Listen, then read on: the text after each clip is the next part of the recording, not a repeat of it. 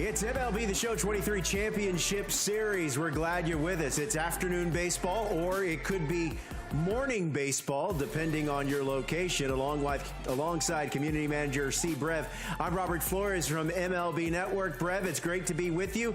As I said, we've got a full slate of esports here. Should be some quality baseball. 16 players vying for $25,000. What are you most looking forward to from today's action? Just the level of competition in this tournament is extremely good. You know, all 16 players that are here could win it. They're all some of the best players in the world, and some of the individual matchups we have already are going to be super interesting. Yeah, we definitely have a lot of players that are well known throughout the community, players that have won this type of event and format before, so it should be quite interesting. Let's give you the format. We're going to give you a double elimination. All of these series are best of 3. All games are 9 innings. Then in day 3, you get to the semifinals. That's the format for the weekend. Single elimination. The series become best of 5. And then Sunday, your grand finals. It's a single elimination, best of 5 championship series. All games are 9 innings. All legend hitting and difficulty. And once again, our first place prize money, $25,000. Second place going home with 10 grand. 7th and 8th place going home with $1,000. So half of our remaining players will not go home empty-handed. And Brev, you mentioned it before, that there's some players that you're very familiar with, right? You've had a chance to play them recently, as a matter of fact. Yeah, 2 of the 8 players in the upper bracket have mercy ruled me in the last 2 weeks, so that's probably why I'm on camera today. But besides that, yeah, just a ton of, we've got a couple ex-champions in the upper bracket too, so that's really exciting. Yeah, Kryer is a circuit champion in both 21 and 22, trying to make it 3 consecutive years. Speaking of Kryer, he is in Group A here. When you look at this particular group here, Brev, what jumps out at you? Well, there's a lot of top players in here, and a lot of people, like I said earlier, that could walk away a winner.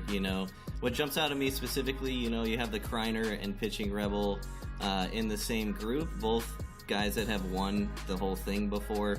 Kryer twice, of course, both kind of chasing a legacy for different reasons. Kryer has always been the up-and-comer and has really established himself as one of the best in the world the last 2 years. And then, Rebel's been around forever and considered by many to be one of, if not the greatest players ever since the dawn of esports for this game. So really interested in both of them in that group, but still tons of competition for them to go through.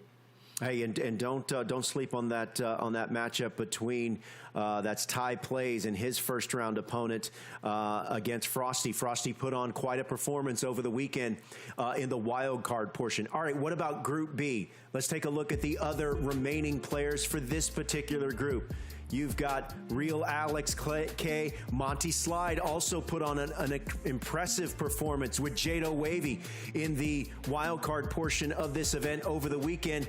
What are some names that we should be looking for in this group here, C. Brev? In this group, I'm looking at the Alexes. Both of them have great tournament performances. Both of them, some of the best players in the world again. But don't sleep on Izzy either. I think he had a top 2 finish just last year. So Izzy IJ, I feel like he's kind of slept on every tournament, and he still performs every tournament. So that's what I'm looking for in this group for sure.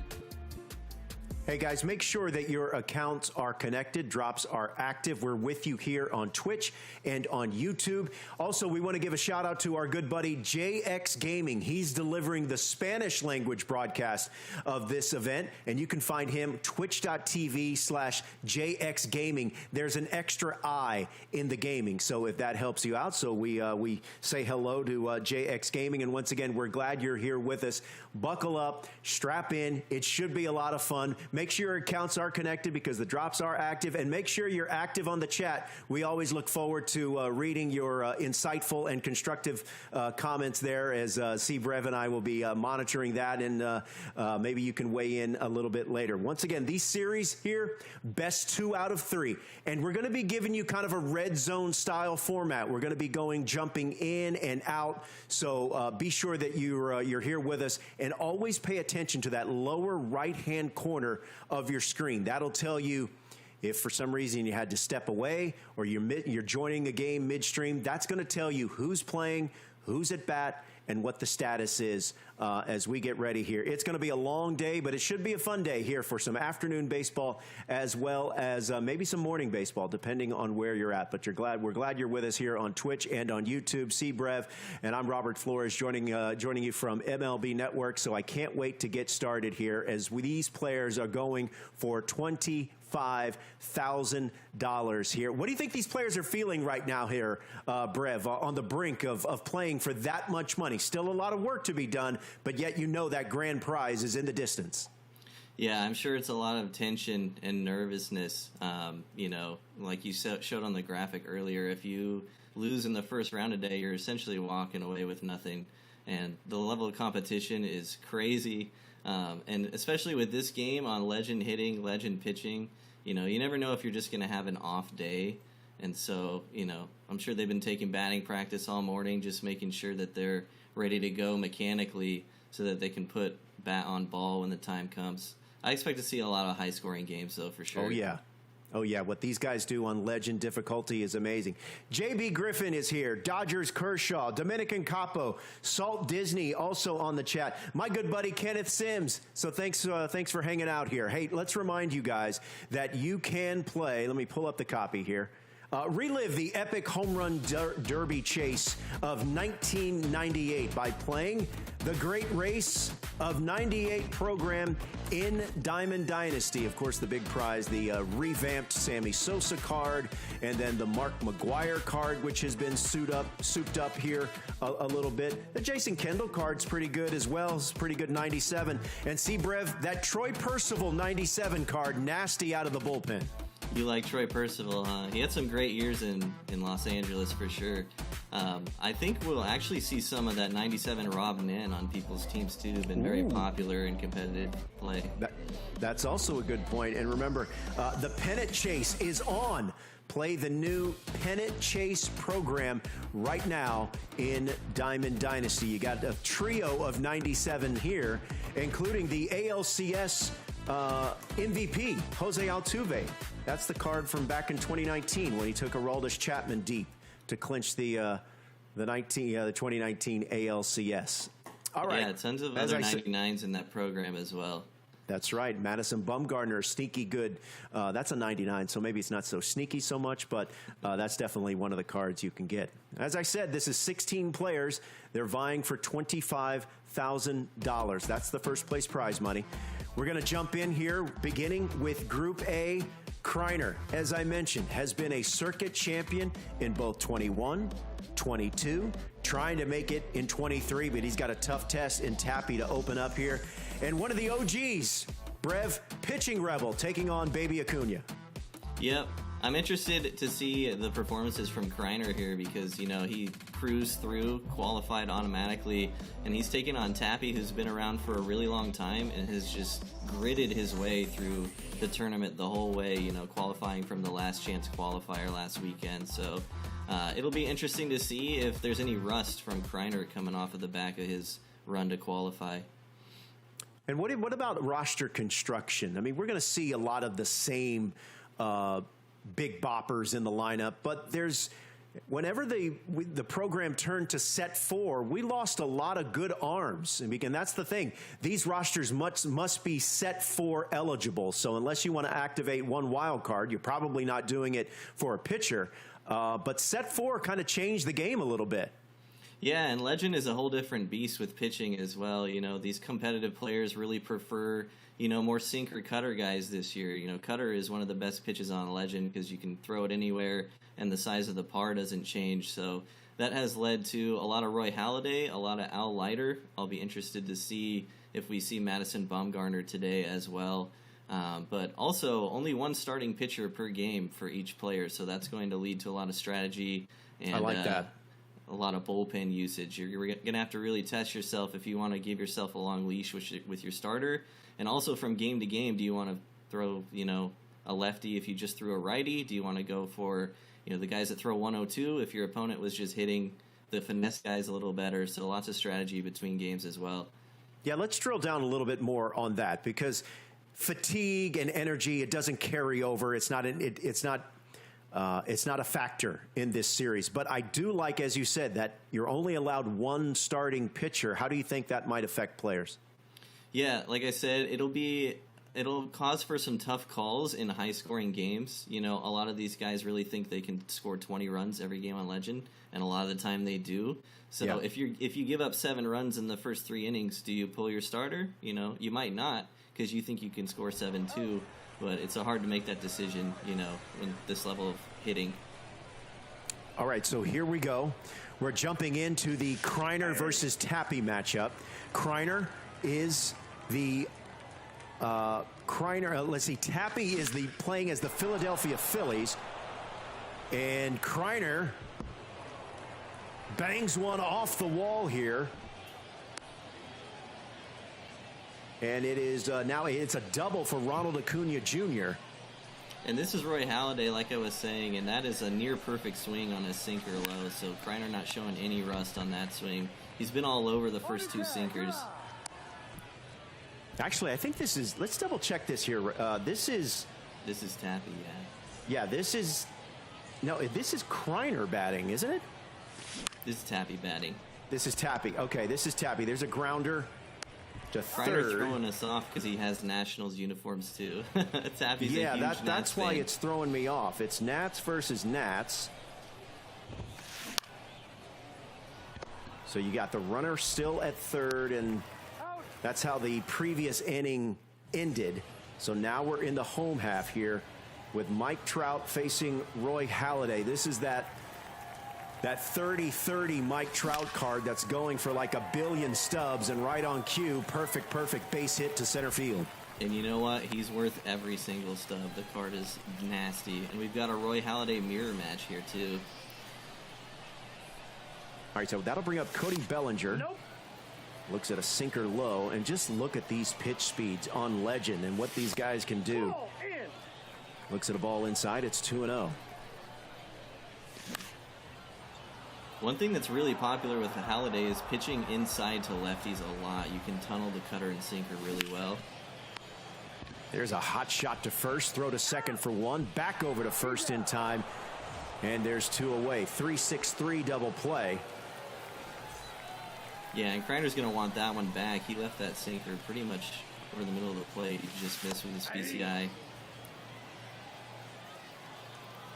So Kryer at the plate, no score, 2 outs. Here's Ronald Acuña Jr. Fouls that one back, and he's down on the count 0-2.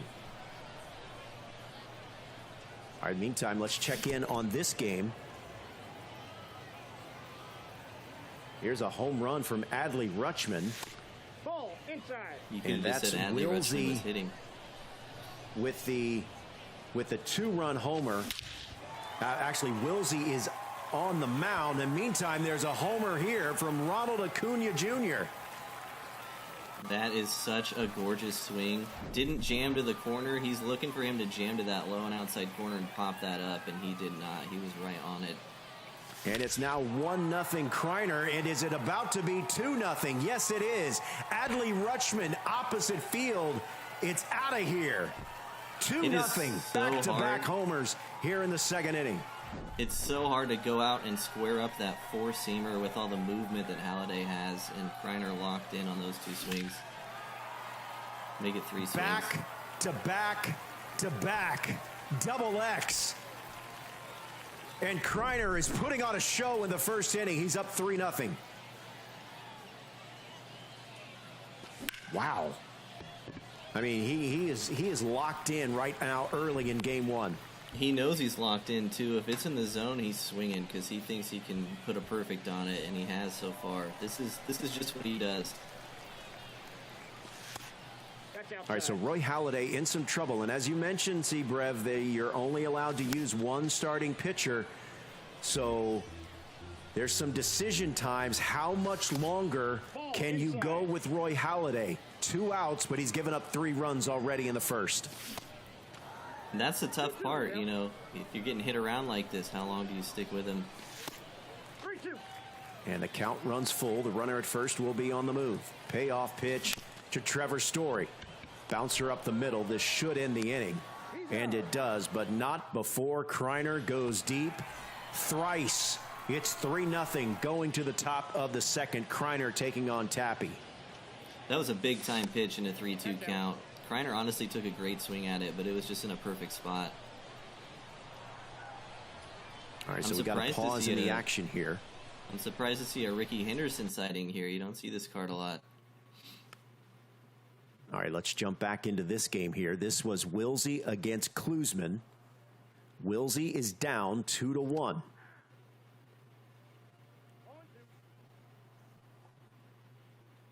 You can look at the lower right-hand corner of your screen. That's our status box. Gives you an idea of who's playing, who's at bat. And there's a sharply hit grounder to short. And that's going to retire the side. Through one, it is 2-1.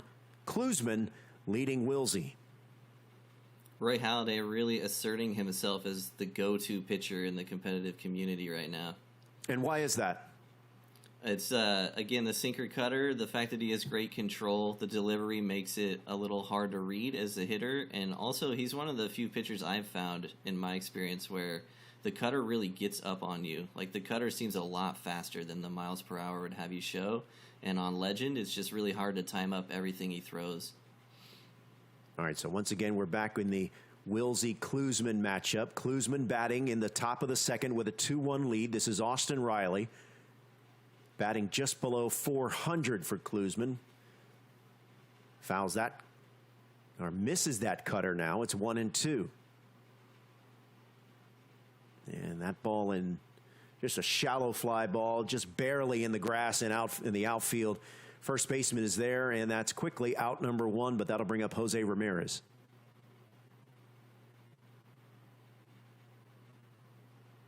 Check over to third. No, he did not go.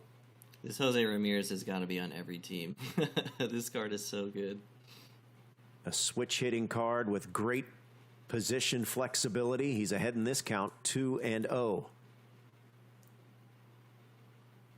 He also qualifies swing for the shortstop team and the durability team, so really easy to throw him into some team builds too. Yeah, we're seeing a lot of our players take advantage of the boost, of the captain boost, the Jimmy Rollins boost, which you mentioned, very popular.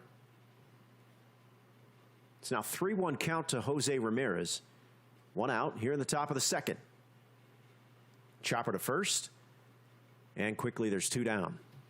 That's another one they'll want back. That's just Legend, though. Look how small that PCI is. Even though it was almost middle, he just misses it by a little bit, and it's an easy ground out. Here's another popular card, Ketel Marte, another switch hitter. Batting in the 8th spot. Two down. We're going quad box here.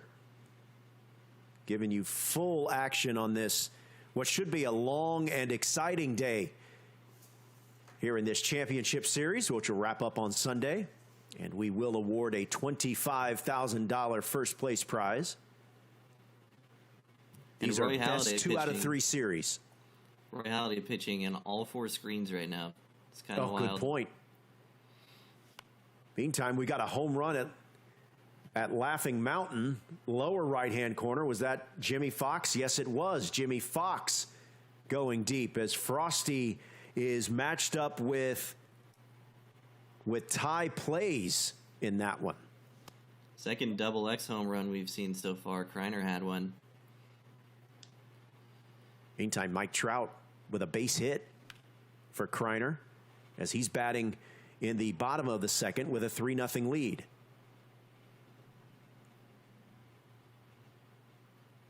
Upper right-hand corner, we were paying attention to the Wisey-Cluesman matchup, and we've got perfect extra base hit thunder. Adley Rutschman is in with a 1-out double. Lower right-hand corner, Cody Bellinger goes deep.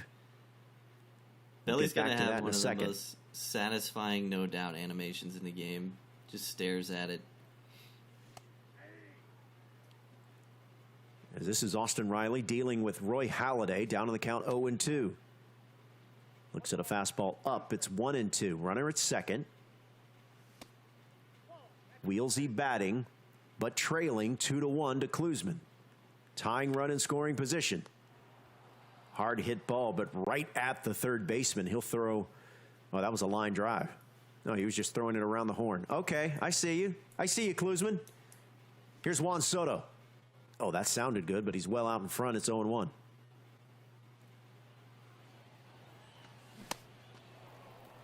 Oh, 2 is the count. We'll eventually have a yellow triangle to indicate who's batting, so be on the lookout for that in the lower right-hand corner of your screen. As Juan Soto looks at a ball low and away, even the count at 2-2. Swing and a miss, got him. That's a great splitter. You're worried about the cutter and off the plate. You're worried about protecting against the front door sinker, and then he just drops a splitter on you in the same tunnel, and you're early. All right, so here we got Kyle Tucker at the plate. Fouls that one back. I think it's funny, Brev, one player, you got two players playing the same game, but one is playing at night and the other is playing during the day. Yeah, it is kind of funny. It'd be even funnier if they had like a preference, like if you enjoy day games and you're stuck at a night game somehow. All right, so Kyle Tucker heading the count 2-1, third inning. Wilsey is batting with a 2-1 lead here in the top of the third. 3-1 pitch. Chop foul, and count is run full. Seeing a lot of swings in 3-0 and 3-1 counts. These guys really just want to hit. Ooh, that's a great pitch. Got him looking. Came all the way back from 3-0 to get the strikeout, and there's one away. Here's Mike Trout, first pitch swinging. Lofts a lazy fly ball to right field. And that's there's two down here in the top of the third. You know, you're probably frustrated from striking out looking, and then you just give up another out on one swinging late. Let me talk to you. That'll bring up L. Lee De La Cruz. Yeah, he's 0 for 1. Another card that's worth every single stub. Yeah, this was my best pull of the year. I've had horrific pack luck up until this moment when I pulled Ellie De La Cruz. That misses low and away. It's 2-1.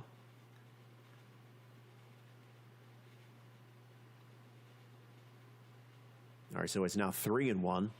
Here's a replay from another match, another series. Austin Riley going deep. And it's now a 6-1 lead in that game. Meantime, back at go full here, back in Group A. This is Wilsey and Cluesman.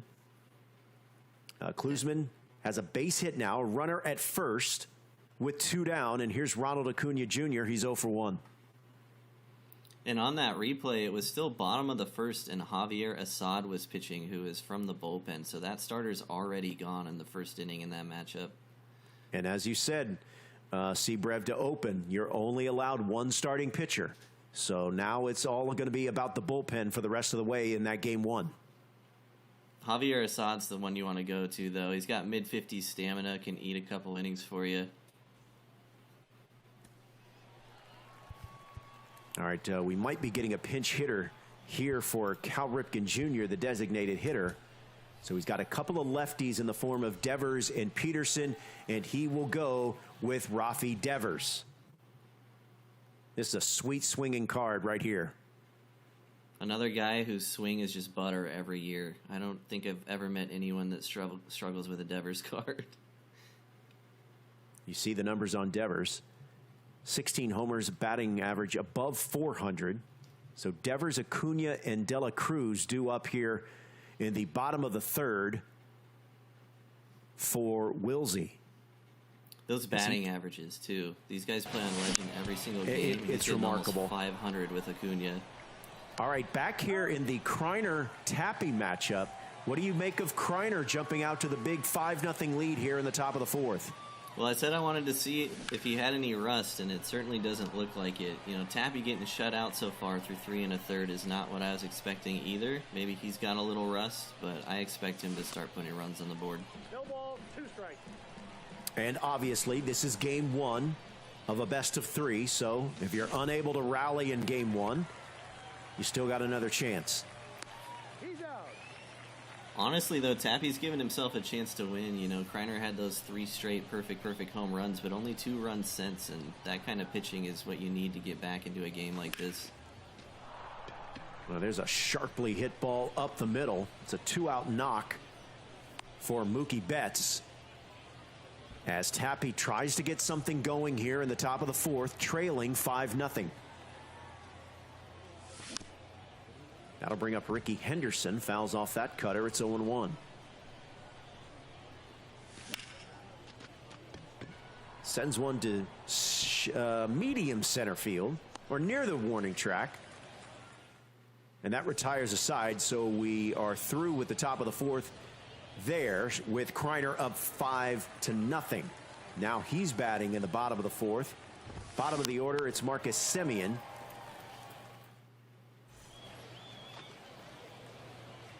And you mentioned Javier Assad, and we're seeing Javier Assad right now. Yeah, one of the most popular bullpen arms in the community as well. Another sinker cutter guy, and his pitch delivery makes his sinker feel like it's 105 miles an hour. Shortstop knocks it down, but it's a base hit for Marcus Semien. So Kryer up 5-0, looking for more. He's got the leadoff runner for Marcus Semien, and that'll bring up Mike Trout, who's 2 for 2, including a bomb. Great hitters count here, too. This is dangerous. Another perfect stroke, as Kryer is threatening again. Runners at first and second, and no one out. Look at the exit velo, 112. That'll bring up the dangerous Cody Bellinger, 0 for 2. And Kryer really wants a bomb here. That's a swing he doesn't usually take. He's ready. Bellinger down on the count, 0-2. The 0-2 from Assad. Way inside, has to back him off. And it's 1-2. Good pitch sequence there. That's a big out number 1 for Tappy as he tries to stay in this game and keep the deficit at 5, but he's got to navigate through the heart of the order, including Ronald Acuña Jr., 2 for 2. You can tell Kryer really wants it by all his check swings, and Tappy's trying to get him to swing at balls to get out of this. Well, he's not out of the inning yet. In fact, he's in big trouble. Kryer goes deep again. 3-run bomb from Acuña. It's 8-0, and Seabrev, we're approaching mercy rule territory. Yep, 2 more runs. It's a bottom of the fourth mercy, and he tried to get cute with that 4-seamer there, and Kryer did not miss it at all.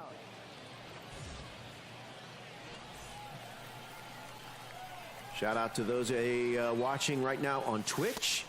JH joining the chat. Scan, Sam Darnold. The Sam Darnold? That's cool. All right, let's leave this match and let's go to... where are we at here? This is Pitching Rebel, okay, against Baby Acuña. So Pitching Rebel is trailing 4-3 in the bottom of the second, but he's got bases loaded, 2 outs, Ronald Acuña Jr. facing Dustin May, who's already thrown Seabrev now 25 pitches in this inning. Rebel's approach has really seen a lot of pitches, so that doesn't surprise me, but this is a huge spot in the game. Down to the count, 1-2. Big pitch here. Misses inside. It's 2-2. Here's the 2-2 from May. That misses, and now the count runs full. All the runners will be getting a head start. Big moment here. 4-3 game. Bottom 2. Payoff pitch. Walked him. That is an insane take. I was just about to say you can throw a ball there and hope he chases, and Rebel did not chase a cutter an inch outside. That is insane. And that is going to tie this game at 4, but he's not out of it yet, because here's Jose Ramirez, 1 for 1, ahead in the count, 1-0, bases still loaded. Now 2-0. You taking here, or are you swinging away if you get something good? I'm seeing one. He swung away, and that is going to get him out of the inning. He does get a run to equalize it at 4, but, man, he would love to have that pitch back here. All right, so that game 1 of that series, tied at 4 through 2. Let's go. Let's stay with it. Top 3. Here's Mike Trout, already 1 for 1, facing again Roy Halladay as we give you the quad box. Chat correcting us, too. It was actually Baby Acuña with the bases loaded there. Rebel was pitching, so thank you, chat. Thank you. Still tough to leave the bases loaded like that, though, especially in a tie game. Okay, then we got over in the right-hand corner, we got Mookie Betts with a double, brings in another run. As Mike Trout goes down, there's one away. All right, let's stay with this game here. This is Frosty against Tai Plays. Ball 2. What do you think about 11 runs through the second inning? I mean, it's not. It seems good. It seems bad if you're his opponent. But Tai Plays is definitely out to a big lead here. And into the bullpen pretty much from the start. We saw Assad earlier, and that was Kendall Graveman pitching. So Frosty already on at least his second reliever. All right, so here's Dustin May. Ball. Here's Frosty. He is wearing the powder blue Minnesota Twins uniforms, which look amazing. And I got that my one's teams fouled. mixed up again. And it's now 1-2.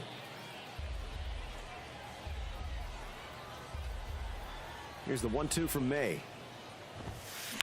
Does a nice job of expanding the zone there, but is still able to get a base hit.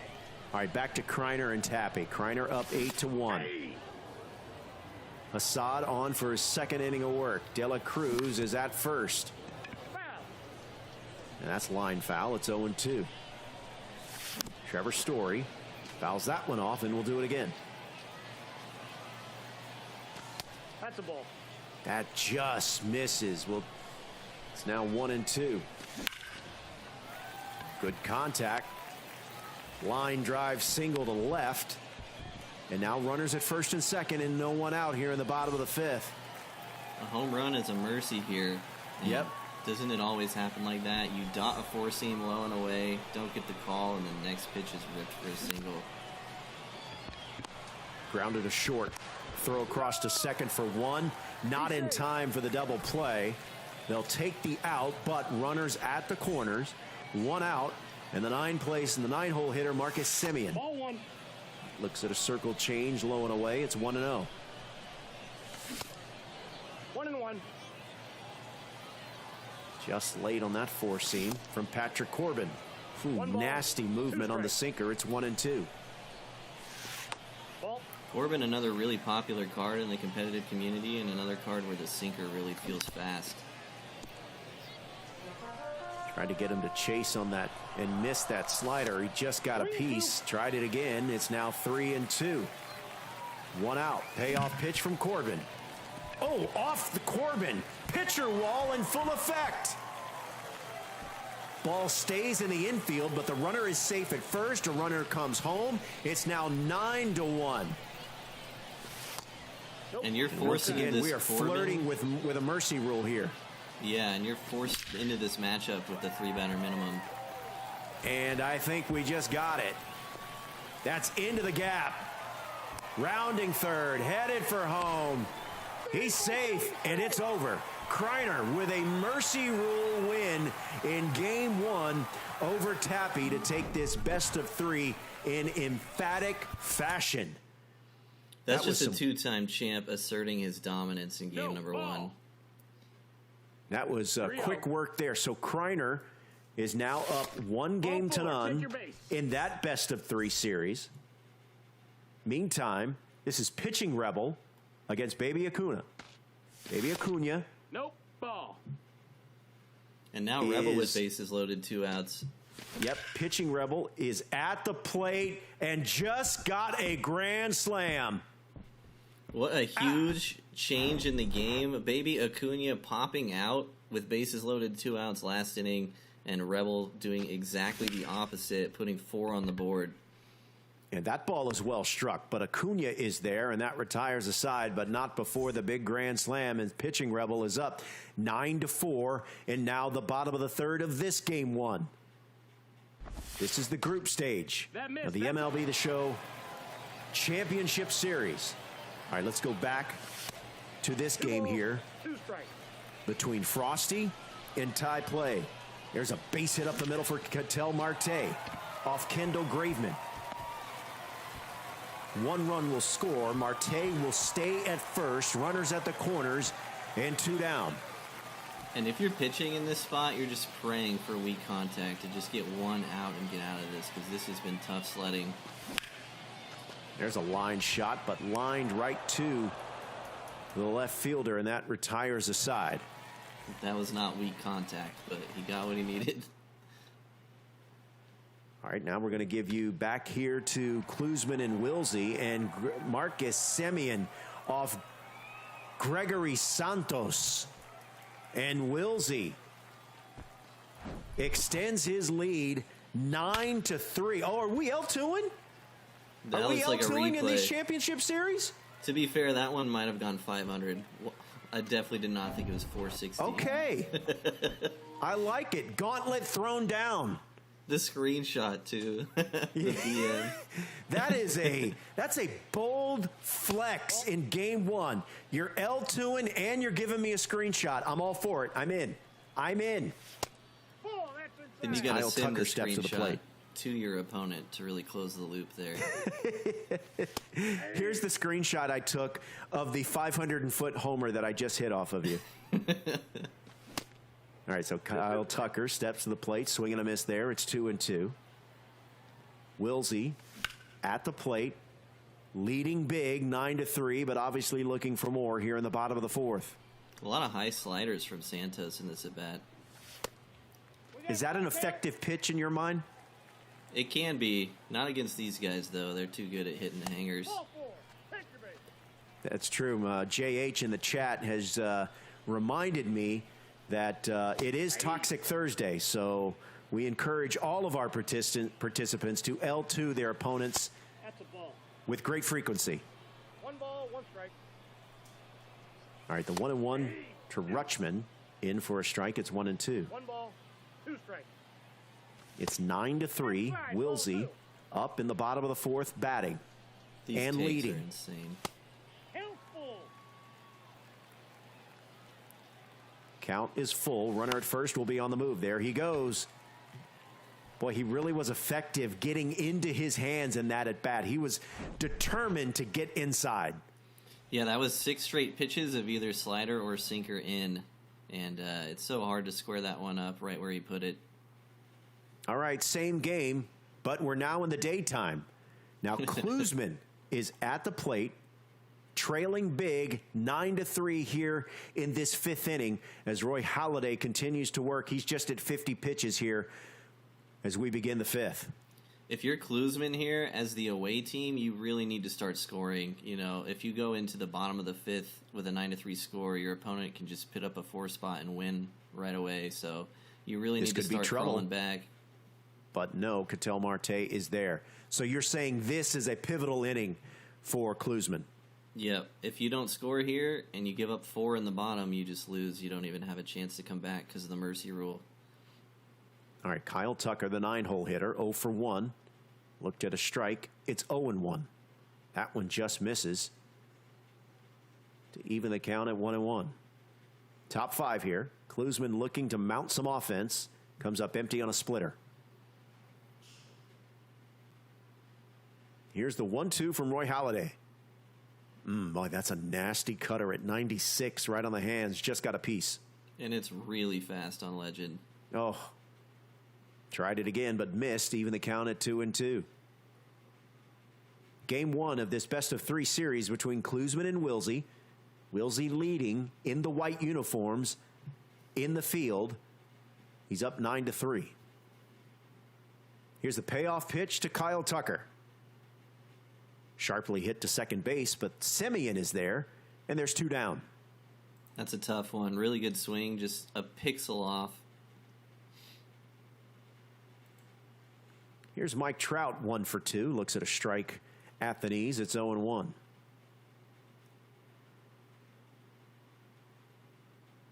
There's another ground ball to second, and another opportunity for Semien.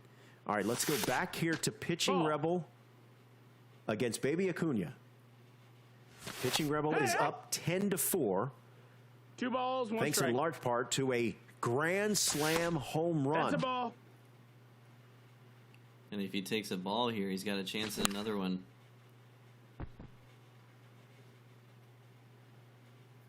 So pitching Rebel at the plate. 3-2 count. 2 down. Runners at the corner. That ball sent deep to right field. Going back is Acuna. Near foul ground. He'll make the catch in fair territory. That retires a side as we go to the bottom of the 4th as Baby Acuna tries to work his way back from a big 10-4 deficit and dealing with Dustin May. 8, 9, and 1 due up. Fly ball left field.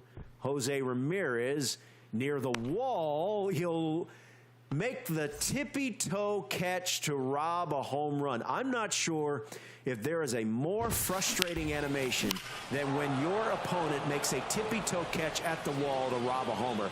No one's getting that ball because Mike Trout off John Donaldson. And this is now game 2. So Kryer leading this series 1-0. Now leading in the game 1-0 as Mike Trout goes deep. See breath.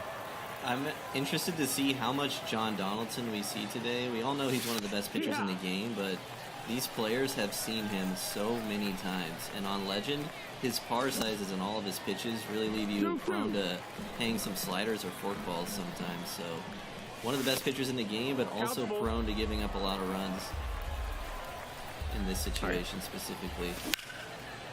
Cody Bellinger. That's roped to center field. That's going to fall in front of the center fielder Acuna. And it's back-to-back hits to open game 2 for Kryer. 1 run already in. Now a runner at first No, that missed. That's for Ronald Acuna Jr. 1-0. Hard hit ball to right field, but right at the right fielder Cody Bellinger. He'll make the play and quickly throw it back in. There's 1 down. Here's Adley Rutschman, the switch-hitting catcher. Cleanup hitter. Looks at a slider at the knees. It's 0-1. That's a great pitch. Uh-oh, Rexy. I don't think this one quite has the distance. Easy fly ball for the first baseman. And there's 2 down. I'm not sure I could do much better against a 103 four-seamer. Man, that is tough, tough work to do. All right, back to the pitching Rebel. Baby Acuna matchup here. We're still game 1 of this best 2 out of 3. Pitching Rebel is up 10-4. This is our third bases loaded spot. He came up empty in his last bases open, bases loaded opportunity. Is this going to be deep enough to score the run? It's going to be really close with 58 speed. Here comes the throw to the plate, not in time. So a run does score for Baby Acuna. He cuts the lead in half to 10-5 as he's changing his PCI, it looks like. That's a big run. You know, you might get in your head a little bit if you go through another bases loaded situation and don't score. Maybe it helps him relax a bit in this at bat. Pitching Rebel with Dustin May. As Baby Acuna will have Jose Ramirez at the plate. Runners at first and second. Here's the 1-2.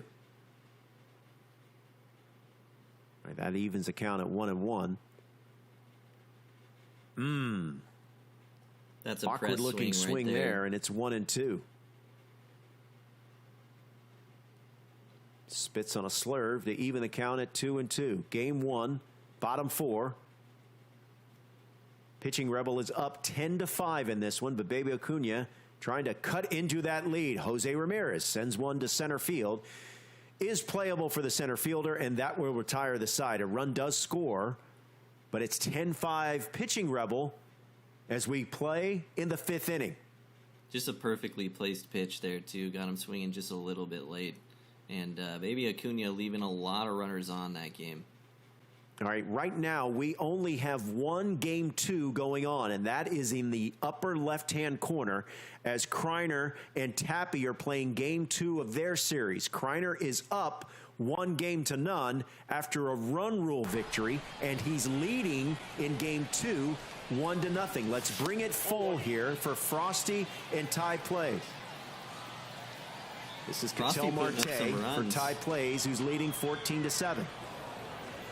If he can get out of this without giving up any more, he does have a legitimate chance to come back. 7 runs is not a whole lot for players of this caliber. And he's done a good job shutting it down since, you know, we said 11 runs through the first 2 innings.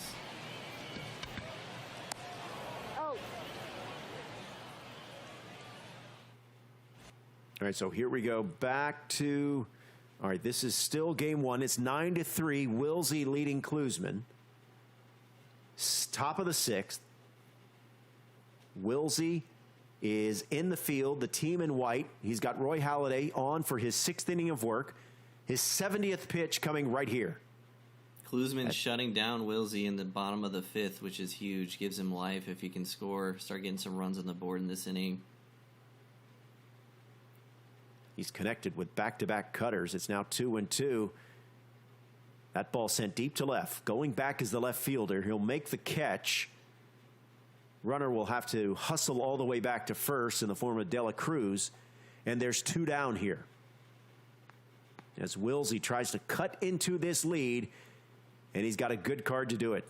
Ken Griffey Jr., 1 for 2. We've talked a couple times about cards that are worth every stub. This Ken Griffey Jr. card is worth every second that it took to get him. Yes. Boy, you guys made us work for this junior card, man. Ken Griffey Jr. launches one, but that's going to be foul.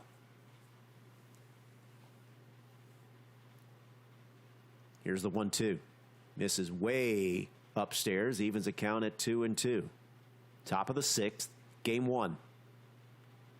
Got in on his hands. He was late, and it's a lazy fly ball, and that's going to retire the side. I'm telling you, with left-handed hitters, that up-and-in cutter from Halladay just seems like it's 120 miles an hour. It is so hard to hit. All right, so Wisey now steps to the plate. Leading off here, 3, 4, and 5 due up here in the bottom of the 6th as Miguel Sano steps in against Javier Assad, and he looks at a cutter at the knees. It's 0-1.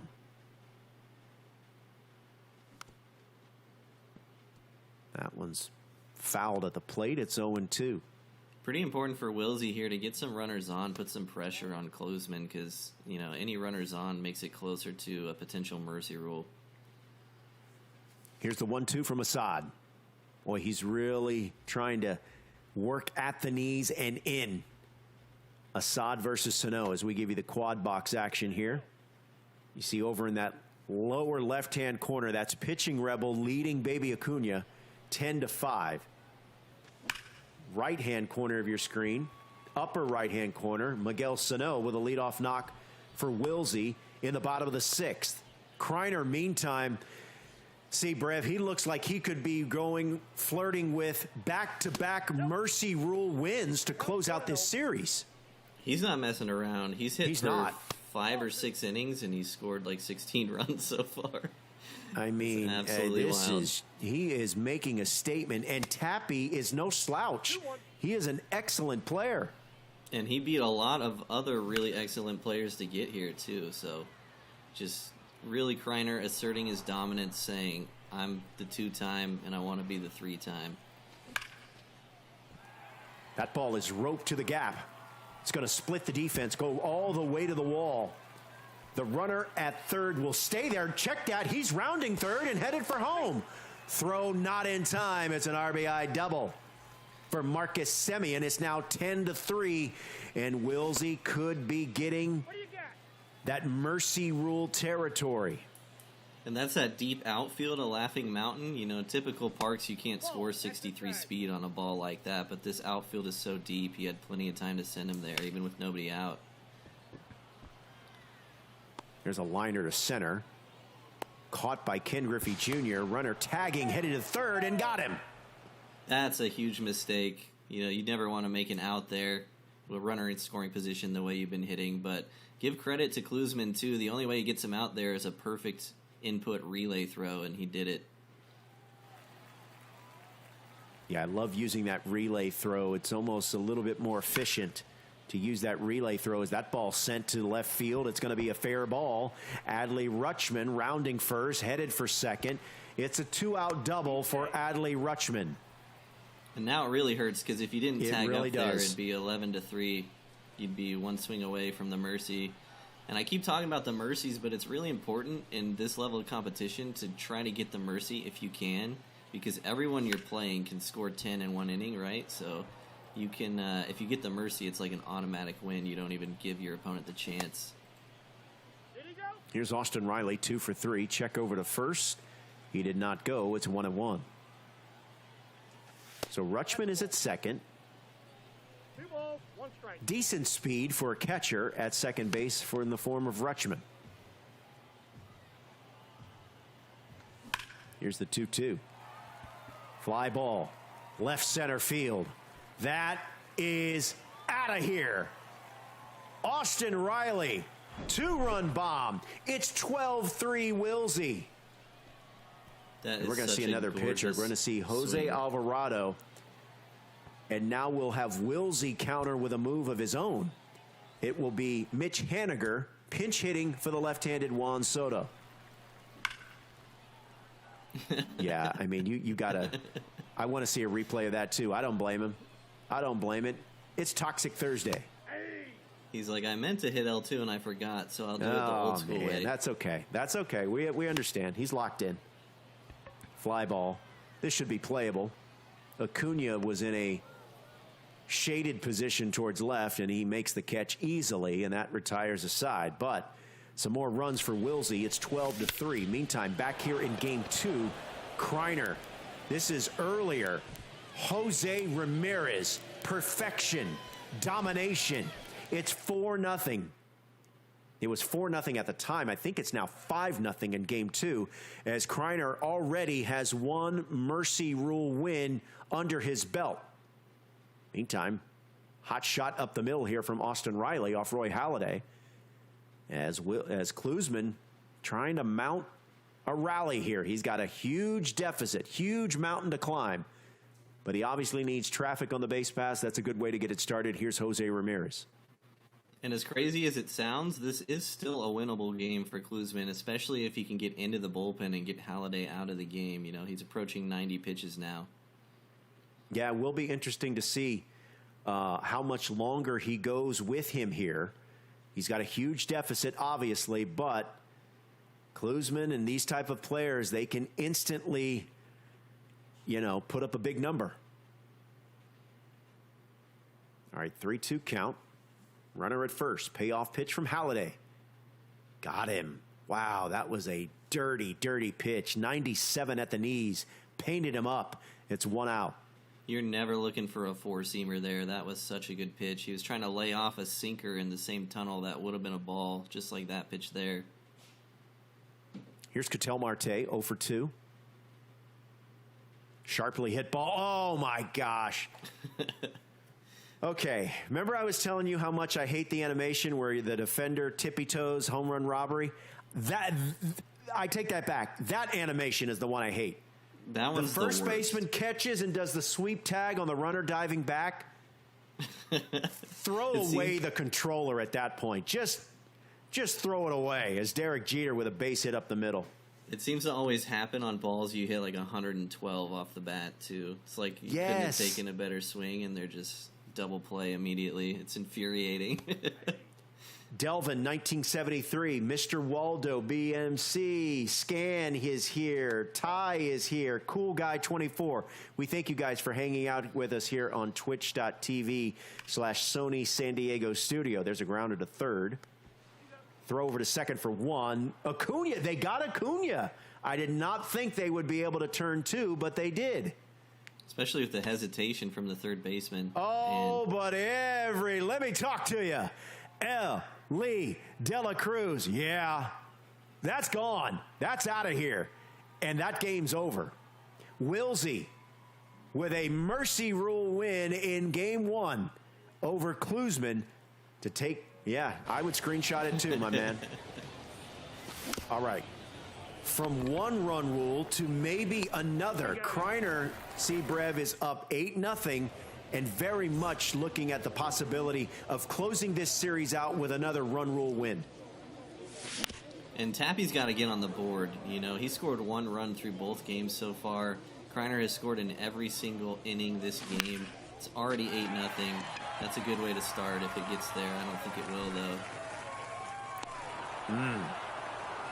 As my colleague, Virtual Al Leiter, is on the mound here for the 3rd inning. I've seen this card quite a bit in this event and in this format. Yeah, he's another very popular card in the comp community for similar reasons as Roy Halladay. The sinker cutter dynamic. and the fact that he has great control on all his pitches. All right, so Tappy is batting in the bottom of the third. He's got a 2-out knock. Runner at first. Al Leiter facing Jorge Soler. Gets him to swing and miss. It's 0-2. New Jorge Soler from the pennant chase program that just came out, 299 overall, and qualifies for the durability team, which is what I'm guessing Tappy's running with here. Yeah, those boosts can really make a difference for your lineup. Oh, but an awkward swing there to end the third inning that struck him out. It's still 8-0. Now we go to the top of the fourth. Take another look at. All right, there we go. Now we're back at it. Cody Bellinger lifts one to right field. His virtual counterpart will make the catch. And there's one away here at the top of the fourth. Big out for Tappy. You know, you don't want to immediately give up a solo shot, make it 9-0. And if you're Tappy, you got to get your mentals straight, because these first two games have not been close. Yeah, and Ronald Acuna Jr. nearly takes Jose Alvarado's face off with a screamer up the middle. So great speed at first. By the way, shout out to the real life Ronald Acuna Jr. becoming the first player to have 40 home runs, 70 stolen bases. A remarkable MVP season for the Braves outfielder. Just amazing.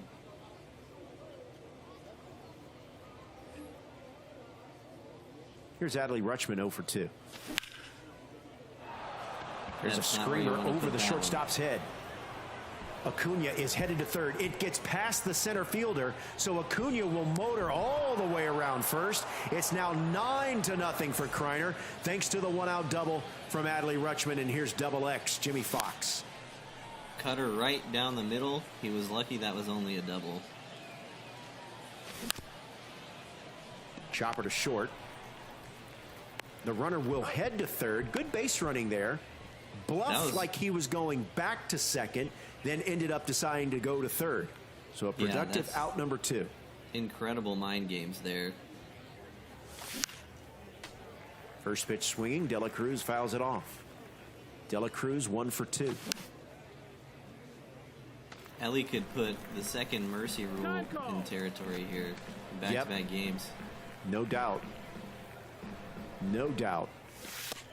Ball, that's in. Tried to go inside again. Too far in. It's 1-2. Ball. Tried it again. Missed again. Evens the count at 2-2. High fly ball. Center fielder is there, and he'll make the catch. A run does come across. It is 9-0 Kryer. Now batting in the bottom of the fourth. As you see, one of our competitors checking out. What was my success rate on good? A tale as old as time. A competitive player checking we've all batter been there. analysis. We've all been there. Ball. Let's bring it full here. This is Pitching Rebel leading Baby Acuna 13-6 in game 1 of this series, top of the 7th. Remember, all of our series. Now, this is earlier. This is Frosty and Tai Plays, right? Yep, Tai Plays with the win. Ball. So he is up in his best 2 out of 3 series, 1-0. Here's another game 1. Let's bring it full between Baby Acuna and Pitching Rebel. I'm excited to see that Tai Plays and Frosty matchup moving forward, because that game was a lot closer than 16-9. And oh boy, wow. Mommy, no. That ball was vaporized.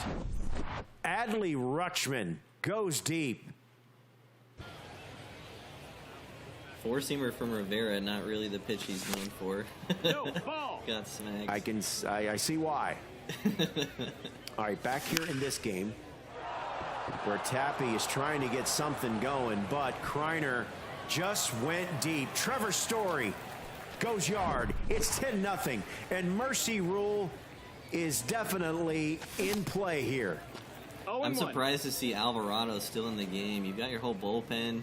You know, you got to know if you're getting up any more runs, you're maybe walking out of here early. I'd like to see a pitching change.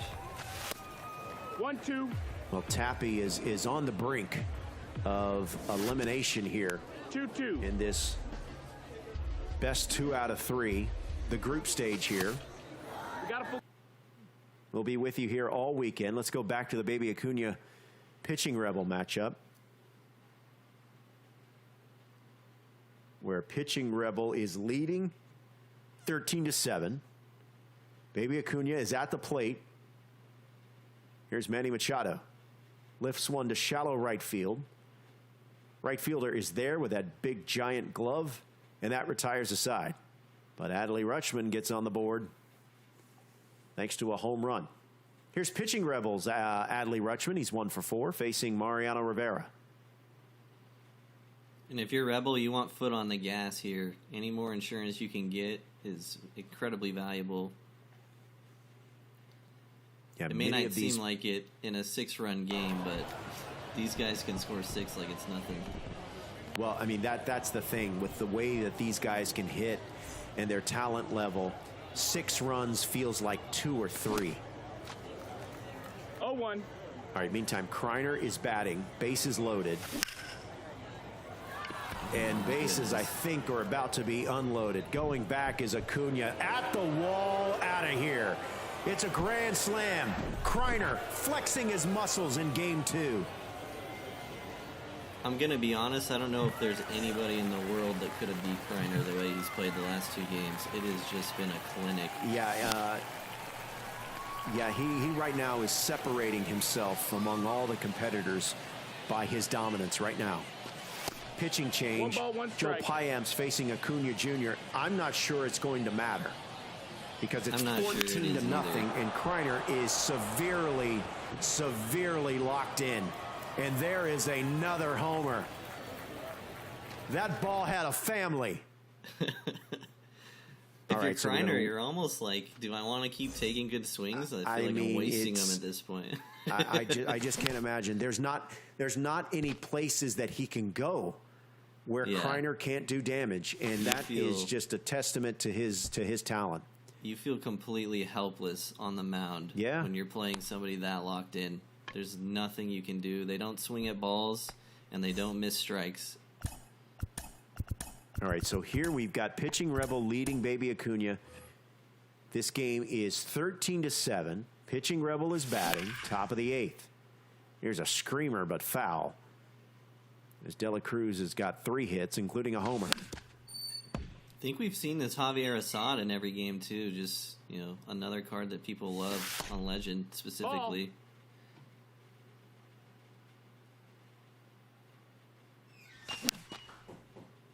As De La Cruz fouls that one off. It's 1-2. Javier Assad, we've seen this card quite a bit in this event. Throw over to second for 1. De La Cruz too fat. No, I spoke too soon. I did not think they would be able to turn it, but they did. So we go to the home half of the 8th. Baby Acuña's got some work to do, trailing 13-7. Good part of the order to get something going. Mike Trout, 1 for 2. 1, 2, and 3 due up here in the 8th. Fantastic pitching to get out of that inning, too. He got him to chase the sinker off the plate and then came right back with a backdoor cutter in the same spot. Forced him to swing and protect and got a double play out of it. Cakes the GOAT, thanks for joining us. Your Uncle Vinny, thank you for joining us.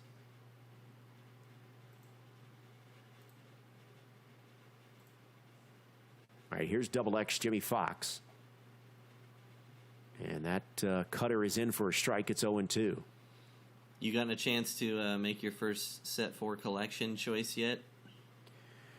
Yes, I went with Mookie. Is that the right one? Is that the same?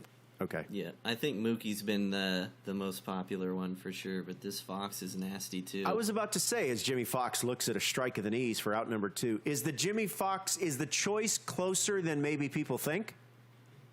I still think Mookie's probably the best one, if nothing else, because you still have access to Adley from set 3. So you made the right choice. I just like the Mookie card because of the positional flexibility. I mean, in a collection and in a game that has so many great outfielders, you can put Mookie at second or short and not miss a beat, Yeah, and that shortstop secondary is huge.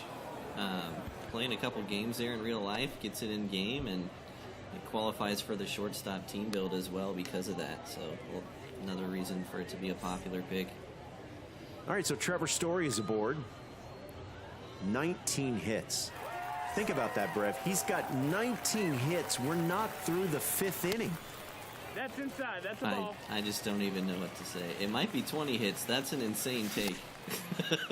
I mean, 1 and 1. and his Jose's already 3 for 3. Hate to miss that one, though. Camilo Doval, pitching change here for Tappy. Ball. I couldn't tell you the last time I scored 16 on 2-2. Legend in a full 9-inning game. Yeah, I mean, and you know what? Listen, I want to give Tappy a shout out here. He is run into a buzzsaw. He really But has. look, he's not quitting, and I know I can imagine how frustrated he is. But I give him credit for hanging in and playing this thing out to the best of his ability. And that's what he's done all tournament. He had an incredible run all the way through the last chance qualifier. He's gritted it out every single game he's played so far. You know, just an unfortunate matchup to run into in your first round. All right, so this is Wisey and Cluesman. This is game 2. You said you were looking forward to this game because you thought that the score in game 1 didn't indicate how close it was between these two players. Yeah, I kind of got away from Cluesman early, and we're at Shield Woods this time instead of Laughing Mountain, so may see even more scoring from both teams. Another All right, Al so- Leiter sighting as well. So Cluesman at the plate, bottom of the first. Aunja, sharply hit ball, but right at the third baseman, and that retires aside. So we go to the top of the second. Semien, Tucker, and Rutschman due up here for Wisey as he tries to close out this best 2 out of 3 series here in this Group A game. All right, we can tell you that Kryer has now advanced. Kryer has advanced over Tappy thanks to 2 run rule wins. So he advances. Lower left-hand corner, Chipper Jones making a bid, but he flies out. Meantime, upper right-hand corner, Marcus Semien. He flies out as well to Ken Griffey Jr., and there's one away. Bottom right-hand corner, too, we've got Frosty at the Twins Stadium. He gets a lot of flack for playing there, but seems to be his favorite. Kyle Tucker off Al Leiter. Sinking liner caught by Aunja Jr. for out number 2. Taps got in the chat just saying he's God in reference to Kryer. Yeah, Can't Tappy, say I hang in there, disagree. man. Thanks for playing, man. You definitely put your best foot forward, and there's no shame. That's all I can say. There's no shame in getting beat by Kryer with the way he's been playing. Absolutely not. It's 0-1. Feels like we've been saying that for 3 years now, too.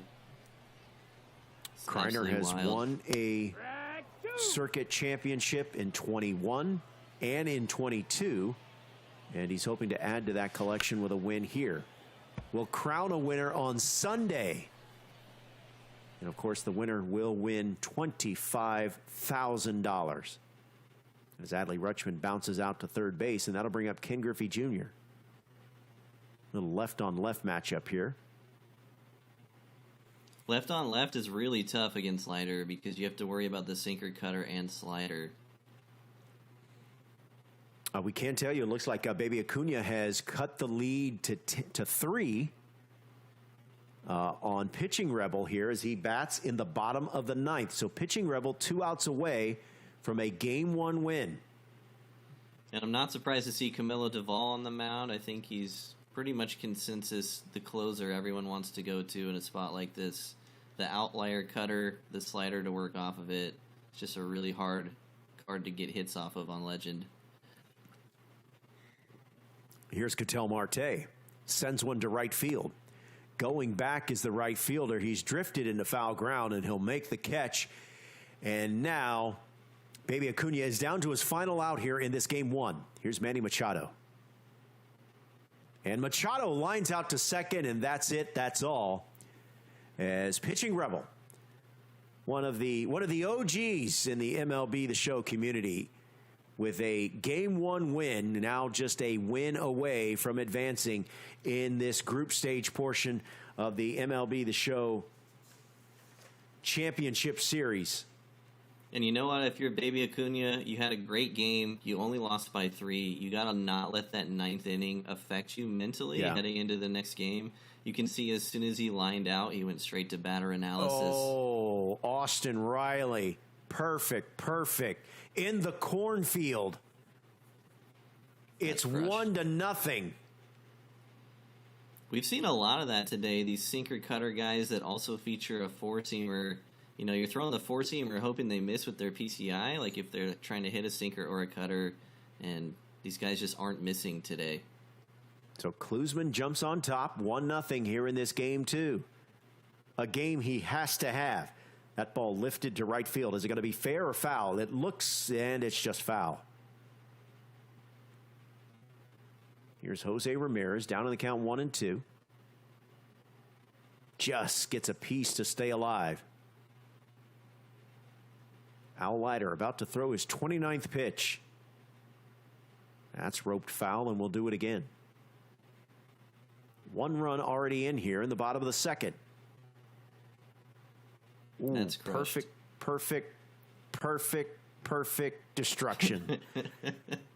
Second homer of the inning as Cluesman extends his lead to 2-0. Jose Ramirez goes deep. He's going to need shoulder surgery after that, no doubter. It was back. It was almost like back-to-back homers. Check that. Are we about to have 3 consecutive or 3 homers in the inning? No, we will not. That stays in the park. But 2 runs come across thanks to 2 solo home runs, and Cluesman has an early lead here in game 2. This is a big inning for Cluesman on the mound, too. You can keep Wisey under wraps for the first third of the game, go into the bottom of the third with a lead. It gives you great momentum to try to even this series up as the home team. And a good start for Cluesman here as he gets the first batter to ground out to third base for out number 1.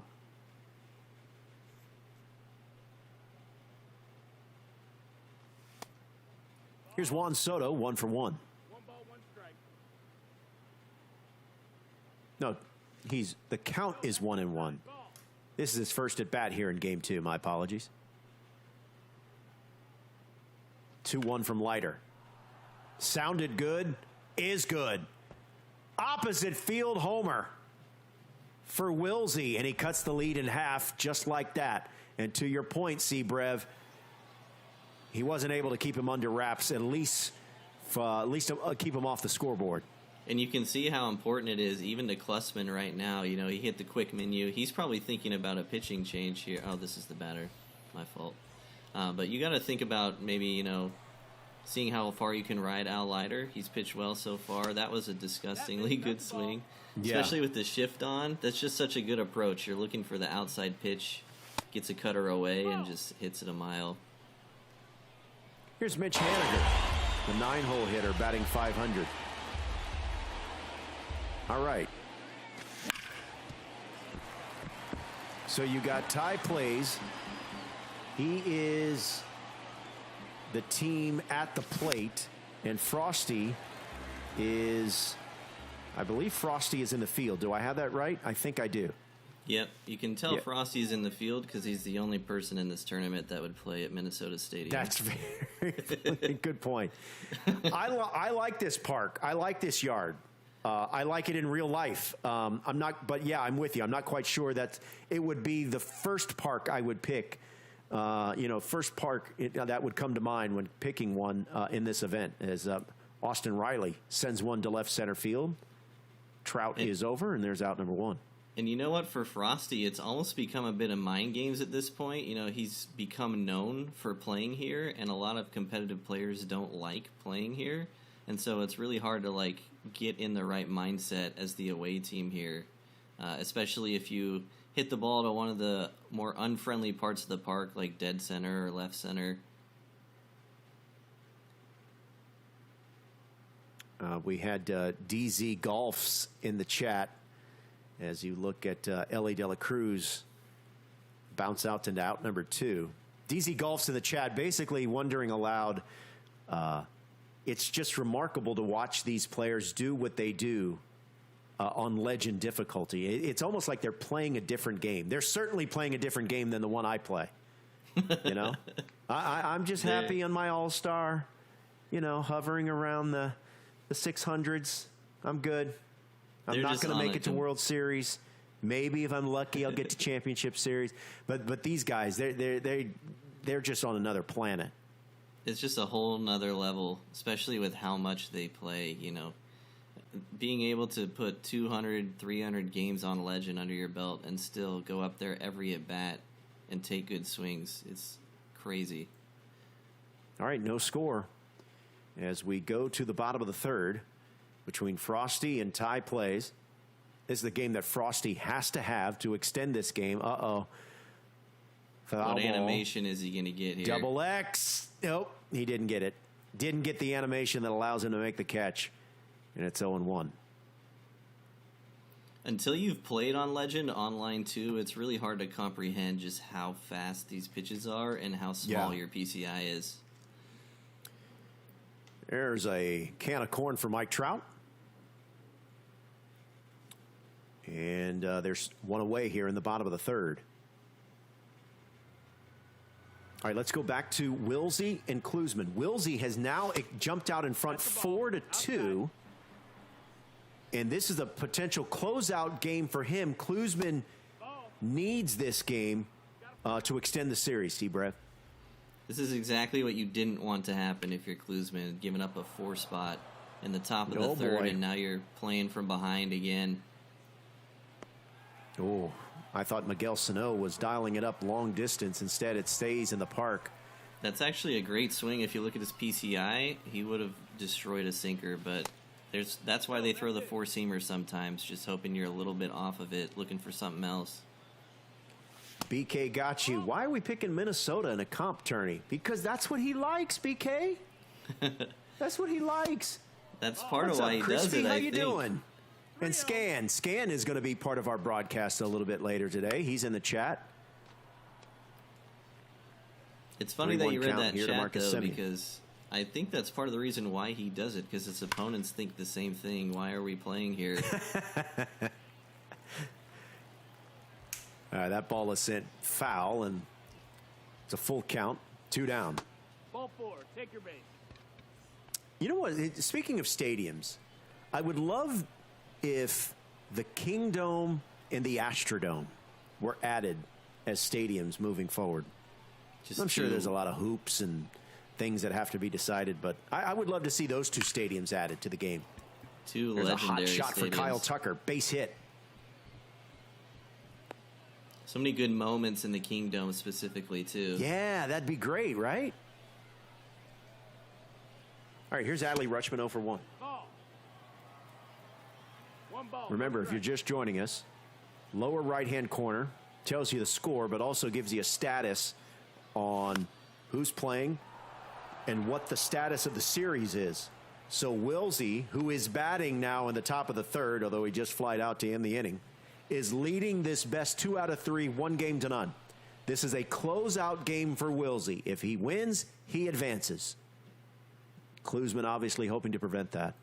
Need a huge bounce-back inning if you're Cluesman here. At least get the game tied again. You don't want to give up a 4 spot and then come out and not answer. All right, so Cluesman trailing in the series, trailing in the game, batting in the bottom of the third. 9-1-2, starting with Double X, Jimmy Fox. You like this card a lot, right? I love Jimmy Fox every year. Feels like he has one of the best swings in the game to me. Ooh, That's nasty. dirty sink piece up in the zone. 4 strikeouts through 7 outs for Leiter, too, so not making a lot of contact when he's making outs. As you said, this Al Leiter card is a very popular card used by competitive players. I'm going to text Al Leiter that. Hey, Al, did you know that your virtual that your virtual self is extremely popular? I think if you showed him how many pitches his virtual self has thrown today, his arm would fall off in real life. All right, 2-2 count to Mike Trout, 0 for 1. That is such a good pitch. Just the at-bat before, he caught him looking on a sinker front door in that same spot. You knew it was going to be in Cluesman's head. He comes back with the cutter off the plate and gets him to swing at it. Just incredibly good pitching. All right, here's Ellie De La Cruz. Chops that one foul. He's down in the count 0-2.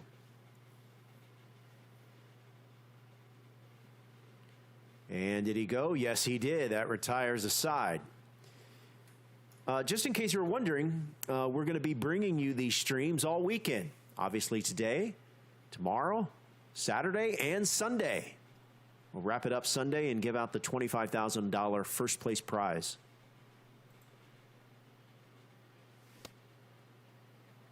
This is the biggest inning in the game so far. If Wilsey starts putting up runs again, with already a 1-0 lead in the series, it's going to start getting real tough for Cluesman. It's a good point. Game 1, up in game 2, here in the top of the 4th. 7, 8, and 9 due up as Austin Riley sends that one high and deep and out. It's a solo homer for Austin Riley. It's now 5-2 Wilsey in game 2.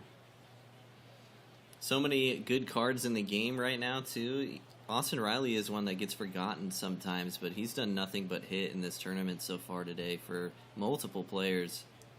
And that one was just crushed into the cornfields. Yeah, that was crushed. I'm not quite sure what this moment is here. Is this a... All right, we're going to leave that. Hopefully things are okay over there. Meantime, let's go here to game 2. We're just getting underway. This is Pitching Rebel versus Baby Acuña. Pitching Rebel is at the plate. No score. Leading off with the Commerce Comet. This is his wild card. This is his wild card, yes? Yep, and one of the best wild card choices in the game. Mickey Mantle has basically every attribute you could want. Interesting dynamic Acuña here, needing too. a win in game 2 to extend this series to a deciding game 3. As Mantle flies out for out number 1, here's Mike Trout. Interesting dynamic here. Rebel throwing Dustin May in game 1, and Acuña not hitting him terribly well, so he elects to go with Dustin May himself in game number 2 here against Pitching Rebel. All right, let's go back to this game here. This is game 2 between Frosty and Tai Plays. Frosty is at the plate. He's the home team, playing as the Minnesota Twins, playing at Target Field. Runner at third. And Ellie De La Cruz is at the plate. So a big moment here early in game 2. Here's the 1-1. 1 ball. Swing and a miss. It's 1-2.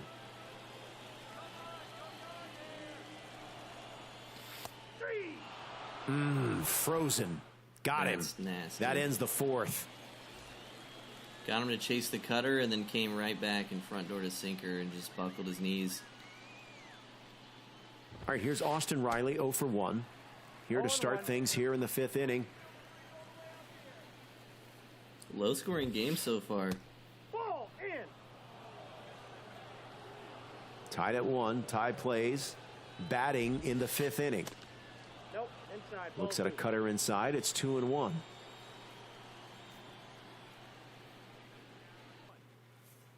All right, we're going to leave that, and let's go back to the Wilsey-Cluesman game. You got Wilsey batting up 5-2 in the 4th. He's leading in the series 1-0.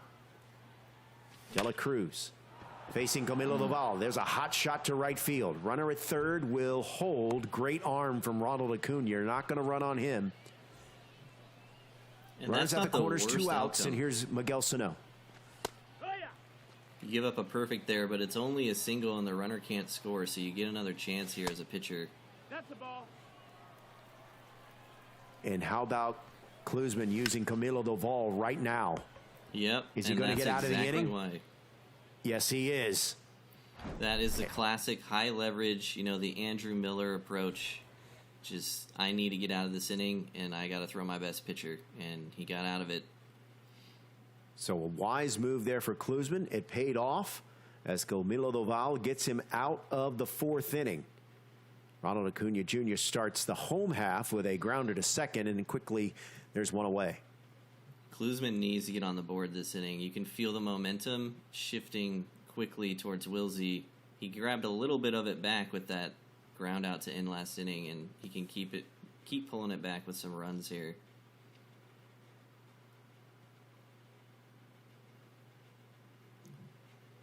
Here's Adley Rutschman. 1-1 pitch from Leiter. He was all over that cutter, but he was just early. So it's 1-2. Pitch number 51 coming. Hot shot up the middle. Adley Rutschman with a base hit with one down here in the bottom of the 4th. That's a great adjustment by Cluesman. He once again had the up and in cutter into the front door seeker sequence, and he's able to adjust there and put a good swing on the sinker. Last time he struck out looking. This time hits a single up the middle. Tough left-on-left matchup here. Ken Griffey Jr. lifts one to center field. Acuna camps underneath, and there's 2 down. It's a full day of action here on Twitch and on YouTube. Thank you for joining us from wherever you're joining us from. It's still morning time, depending on in some parts of the country. Shout out to those of you on the West Coast. Seems like Cluesman's sitting on something here. Can't figure out what yet. Maybe it was at that. Swinging 3-0. Must have been the sinker. He missed it, though. Unfortunate. So it's still 5-2 as Marcus Semien will start the top of the 5th for Wilsey, leading 5-2, and Camilo Doval on for his 2nd inning of work. And he starts Semien off with a strike up and in. It's now 1-1 as he misses inside there. Swing and a miss. He's ahead of Semien, 1-2. That's a ball.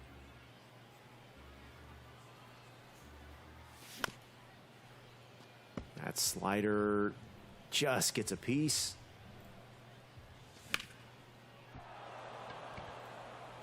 Make sure your accounts are connected as Semien lifts one. Griffey is there, and there's one down. Make sure your accounts are connected because the drops are active on Twitch. I just claimed a drop right now. I'm going to open it up on the old MLB The Show app. There you go. And I am going to laugh so heartily when I pull Mike Trout. Here we go. Here's Kyle Tucker, 1 for 2.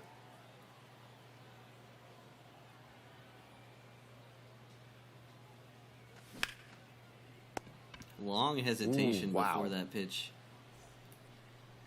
I wonder if that was a timing mind games thing or if he really didn't know what to throw there. 0 balls, 1 strike. Oh, that was good contact there by Tucker, but he didn't have anything to show for it.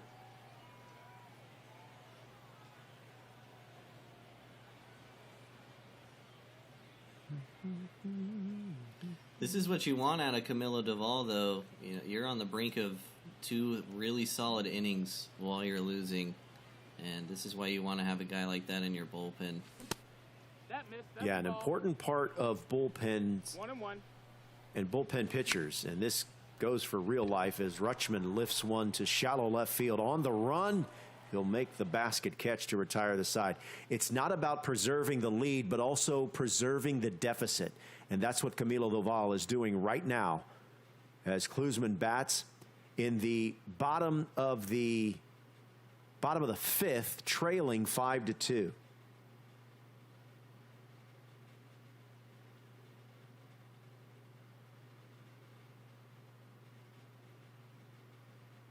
There's Al Leiter. Since when did he have that leaping ability?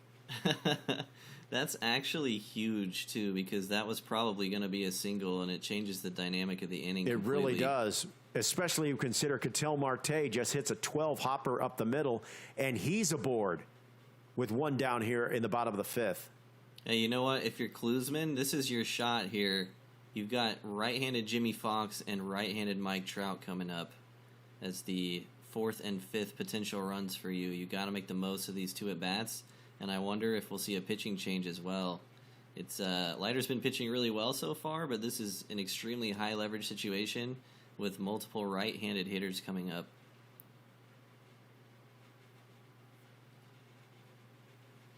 All right, so here's double X Jimmy Fox. All right, we're going to leave this game for a moment and go back to this game in Minnesota. Ball 1. 1-0. Where you've got Frosty and Tai Plays. Game 2. Tai Plays won game 1. And he is leading 3-1 here in the top of the 6th. As Austin Riley is batting in a 3-2 count. And that ball is hit a ton, but well foul, and we'll do it again. Let's see if the runner goes in motion. And he is. There's a hot shot to third, caught by Ramirez, throw across to first in time, and a double play to end the inning. That is so tough. That was such a good swing, but you forced yourself into that swing by sending the runner, and then he pitches you inside. All you can really do is pull it, and just an unfortunate sequence of events. Tai Plays also only 3 runs on 10 hits, so he's had the base runners, but still only a 2-run lead, giving Frosty a chance. All right, so here's Wyatt Langford. By the way, real life Wyatt Langford, of course, part of this draft pick series. Despite being drafted earlier this summer, he ended the season with the Texas Rangers AAA team in Round Rock. That's really impressive. The Express just lost the Pacific Coast League Championship Series to the Oklahoma City Dodgers.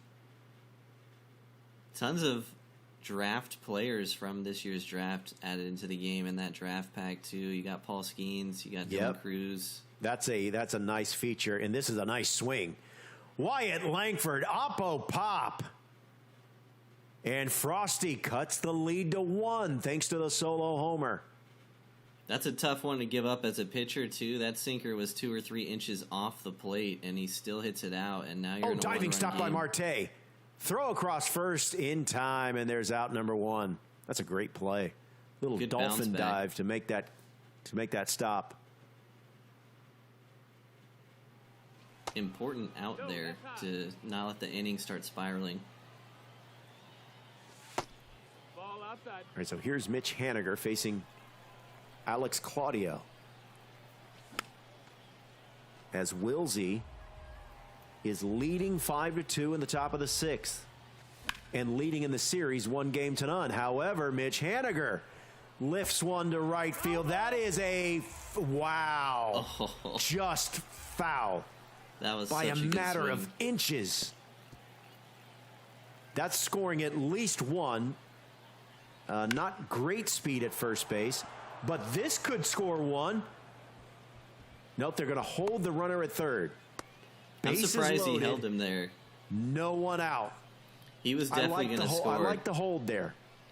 The reason I say he was going to score is because Acuna was making his way glove side, and he would have got a bad animation trying to go all the way home with it. So I think he would have been in for sure. But with nobody out, might as well play it safe. The throw home in time. There's 1. There's 2. Wow. Cluesman is trying to steal my gimmick by hitting into a double play. 0-1. That's a if writing hitting into it double left. plays were a thing, then I would be the best player in the world. We should make that tournament next time. Yes, make that. Let's The have a double tournament plays. for players that hit into constant double plays. I'm the top seed. And that ball is down the line. 1 run will score. 2 runs will score. Ellie Dela Cruz is headed for third. And Wilsey extends to a 7-2 lead. Heartbreaking triple there. You get the double play with the bases loaded, nobody out. You're 1 out away from getting out of it, and you just give up a 2-run triple. Ball. Can we talk about the disparity in hits right now? Wilsey with 13, Cluesman with 4. Yeah, just lots left on base for Wilsey, and he's still put up 7. He's just attacking every single inning, putting the pressure on. 2-2. Dean 1986 says he hits into a lot of double plays. Well, sir, you're going to have to watch some of my streams because I guarantee you will be shocked and amazed. Miguel Sano is going to chop one to first base. That's going to retire the side, but not before Wilsey inflicts more damage now. Up 7-2 and looking very much in control in this game 2 of this best 2 out of 3. And if you're Cluesman, it's now or never. You've put up 5 runs total through the first 2 games so far. And you're going to need 5 runs in the last 4 innings just to tie it as it is right now. So whatever's going on over there, you got to lock in. You got to figure it out, whether that's getting Al Leiter out of the game, whether that's changing your approach up a little bit. But got to make something happen here. All right, let's give you the quad box. 3 of them filled with action. You see Pitching Rebel and Baby Aunja. They are tied at 2, lower left-hand corner. In the lower right-hand corner, you see Tai Plays leading Frosty 3-2. I hope I had that right. And Wilsey and Cluesman is going to get one back as Mike Trout dials up from long distance. Cuts the lead to 4. Certainly what he needed. He needs runs. He needs traffic on the base paths immediately. Exactly how you want to start, but he's got to keep it going. Meantime, right-hand corner, lower part of the screen, Mike Trout goes deep, and it's now 5-2.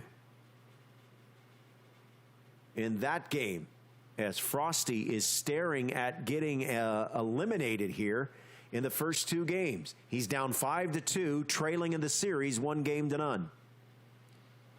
And those are the types of swings he's hoping to keep in the yard, and he didn't. I believe before we went to this one full screen, did Baby Aunja just go deep there? Did I see that right? As Jimmy Fox I think it was Mike Trout, yeah. Pops up to end the inning. But Tai Plays extends his lead to 5-2, 7th inning stretch time in game 2 of this best of 3 series. And if you're Frosty, you pick Minnesota, traditionally a pitcher's friendly park in this game, and you give up a perfect bomb to dead center. Those are the types of swings you hope stay in when you pick this field. And now you've got to try to come back, score your own runs in a pitcher's park. It's going to be tough. Ellie De La Cruz starting things off here. And he goes down swinging. Strikeout number 5 for Al Leiter. Leiter pitching into the 7th inning for Tai Plays. Don't see that too often in these competitive games, but if you're holding somebody like Frosty to 2 runs through 6 1/3, you keep him in there for sure. Here's Jorge Soler, 0 for 2. Check swing, did he go? He did not. He's ahead in the count 2-1. It's interesting for our viewers who are new to the competitive scene, too. It's kind of amazing how often these guys are pitching inside, especially in opposite-handed matchups. In competitive play in this game, you end up pitching inside way more than anybody does in real life.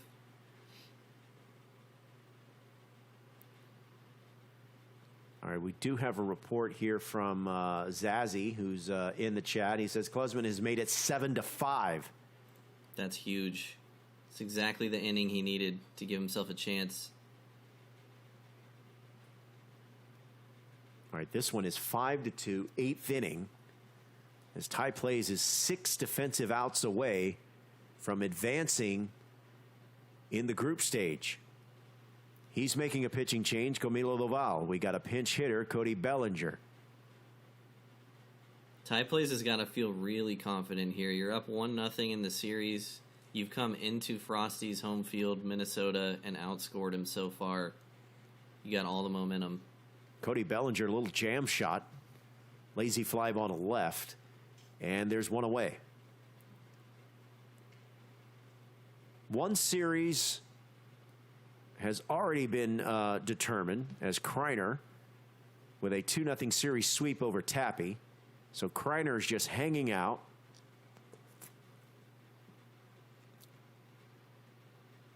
As Camilo Doval is ahead in the count 1-2 to Ronald Acuna Jr., who's 2 for 3. Swing and a miss, got him. In the other game, using Camilo Doval to keep the deficit at what it is. Same thing happening here for Frosty. Yep. Just can't let the game get away from you, so you go to your best arm. That'll bring up Ketel Marte, 2 for 3. Lifts that one to left field. Diving catch, and that will retire the side. Nice play there by the left fielder. That's a crazy decision to dive there, because if you miss, you're giving up a triple, especially being down 3. Maybe he felt like it's a play he needed to make, and he executed it perfectly. 8, 9, and 1 due up here for Frosty as he tries to mount a rally here in game 2. Well, not going to start the way he had hoped for as De La Cruz throws across to first. There's one away. We'll keep an eye on that game. Meantime, let's bring it full here. Baby Acuna is leading pitching rebel 5-5. Oh, now the game's tied, and it's tied no more. That is why you use Mickey Mantle as your wild card. That is impressive stuff on a pitch like that in a 3-2 count. Pitching rebel, Mickey Mantle, Nitro Zone. It's 7-5 pitching rebel here in game 2 in the bottom of the 4th. And as you can see, Dustin May has had to really work hard, Seabrev, in this inning. His 23rd pitch, and it's a perfect base hit. Yep, I'd be thinking about getting him out of there soon. Your PCI for your opponent starts to grow, about 90 pitches depending on your stamina. He's already at 75, already given up 7. It'll be interesting to see how long he rides with them. Gen A 16 mentioned Frosty. Did Frosty hit a homer? Is that? I can't make out what they're writing here. But it is clearly we have an update of some kind. We'll give it to you in just a moment here. Is Rutschman ahead in the count 3-1 to Dustin May. That is going to be trouble, and it is. That gets down for a base hit all the way to the wall. Rounding third, headed for home. And it's now 8-5 pitching rebel on Baby Acuna in the bottom of the 4th. Yep, sinker right down the middle in a 3-1 count. I got to assume he didn't want to walk him there, and I would assume also that Dustin May's day is over with. And we do have a pitching change as Baby Acuna would go with Joel Payamps facing Jose Ramirez, who's 0 for 1. There's still just one away here in this bottom of the 4th. Yep, there's still one away, and there's 2 more runs added. Jose Ramirez. Perfect. What was that? 107 off the bat? No, that's inside. Crushed. Jose Ramirez has been hitting for everybody today. Jeez. Card is so good. If you're Baby Acuna, though, a couple of pitching miscues there. You throw a sinker right down the middle, give up an RBI double, make a pitching change, come back, and throw another sinker right down the middle. Got to get it together with your pinpoint. 1-0. So Banks has been rocked here. Payamps has been rocked here in this inning. As Ernie Banks is now ahead in the count 2-0. This should end the inning. Grounded to short. Got him. And indeed it does. Okay, so Tai Plays is up 5-3 in game 2. He's batting in the top of the 9th. Frosty is going to be 3 outs away. Well, he is 3 defensive outs away from elimination. So let's bring this full. Once again, Tai Plays ahead in the series, ahead in the game, and batting in the top of the 9th. And to ball out for his looks at the second ball inning. outside. It's a full count. That ball well struck to left field. Going back as the left fielder, he'll make the catch right in front of the wall, and there's one away.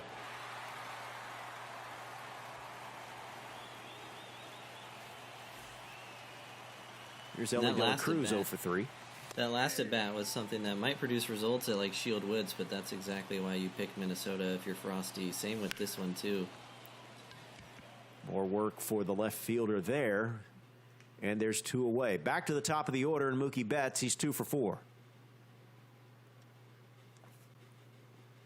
So, Brev, you're thinking that it's worth the stubbage as Mookie Betts sends one deep to right field. Going back is Aunja. That's off the wall. Mookie Betts is in with a 2-out double.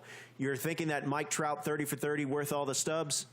Every single stub. You've seen him on every single team today. So many home runs. Card is so good. All right. Every year, Mike You've Trout sold me on is it. Undefeated in this game. You know He's what one my of the favorite only card cards. to use? You know what my favorite card to use in this game is? What's that? The credit card. And that's the game.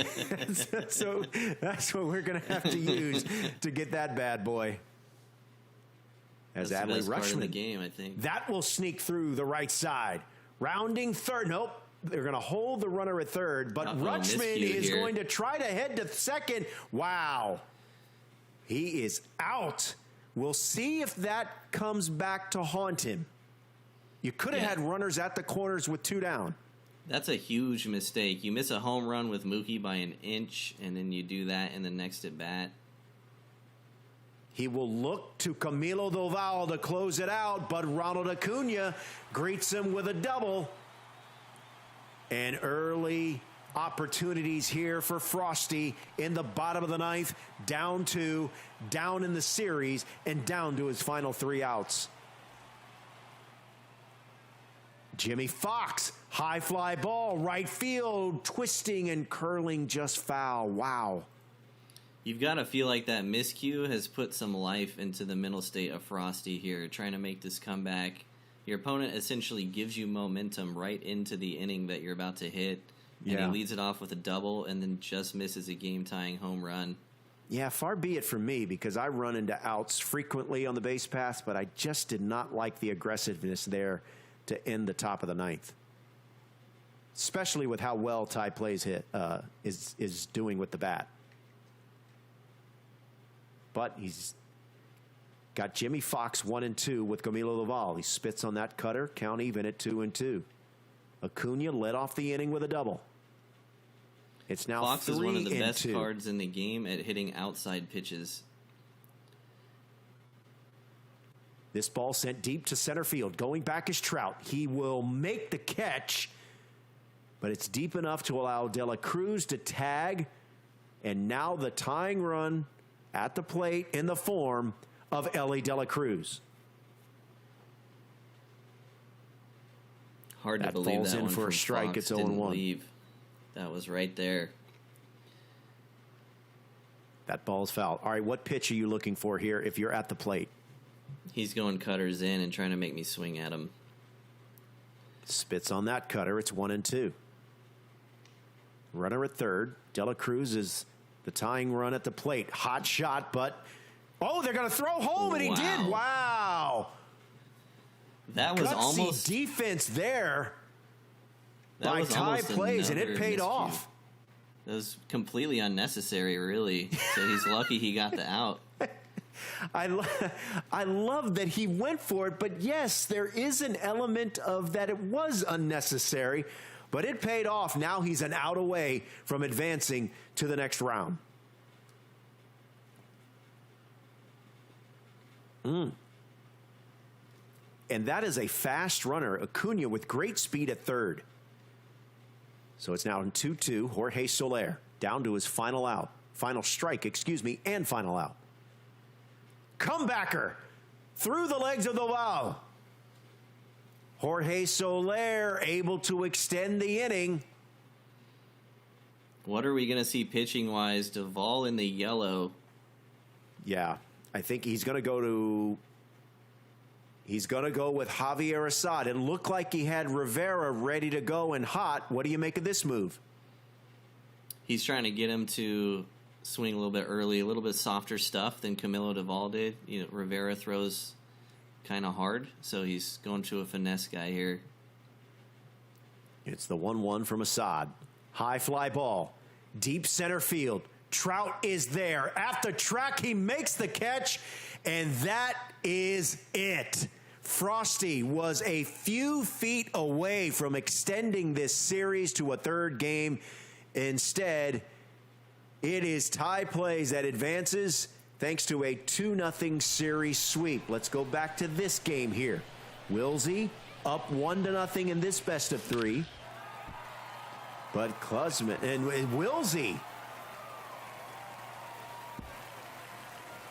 Now check that. That's Trout and Cluesman making it 9-7.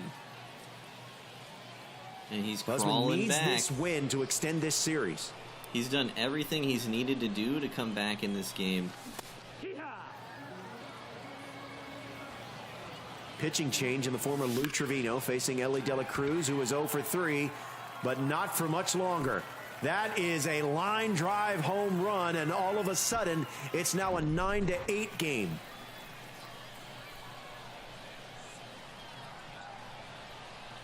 We've already had 2 sweeps in series, two series sweeps in Group A. Cluesman trying to prevent a third as Ronald Acuna Jr. ropes one to left. That's off the wall. It'll be a long single for Acuna Jr. And now the go-ahead run steps to the plate in the form of Adley Rutschman, who's 2 for 3, including a 2-run homer. Lou Trevino so far has not been effective out of the plate, out of the pen. Oh, and his ineffectiveness continues. Cluesman takes the lead as Rutschman goes deep. It's 10-9 in game 2. What a massive comeback in this game. He's still getting out-hit 16-12, but has made it count. And Lou Trevino comes in and doesn't get a single out. 0-1. Wow, what a comeback here. All right, Patrick Corbin out of the pen. Ball. Left-on-left matchup with Ken Griffey Jr. Ball. This is game 2. Wilsey leading in the series, but now trailing 10-9 That's the ball. in the bottom of the 7th, and he's fallen behind Ken Griffey Jr. Strike 2. Good pitch. Full count. Great Runs the count exercise full. in patience here in this at-bat as a hitter, too. Payoff pitch from Corbin, and we'll do it again.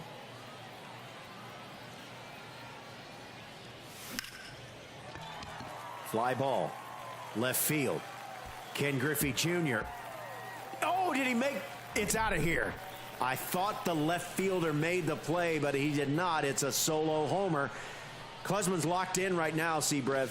He is. He gets rewarded with the Shieldwood special there on a late swing. But the PCI was right there, and Ken Griffey Jr., 125 power, makes it happen. This should end the inning, and it does, but not before Cluesman takes the lead in game 2, a game he has to have. We're through 7. He's up 11-9 as Wilsey bats in the top of the 8th, leading off with Ellie De La Cruz. I'm really impressed by Cluesman's fight in this game. He was down big. He dropped game 1. He hadn't scored a lot of runs, and he just figured it out going towards the end of this game. Wilsey definitely can come back himself, though, too, so got to keep pitching.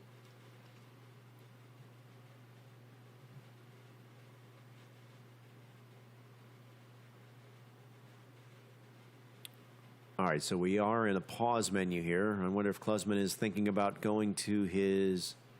Yes, Alvarado. His 11th pitch. As you see, Ellie De La Cruz is a double shy from the cycle. Wouldn't that be something, hitting a cycle in the championship series? Certainly has the speed to do so. Balls, 2 strikes. But he's down in the count 0-2 to Alvarado. Ball. That misses low. It's 1-2.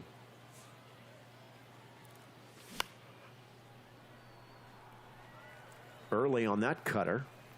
And we'll do it again. Here's the 1-2. Goes the other way. And shoestring catch by Acuna for out number 1.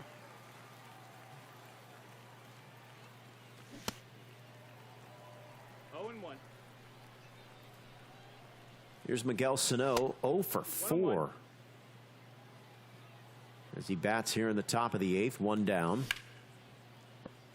Sharply hit, but well foul. Alvarado's got sinker cutter with way more velo than the other guys we've seen so far today. So really have to get your timing sped up as the hitter against this card. That's the ball. Count even at 2-2.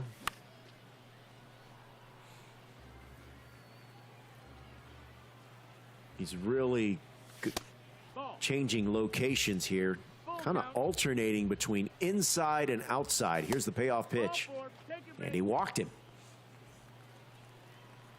That's a big walk. You've also got Tucker coming up next, so if you make the pitching change here, you're at a disadvantage next at bat.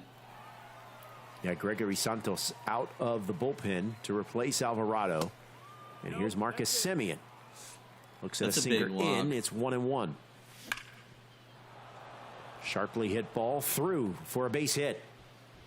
I was just saying that's a big walk because Sano was 0 for 4 and he hadn't done anything so far this game, and you put him on base for free. Now you've got Kyle Tucker, the lefty Tucker facing Gregory Santos. And that ball is down the line. Runner at third headed home. So now runners at the corners. Tying run 90 feet away and less than 2 outs, and that'll bring up Adley Rutschman. And we saw the same pitching style, sliders up and in from Santos in the first game, and you got to imagine Wilsey has caught on. Big pitch here. That just misses. It's 2-1. Great take. Another good take. He's ahead in the count, 3-1. Austin Riley is on deck. That ball sent deep, but foul. Does he go slider one more time inside? Payoff pitch, fly ball, left field. It is gone. Three-run homer for Adley Rutschman, and just like that, Wilsey back on top. That's exactly what I was talking about. He's gone to that well so many times, especially in the first game, too. Goes again to the slider up in a 3-2 count, and it was gone. Kendall Graveman, the reliever, providing very little relief as Austin Riley greets him with a moonshot homer to left, and it's 14-11. This is such an impressive inning by Wilsey. You give up the lead, you bounce right back and put up 5. That's the ball. Graveman now dealing with the nine-hole hitter, Mitch Haniger.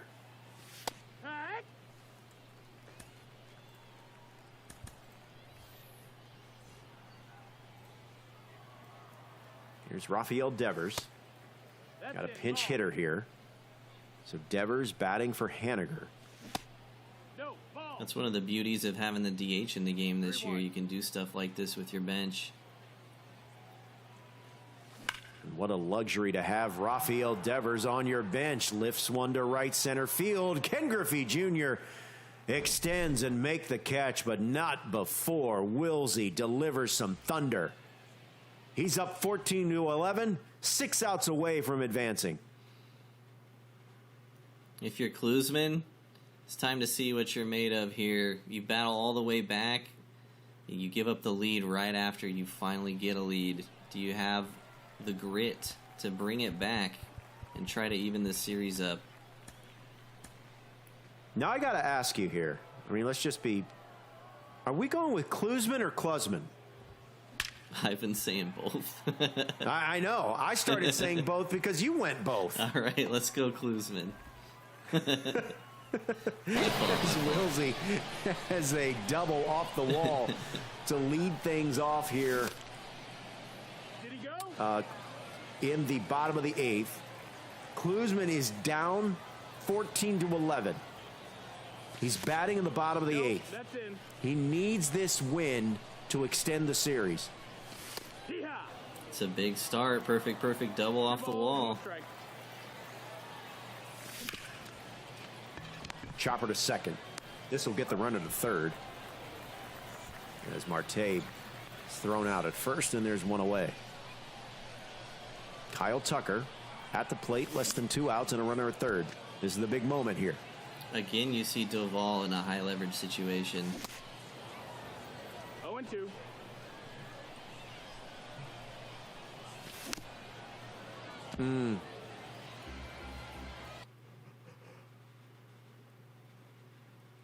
All right, let's go full to this game here.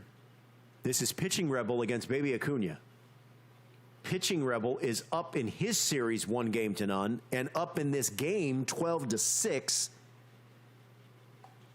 as Baby Aunja bats here in the top of the 8th. Jimmy Fox lifts one to left field. It's going to stay in the yard. Runner will hold at second, and there's one out. Great race of 98. Rob Nen, we featured earlier, 97 overall, getting some innings here. Pretty popular in the comp community. One of the few outlier guys that still sees a lot of play on Legend with the big pars.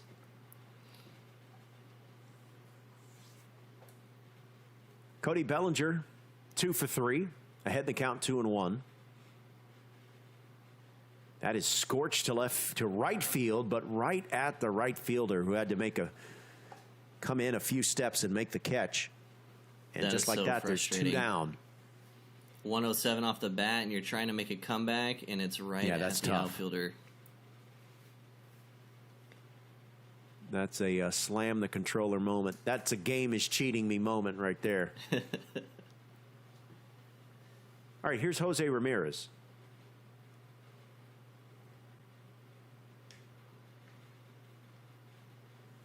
Ramirez, 1 for 3. Fouls that one back. As Rivera misses high, evens the count at 2-2. 2 down here, top 8. Chop to first. We go to the bottom of the 8th. Pitching Rebel up 6 as he bats in the bottom of the 8th. 2, 3, and 4, leading off with Mike Trout. And Mike Trout leading off, going off. Solo home run for Trout and Pitching Rebel. It's 13-6 here in game 2. And Duvall's up to 36 pitches. I was going to say something right before that first pitch home run, but that's a lot of pitches, and the PCI had to have been huge for Rebel there.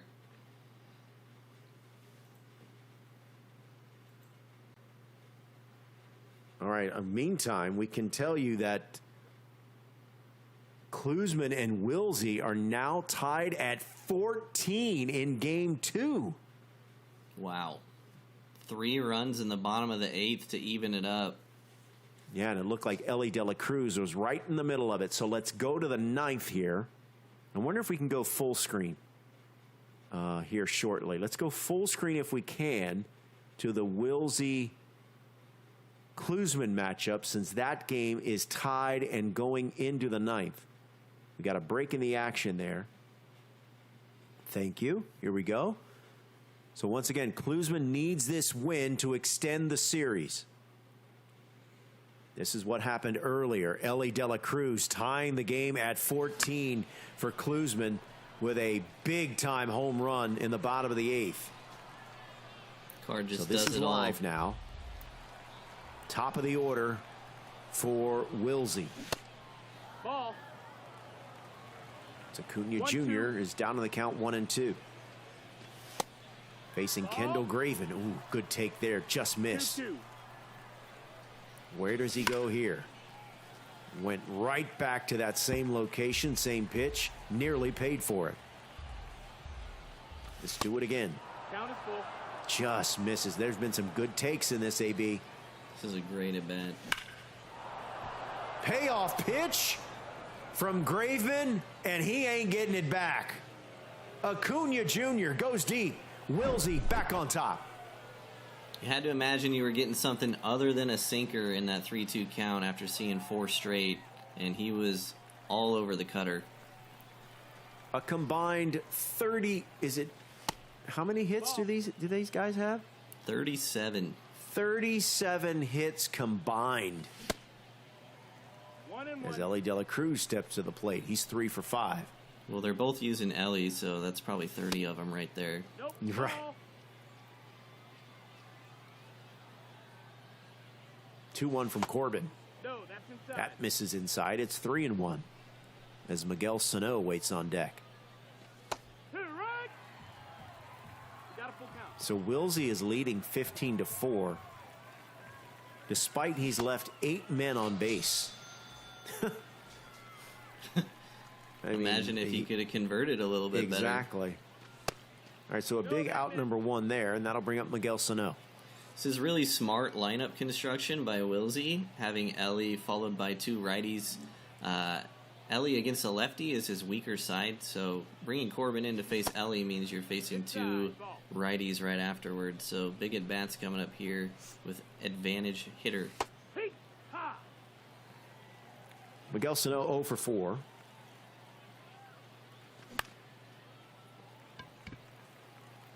That ball lifted to left field. It's actually going to drift into foul ground. And the left fielder is there, and there's 2 away. Not sure if 1 run's going to be enough to hold off Cluesman here. 3 wasn't enough last inning. Ball. 2 balls, no strikes. Semien ahead in the count, 2-0. That's in for a strike. It's 2-1. Ball. That misses. It's now 3-1. This pitch just has to be a sinker. I'd be sitting on it. Ball 4, runner I'd be wrong. Circle change misses inside, and that'll bring up Kyle Tucker. Left on left, but this Tucker card, good numbers against lefties. Tucker 3 for 5. Sends one to deep center field. Going back is Griffey. At the wall, he'll make the catch and retire the side. Wow. Just missed it. Some big insurance runs not cashed in there by Wisey, and now Cluesman has a chance. 4, 5, and 6, starting with Adley Rutschman in the bottom of the 9th. Lifts one to left field. Drifting back is the left fielder. At the wall, he leaps, cannot make the catch, and we're tied. That is why these players pick Shieldwoods. How close did Wisey come from his homer? And then Cluesman nearly robbed of a homer. But he ties the game at 15. Now 38 combined hits between these 2 players. Now all the pressure is on Wisey. Not only is the game tied, but it's bottom 9th with nobody out. So Cluesman can do basically whatever he wants in the bottom of the 9th just to scratch 1 run across and even the series. And that could really be the story. You mentioned earlier the left on base. Wisey could finish this game with 9 left on base. Just 2 for Cluesman so far. No,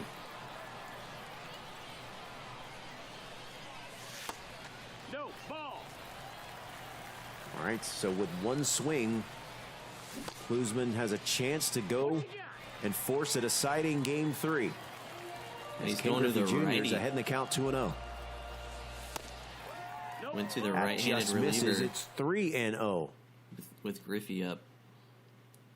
Let's show you how I believe this series is over, and yes, it is.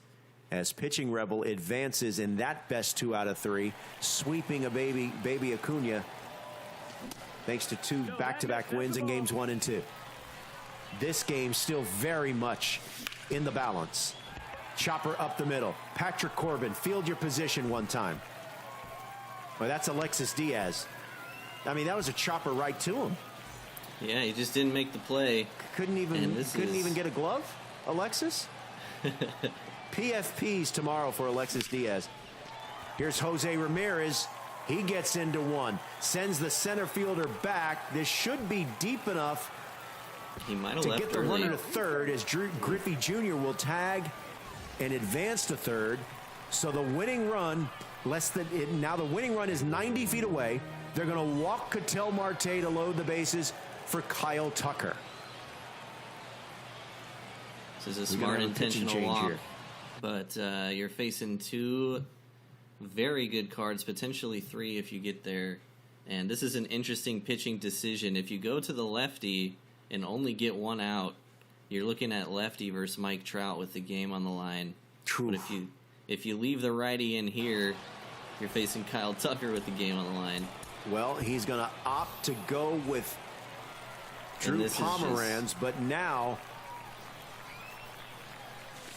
We will counter with a move, and this is the ball game. Mookie Betts ends it. And Cluesman survives and forces a deciding Game 3. That's just top-tier bench use. Mookie was his last bench player. He gets the matchup that he wants. And not only that, Drew Pomeranz coming around out of the bullpen. He gets the two-seamer that he's sitting on. That's the most popular pitch from Pomeranz, and doesn't miss it first pitch. All right, I want to keep. Do we have an update on the Frosty? Has that Tai Plays? Is that series? Is that game over or completed? I know we do have 2 series that are completed. Kryer 2-0 series win over Tappy. Pitching Rebel 2-0 series win over Baby Aunja. But the Frosty Tai Plays, if memory served, wasn't that in the latter stages as well? Yeah, Frosty had the fly out at the wall to end the game with the tying run at the plate. So Tai Plays took that one 2-0. Okay, so we have 3. The only series we have left, or that has not been decided, Cluesman and Wisey, and that's going to be going to a third and deciding game here shortly. What are you looking for in that game? I'm looking to see how Wisey bounces back. He was in control of Game 2 basically the entire time. He got a mercy rule win in Game 1. Up until maybe the last 4 innings of Game 2, he had been dominating the series. So does he bounce back, get it done? Can Cluesman keep it up? Because he did only score 3 runs in the first game. Bouncing back with 16 is going to be hard to repeat. So both of these players have some mental challenges to jump through, and they have to do it hitting on legend with small PCIs and fast pitches. What about the toll this takes, this playing in this type of event, not only mentally, but there is an element of physicality that's involved in these. I mean, you're playing this game and sitting in front of your console and monitor for a long period of time. And every single pitch matters, and the margin for error is so small. You know, on Legend, your PCIs are so small. When you're putting up 16 runs, that means you're taking 20-plus good swings just in one game. And to keep that up throughout an entire series is definitely really hard, and fatigue does start to set in the more of these games that you play. Also, you don't traditionally play the same player back-to-back like in ranked that you do in these tournaments. So some adjustments maybe happening on pitching styles and hitting styles going into Game 3. All right, so we'll keep an eye on that as that series, Wisey and Cluesman, Game 3, is about to get underway. Once again, we can tell you that our good buddy JX Gaming is broadcasting this event in Spanish. So if you would like to check his stream out, maybe open up another tab. You can go to twitch.tv/JXGaming. That's gaming with 2 I's. So make sure you have that in there. And drops are active. So make sure your account is connected so you can get some free packs. All right, so Cluesman and Wisey, they'll get going here in just a moment. We can tell you that Kryer, with 2 run rule wins over Tappy, he advances. Pitching Rebel over Baby Aunja, he advances in a sweep. And Tai Plays also advances over Frosty. So this is the only series in Group A to open Group A play that has yet to be decided. We still have Group B to get underway. Alex K going to open up with Destroyer. Izzy versus STWchick. Monty Slide against Fuentes. Alex will take on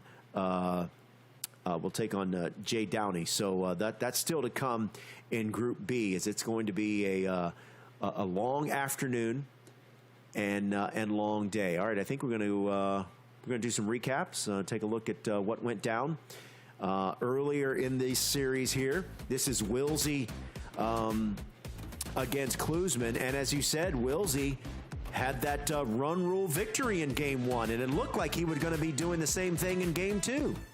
He had all the momentum in Game 1, played basically a perfect game, and just had an easy cruise to a mercy rule victory.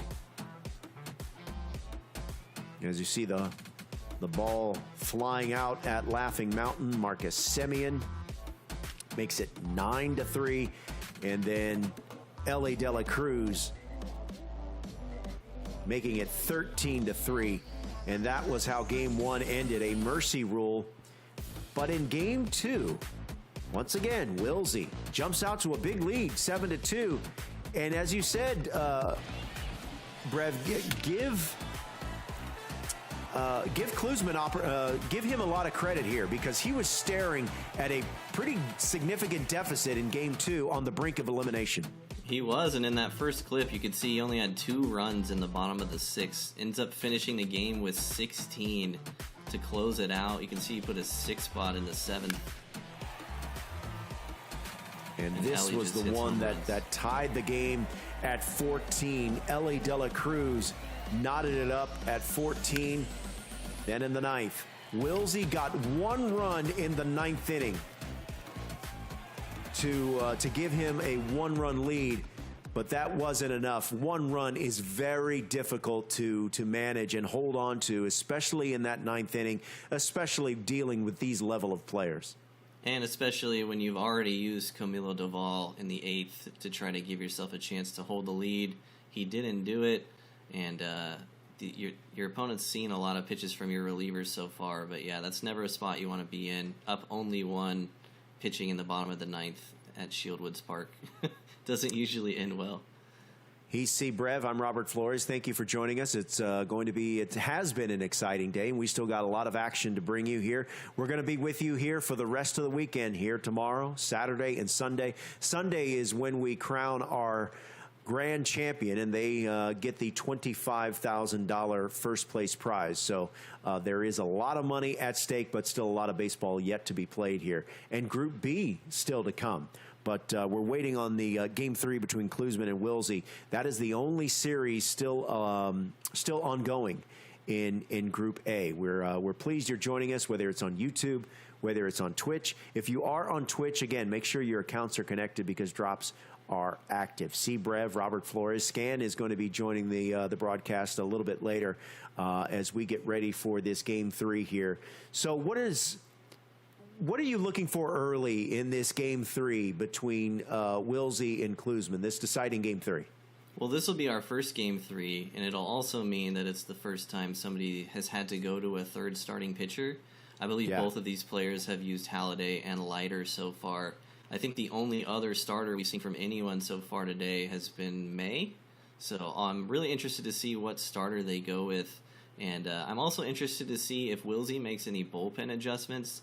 He's been throwing a lot with Gregory Santos, and he's been getting hit around every time. So I wonder if we'll see a change there as well.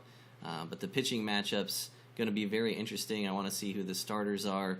And then obviously, if these guys can keep it up with their mechanics, they both just scored at least 15 on Legend, and see if they come out of the gate with the same type of precision with their PCI and their mechanics. Yeah, that's a great call out by you. Remember, per the rules, you can only use one starting pitcher. You can only use a starting pitcher once. So as you said, we've seen both players use Al Leiter. We have seen them use Roy Halladay. So yeah, I will be interested to see what pitchers or pitcher we see from these two players for this deciding Game 3. Who do you think it might be? The popular ones would be, can't forget about John Donaldson, can't forget about Dustin May. I don't know if either of these players have Kluber unlocked yet, but that's a sleeper for sure. And I mentioned earlier in the broadcast, I'm interested to see if anyone rolls with the new Madison Bumgarner card. He's got a lot of the same traits that Halladay and Leiter do, gives you a lot of the same things. So maybe one of those three, but you never know. It could come out with something crazy. One of the cool things about pitching is if you use someone that people haven't seen a lot, even if it's technically a worse card, you could have a lot of success just from your opponent not having the familiarity that they usually have. Yeah, it should be quite interesting as these players battle for a spot to advance in Group A. Group B still to come. We've got 4 series that will be beginning, but we still have this series to complete as Wisey and Cluesman are about to play a deciding Game 3. We're glad you're with us here on Twitch and on YouTube. Let's see, we've got, who's here? We've got Kelso is here. Ry Garza is here. Thank you very much for joining us. Zazzy is here. Dr. Strangelove asking what happens when y'all need to use the facilities. Fingers crossed, right, Brev? We haven't really come to that We're yet. talking about the mental grit of our competitors, but yeah, that's right. That's right. Hey, but you know what? I want to thank him for now putting that in my mind. That's all I'm going to be thinking about now. We were fine before. Now, yeah, look what you've done. exactly. We were fine before. But remember, we're going to be with you here all weekend as Sunday we crown our champion and the $25,000 first place prize. As you mentioned, I believe that Madison Bumgarner card, which you said could be an option that our players consider, that player is one that you claim as part of the postseason program, correct? Yeah, we've got a pennant chase program in the game. You can earn up to 10 99s in that program, including World Series MVP Madison Bumgarner. All the 99s are based off of World Series MVPs, and a lot of them are sellable too, so if you don't even want the card, you can sell them and pick somebody else up. But some really solid cards in there as well, and we've got something similar coming out tomorrow. I saw a comment from Chief of Detroit. I think you might be happy. All right, very good. Major Mangoes is in the chat. Shout out to him. Thanks for being here. All right, we're about to dip into gameplay here, this deciding Game 3 here between Wisey and Cluesman. Cluesman came back from a big deficit in Game 2 in order to force this deciding Game 3. And I'm really eager, as Brev mentioned, really eager to see what the pitchers are for this starting for this matchup, who the starting pitching matchup is, because once again, you can only use a starting pitcher once per in this series, and it is going to be John Donaldson getting the start as Cluesman bats here in the top of the first. What do you make of this selection here, John Donaldson getting the call? I mentioned it earlier, Tappy used John Donaldson against Kryer, and we all know he's one of the best pitchers in the game, but these players have had so many reps against him, you know, and at one point in Season 3, he was pitching every game, right? So they just have so many reps. Even though he's still one of the best, he just might be really familiar, and sometimes that can lead to a lot of runs given up, but I have to assume Wisey just trusts that it's his third best pitcher, and he's going to make his opponent prove that he can hit him. All right, meantime, he is the count is even at 2-2. One down here in Game 3. As Wisey pitches to Ellie De La Cruz and looks at that ball inside, and the count will run full. Ronald Acuña Jr. looming on deck. Payoff pitch from Donaldson. Hot shot. Diving stop by Riley. Throw across to first in time. Nice play by Austin Riley here in the top of the first. And you know what? That's a great play. You get the out, but that's not a swing I want to see from my opponent for the first batter of the game if I'm using John Donaldson. He was all over that forkball. Well, Acuña Jr. grounds to short, and that will retire the side. No score in the top of the first of Game 3. Wisey coming to bat here in the home half. Wow, in case you're just now joining us, right-hand corner of your screen, lower right-hand corner, will give you a status of where the series stands as well as who's playing. Cluesman, Wisey, both have won a game in this series. Thus, they both have one yellow dot next to their name. The pitcher choice for Cluesman here is Kershaw, who is not someone I mentioned, but has seen some play in competitive. Yeah. Does not have a cutter. You know, we've seen a lot of sinker cutter guys today. Kershaw is a sinker slider guy, so we'll see how that plays out with the pitch sequencing and the PCI placement from Wisey trying to hit it. Dealing with Ronald Acuña Jr. batting a robust .489, and he serves that one to right field, and that will be a base knock. So a good start for Wisey here in the home half. Aside from the fastball that'll come in at 103, what is the best pitch in the game? What's the pitch most difficult to handle for batters? Probably John Donaldson's forkball if I had to pick one. Okay. The beauty of that card is he also throws 103. But well-placed forkballs are good. Hard sliders are good, like what Kershaw throws. And obviously cutters give you the ability to put them wherever you want. Here's De La Cruz ahead in the count, 1-2. Sends that one to center field. So back-to-back base hits to start the bottom of the first for Wisey. And he's got something cooking here in Game 3. Very calm, good decision there to not try to push to third base. Miguel Sano 2 balls, no strikes. looks at a ball low. He's ahead in the count 2-0. Here's the 2-0 pitch from Kershaw. Now he's fallen behind 3-0. Do you give Sano the green light here? Yes. He did, and he fouled it off. It's 3-1. Got to see something slow here. 3-1, I would think. Hey. It's a dot. Full count, payoff pitch, got him. What a pitch, pulled the string. Circle change at the knees, and that's a big out, number 1. Here's Marcus Semien. Fights back from 3-0, and the last 2 pitches both perfectly placed. 1-1. So a good job here as Cluesman tries to work his way out of trouble here in the bottom of the first. First and second, 1 out. Oh, that's inside. Marcus Semien ahead in the count 3-1. Hey. That falls in for a strike. 3-2. Count full at 3-2 yet again. Payoff pitch from Kershaw. That ball is smoked to left field. Get up, get out. Wilsey strikes first in game 3.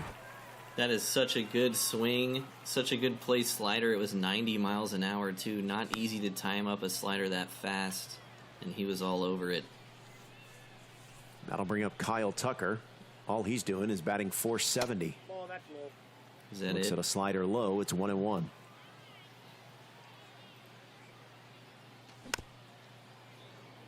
Z. Lou says you can't throw the same pitch twice to this guy. Did you have a disagreement with the pitch selection there on that homer to Semien?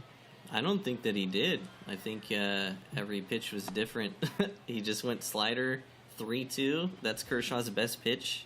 His opponent just made the good swing. It's not a whole lot you could do there, honestly, from a pitcher perspective. All right, bit of a bounce back there as he gets the fly ball and foul ground, but Adley Rutschman extends the inning with a base hit to left. This is not the start you want out of Kershaw. You're hoping to come out here and get some outs. Ball 1. He's about to throw his now 25th pitch of the inning. I got a Oh, ball, 1 awkward swing there. It's 1-1. He And was remember the sitting sinker rules. You there. can only use one starting pitcher per game. So if you lift Kershaw, Cluesman going to have to go bullpen the rest of the way. There's a high slider that catches the top of the zone. It's 2-2. We got a full count. Caught him looking 3-2 with a changeup earlier. Oh, had him out in front. Nasty 12-6 curveball to retire the side, but not before Marcus Semien goes deep. 3-0 Wilsey, top 2. From Wilsey's perspective, too, I'll be interested to see if he gets away from Miguel Sano. I think he's a combined like 0 for 7 in the last 2 games. I wonder if he's thinking about that at all with his bench. Adley Rutschman, 4, 5, and 6 due up here in the top of the second. Here's a strike at the knees. It's 1-2.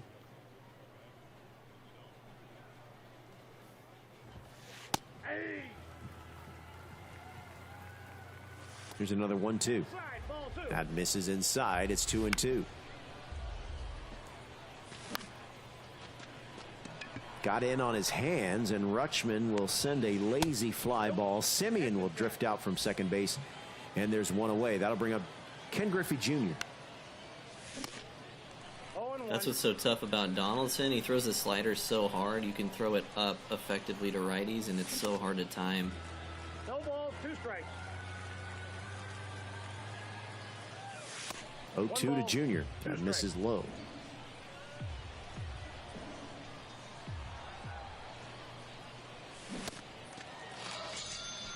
And Ken Griffey Jr. goes down swinging. Hey. That'll bring up Austin Riley. Tried to hold his swing, but the point was moot. It's 0-1. 0-2. Changing eye levels there. Went down in the zone and then climbs the ladder at 102. That sinker misses. It's now 1-2. Just gets a piece to stay alive, and we'll do it again. Good pitching adjustments from Wilsey here. He had that forkball crushed for an out earlier. Hasn't thrown one since.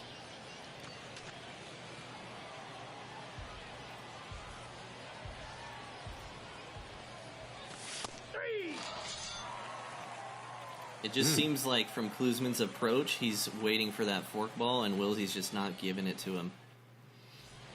Well, that retires the side. We now go to the bottom of the second.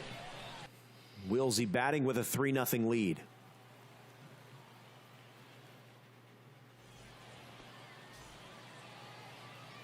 Soto, Ripken, and Aunja Jr. due up for Wilsey here to face Clayton Kershaw, who really struggled in that first inning.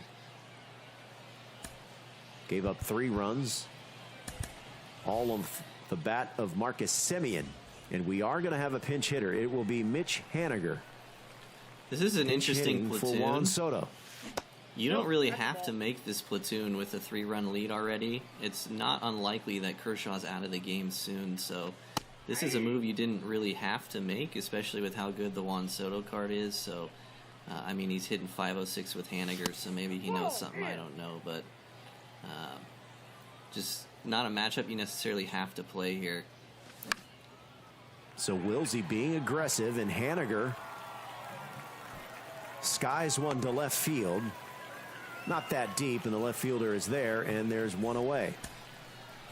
So we'll have to see what lasting ramifications are as a result of this move. And we have another pinch hitter, as Derek Jeter will pinch hit for Cal Ripken Jr.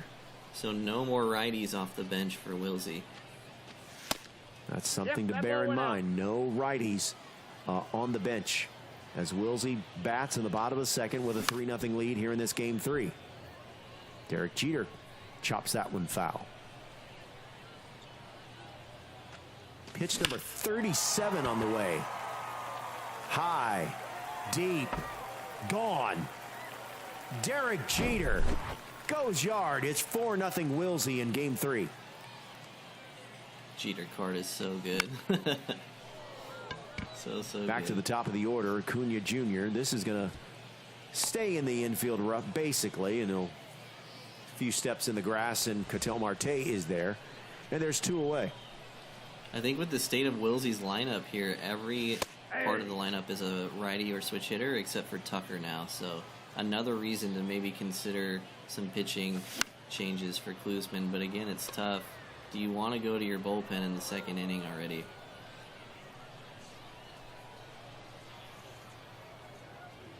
Oh-2 from Kershaw. Dela Cruz lifts one to right center field. Junior is there, and that retires aside, but Wilsey adds to his lead. Solo homer from the captain. Derek Jeter makes it 4-0 through 2. All right, John Donaldson back for the 3rd inning. 7, 8, and 9 due up here. Bottom of the order for Cluesman as he's trailing 4-0 and batting in the top of the 3rd.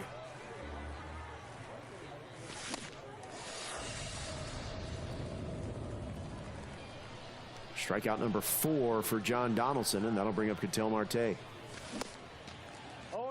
Cluesman is just not hitting the hard stuff well. Cluesman still looking for his first hit of the game. 1-1. That's in. Ball 2. 4-0 game, top 3, 1 away. Marte late on a fastball at 103, and it's 2-2. 3-2. That misses inside. Runs the count full. Payoff pitch from Donaldson. And Ketel Marte, first hit, first run. Cluesman on the board in game 3. It's 4-1. Nothing you could do as a pitcher there. That was a perfect pitch and a great adjustment from Cluesman, finally connecting on one of the sliders. Mookie Betts is going to pinch hit. So 1 down here, 1 run already in. Ball 1, no strike.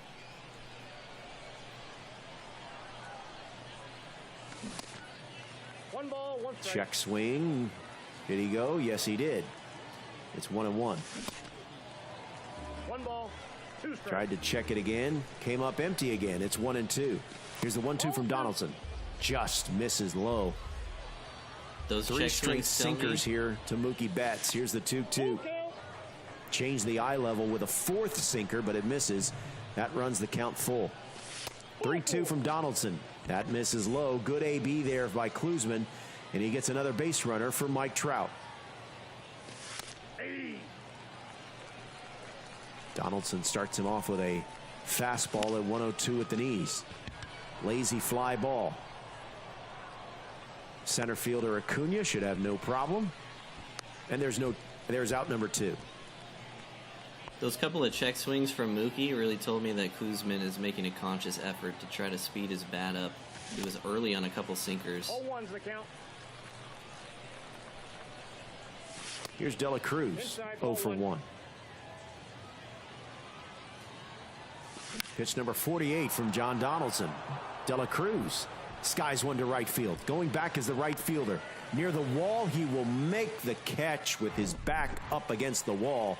But Ketel Marte puts Cluesman, puts him on the board in both the hit column and the run column. He's down 4-1 in the bottom of the third. All right, now you mentioned that Wisey might want to consider a pinch hitter here because Miguel Sano has not been effective. Yeah, I don't know about a pinch hitter now because his bench is so thin. But maybe moving forward in the games to come, maybe that's a card he gets off of. You can see only 278 compared to the other hitters in his lineup. He'll stick with him in this game, though, especially only having lefties on the bench from here on out. Ball 1. Clayton Kershaw on for the third. He's thrown 43 pitches as that sinker just catches the top of the zone to even the count at 1-1. Sano 0 for 1.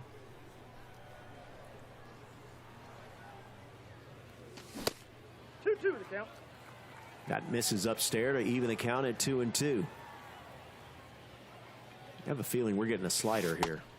Full count. Nope, curveball. That's a smart pitch. He got him flailing out one of those earlier. 3-2 from Kershaw. High fly ball. Right center field. Going back is Aunja, and he'll make the catch a few feet in front of the track. And there's one away. So the struggles for the Miguel Sano card continues as he flies out. Here to start the third, and Marcus Semien. 3-run homer in his first at bat. Chase that one upstairs, and he's down the count 0-2. 0-2 from Kershaw. 1 ball, 2 strikes. He's changing eye levels here. He is. He's trying to get him to chase, and he did the first 2 pitches. Ball, that's inside. Every pitch has been out of the zone so far.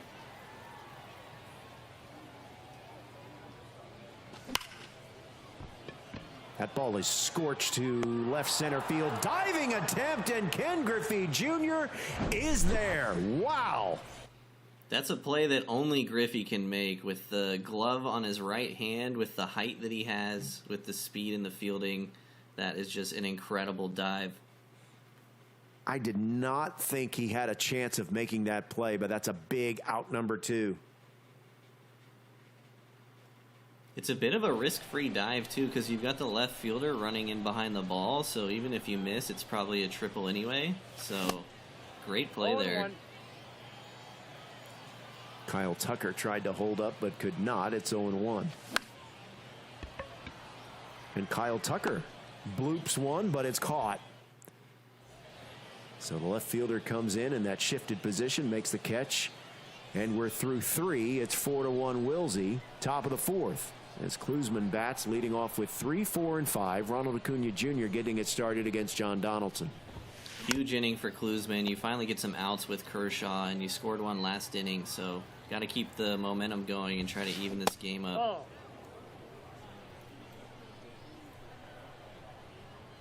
Here's Adley Rutschman ahead in the count 3-1. And Ronald Aunja Jr. gets into one. It's perfect thunder. And that cuts the lead in half to 4-2. Leadoff homer from Ronald Aunja Jr. This is a great adjustment by Cluesman. I mentioned he looked like he was timing the sinkers a little bit better, or at least trying to. Finally gets one down the middle to Aunja. And that's one of the bad things about Donaldson on Legend is the pars are so big that even if you're aiming a sinker at the corner, sometimes it ends up middle low, and he did not miss that one.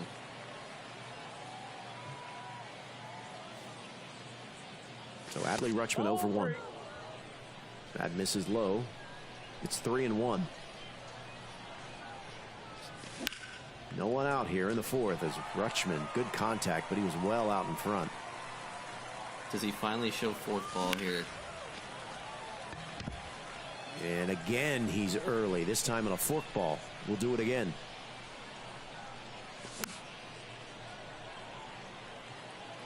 Just gets a piece, and we'll do it again. Pitch number 61. Tried to get him on a fastball, but he just got a piece of it. Pitch number 9 upcoming. And 9 is a lucky number for Cluesman. Solo homer cuts the lead to 1.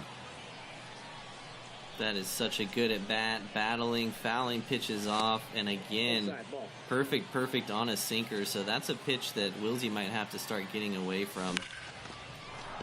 And Ken Griffey Jr. solid contact. Aunja is going to drift back, but it goes over his head. Ken Griffey Jr. thinking about 3. Instead, he'll stay at 2. Third extra base hit of the evening, or the inning, excuse me, and there's still no one out, Seabreath.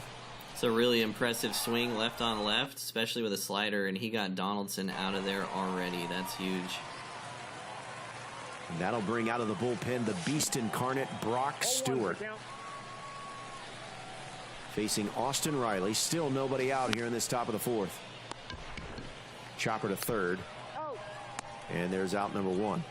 I really like this move to Brock Stewart. You've been throwing a lot of outlier slider stuff. Now Brock Stewart, more of a cutter guy, more of a finesse pitcher.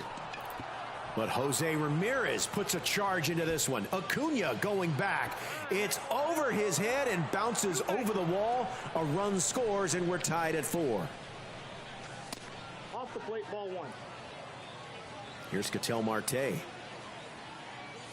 Started the scoring barrage with a home run. Wait, has he batted around in this inning? Do I have that right? As Marte lines out to Austin Riley for out number 2. No, he hit the home run in the first off Donaldson, or last inning, I think. Here's Mookie Betts, who came on for a pinch hitter earlier. Go ahead run in scoring position. That cutter's in for a strike at 96 miles per hour. It's 0-2. Ball 1. That misses wide. It's 1-2.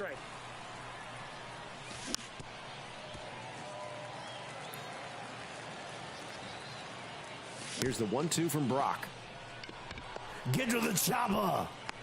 Austin Riley throws across to first in time, and that retires the side, but not before the power display from Cluesman.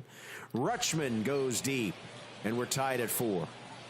Really gritty inning from Cluesman. He's been doing it ever since the middle of the last game. Every time it looks like he doesn't have the momentum, he comes right back and starts scoring.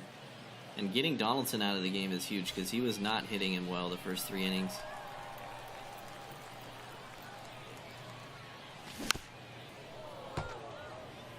Adley Rutschman fouls that one off. Shout out to Subby, who's in the chat. What's up, Subtape? 1-0. Zazzy still here. Benji is also here. Drewski, thanks for hanging out with us here on this Thursday afternoon. The MLB The Show Championship Series group stage. As Adley Rutschman looks at a ball low, it's 2-2. And Adley Rutschman sends one to left field, but the left fielder Haniger will drift back and make the over-the-shoulder catch, and that's allowed out number 1. That's tough as a hitter. That's not too much different than the swing that Ketel Marte took to hit it out.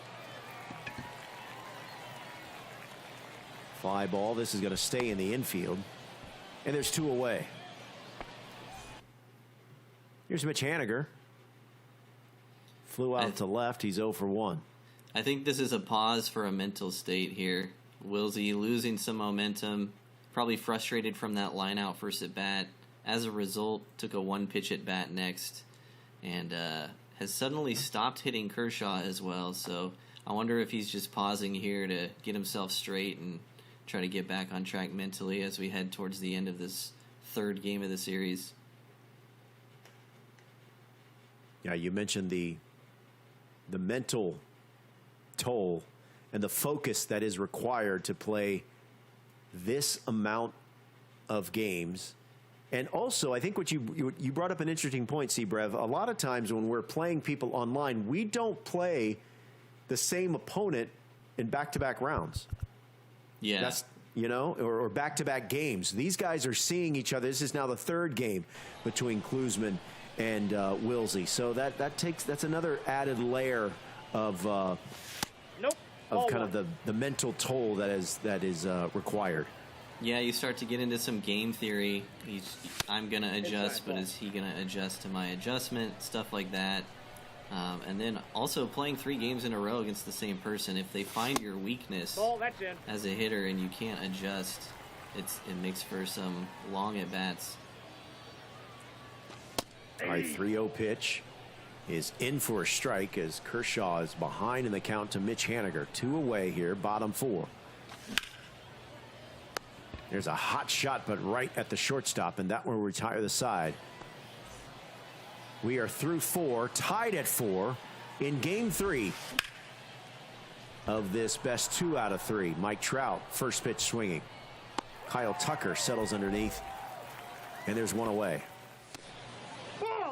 Brock Stewart on for his second inning of work out of the bullpen. Now dealing with Ellie De La Cruz, who's 0 for 2. Evens a count at 1-1.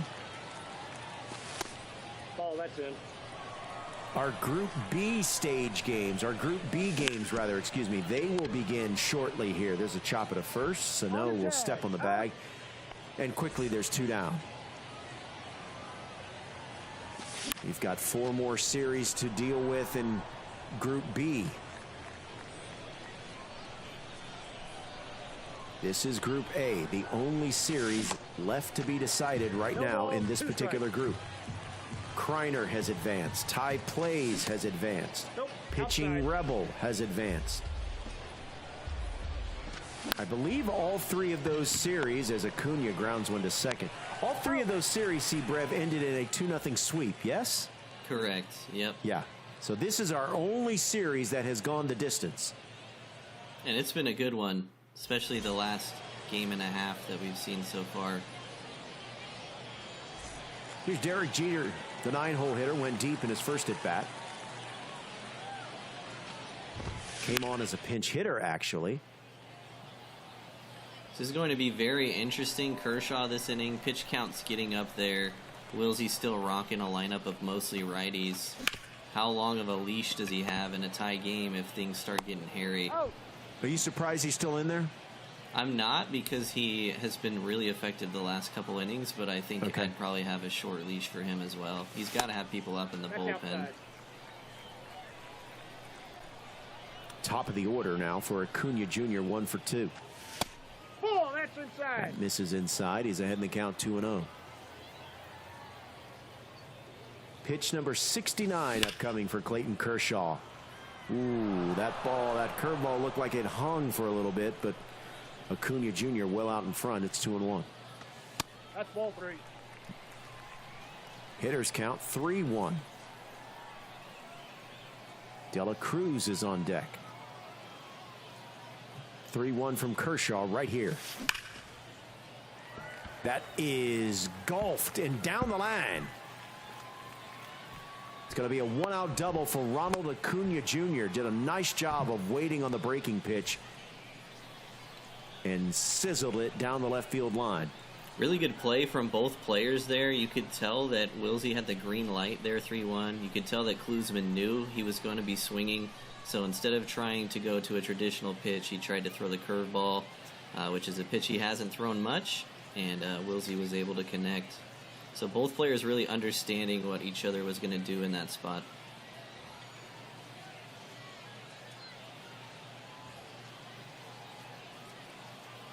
Here's Ellie De La Cruz.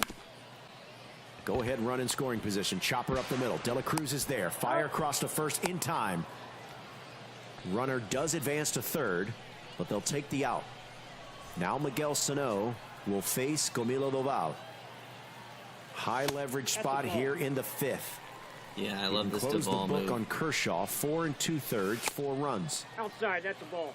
The runner at third is his responsibility, just in case you're scoring at home. But again, if you are scoring at home for a video game tournament, maybe it's time to reevaluate. Ball, that's out. Will Wilsey finally be able to get something going with Sano here in a big spot? Fly ball. Right field. Miguel Sano comes through with 2 outs. And Wilsey extends to a 6-4 lead. That's a huge, huge blow, Sebrev. It's a huge blow. You finally connect with Sano, and, you know, bringing Camilo Duvall in the 5th and still giving up the runs, that's tough, especially as this game starts working its way towards the 8th and 9th. Who are you going to go to then? And you were talking about the struggles that Sano had at the plate. Came through in a big spot there. Yep. It's his first hit in the last 2 games. I think he was 0 for 8 before that. Full count.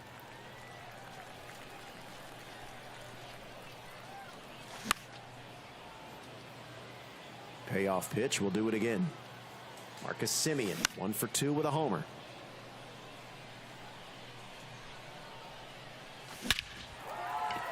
Oh, mommy, no. Marcus Semien goes deep again.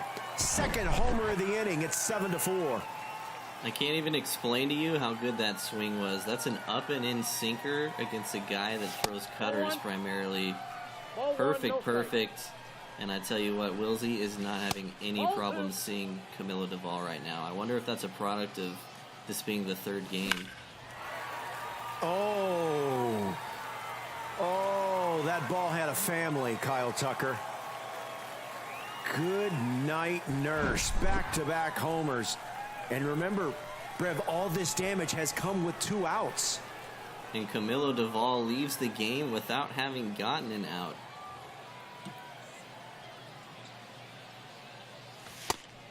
I really wonder if using him in all those high leverage situations the first 2 games really helped Wilsey see a lot of pitches and time him up really well. 1-1.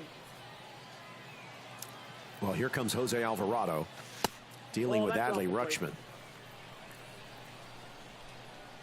It's been a 2-out explosion for Wilsey here in this deciding Game 3. We're glad you're here with us, whether you're watching on Twitch or on YouTube. If you are on Twitch, make sure your account is connected so you can get the free drops, because those silver and bronzes aren't going to open up themselves. I'm kidding. I just pulled a diamond. I just pulled a diamond, see, Brev? You got another Hassan Kim, huh? Yes. Fly ball to right. That's going to retire the side. But not before Tucker goes deep. Sano goes deep. Semien goes deep, all with 2 outs. It's 8-4. Inside. Yeah, the 2-out rally just back-breaking for Cluesman. He was so close to getting out of that inning. Yeah. And he lost his best pitcher doing it. How about the job Brock Stewart has done thus far for Wilsey out of the bullpen? He's been solid. He gave up the double to J-Ram, and that's been about it. And like I said, I like the change of pace coming from Donaldson to Brock Stewart. Brock Stewart's an interesting card. He doesn't jump off the page at you with his attributes, but his delivery really makes his pitches feel like they move a lot. All right, that'll bring up Ken Griffey Jr. He is struck out and double. And we're going to have the pitching change. That's it for the beast incarnate Brock Stewart. Now it'll be left on left, and Patrick Corbin, who jumps ahead with a strike. It's 0-1.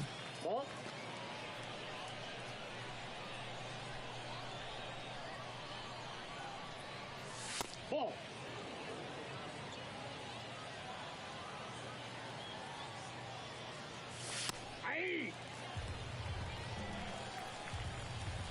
That's in for a strike. It's 2-2. 1 down here, top 6. Swing and a miss, got him. Went up and in on the sinker, see Brev, for out number 2. Looked really uncomfortable in that at bat. I wonder if he's in his head a little bit. Kind of just took till 2 strikes, and then the sinker is blown right by him. Ooh, Austin Riley gets into one. sending the left fielder back near the track. He will make the catch, and that retires the side. We're through 5.5. Wilsey up 8-4 in this deciding game 3. This is a horrible spot to be in as the away team too, because every inning that continues to be played with you losing is an inning that your opponent could inch closer to getting that mercy. Frosty 19 in the chat. How you doing, man? Bronx Gamer, what's up? Jump Music, how you doing? Thanks for joining us on Twitch. Factory 33, hello, hi. All right, we got a break in the action here. Bronx Gamer said, is Jose Alvarado a good bullpen pitcher? I can tell you, I think almost every game we've casted today has had him on the mound at some point. What makes that card so effective besides the velocity? That's really what it is. He's secret cutter like everyone else, but he throws really hard. And to be honest, there's not a lot of solid lefties available in the bullpen with that seasonal changeover. You lose Chapman, you lose others, so he really just fills a void. Inside, ball 1. All right, here's Gregory Santos.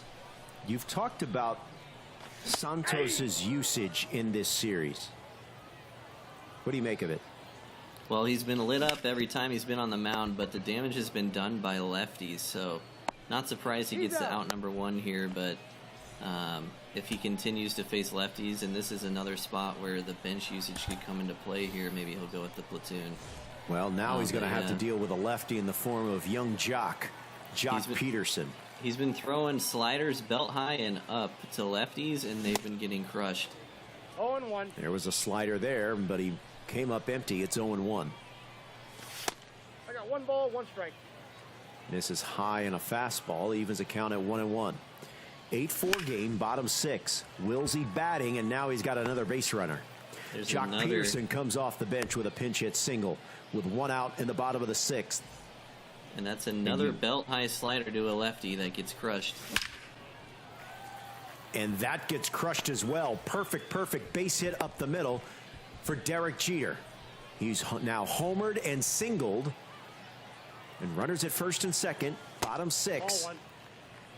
I think that's important to bring out because even the best players, and in fact all of us, can kind of run into the same pitch sequence. We'll run into that rut of throwing the same pitches and the same counts, and that's a good opportunity to take advantage if your opponent is doing that.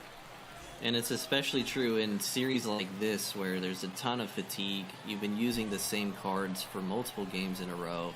It's really easy to get into autopilot mode as a pitcher and just throw the same sequences you've been throwing, and your opponent is probably just ready to adjust and time it up like Wilsey has been. Ball. We have a pitching change. Alex Claudio facing Ellie De La Cruz with the bases loaded, 2-0 count. And see, Brev, you get this feeling that this is a big moment right here in this game and in this series. It's huge, and I'm a little surprised by the lefty pick here with Alex Claudio. You can see the rest of the lineup coming in for Wilsey here. Again, just playing the one Ellie De La Cruz matchup because he hits worse against lefties, but if it gets past Cruz, you're in a lot of trouble here, and Claudio throws really slow. And, of course, amazing speed at the plate, very difficult to double up. Bases loaded, 2-1 count. That just misses, now 3-1. Now he's got to come see him. Here's the 3-1. Perfect, through the left side. That'll score a run. Everyone will stop. Bases still loaded. Speed everywhere. 95 and above at third, second, and first for Miguel Sano, who homered earlier. And this is a true redemption arc opportunity for Miguel Sano here. Down to the count, 0-2. Would love to tack on here. Spits on that one low. It's 1-2. Well, the upside of Claudio is the really slow circle change, and he just threw one and it got destroyed. So I wonder what he'll go to here. Went to a slider and he fouled it off. It's 1-2. Nope, outside. That misses. It's 2-2. Ooh, big Out number 2. Went upstairs. Got him to swing and miss on the fastball at 89. Nope, that's a ball. Four But he's seamer, not and he was out of the too woods early. yet. Ball one, Marcus no strike. Semien. High, deep, goodbye. Grand slam. Marcus Semien homers again. It's 13-4. Yeah, L to it, my man. You've earned it. I mean, Simeon's gone deep 3 times this game. He's got to be pushing 10 RBIs. I would replay that one too.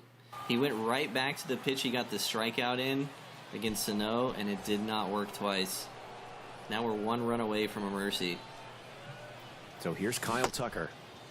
Can he 0-1 send the count. Wilsey to the next round? Ball. As we are in mercy rule territory here in this deciding game 3. Wilsey run-ruled Cluesman game 1. Cluesman rallied in game 2 and got a victory to force this game 3, but he's on the ropes big time. In fact, he's 1-1. probably taken a couple of standing 8 counts already. Nope. That misses ball, low. one It's 2-1. Patrick Corbin trying to get the final out of this troublesome inning for Cluesman, the bottom of the 6th.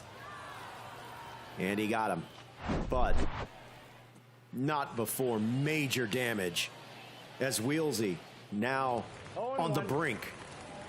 13-4. He's got the lead on Cluesman. Cluesman batting top 7. Nope. Corbin That's dealing inside. with 7, 8, and 9, starting with Jose Ramirez, who's 1 for 2. Not only are you reeling from giving up that huge inning, but again, you're the away team, so you don't even know at this point how many you have to score just to not get mercy ruled. You just have to try to score in any way you can. Nope, that's a ball. All right, so 1 away, and Ketel Marte lifts that one back. It's foul. It's 1-1. Marte 1 for 2. He has homered in this series. That's ball 2. That misses low. It's 2-1. Yep, that ball went out. Cluesman looking for any kind of positivity to get a rally started. He needs base runners, and he needs them quickly. That's in for a strike, and it runs the count full. Ball 4. Curveball misses, and he walked him. That'll bring up Mookie Betts, the 9-hole hitter. Here in this 13-4 game, 7th inning, we got a new pitcher. It's Javier Assad.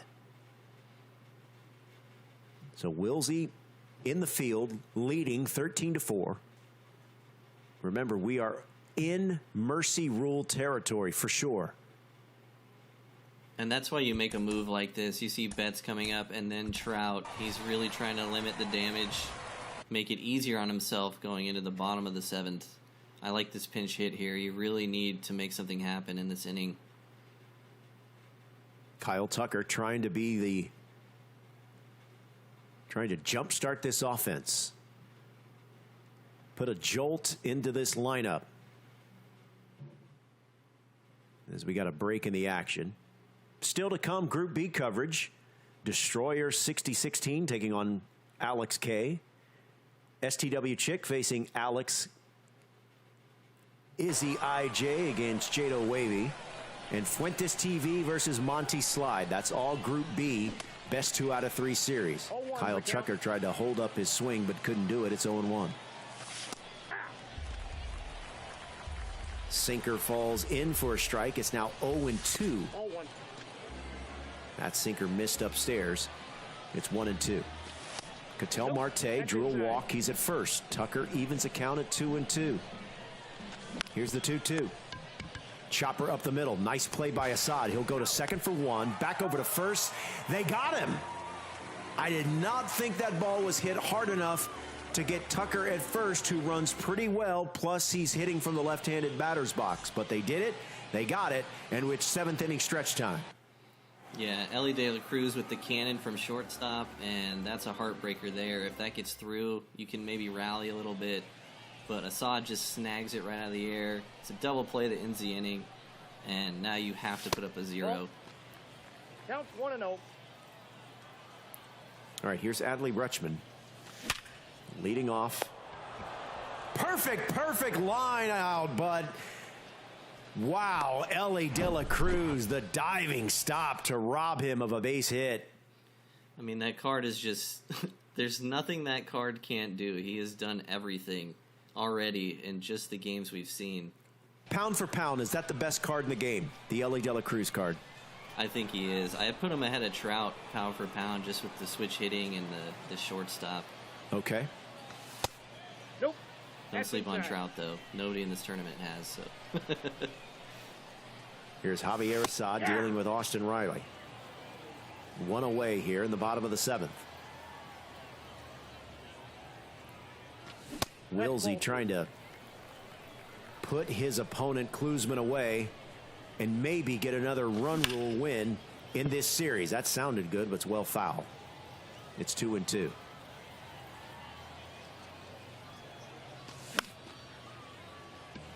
That's going to be a double.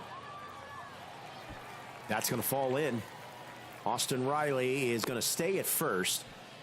A bloop single with one out here in the bottom of the 7th, and that'll bring up Jock Peterson. 1 for 1. Hey. Came off the bench as a pinch hitter in the 6th.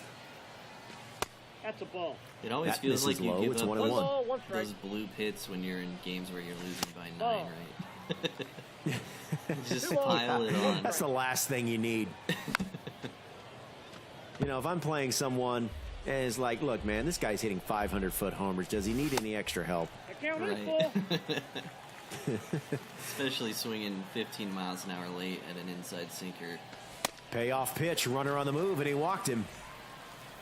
Runners at first and second for Derek Jeter. 2 for 3, including a homer. That's a good cutter right there at the knees. It's 0-1. Slap foul, and it's 0-2. I'd think about putting the outfield shallow here. Here's a grounder to second. Throw over to second for 1. Jeter runs well, and they can't get the second out, so the inning is extended. Runners at the corners, 2 down. This should end the inning. A little chopper to second. Oh. And that retires the side. We're through 7, 13-4 Wilsey in game 3. You know what? Cluesman did what he had to do on the mound, and these are the innings 0-1. that legends are Hang made on. of here. You got time. Can only imagine the story of coming back down 9 with 2 innings to go. Ball. Z Loose in the chat asking, stating surprised we haven't seen anyone use the Corey Kluber card. That's a card that you mentioned at the top. Yeah, super good card. I think people just aren't far enough in their collections, and Ball they're 2. taking Fox and Betts first. But maybe as the season goes on, you'll see a lot more of them. The count is full. Here's Javier Assad. Payoff pitch to Mike Trout. And we'll do it again. Top of the 8th here in this deciding game 3. Cluesman's got a lot of work to do. Down big, 13-4. Well, he's got the right guy up to start it. Yeah, Mike Trout 0 for 3, make it 0 for 4. Caught looking for out number 1 here in the 8th. Ellie De La Cruz first pitch swinging. That's foul. It's 0-1. Assad on for his 2nd inning of work. Ball in. Misses with a cutter inside. It's 1-1. That's out. It's 2-1.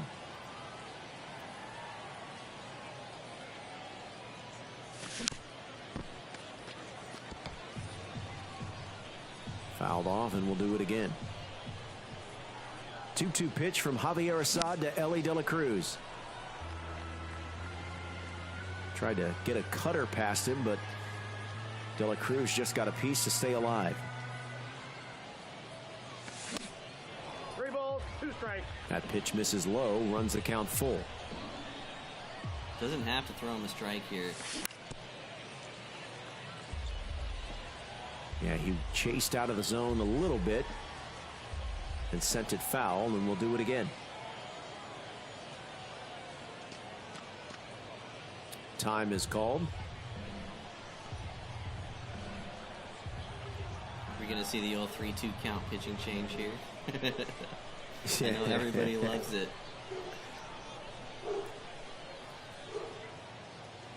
That was a really smart 3-2 pitch, though. You know, Cluesman's in his head a little bit. He's pressing. He needs to make it happen. So, like I said, you don't have to throw him a strike in a 3-2 count.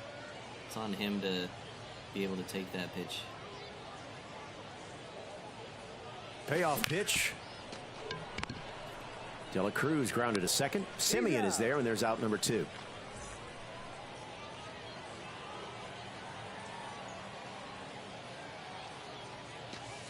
Ball 1. Here's Ronald Acuna Jr. 1 for 3. Fouls that one back. Still to come, Group B play. This is Group A. Last series from this opening round of this group. The only series in the best of 3 that went the distance.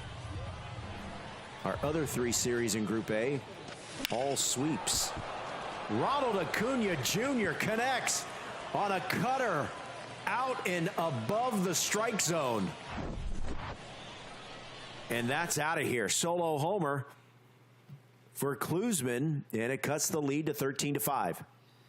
That looks like a bad ball hitter quirk swing to me. I don't know if Acuna has it, but to be able to crush that ball when it's 4 inches up, seems like it's probably got that quirk on his card. Ball inside.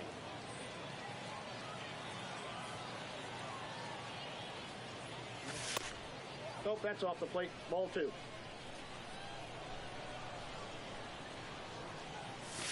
Ball 3. All right, so Cluesman showing some signs of life here. As Adley Rutschman looks at a strike on the inside corner, but he's ahead in the count 3-1.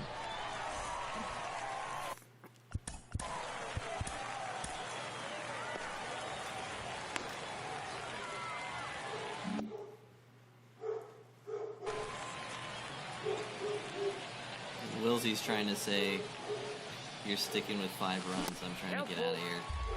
Bring it in Duvall.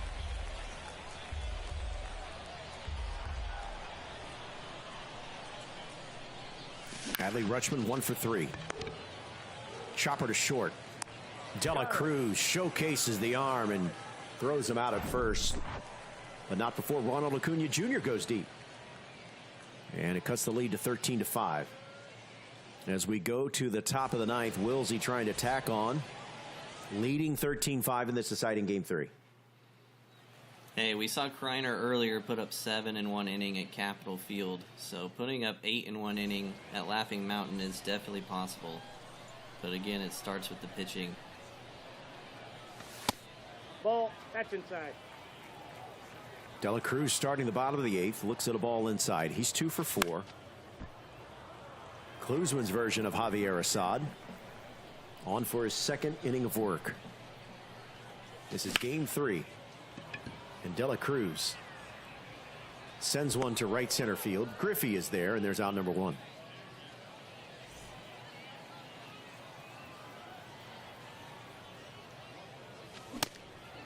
Oh, 1's the count. Here's Miguel Sano. See, Brev, it was Sano's home run earlier in this game that really kind of opened up the floodgates. And he's only 1 for 4 still. Oh, you know, he may leave this series with only 1 hit, but it's a hit that completely changed the complexion of this game. Fly ball. Should be no problem for Ronald Acuna Jr., and it's not, and there's 2 down. By the way, if you hear barking, that's my dog, Doug. Doug is such a good dog name. Yeah. You're making me have regrets on my dog name. I love Doug. That's great. Ball 1.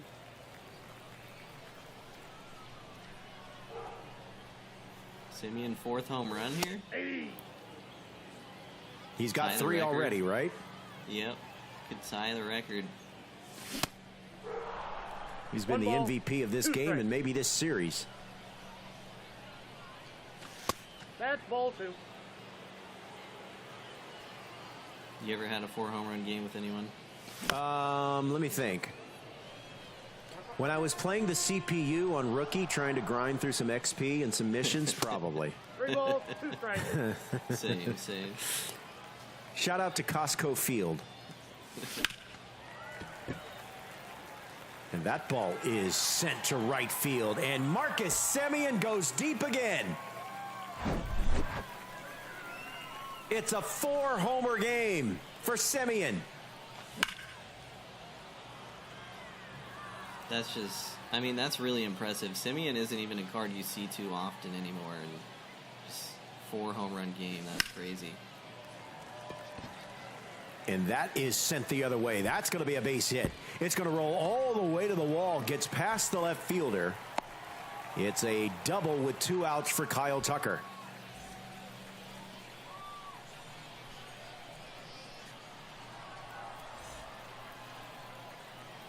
$16 hits to 6 in this one.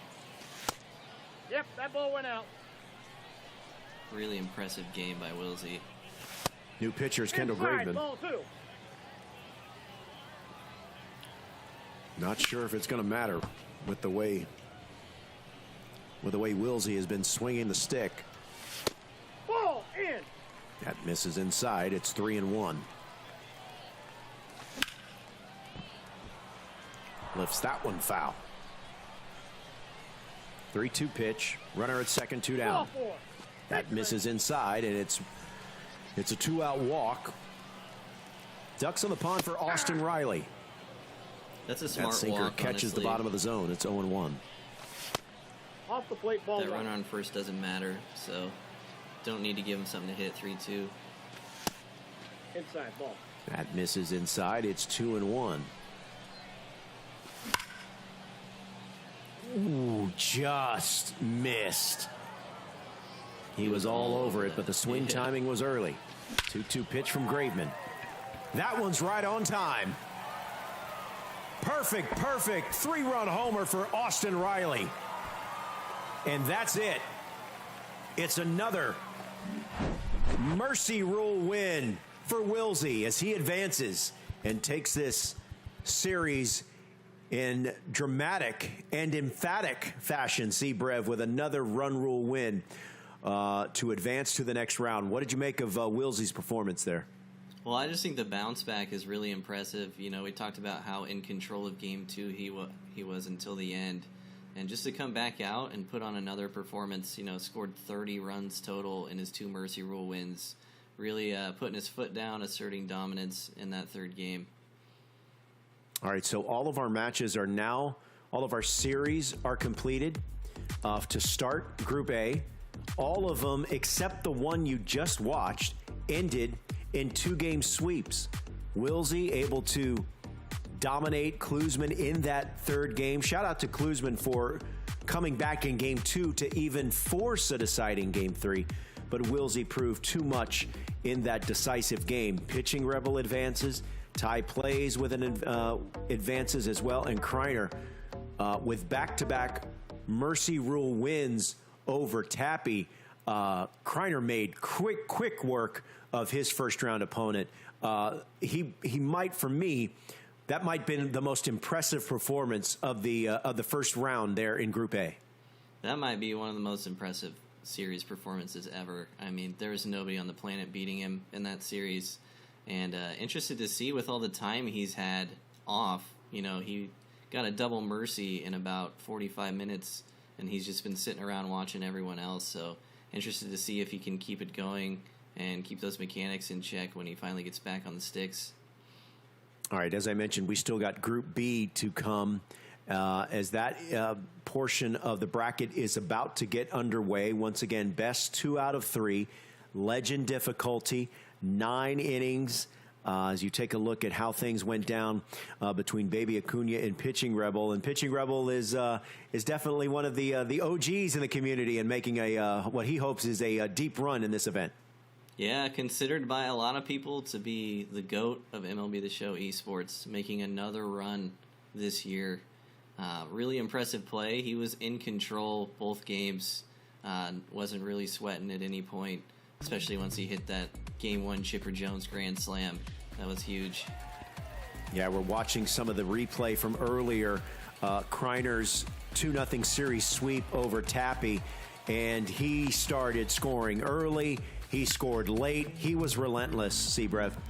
And that's a left-on-left grand slam to make it 14-0, just to put into perspective how locked in he was that second game, too. As Marcus Semien, we've seen a lot of Marcus Semien in this tournament, especially Wisey and Cluesman. Wisey used Marcus Semien with great effectiveness throughout this 3-game series. He did. Semien hit so many home runs, and that second game was really a great display of grit by Cluesman. He just was overmatched in the third game, unfortunately, but he played super well, and interested to see what he does moving forward. And this is the one that was the series clincher, as he has to wait until the 8th inning, but eventually he got that mercy rule. Meantime, this series here between Baby Aunja and Pitching Rebel got the Game 1 win and ultimately was able to hold on in Game 2. What did you make of what we saw in these first 2 games? Yeah, Rebel was in control in a lot of them thanks to big home runs in the middle innings like that one and the Chipper Jones grand slam they just showed. But yeah, he was just doing what he does. Really good player, taking good at-bats every single time and making good adjustments to his opponent. Frosty versus Tai Plays. This one also ended in a 2-0 series sweep. What stuck out to you in this series? Well, Frosty's going to be thinking about the bottom of the 9th of this game, too, for a long time. He was down by 2, had 2 400-foot flyouts to dead center field in the bottom of the 9th, and just couldn't quite make it there. The last one was caught at the wall with 2 runners on, would have been a walk-off home run. All right, as you can see, this is double elimination. So Cluesman, Tappy, Frosty, and Baby Aunja, they now drop to the lower bracket. They will be facing off against one another, and they're going to have to go through the losers portion of the bracket. Meantime, Kryer will take on Wisey. Pitching Rebel will face Tai Plays, and the top 2 from each group advance to the playoffs. So if you've lost in your opening series to begin play, you still got another chance. What are you thinking as you now have to go through the losers bracket? Well, I'm specifically thinking about Cluesman and his fatigue. That's going to be tough, putting up 3 hard-fought games. Right. And for the others, it's really another chance, right? The losses you had in the first round don't matter. You play well, you can still move on. You've still got a chance. Somebody in the lower bracket could be our champion. It's up to them to put on the performance they have to make. All right, so we're going to be with you. We've got a long way to go today, and we're with you tomorrow, Saturday, and then Sunday. We'll be crowning that grand champion and giving away that $25,000 first place prize. Be sure to get your Diamond Duos 37, where you got a chance to get these 2 99s. Tom Glavine or Luis Gonzalez. And Luis Gonzalez, we were talking earlier about smooth and buttery swings like Rafael Devers. For me, Luis Gonzalez is a card that fits that category as well. Yeah, great every year. This Tigers card has pretty good defense, too, which has not been the case in the past for Luis Gonzalez. And it's kind of weird seeing him in a Tigers uniform, but he did have some good years there. Yeah, had a 50 home run season there in Detroit. So be sure to get those Diamond Duo packs. Diamond Duos number 37 for your chance at Glavine and Gonzalez. All right, we're going to take a little break, but we'll be back right after this. Stay with us.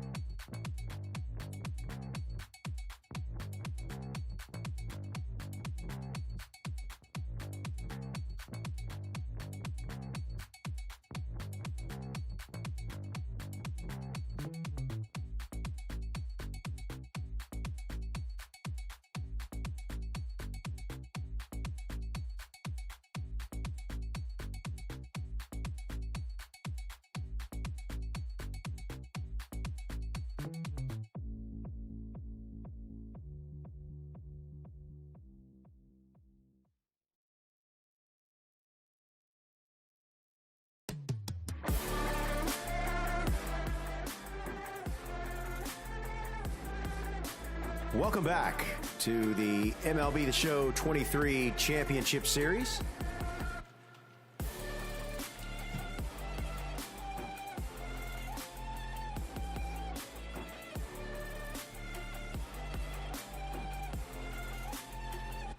I can't Welcome hear back.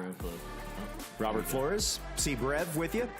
C. Brev, I can't see you, so I'm assuming we're back. Yeah, I couldn't but I hear can't see for you. a sec. Are you hear still me? there? Yeah. Okay.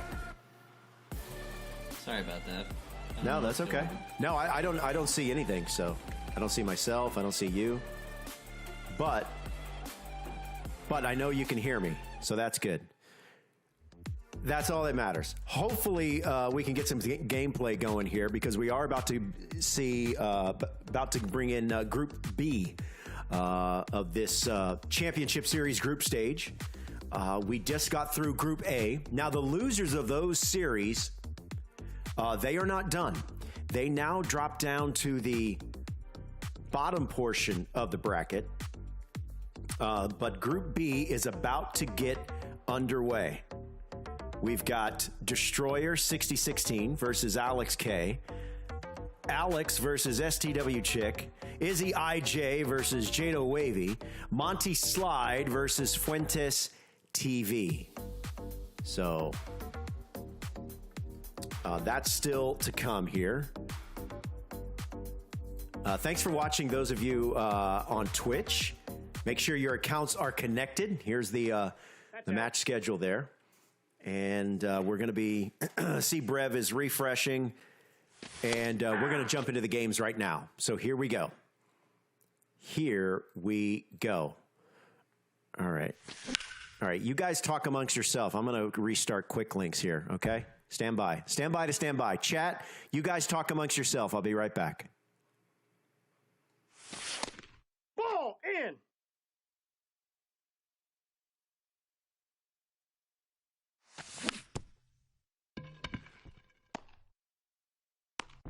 Got him.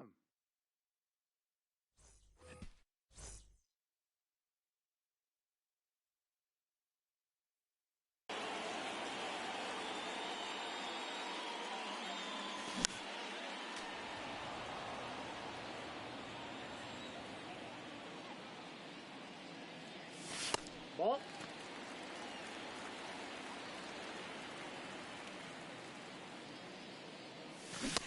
That's out.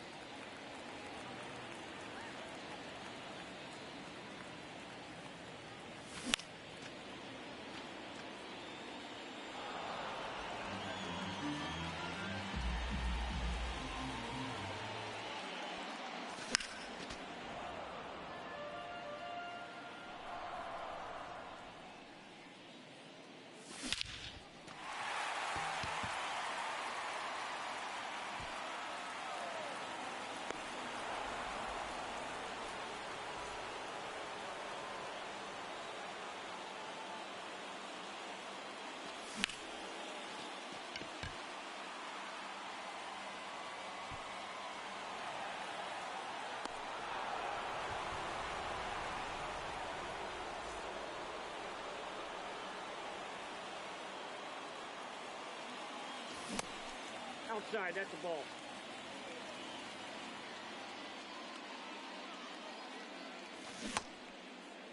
Did he go?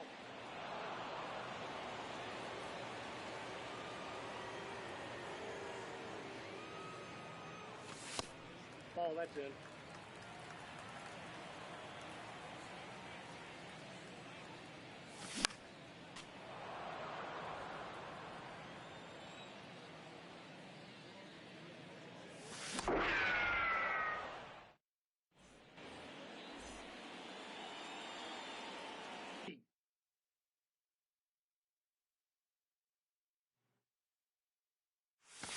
You hear me? Oh, that's inside. Sweet. I'm looking at this 4 spot from Alex in the top right here in the first inning. Oh, that pitch is out. Yeah, for sure. We had a Jackie Robinson perfect fly out to dead center field at Coors in one game.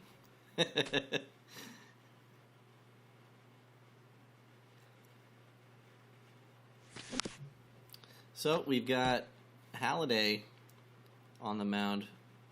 You there, Robert? Cool. Okay, so I mentioned the matchups here. Is there one, Brev, that you're kind of most interested in here in Group B? Yeah, I'm looking at, Destroyer. I think this is his first run in comp, and he's taking on real Alex K, who's been around for a long time. So interested to see how they both play out there. And fun fact about Destroyer, he discovers cards all the time in the game. Like, if you're the first person to discover or to get a card, you get, like, your name as the discovered person. Yes. And he has, like, all of them. Like, every time a new program comes out, he's, like, the first person to get it done. So super cool there. All right, so once again, we got real Alex K against the aforementioned Destroyer. Alex K is at the plate. This is the second inning, no scores. You see a 13-pitch at bat before Kyle Tucker goes down swinging, and there's one away as Al Leiter faces Ellie De La Cruz. Here in the second inning, one down. Ball. I don't know if you saw it too, but real Alex K rocking the 20 times flawless icon. That is insane. Holy smokes. What must it be like to go flawless? Ball, that's off the I mean, plate. it's a great feeling. Especially 20 of them. He's fallen. Al Leiter has fallen behind Ellie De La Cruz, and now he walks him, and that'll bring up Double X Jimmy Fox. As real Alex K has a base runner here in the second inning.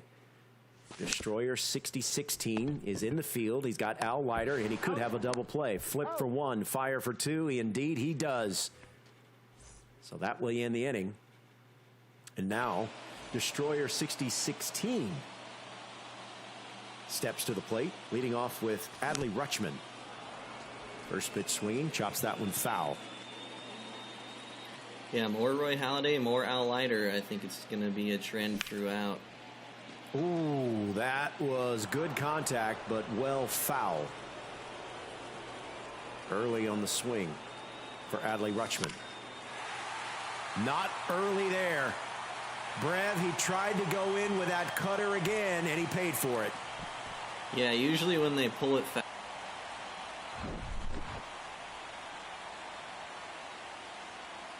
And Destroyer 60-16 out to an early lead on Alex K thanks to the solo homer from Adley Rutschman.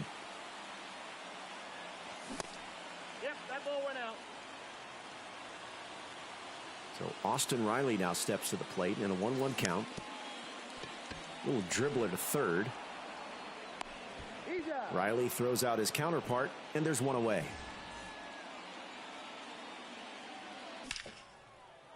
All right, now we're switching to this is Izzy IJ, who is 824 versus Jado Wavy, and Jado Wavy just went deep.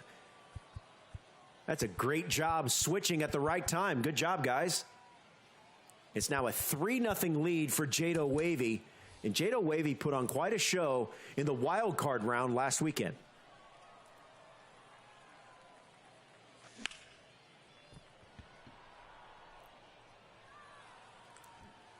Diving attempt by the center fielder. He can't make the play. It goes all the way to the wall. Marcus Semien will stop at second base, but it's a 1-out double for Marcus Semien.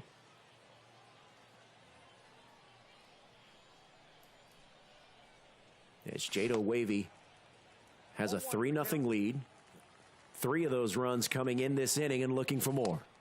Inside, ball one. Ellie De La Cruz facing Roy Halladay. Gets into that one. Fly ball. Right fielder Acuna is there.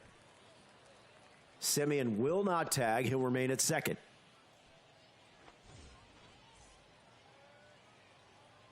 Here comes the bringer of rain card, Josh Donaldson. Part of the Incognito series. There's a chopper to the right side. Halladay will cover, and that will retire the side, but not before 3 runs come across. It's 3-0. Jado Wavy leading Izzy. We are going to have a pinch hitter. It'll be Chipper Jones coming off the bench. That's in for a strike. It's 0-1. Jado Wavy wearing the Canadian red uniforms as we give you quad box action here. In the right-hand, upper right-hand portion of your screen, you see a 5-0 lead for, who is that? Is that Alex? Is that Alex Georgia Kill? Oh, there's a home run there at Coors Field. And it's a 4-0 lead for Destroyer on real Alex K.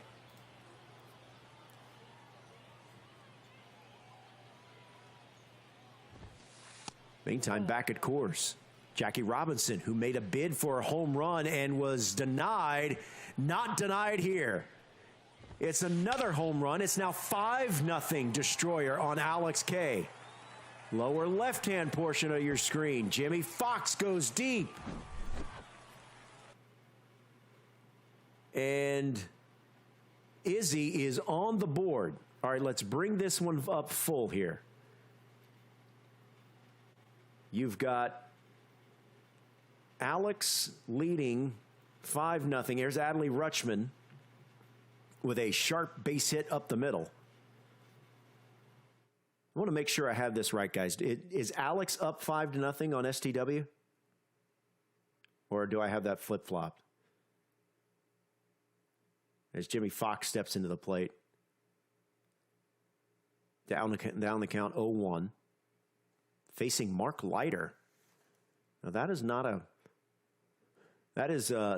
card that we've seen quite a bit here, if at all. Certainly not today.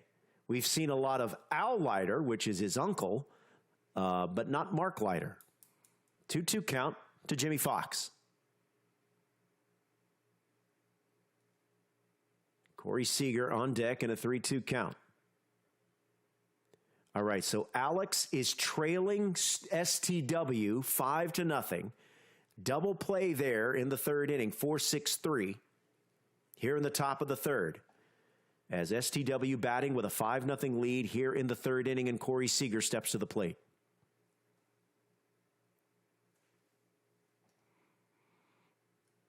And that misses wide. It's 1-1.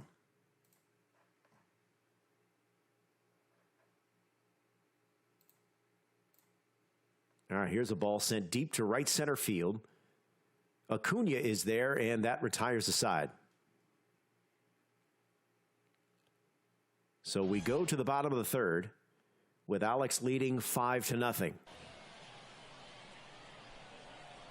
Let's stay with this game as... Oh, that's inside. All right, let's go back to Coors, where Destroyer 60-16 is leading Alex K 5-1. Oh, that's We've it. already had some fireworks in this game. Destroyer had jumped out to a 5-0 lead. Alex K has just scored, or scored a few moments ago, and is on the board, but he's trailing 5-1.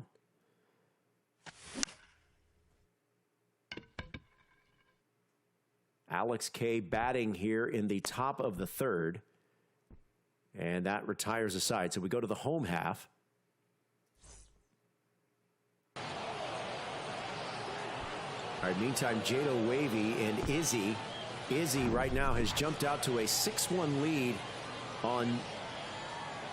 No, Jado Wavy, excuse me, has jumped out to a 6-1 lead on Izzy. Broken bat.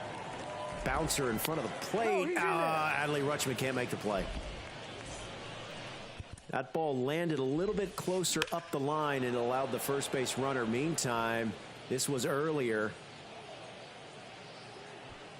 Jado Wavy with a 3-run homer to make it 6-1, and that's where we stand here in Game 1 of this Group B series. Best 2 out of 3. Roy Halladay, Marcus Semien tried to get him to chase, but he looks at it for ball 2. Ball, that's outside. That misses wide. It's now 3-1. Ball 4. Take him in. And he walked him. Runners at first and second now. 2 down. And we go back to the top of the order for Ellie De La Cruz. That's a sharp base hit to right. Runner will have to hold at third, but the bases are loaded with 2 down.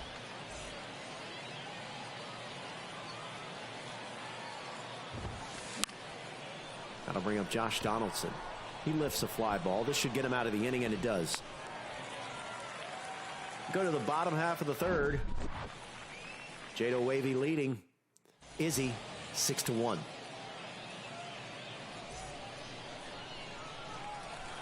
Al Leiter on for his 3rd inning of work, working with a 6-1 lead.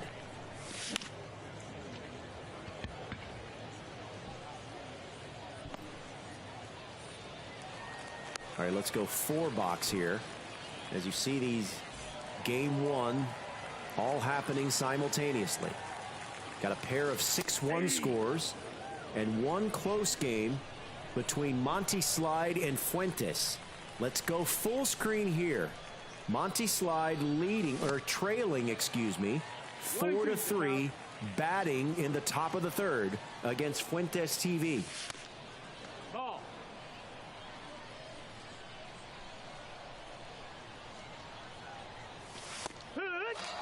John Donaldson, Mike Trout. All right, back here with C. Brev. Right now, C. Brev, I mean, still time, but it seems to be the only close game we got right now. Yeah, 4-3. This is a really good matchup, too. Honestly, all the matchups in this bracket are good.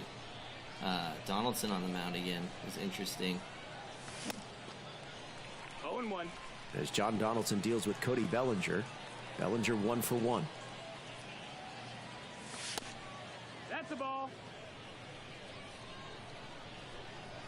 So Monty Slide batting here in the top of the 3rd and trailing. Here's a dribble at second, and that retires the side. Let's go to the home half, where it's still 4-3. Bryce Harper wild card. That's awesome. Now, which Bryce Harper card is this? This is the Kaiju one. The Kaiju Harper, okay. Yeah.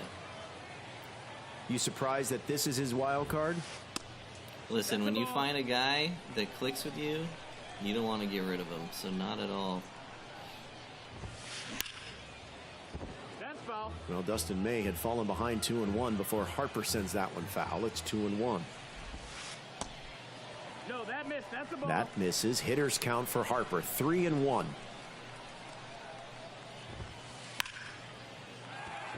Good piece of hitting there as Harper goes the other way. Up against the wall. It's a leadoff double for Fuentes here in the bottom of the 3rd. That's just such good hitting. Gets himself into a hitter's count. Goes the other way against the shift. Perfect. No, that missed. Ronald Acuna Jr. looks at a ball. It's 1-0.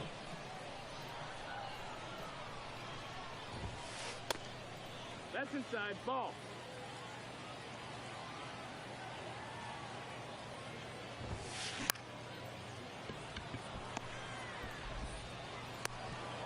Throw across to first in time, and there's out number 1. Harper has to stay at second. Here's Adley Rutschman, went deep with a 2-run homer the first inning. Hee-haw. That's in for a strike. It's 0-1.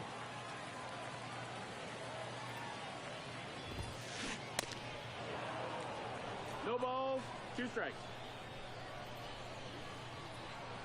Here's the 0-2 to Rutschman. That's down. That's a ball. That misses low. It's 1-2. Bryce Harper started the inning with a leadoff double. He's still there at second base.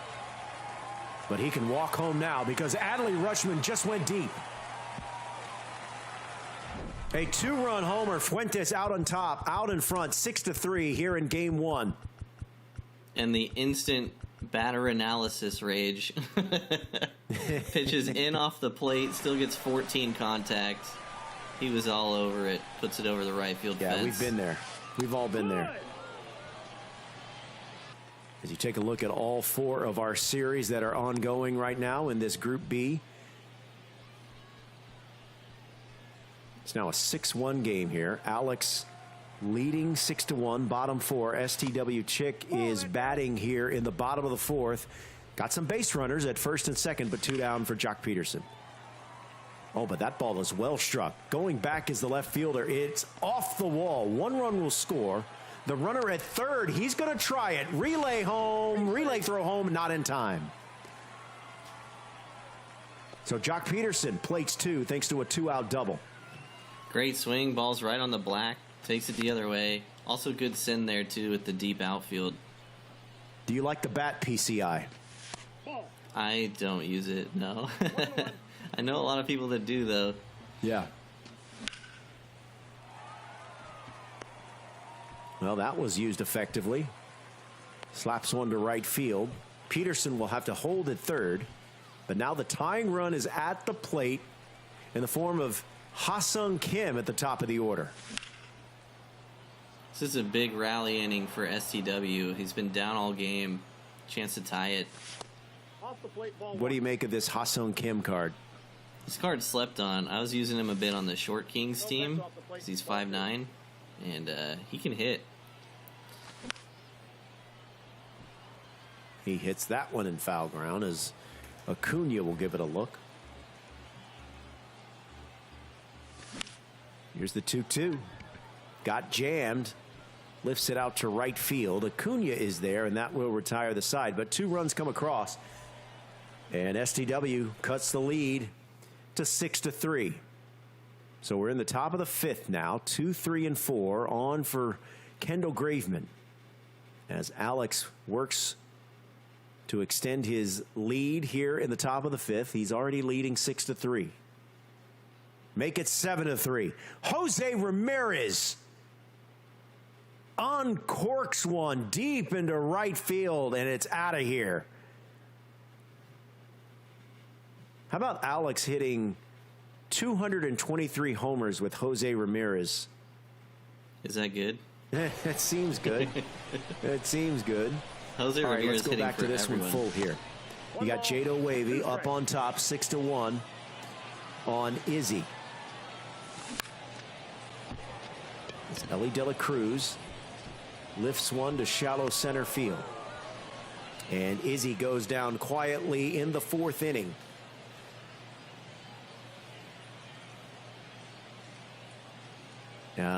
We got a home run up in the left-hand corner of your screen at Coors Field. Ketel Marte just went deep. That cut the lead to 1, 6-5. Destroyer was up 5-0 in that game. Alex K. clawing back. Yeah, let's bring this one full. This is Alex K. trailing Destroyer 6-5. And as you said, Brev, Alex K. has had to battle back from a deficit here. Yeah, not surprised that he is, though. One of the best hitters that's out there.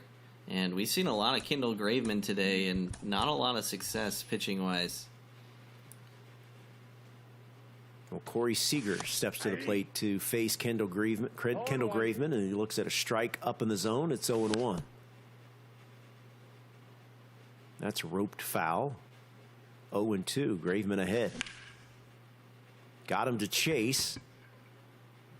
Lazy fly ball center field. And that's out number 2. Here's Mike Trout.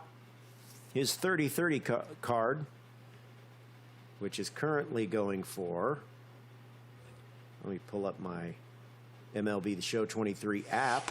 There you go. Let's see here. He's been dropping a bit. No balls, 2 Let's see, strikes. Trout.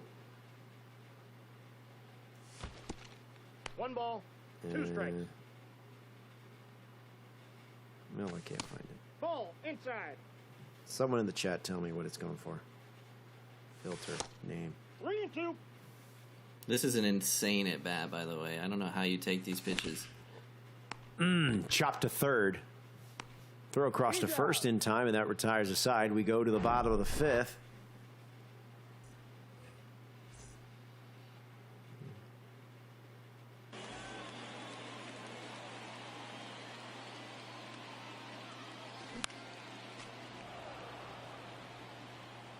That 30-30 Mike Trout card, by the way, a buy now price of 718,000 stubs. Almost 719. Yikes. Hey, you know what? He's set 4. Oh, you got him the pitcher rest wall. of the game. Jackie Robinson ricochets one off Javier Assad, and he's going to, let's see if he stays in the game. It looks like he is. So the pitcher wall Oh, that's out. in full effect here in this game 1.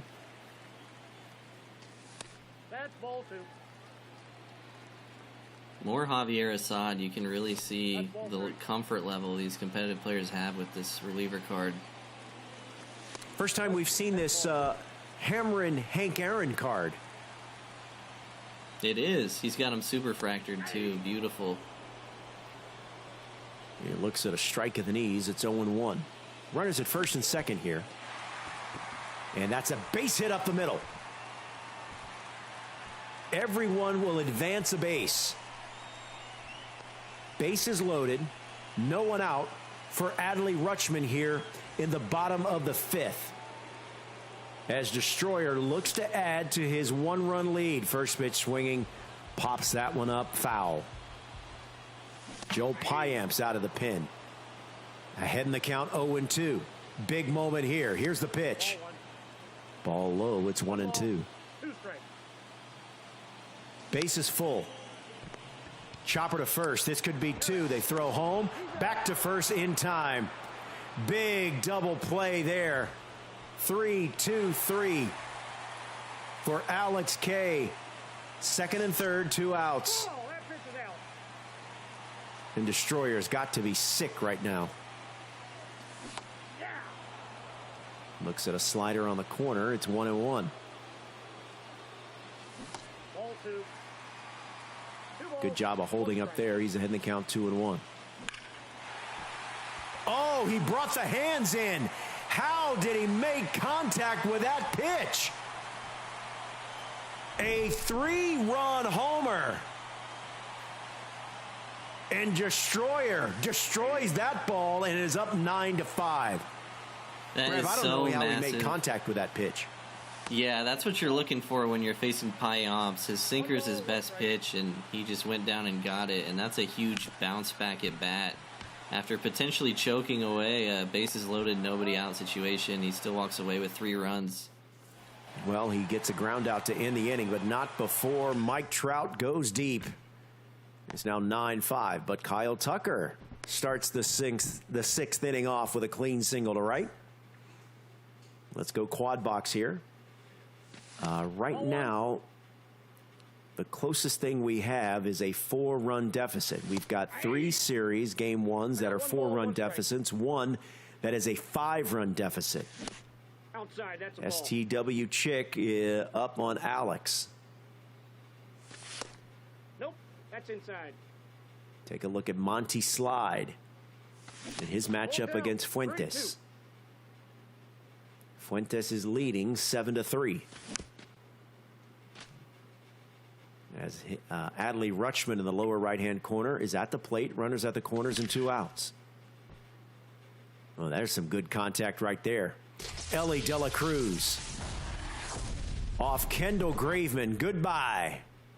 And it's now a 9-7 game. So Alec K fighting back to make it closer. Yeah, this Destroyer Alex K game, they are just trading blows over and over. They're going to be battling all the way to the end. Ball, that pitch is out.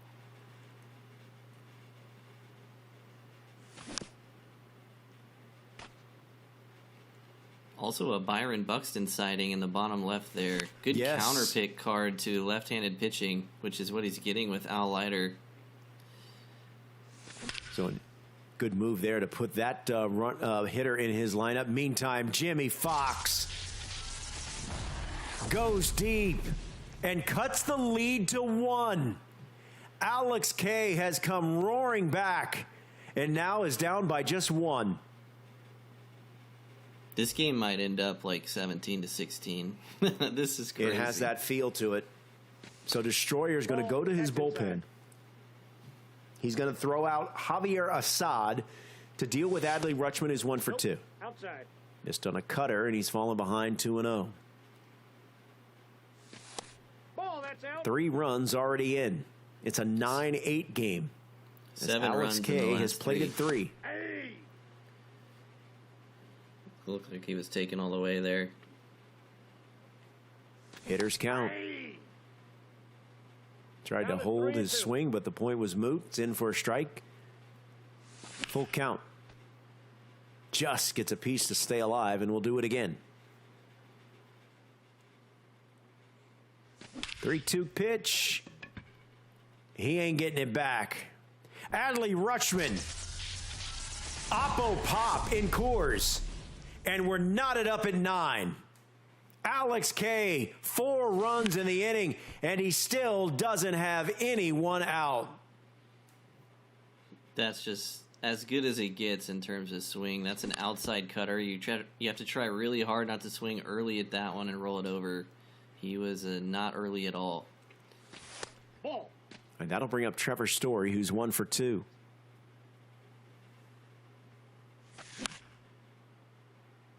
As Javier Assad tries to stem the tide here in the top of the 6th. Ball, that's in. 4 runs in the inning for Alex K, and still no one out. I got 3 and 2. Alex looks so locked in right now. Yeah, that was a good take. Payoff pitch from Assad. Yep. Payoff pitch becomes liftoff. Alex K back on top. 10-9.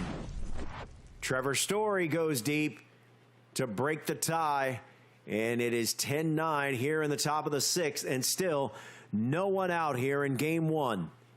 And now Ketel's up, who's already hit 2 home runs. Chat's telling us that was 5 solo shots in a row by Alex. Whoa. I mean, that's a throw your controller time right there if you're a destroyer. I mean, there's nothing you could do as a pitcher, right? Like, he left that one over the middle, but you're never going to walk him there. And he's just hitting everything. Who's checking the game log?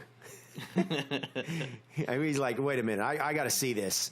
I got to double check this. Yeah, he's like, did I just do that? Yeah. As you take a look at Jado Wavy, has jumped out for an 8-3 lead on Izzy. Oh, and goodness. Alex K. I mean, this is batting practice at Coors Field. It's another home run. Perfect destruction. Third Wow. home run of the game for Ketel. 6 in a row.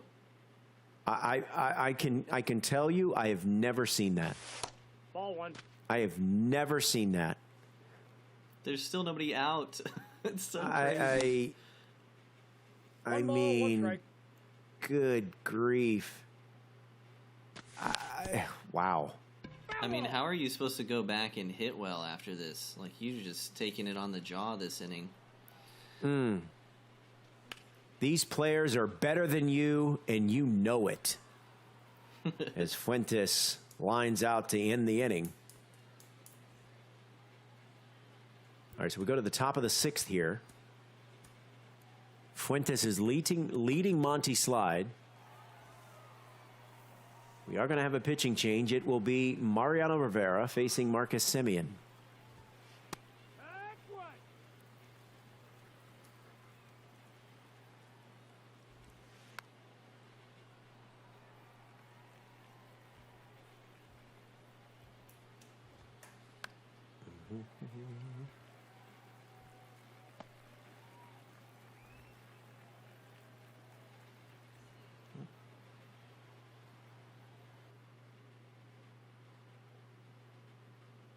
All right, let's go back to this game. This is Alex versus STW. It is a 12-4 game.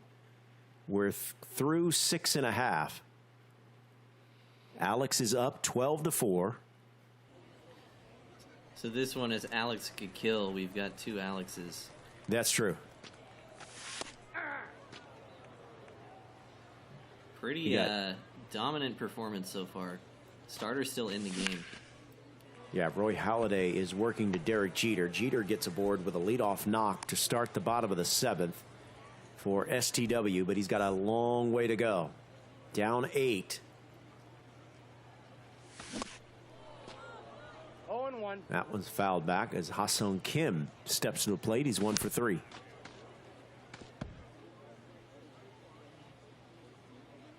Game 1 of a best of 3. Alex is leading 12-4 on STW.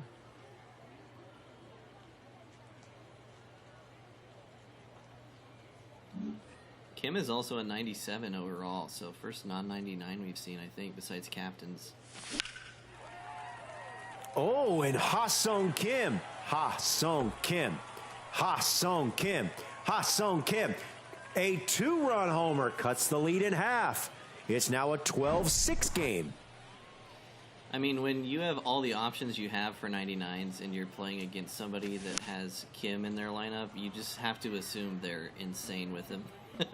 Like, that's almost scarier than seeing a normal card. That's out. That'll bring up Ronald Acuna Jr., who's 0 for 3. That's a sharply hit ball, but right to the shortstop, Ellie De La Cruz. That's a tough line out when you're trying to make a comeback. Because if that gets into the gap, you got another base runner in scoring position. 0-1's the count. Maybe you can kind of see the beginnings of a huge rally. Meantime, we're back here at Coors, where we got Alex K versus Destroyer, 60-16. And Alex K has gone bonkers in this game. 0-2. A run of, what was it, 6 consecutive home runs? Yep, 8 runs scored in this inning, 12 runs scored in the last 3 innings. Jeez Louise. There's a strikeout to end the inning. And you know Destroyer is like, finally. Finally, I don't have to pitch anymore. Julio Rodriguez is on to start the bottom of the 6th. With Destroyer trailing and batting 0-2. in the inning, 13-9, facing Joel Payams. Ball, that's out. Spits on that slider. It's 1-2. This is what happened earlier. The barrage of offense from Alex K. That one was down the line. Scored a run. And then, as we mentioned, a run of 6 consecutive home runs. Part of a huge inning for Alex K. And on that replay, that was great game sense. He was going to stop at third base, but his opponent pump faked. He must have had a red throw and canceled it or something. So when he saw that, he sent the runner and ended up scoring another run. So everything going right for Alex here in the bottom of the 6th. Leading 13-9 as Destroyer bats in the home half of the inning. It's a 3-2 count. Nick Castellanos 1 for 2. Sharply hit but foul. Very early on the swing timing. Another 1-2. Went upstairs. Castellanos fought that off and will do it again. Payoff pitch. Fouls it off again. Ball 4. Take your base. That's a great at bat. Good at bat. 100%. Here's Ketel Marte, runner at first and 1 away. Nope, that's off the plate. Pitch count getting up there for Pyops too. Aye. Taking all the way. It's 2-1. Oof. Early on the swing timing, and it's a 2-2 count. Passes on that, and it's full count. 3-2 pitch. Got him.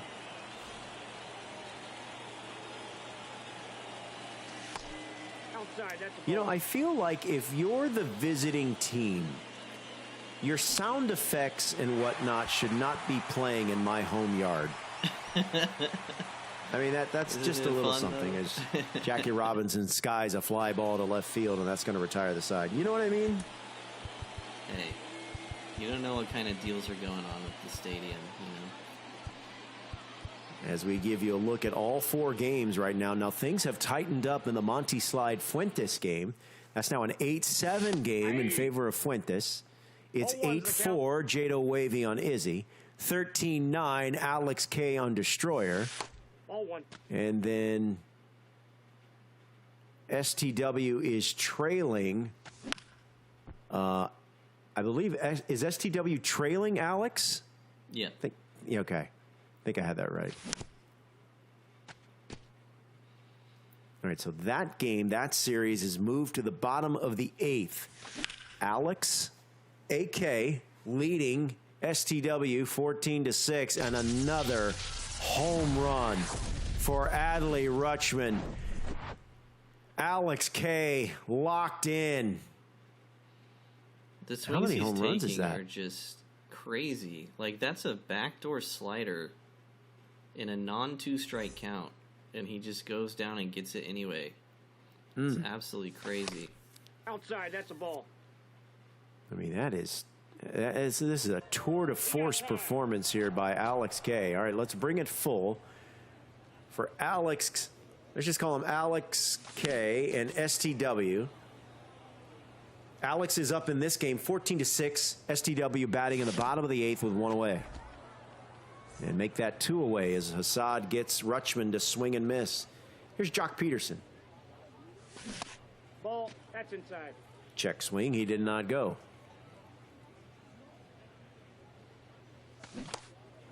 I got a ball, 1 Swing and a miss, comes up empty.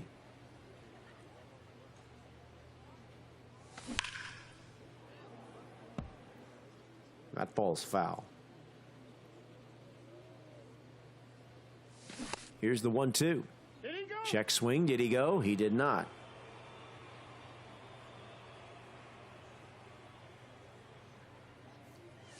The 2-2 to Peterson.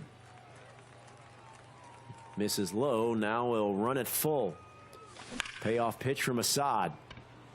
Sounded good, but right at the right fielder, and that will retire the side. We go to the 9th. That's Alex is looking for some insurance here. So tough when you're trying to come back, and he's had multiple good swings be lineouts. Yep, here's a good swing, and that's not a line out. That's just plain out. Ellie De La Cruz out of the building, out of the yard. 15-6, Alex on top of STW here in the 9th. Here's Charlie Blackmon making a bid. Straightaway center field, drifting back at the wall, leaps. It's out of here. Charlie Blackmon make it back-to-back homers for Alex, and it's now a 10-run deficit here in the 9th. This has been an all-around dominant performance from Kikil so far.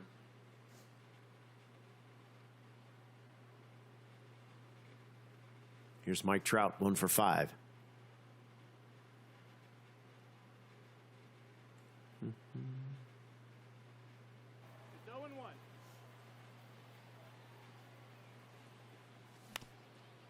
All right, this game is now knotted up at 8.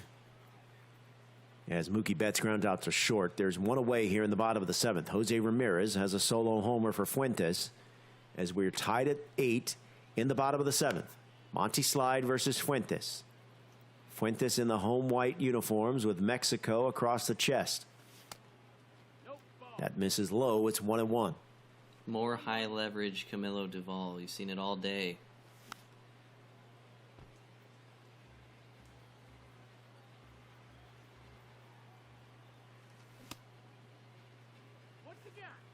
Check swing. He did not go, so it's 2-2.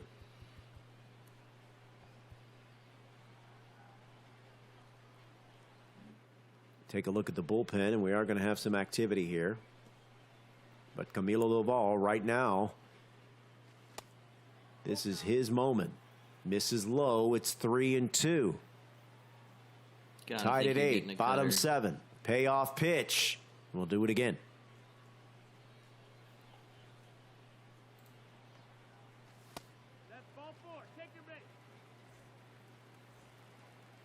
So a one-out walk will put a runner at first for Trevor Story. I don't know how you lay off that pitch, to be honest. Meantime, Hammer and Hank just went yard. And Destroyer gets one back, but he's still down 16-10. Jado Wavy up 9-5. Fuentes, did he just go yard? Yes, he did. 2-run homer. He leads Monty Slide 10-8. Let's go to this game between Alex and STW. Alex down to his final 3 outs. He's down 10. He does have a runner at first in the bottom of the 9th. 0-1's the count.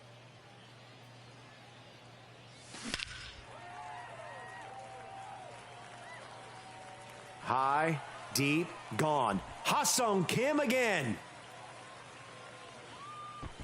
And it's now an 8-run deficit. Boy, he is something else with his Ha-Sung Kim card, huh?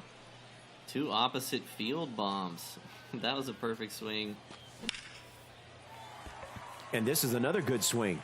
This is going to get down. Up against the wall. Extra bases for Ronald Acuna Jr. Is he going to go to third? He is going to go to third. It's a triple for Acuna Jr.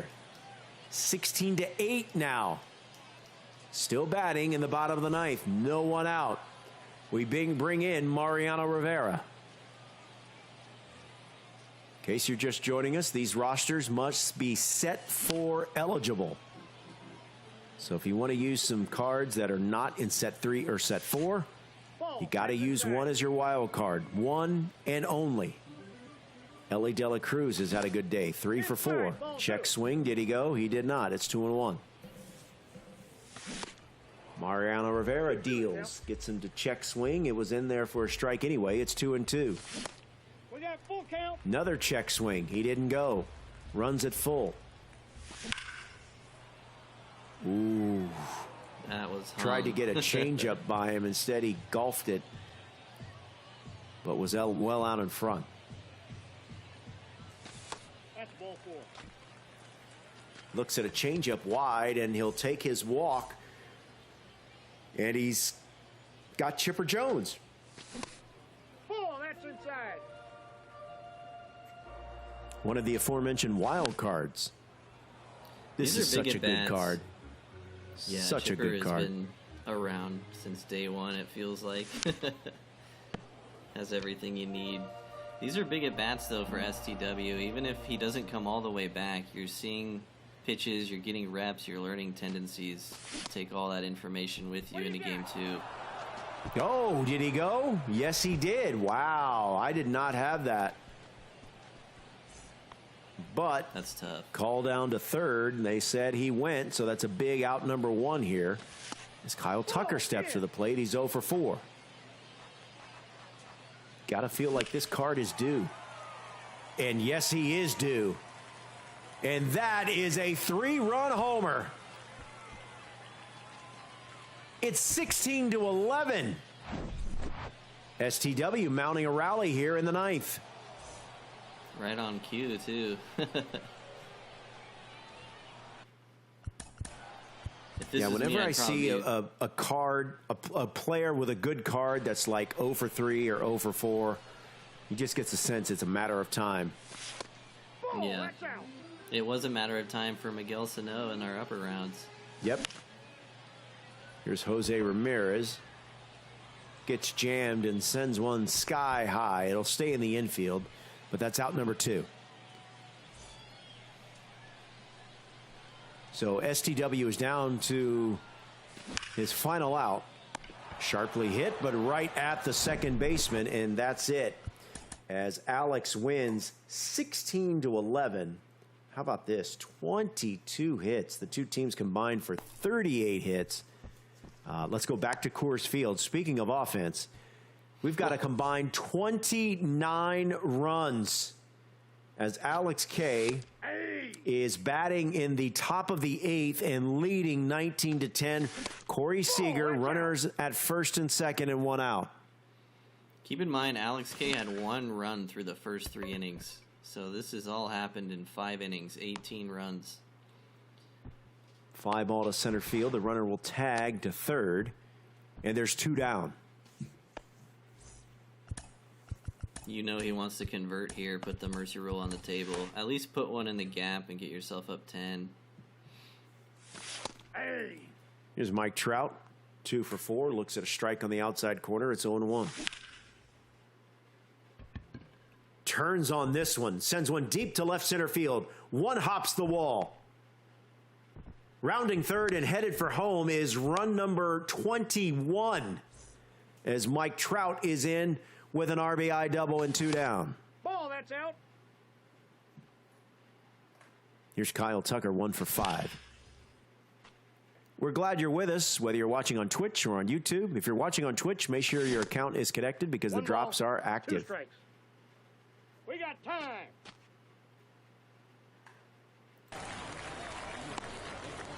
All right, let's go back to, is this, no, this is Ship It. Let's go back to Ship It for Adley Rutschman facing Javier Assad. Jado Wavy, 2 outs away from clinching this Game 1 win. I got 1 ball, Izzy 1 is strike. down 6 and 2 outs away from losing this Game 1.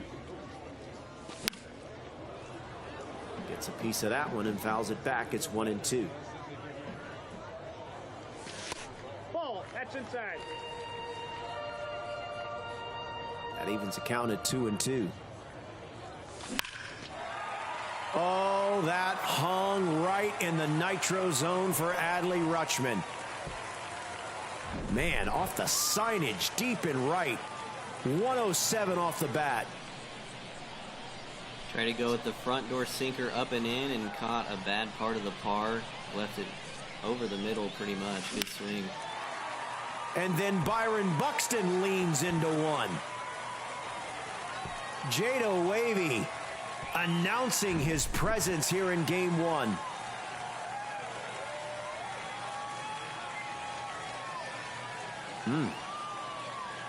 Now check that. That's Izzy. Excuse me. A lot of games. It's Izzy. It's Izzy with the homer. Well, he's going to keep it rolling. You know, 1 or 2 more base runners in a row. That's when things start to get real. So pressure. Yeah, could he's be down. on the He's pitcher down here. 4. If he gets, like you said, 1 or 2 base runners on, That's in. Ball 2. then maybe it changes the tenor of this Game 1. But he only has 2 more outs to work with. Down 12-8.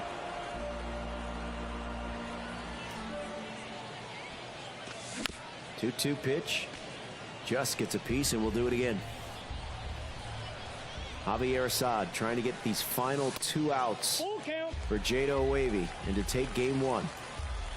We've run it full here to Acuna Jr. Jose Ramirez is on deck. Payoff pitch from Assad. This could be trouble. And it is not. It is caught and run down by the center fielder. That is a big out number 2. Meantime, this game has gone final. Alex K, 24 runs in taking Game 1. A tour de force performance. That's a base hit the other way. And Jose Ramirez is able to extend the inning and the game. Yeah, 2 touchdown victory in a 24-10 game. Unbelievable. The tying run is still a couple of batters away. That's the most runs we've seen scored today. I don't know how you beat anybody that scores 24. Mike Trout is 1 for 4.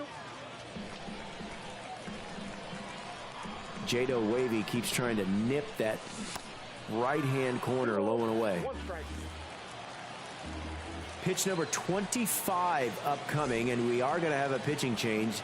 It's the 99 the 99 pennant chase program, Raleigh Fingers. That is a chopper down the line.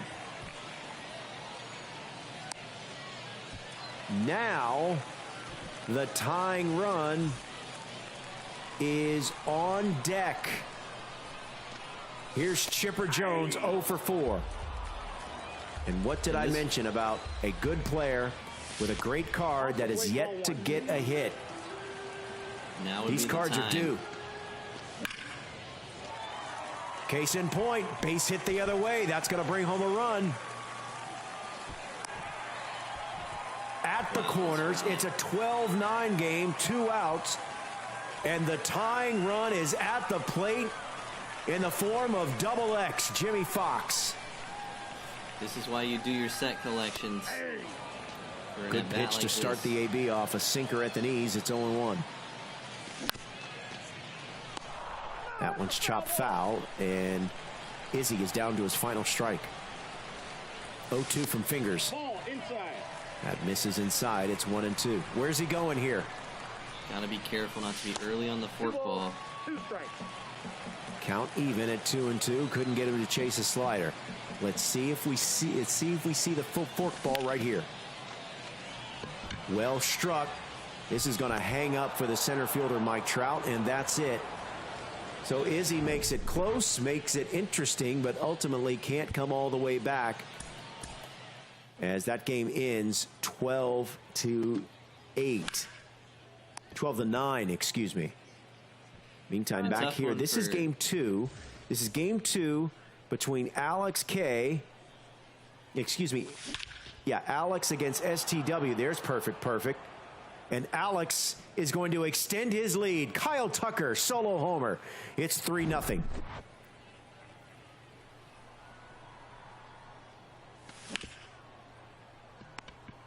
Chopper to short. This should end the inning. And it does. 3 runs come across. It's 3-0. STW coming to bat. I think that was STW. I think Kikil is coming up now. But that's what I was saying about John Donaldson. You know, one of the best pitchers, but also seen a ton. Gives up a 3 spot right away. All right. You're right. Man, I apologize. These teams and games are kind of hard to keep track of, but you're right. It is Alex now at the plate. STW has a 3-0 lead, but Alex is able to get the first inning started with a base hit the other way from Mike Trout. All right, this is game 2 of the series between Alex K and Destroyer, 60-16. Adley Rutschman lifts one to right. This will retire the side, and we go to the bottom of the first.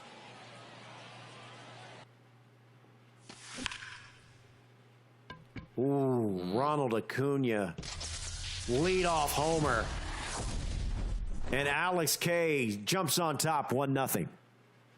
He has not lost any steam from last game. He is not. Oh, this was a few moments ago. That's a nice little get back there.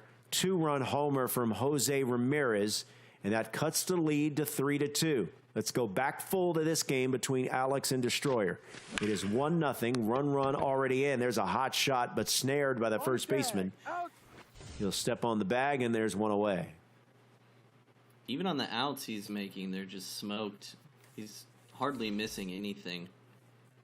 Yeah, he's locked in right now. Not a lot of places that Destroyer can go that Alex K can't do damage.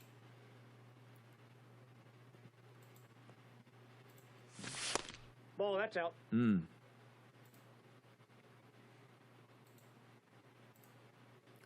Here's a 2-0 pitch from Roy Halladay. That catches the corner. It's 2-1.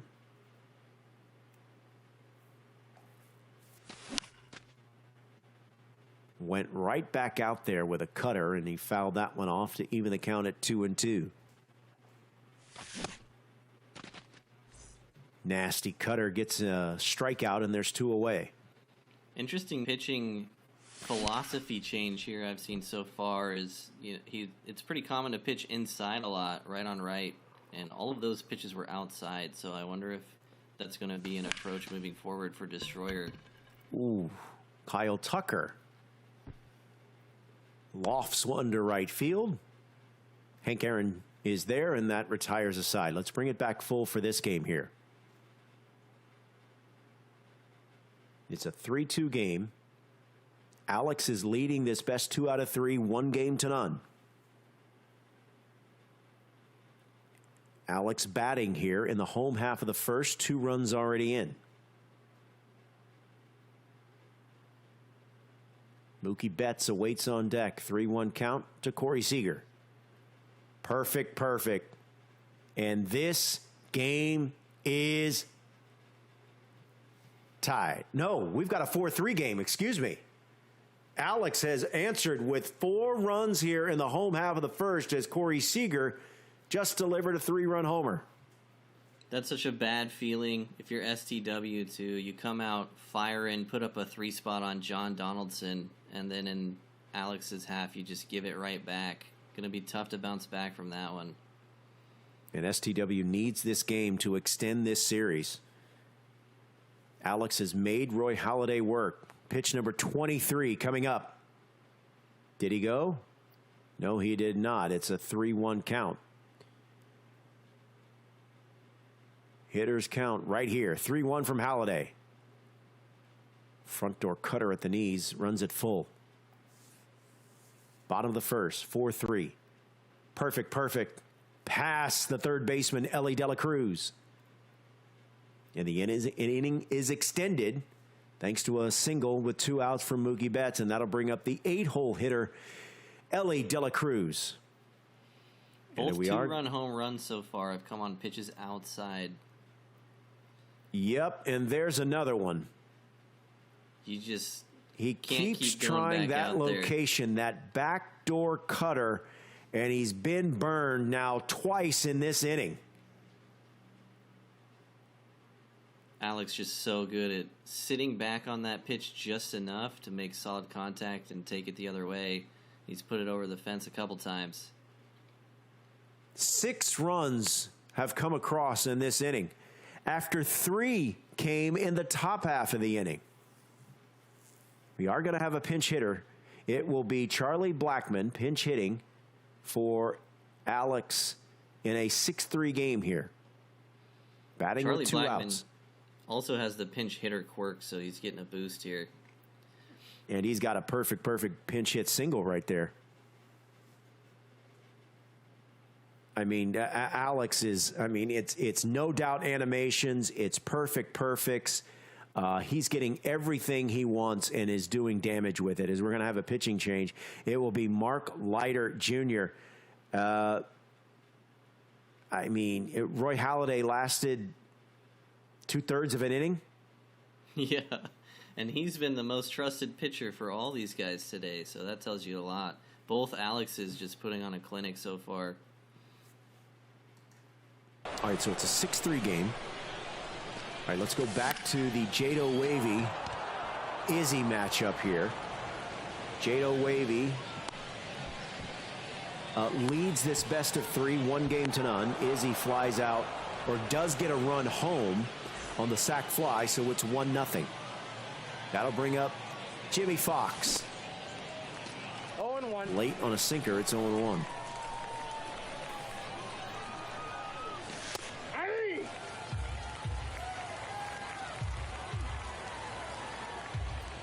Here's the 0-2 from Dustin May. That misses wide. It's 1-2. Pitch number 23 upcoming for May.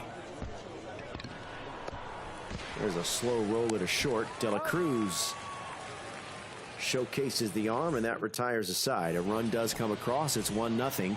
Jado Wavy coming to bat, wearing some pretty sweet Montreal Expo throwbacks. Ball, that's out. Love those unis.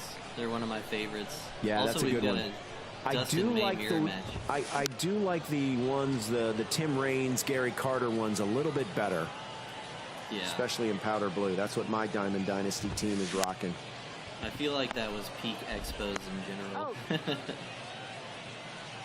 Little comebacker there. Dustin May throws over to first, and there's one away.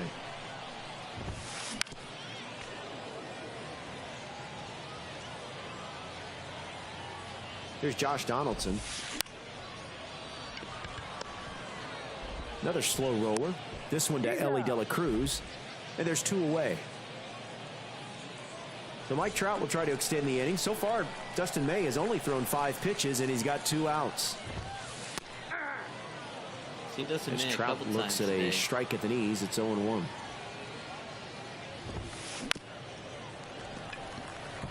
Up the middle. Past the diving De La Cruz. And Mike Trout extends the inning with a 12 hopper up the middle.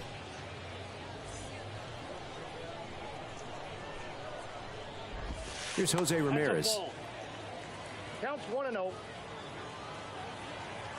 Looks the ball inside. It's 1-0. That's ball 2. It's tough to give up those Now dribblers. 2-0. 2-0. When you're just trying to get out of the inning, now you feel like your opponent has a little bit of life in what should have been an easy inning. That's ball 3. Good take there by Jado Wavy. He's ahead in the count 3-1. Aye. Count full. Fastball at the knees, runs it full, 3-2. Runner was on the move. That's going to be a base hit. And meantime, let's go back to this series. Mike Trout leaping. No, he does not make the catch. The ball popped out of his glove. That's an awful animation, Seabrev. Wow. Yeah, that's tough. I don't know if I've ever seen that one. Meantime, Jado Wavy just responded with a 3-run homer, so he's on top 3-1 as De La Cruz goes deep. And that's what I was talking about. It's so tough as the pitcher. This all started with a 2-out dribbler up the middle on a not very good swing, and it's escalated into 3 runs out of nowhere. Dustin May had gotten the first 2 outs of the inning on just 5 pitches. Now 3 runs come across as Aunja Jr. goes deep. As you take a look at all the series currently ongoing in Group B, most of them are in the second game of their best 2 out of 3.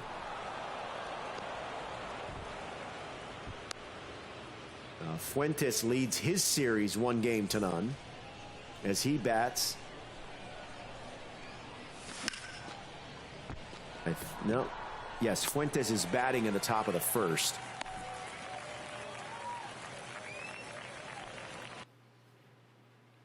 All right, let's bring it full here for this one. Alex leading 7-4 and batting in the bottom of the second with no one out. This could be 2, but it'll get the run home. No RBI, a double play. It goes 6-3, but another run does come across for Alex. He's up 8-4. These two are off to a fast start, and that's a big double play because it could have been a lot worse this inning. Yeah, I mean, if he plates 3 or 4, you're looking at, mercy rule possibilities. There's Corey Seager down in the count 1-2 to Mark Leiter Jr. Count now even at 2-2. Just gets a piece of that cutter down and in to stay alive.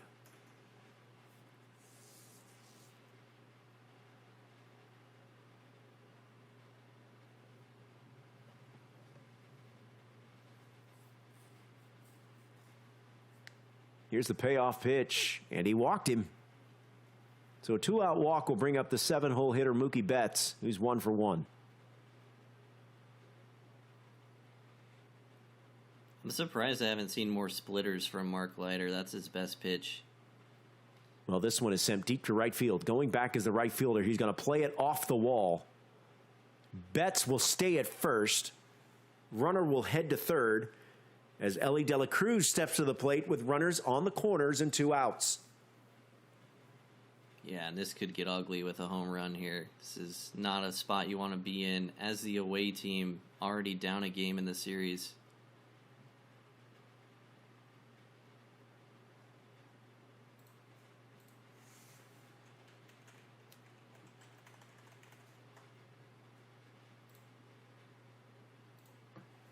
All right, 8-4 game.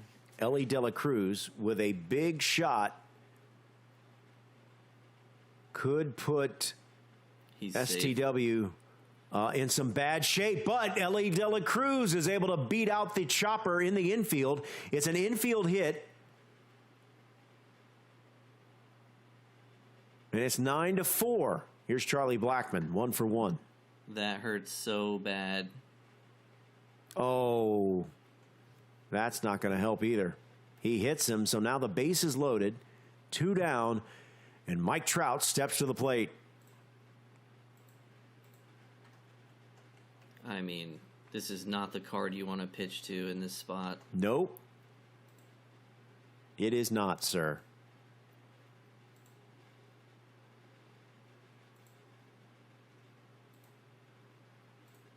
Here's the pitch, and that ball is hit well but foul.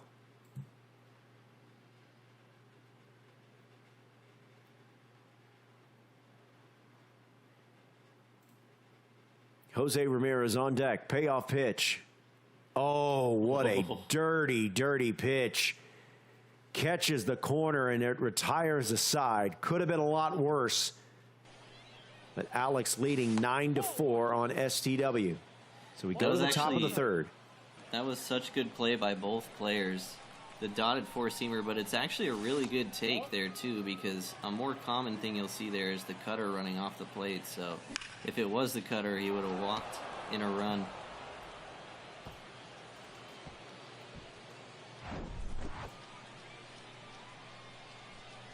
That was destroyed. Yep, that was gone. Sorry, I was looking at the schedule for the... You're good. I was looking at the schedule. That'll teach me to take my eyes away from the gameplay while these guys are at the plate. You missed probably the first four-seamer middle we've seen the whole day. No. And it did not go well. Those are the ones I like. Those ones right down the middle. Yeah. And they don't move. That's the best. As Adley Rutschman looks at a called third strike, and there's one away. Alex K. in the field, working with a 3-2 lead. There's Destroyer 60-16. He's trying to stave off elimination here in this game 2.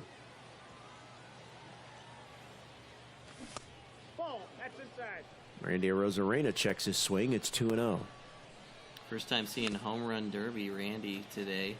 That's true. Yeah, we have not seen this card today. That's ball 3.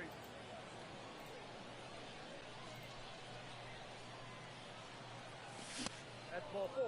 Take the base.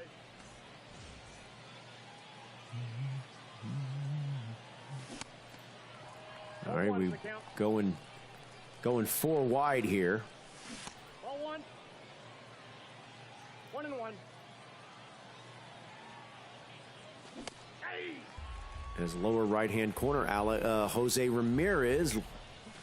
That's a ball. Long fly ball out. Jado Wavy is trailing in his game 6-3. That sounded good. We'll show you what happened in just a second. Let's go full here to Jado Wavy and Izzy. Izzy is leading 6-3, trailing in the series 1-0. It's a must-win for him. Ball, that's outside.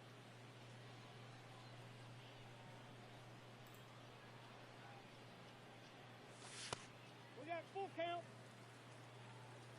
Ellie De La Cruz on deck. It's a 3-2 count to Marcus Semien. Ooh, he's lucky he got that one back. That slurve caught a lot of the plate. Not where you want to put it. Hot shot. Jimmy Fox is there. Throw over to Dustin May, who's covering, and that retires a side. Izzy feels like he's found his groove at the plate. He had a good last couple innings last game and then come out and scored 6 already.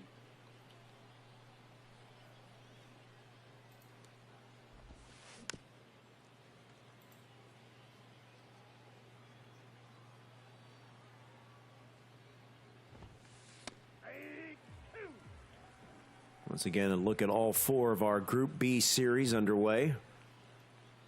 All of them in game 2. As some players have a chance to close out their opponents and move on in this group stage. Nope, outside. Yeah, I'm looking at the top right. Alex Kikil already up 10-4, already up 1 game. Could be over quick. Could be over. That's going to be a chopper. Stopped by the third baseman. Throw across the diamond in time. And that's out number 1 here to start the 5th. Yeah. 0-1. Tel Marte looks at a strike. Chopper to short. De La Cruz is there. And there's 2 down. Great tunnel there. 101 four seam into the 84 fork ball in the same spot. 1-1. Counts 1-0. Jackie Robinson is able to check his swing. It's 1-0. Nope. Facing John Donaldson. Working in the 5th. Pitch number 69 on the way.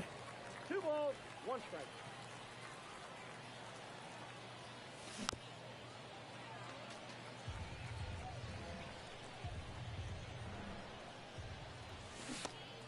Reinfield.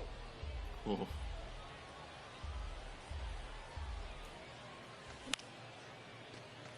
Jackie Robinson lifts one to shallow center field, and that's going to retire the side. Relatively low scoring game here, home half of the 5th. Alex K batting with a 3-2 lead. Oh, that's outside. Much different story than game number 1, but it took about this long for Alex K to start getting it going last game too, so you never know. All right, this is the Alex Kill game against STW. STW is trailing in the series 1-0. Alex is at the plate up 11-4 and a runner at first, and the mercy rule could be in play very soon.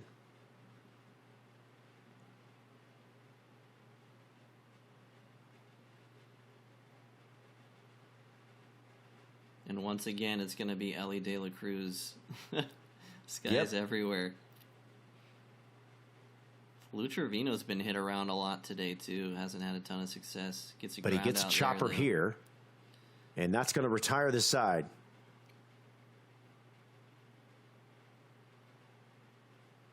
Just swung a bit over the top of it. Now John Donaldson facing Adley Rutschman. Donaldson working with an 11-4 lead. Let's go back. Let's show you this. This was earlier. Mike Trout for Fuentes, and he now leads his game over Monty Slide. So we'll keep an eye on that game. Let's go back here to Laughing Mountain. Ooh, that's well foul, but sounded good.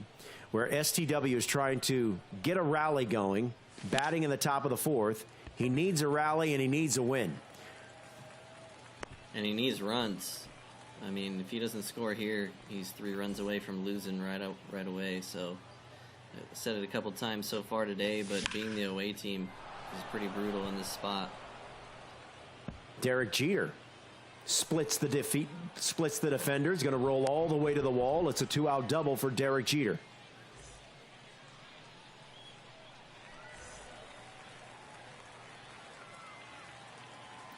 This Duvall move is awesome. Alex is going for the mercy.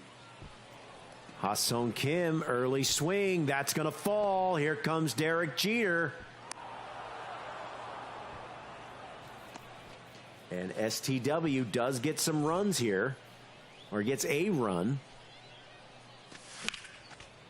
Batting in the top of the 4th, but he's still got a long way to go.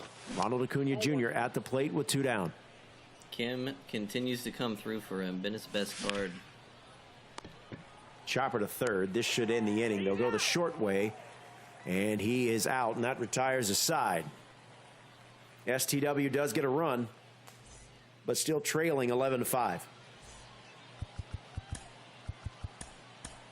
As you see some bullpen activity. As Alex with a chance to close this series out. And depending how much offense he can muster up here in the bottom of the 4th, maybe close this game out. Only needs 4. Let's give you the quad box here, show you what's happening around Group B. You got Alex K leading Destroyer 4-2. But Destroyer gets an extra base hit from Hank Aaron with 1 out. Let's go full here to Fuentes and Monty Slide. Monty Slide is batting, but trailing 3-2. The go-ahead run is at first base, and Cody Bellinger is at the plate. That's chopped foul. As you see that yellow dot next to Fuentes' name, that means he's won game 1. That's the ball. If he wins game 2, he advances in the group stage. Full count. This is double elimination. So if you lose a series here, you'll drop down the losers bracket. Runners on the move. The bunt is dropped down. Bellinger is out, but both runners at second, but now runners at second and third as a result. Sending the runners ended up being huge there. That would have been probably an inning-ending double play. And he realized it was a ball, too, at the last minute and tried to check his swing and get the walk, but chopped it to first.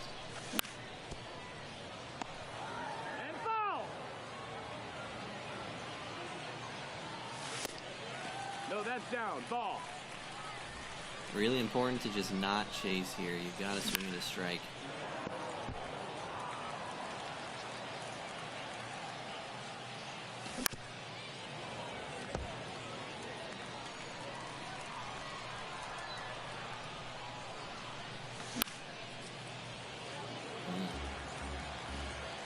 Pretty lucky foul ball there.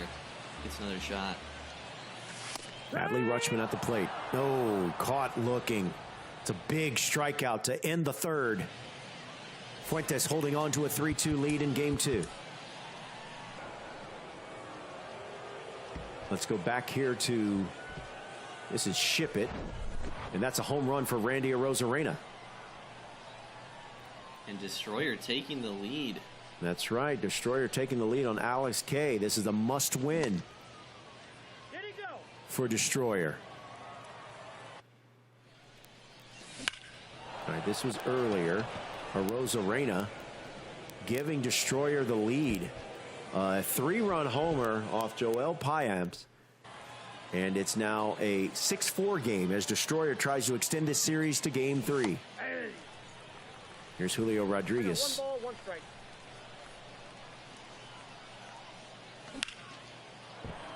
There's a base hit up the middle.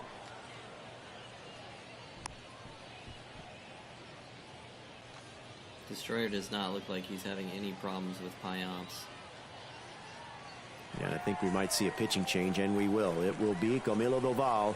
And once again, in your point, Sebrev, we have seen this card a lot in various high-leverage positions.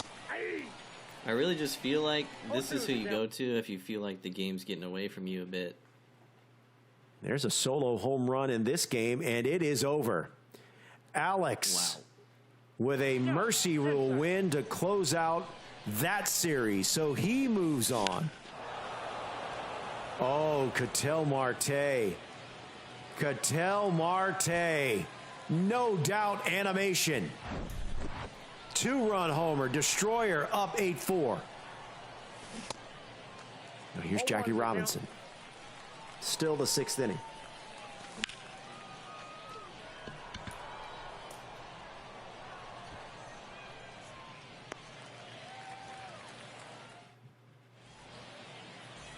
I mean, it can't be understated how big that inning was for Destroyer. He's been trailing basically the whole series and then puts his 6th spot up to take control of this one for now.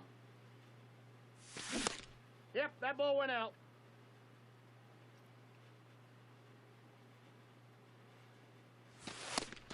Outside, that's a ball. And still sticking with Roy Halladay here. Almost 80 pitches. You surprised by that? I think he's got a short leash for sure. There's a fly ball. Should be playable for the right fielder. It is. And there's one away. That was a 3-1 count, too. Very dangerous. Those are the pitches you want to see with Jimmy Fox, though, too, especially with how good he is at going the other way. Just a little bit off of it.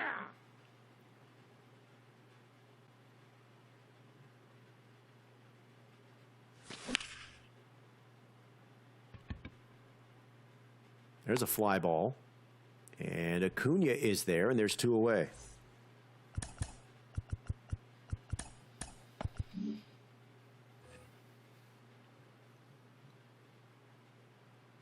Here's Trevor Story trying to extend the inning. In the bottom of the 6th. Inside, ball 1. As Alex tries to cut into this 8-4 deficit.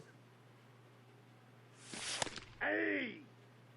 That's at the knees. It's 1-1. Ball, 1 strike. I'm seeing on the scoreboard his Story has 50 home runs out of 93 ball, hits. that's off the plate. That is something. Yeah, he's slugging over 1,300. That seems good. Speaking of slugging, the slugging can't stop, won't stop. Trevor Story goes deep, cuts the lead to 3 with 2 outs here in the bottom of the 6th. That's a good confidence booster swing right there. Had a tough inning so far after giving up the 6th spot. That's a swing that makes you feel good and makes you feel like this is still winnable. Ball, that's out.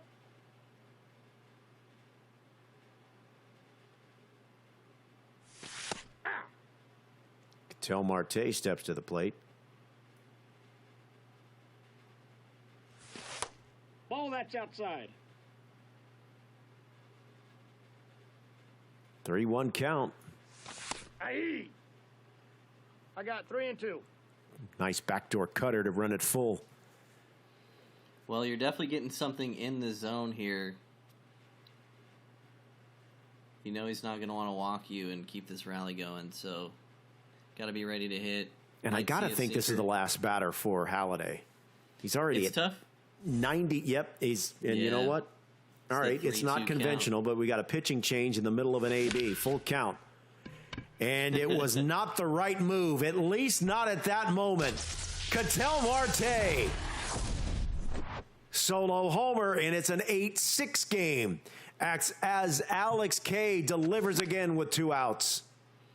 It's about the worst pitch you can throw in a 3-2 count. Just a change up right down the middle.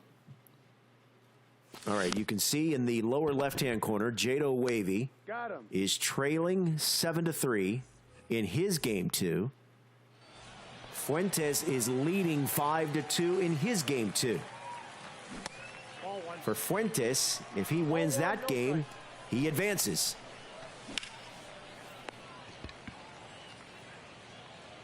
There's a chopper to third, throw across to first, and Aunja is out. Right-hand corner. All right, let's run it full here for Dustin May and Jado Wavy in the field and trailing 8-4 against Izzy. Izzy needs a win to force a deciding game 3. He's off to a good start, up 4 runs here in the bottom of the 5th. He's had a great start out of Dustin May so far. Has been pitching confidently, getting good outs, only giving up 3. About to throw his 66th pitch of the start. Misses there when we'll run the count full. Ellie De La Cruz looming on deck. Payoff pitch from May. Fly ball. Shallow center field. Acuña's there, and there's 1 away. Back to the top of the order for Ellie De La Cruz, who's 1 for 2. First pitch swinging, up the middle, base hit.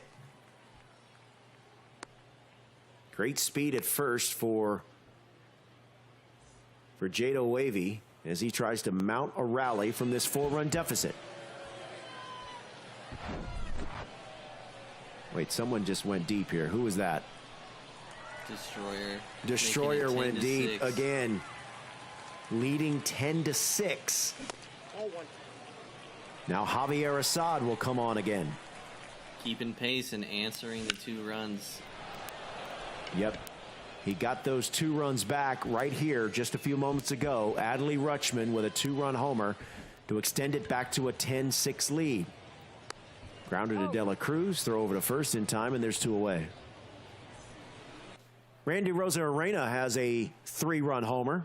Let's leave that game and go to this one. This is Group B, Game 2.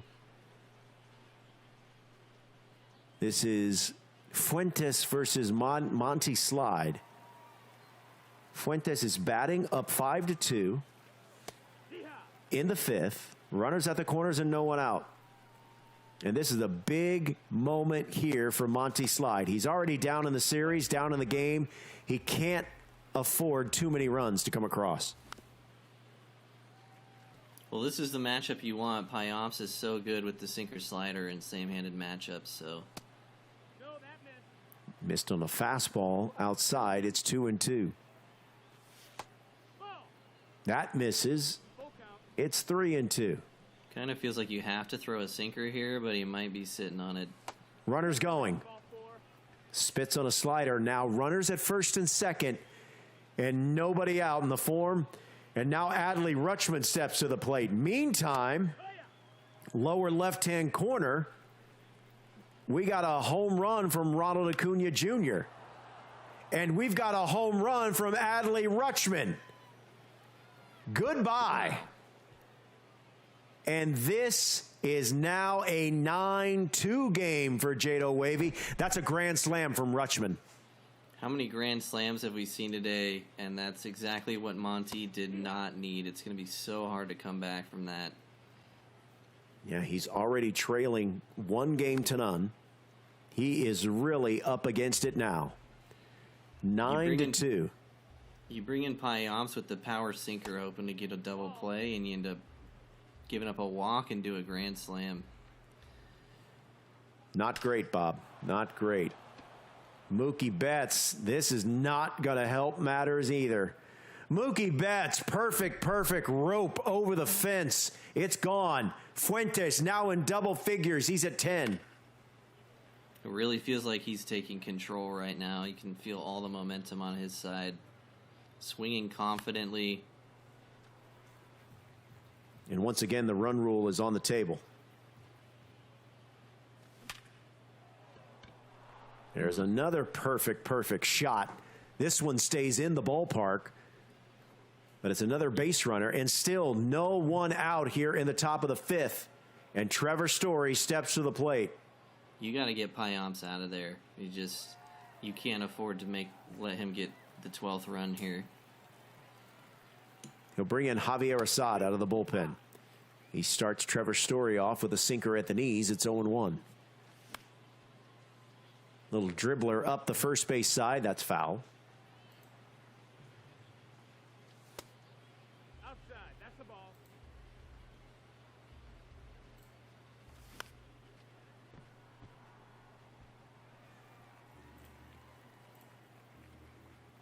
One-two count.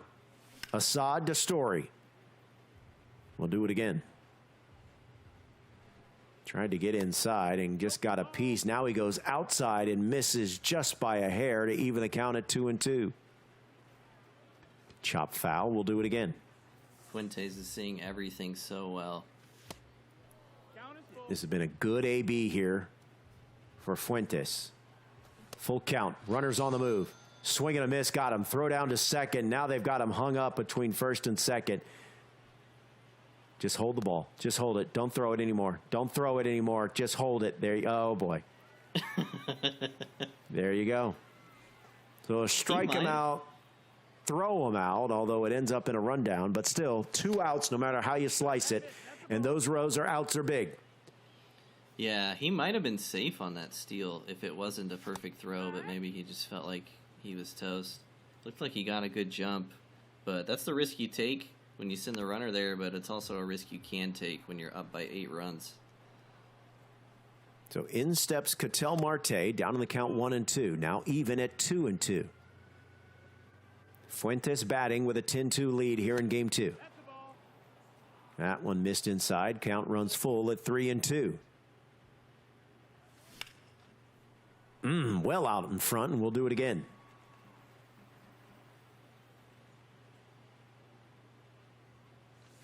Agent of Chaos, Gen A 16, Zazzy. Thank you guys for hanging out in the chat. We appreciate it. All right, so we go to the bottom of the 5th, still 10-2. Monty Slide trying to get something going offensively to cut into this big lead. Big hill to climb. Mookie Betts struck out in the second. He's 0-1. Chopper to third. Fielded nicely by Ramirez. And there's one away.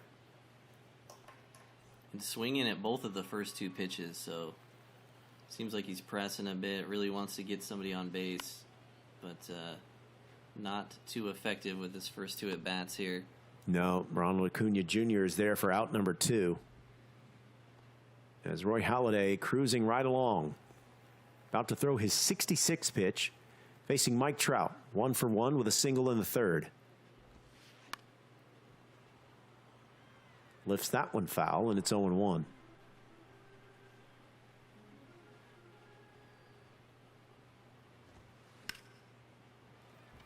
There's a chopper through the left side. Base hit, extends the inning. Second hit of the game for Mike Trout. Jeter dove and almost had it. He was only about 60 feet away from it. Little eyewash dive there. Jeter's there, right? Johnny on the spot for that grounder. Throw over to second in time, and that retires the side. We go to the top of the sixth. Meantime, Destroyer holding on to a 6-run lead through 8. Jado Wavy back on top of Izzy, 8-7 in the top of the 7th. Although Izzy does have the tying run at the plate. I'm sorry, tying run is in scoring position. We'll check in. We'll keep an eye on that game. Let's bring this one full. Monty Slide. Nope, this is not Monty Slide. This is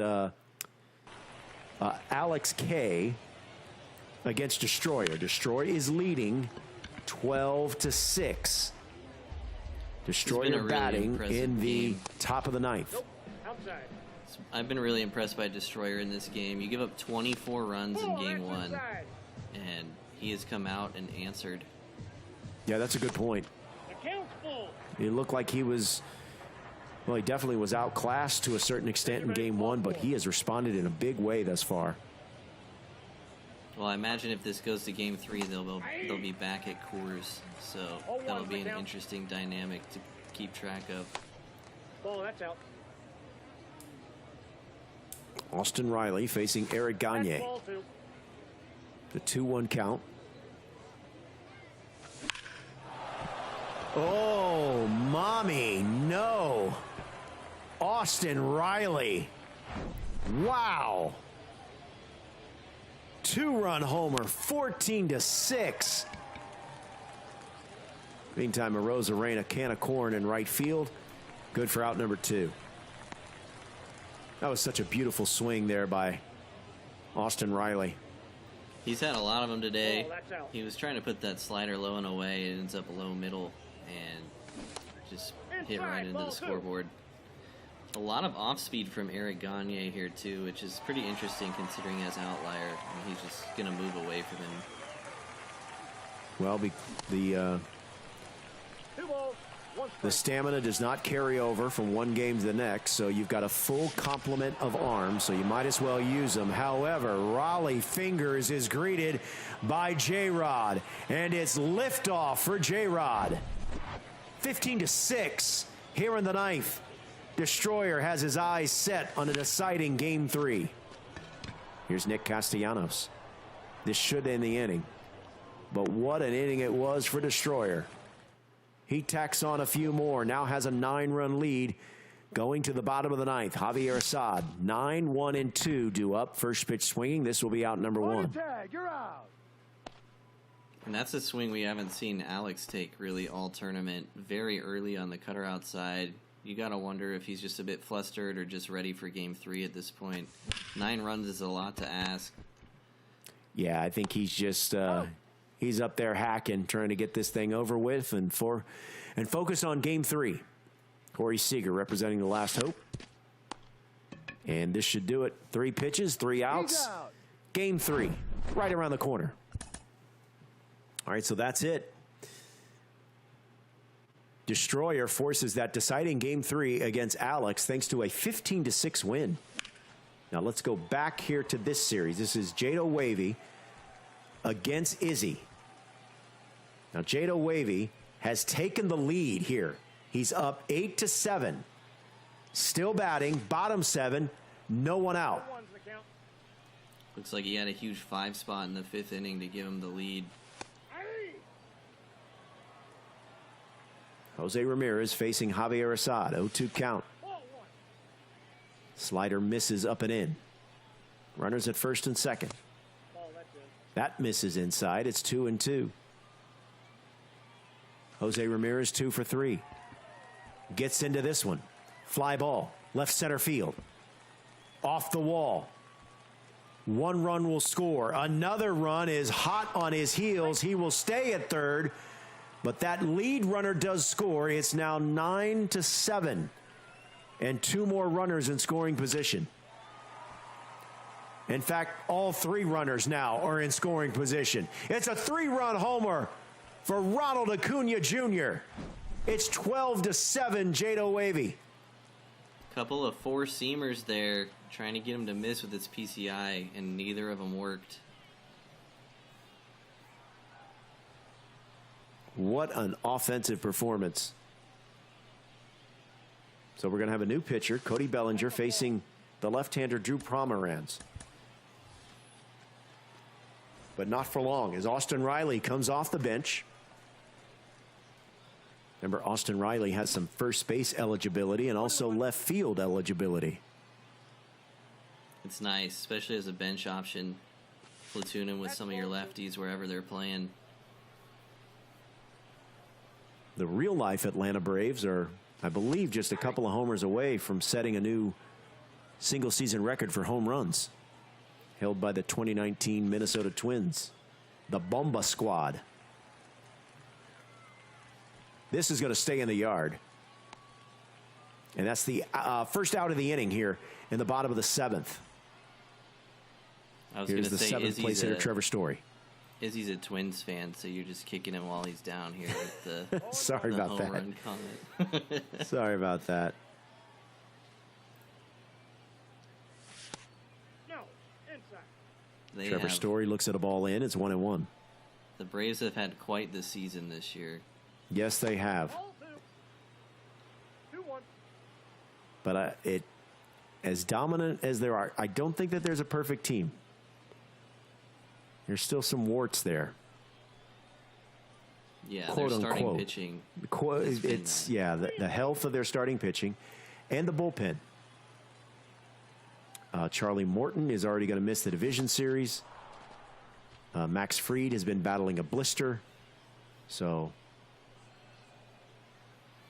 but no doubt that they're still the favorite, especially in the National League. Oh, there's a little check swing.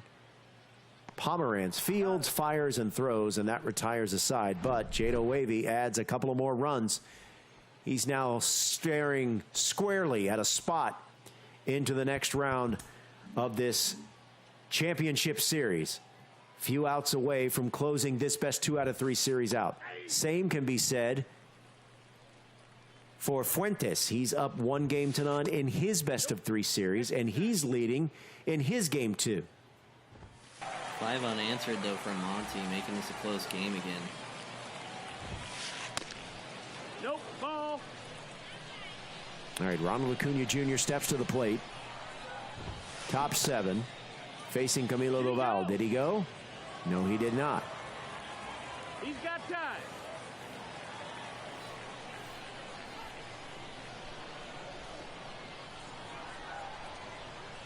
The 2-0 pitch to Acuña.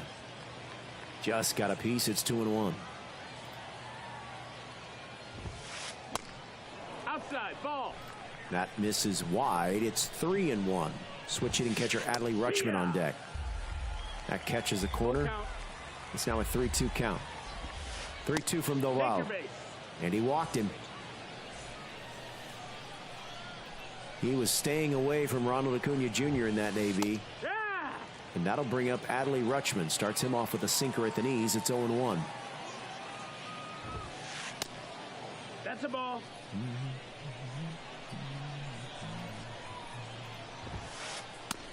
Ball.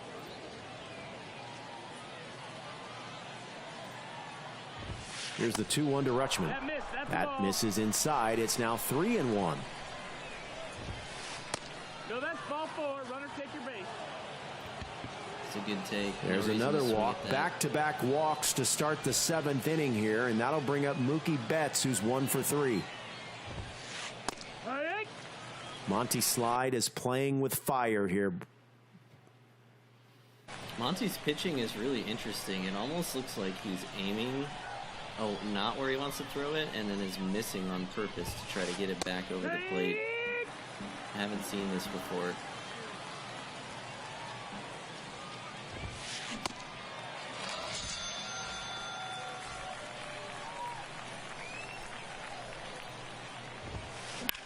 As we give you the 4-box action here, there's one away in that lower right-hand corner. As Fuentes has a chance to get to this 1-1. Second round of the group stage. Meantime, Byron Buxton goes deep. That's the ball. And it's now a 12-10 game. 2 balls, 1 strike. That is a massive home run. Cut the lead to 2. Absolutely. And speaking of massive, this one's out of here. A 3-run homer for Jose Ramirez. It's now a 13-7 game. But in that lower left-hand corner, you see Jado Wavy clinging to a 2-run lead over Izzy as Izzy bats in the top of the 8th. Here's another ball. Well struck. At the wall is Trout. He'll make the catch, and that's out number 2.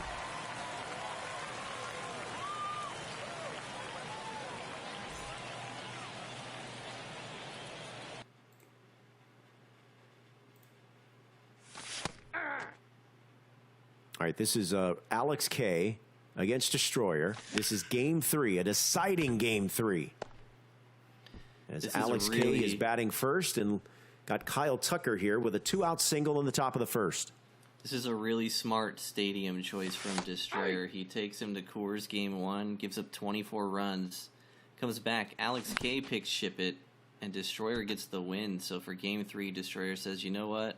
I just beat you here. Let's go back. A little bit of gamesmanship. As Ellie De La Cruz is down to the count 0-2. Ball 1. That misses low. Ball in. This is the only game 3 of this Group B that is underway. Here's a fly ball, right field. The center fielder will take charge, and he will make the catch, but a run does come across. It's 1-0 Alex K here in this deciding game 3. He's going with Al Leiter to face Jackie Robinson. And he starts him off with a strike at the knees. Interesting holding Al Leiter till game 3. It's not something we've seen so far. He's out.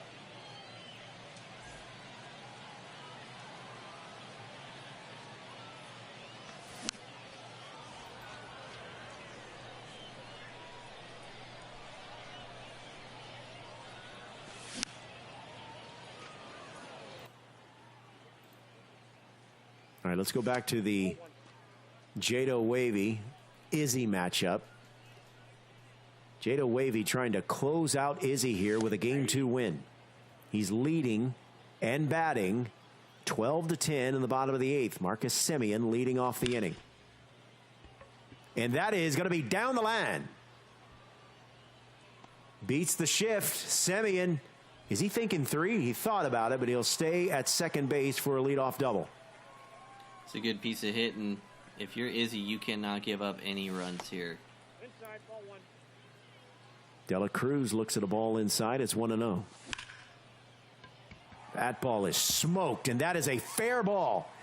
Kicks towards center field, so De La Cruz will hold it first, but Semien will score from second, and it's now a 13-10 game. Jado Wavy extending his lead. Here's Josh Donaldson. Did he go? Yes, he did. Ball.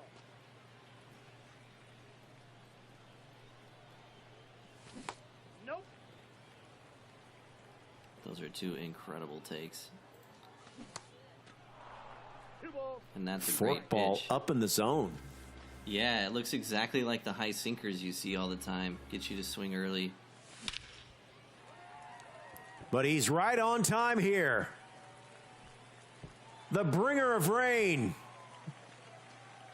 A 2-run homer. It's now 15-10. Precipitation indeed in the forecast. And Izzy's finding himself in the exact same position he was in game 1, where he had that big rally, but he was just losing by too many when it started. And same script here so far. Unfortunate 8th inning. 0-1's the count. You get that huge 3-run home run from Buxton to cut the lead to 2, and then you give it right back. It's just heartbreaking. Outside. Jado Wavy has proven to be relentless. And there's still no one out here. And here's Mike Trout, who's working on a 4-for-4. Make it 4 for 5 as he goes down swinging for out number 1. And that's the pitch that these comp players like about Rob Nin, the power slider combined with the fastball. Oh, Jose Ramirez likes that pitch. Yeah, he does. That's out of here. Jose Ramirez dialing long distance. It's a 6-run advantage for Jado Wavy here in the bottom of the 8th.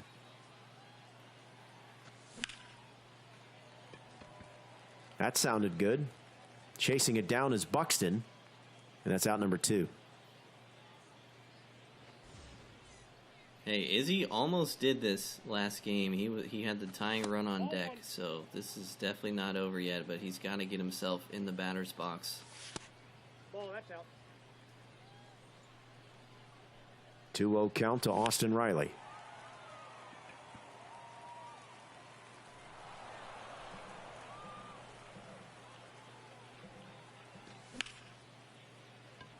Sharply hit, but right into the modified shift. And that will end the inning. So a lot of work here for Izzy. He's down 6. Needs at least 6 to extend this game. First pitch swinging, Chipper Jones. Chipper Jones flies out to center field, and that's out number 1. Definitely don't want to make a first pitch out there. Swinging just late at the fastball.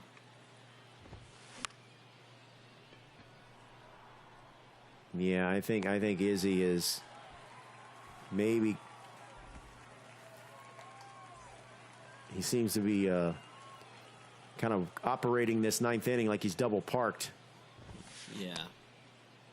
Here he go. Check swing there. Did he go? He gave up 8 runs in the last 2 innings. It's got to be demoralizing. 100%. I mean, it's like I said. Can't imagine what it feels like playing players of this caliber when you're making good pitches. There's a hot shot to short. Dela Cruz, dolphin dive, throw in time, got him. Jado Wavy is on to the next round thanks to a 2-0 series sweep over Izzy and a 16-10 win here in game number 2. Congratulations to both players. Congratulations to Izzy. Good run. Remember, double elimination, so he's not done yet. Meantime, this is Alex K. He's up 3-0 in his game 3. As Alex K now bats in the top of the 3rd. There's perfect destruction from Corey Seager. Backdoor sinker goes 500 feet, and it's 4-0 Alex K. I feel like I'm watching a replay. He's just hit nothing but opposite field home runs with Corey Seager in this series. Here's Mike Trout facing Dustin May. Chopper to short. Got him.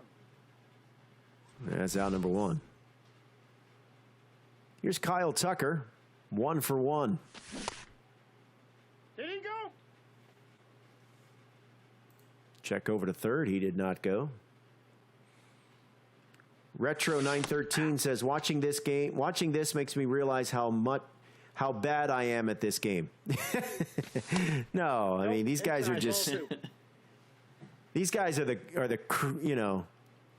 cream of the crop. Yeah, the level of competition in this tournament is crazy. Yeah. It's like watching NFL quarterbacks and saying they make you feel like you throw a football bad. Yeah, you don't run across dudes like this every day. All right, meantime, Fuentes has now extended his lead thanks to a Mookie Betts 2-run homer. It's 17-10. So this game is starting to get out of hand as Monty Slides needs to stem the tide. He's down 7, needs a win in this game to force a game 3. Fuentes just keeping the pedal down the whole game. Monty had a big 5-run inning to cut the lead to 3, and Fuentes has just re-extended that lead back out to 7. Here's Trevor Story. 1 for 4. Chopper up the middle. Dela Cruz to his left makes the throw. And that retires the side, but not before more runs come across. It's now a 7-run advantage, and Monty Slide is down to his final 6 outs. Well, you got to get something here, chip away. It's going to be hard to score 7 in the 9th, so it's got to start here. Good point. Remember, these rosters must be set 4 eligible. You can have cards from set 1 or 2, but you are allotted 1 wild card from that group. No created players. No knuckleball pitchers. So get out of here with your knuckleball pitchers, you trolls. You're not a fan? Not a fan. Not a fan. And stop your bunt dancing. I've been waiting to talk about this Drew Pomeranz card. This is a card that's flown completely under the radar for the greater community, I think, but this is a very popular card on Legend. The thing that's really unique about him, he throws 3 fastballs with about a grand total of 12-mile-an-hour difference in speed. Ooh. So his 4-seam can get up to 98, but his 2-seam can go as low as 86. So when you're playing on Legend with these tight timing windows, it's actually really hard to square up, even though they're the same pitches, technically.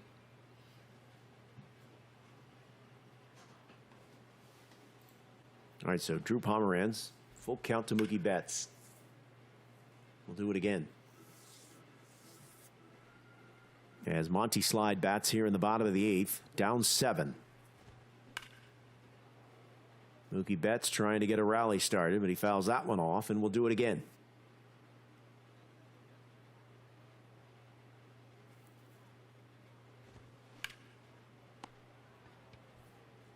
Grounded to third. Ramirez crossed to first in time, and there's out number 1.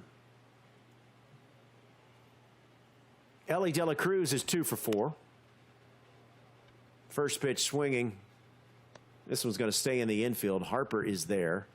And just like that, there's 2 away. First baseman Bryce Harper. How about that transition? Yeah. Nice little positional flexibility there. Mike Trout steps to the plate, working on a 2 for 3. Swing and a miss.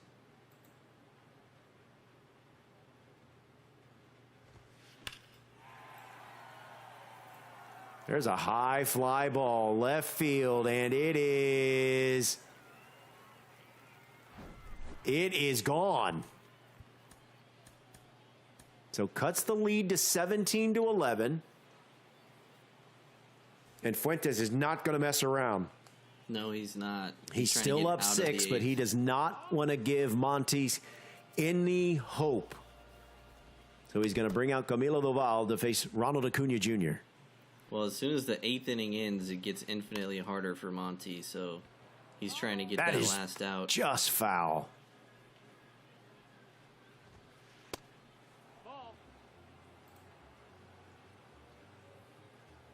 Here's the 2-2 from Doval. Well out in front, and we'll do it again. Homer and a single for Ronald Acuña Jr. He's 2 for 4. Make it 3 for 5. And that's another homer. It's now 17-12. Monty Slide cutting into the lead. He's down 5. For Acuña, that's home run number 125 on the season. Cody Bellinger. For these guys, it's probably like an 80-game sample size, too. Bellinger 3 for 4. Looks at a ball low. He's ahead in the count 2-0. And Cody Bellinger leans into one. Someone connect their controller. It's back-to-back homers. And all of a sudden, things are getting interesting here in the bottom of the 8th. There's 2 down, but the deficit is down to 4. Oh, Adley Rutschman. You know Monty wanted that pitch back. That is good contact, but shy of the wall, and that retires the side. So we go to the 9th. You said Monty needed to chip away. Was that enough? It's better than nothing. Part of chipping away here, too, is not giving up anymore. True. Fly ball. Oh, that is a base hit. And it's a leadoff knock to start the 9th for Ketel Marte.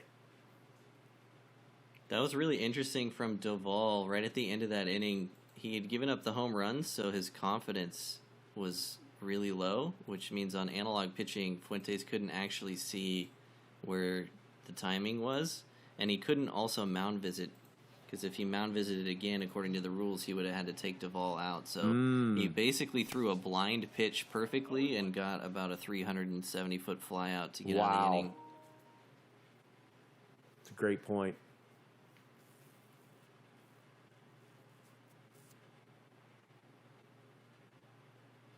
Got a pause in the action here. One of the players might be connecting their controller. Big Rob says, I've never seen scores this high on Legend before. This is absolutely insane. Yeah, it's ridiculous what these guys can do. Just 17 runs on Legend is just mind-blowing. And you're not even comfortably in the lead. I wonder if I played a week's worth of games on Legend if I could score 17 runs. You should do that experiment. All right, we'll keep an eye on that game. This, meantime, is Alex K extending his lead as Trevor Story solo homer off Dustin May. Now let's go back full to this game. We're in the 9th. Monty Slide is trailing in the game and in the series.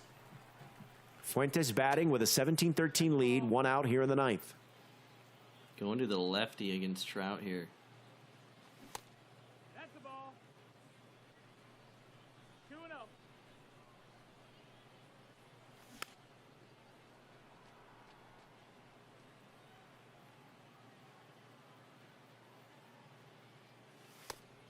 Nope, ball.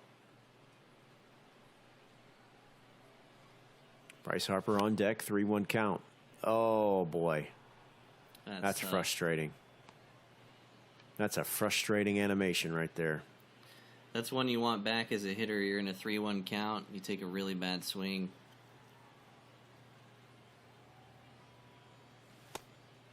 No, that missed. That's the ball. Seemed like with his PCI placement, he was looking for sinker that hole at bat. So I wonder if he turns on one left on left. So Bryce Harper steps in the plate, 2 outs. Top of the 9th. He's 2 for 5. Early on a sinker, and it's 1-2. Here's the 1-2 from Alvarado. Got him. All right, so the stage is set. Monty Slide needs at least 4 runs to extend this game in this series. Monty has done everything he's needed to do in the last 2 half innings to make this possible. Now he's got to make the 3rd half inning count too.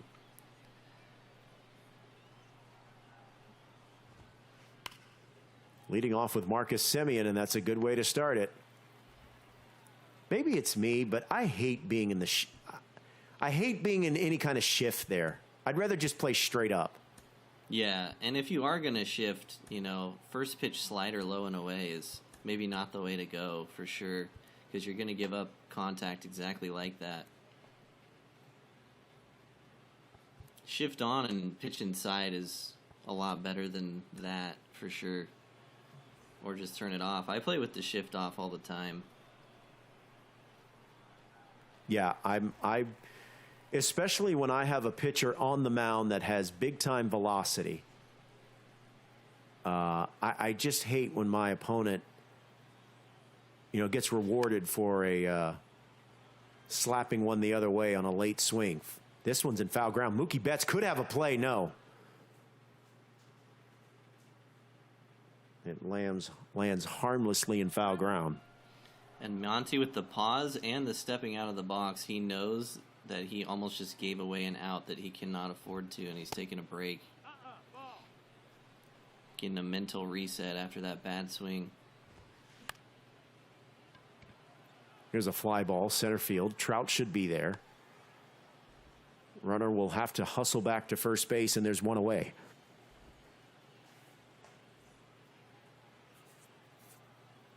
It'll be Alvarado against Jose Ramirez, who is on an 0 for 4.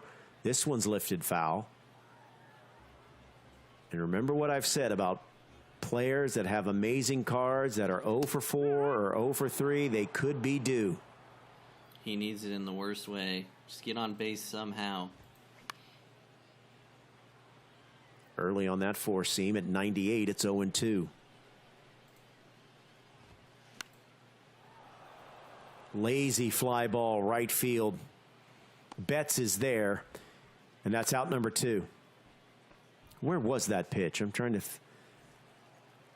Ooh, late on a sinker. Caught a lot of the plate, but he was late. And So he's been Mookie throwing Betts a lot of... representing the last hope for Monty Slide here in this game, in this series.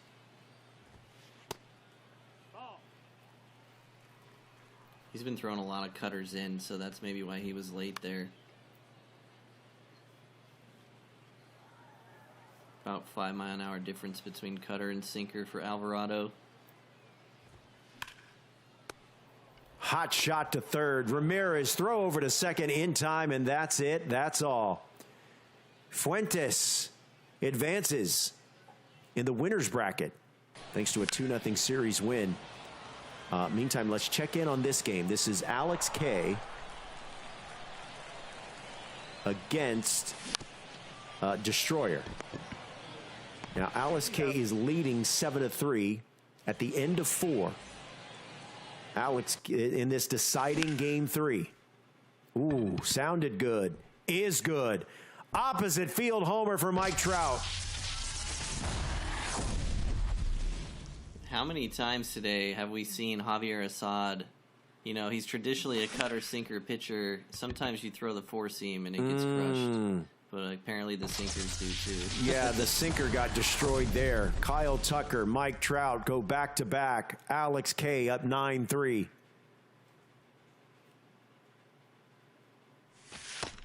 Nope. Outside. There's Dela Cruz that looks at a changeup Nope. low and away. Looks at a cutter inside. Is ahead in the count 2-0. Hey. That's in for a strike. It's 2-1 here in the 5th inning of this deciding game 3.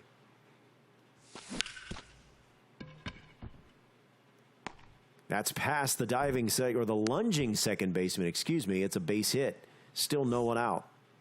I wonder what happened there. If he dove, he could have got there for sure. That's what I was wondering. Maybe he... maybe it put him on the right fielder off the bat or something. In steps Jimmy Fox. Is this the only game still going on? I think Jado, Wavy, and Fuentes have both advanced. Ball.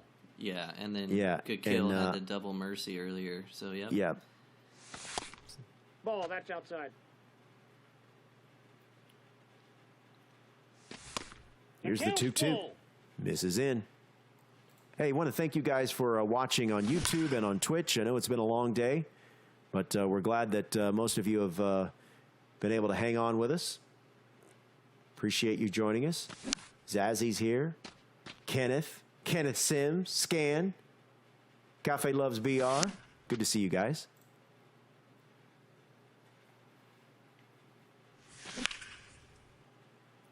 That ball hung a little bit. The slider hung for Fox, but he just was a little early.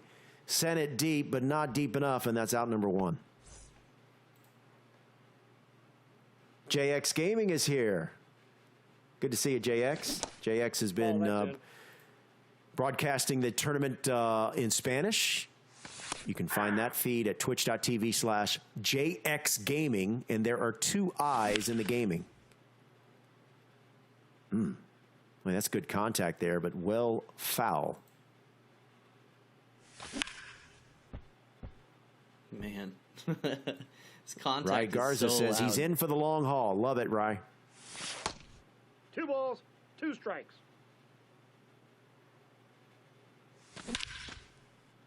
Oh, perfect demolition. Adley Rutschman, 2-run bomb. It's 11-3. Just felt like that was going to happen. He pulls a home run foul, he pushes a home run foul, and then straightens it out. The 3rd time's the charm. And Destroyer holding Alex K down to 6 runs all last game. Already given up 11. Got to see how he bounces back.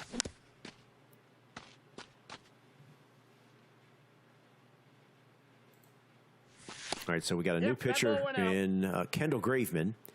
He will now deal with Trevor Story, who's 2 for 2. It's 11-3. And now the run rule, mercy rule, becomes a factor, a potential factor. Actually, it's definitely in play now. Ketel Marte makes it 12-3. Another home run. 430 feet, 103 off the bat. And Alex K is flexing muscle here at Ship It. That's going to be down the line. Another extra base hit. Ronald Acuna Jr. motoring to second. He's in with a sliding 2-out double. It's just seemed like in this series, Alex K gets in these grooves where he's just locked in for multiple at-bats at a time, and there's just nothing you could do about it. He's had some crazy rallies throughout this series. Ball, that's inside. Corey Seager at the plate. He's 2 for 3. Ball 2. Looks at a cutter in. You can see ahead in the count, 2-1. He's late on that, and it evens it up at 2-2. He was looking for the cutter. You could see it with the PCI. Oh, I think he got what he liked there. Circle change, belted, smoked, off the wall. Run scores. Seager is in at second base with a 2-out RBI double. It's 13-3. 15th hit of the game, and we're not even through the 5th inning. This should end the inning. Throw across to first in time. But now that run rule, that mercy rule becomes an issue. Becomes a possibility. Well, that's one advantage of being the home team. If that inning had happened in reverse, this game would be over. So Destroyer with a chance to answer, but he's got to get at least one. Well, that's a good start. Especially with Robinson's speed. I wonder if he'll think about stealing here. Payam's a bit slow to the plate. Oh, no. Ronald Acuna Jr. says, mercy rule this. 2-run homer for Acuna Jr. It's 13-5. Well, that's one way to take the mercy off the table. Yep. 2 pitches, 2 runs.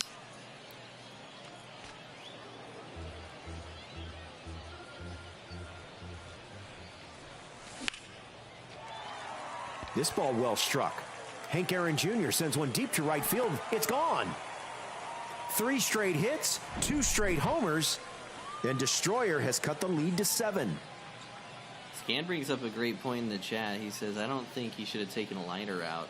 And Leiter had given up 3 runs through 4 innings, and now Payamps has already matched him with nobody out in the 5th. Yeah, good point. No, that's low. What's up, the McLovin? How you doing? Thanks for joining the chat. Guys, remember, make sure your account is connected. That way you get these drops. What do you got? It's a 13-6 game. 3 runs already in, and no one out.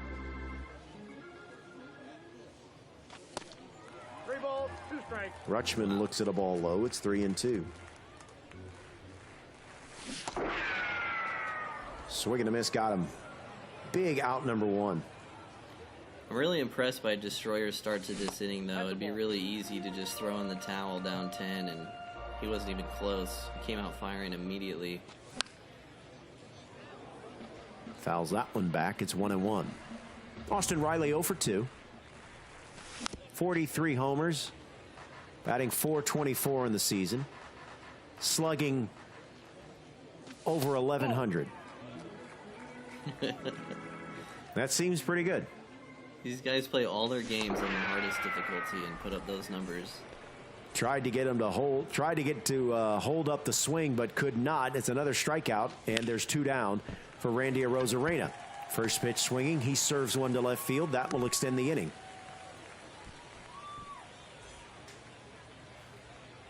So Destroyer trying to do anything and everything to keep this game and the deficit within shouting distance, but He does get a couple of runs. Inning does come to an end. It's now a 7-run deficit for Destroyer as real Alex K bats here in the top of the 6th, starting off with Kyle Tucker.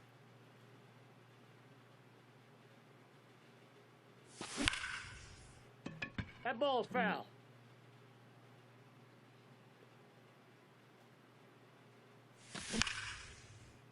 Oh, Kyle Tucker.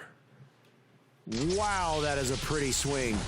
Prodigious pop. If no one got me, King Tuck got me. Kyle Tucker, solo homer. It's 14-6. And Kendall Graveman wasn't fooling Alex at any point that he was in the game. So no. Good move, getting off of him. He's out. Going to Delval here, too.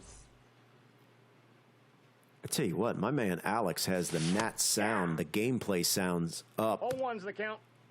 He's got his sliders all the way up. I can hear everything. His contact sounds so crisp. Yeah, no. Jimmy Fox comes up empty there. He's down in the count 1-2. Swing and a miss. Got him. There's 2 away.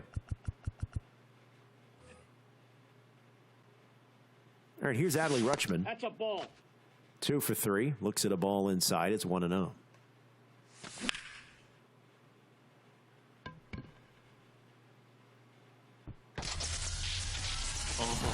Fly ball out of here. Second home run of the inning.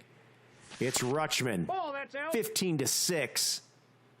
He was about an inch from robbing that. That went right over his glove. This should end the inning. He's out. But Alex nearly gets all those runs back that he gave up in the previous half inning. It's now 15-6 as Destroyer bats down 9 in the home half of the inning. 0-1.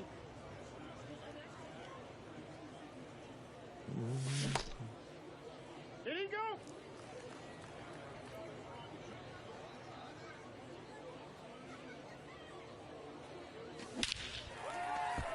Oh, perfect, perfect. It's pretty. It's so pretty. Nick Castellanos. Monster home run to start the 6th. Again, starting an inning off that he needs runs with a solo shot. Perfect swing, changeup low in it, low down the middle. And Castellanos, a card we haven't seen other people run today too. So he's got a Rosarena and Castellanos. Really just uses the guys he likes.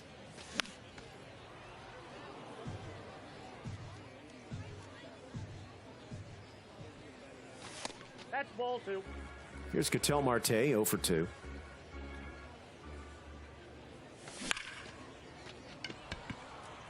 And that's a hard hit ball, but right at the center fielder for out number 1. That's tough. He was just a little bit late. Hit it to center field instead of in the gap.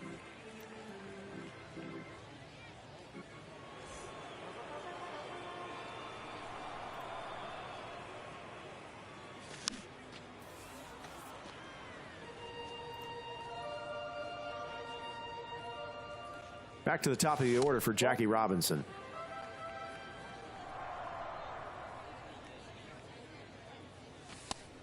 Ball, that's just out.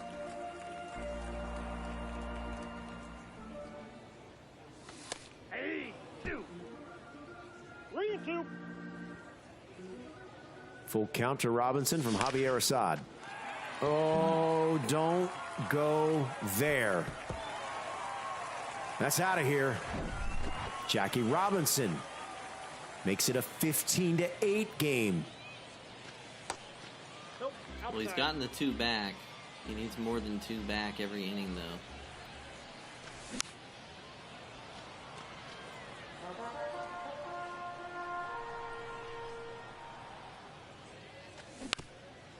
All right, here's Aunja, the 2-hole hitter. 2 for 3.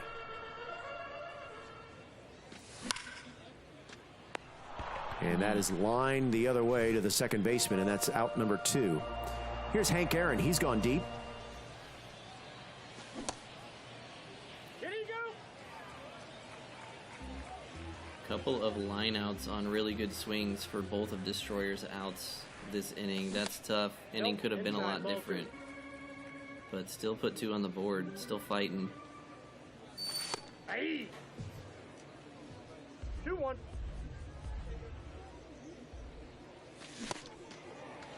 Two the count. 2-2 count to Hank Aaron. 2 outs here. Bottom 6. Javier Assad dealing. Check swing. Did he go? Yes, he did. Big out there. Destroyer does get on the board. Cuts into the lead. He's still down 7, though. 0-1's the And count. Camilo Laval working the bottom of the 7th. Facing Catil Marte. And Marte gets, or Laval gets a fly ball from Marte to left field. That's out number 1. Back to the top of the order for Ronald Acuna Jr. First pitch swinging.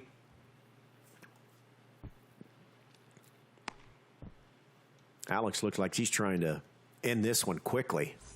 Trying to get those runs back. Honestly, a couple good swings, just a little bit off Inside, on both of them. 1. And easier said than done, but if Destroyer wants to have a chance, he's got to put up zeros at some point. So good start. But Corey Seager is able to extend the inning with a sharp hit single to left center field.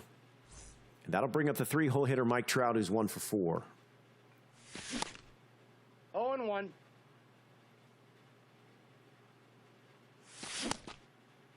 Hmm. 0-2 is the count. 95-mile-per-hour sinker at the knees. It's 0-2. Good sequence. Off the plate, ball 1. That slider misses. It's 1-2. 2 balls, 2 strikes. Tried the sinker again, but missed. Evens a count at 2-2.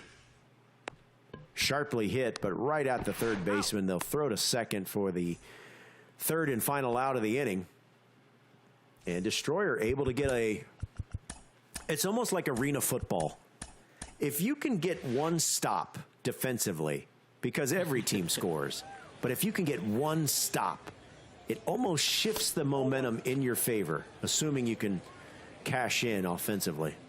It does. That was huge, especially as the home team, too. You get into the 8th and 9th, and then you get that stop. It's huge for momentum. Inside, ball 3. All right, 3-0 count to Adley Rutschman. Hey. Looks at a sinker at the knees. It's 3-1. Home half of the 7th. Oh, boy. Adley Rutschman again. It's now a 15-9 game. Destroyer is making it clear that he's not going away. This is 3 innings in a row where he's down. Oh, and it's has come back-to-back. Rutschman, Riley, 15-10.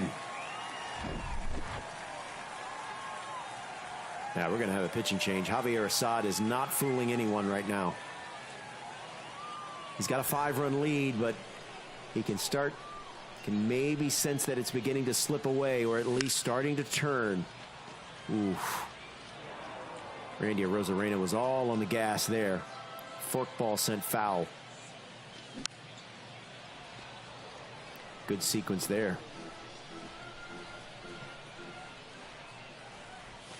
Nope, ball 1.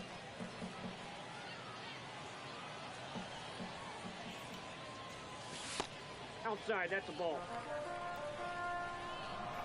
Gotta think you're getting a sinker in at some point here. The count's full. You could tell with that check swing he was looking for it. Super early. Payoff pitch. Chopper to short. He's out. De La Cruz pounds his glove unnecessarily and throws to first in a play that shouldn't have been that close. Let the guy have some style. Ball, that's off the I plate. just, when they do that, man, just throw the ball. Trying to get outs here. Nope, that's inside. Julio Rodriguez steps to the plate. He's ahead in the count 2-0. He's 1 for 3. Bottom 7.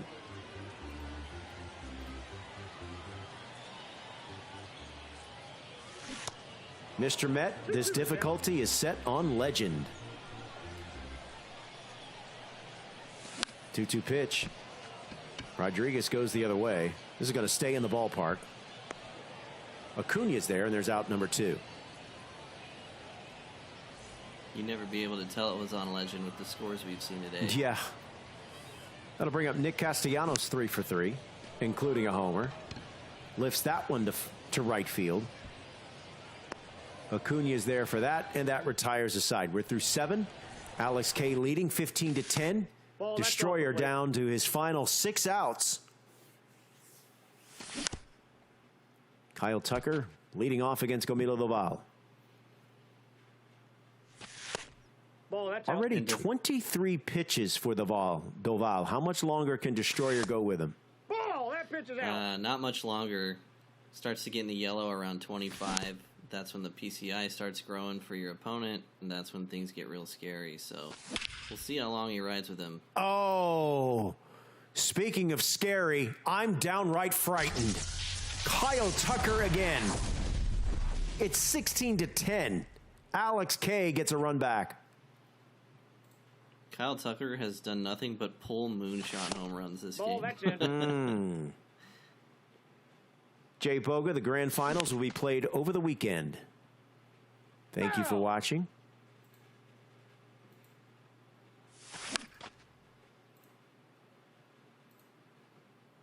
Ellie De La Cruz now 1 for 4. Down on the count 1-2.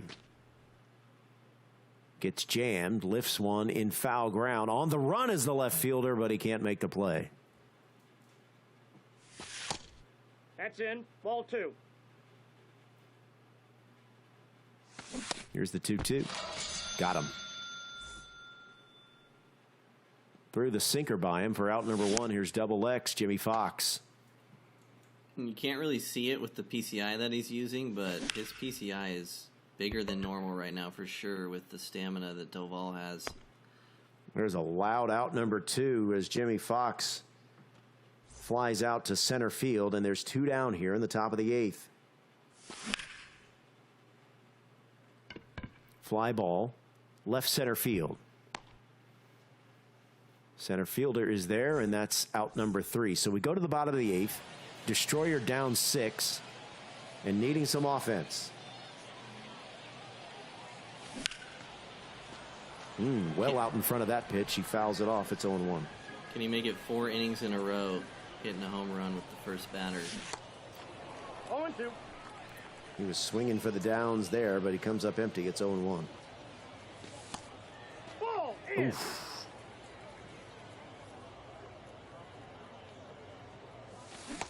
Nope, that's off the plate. Ball 2.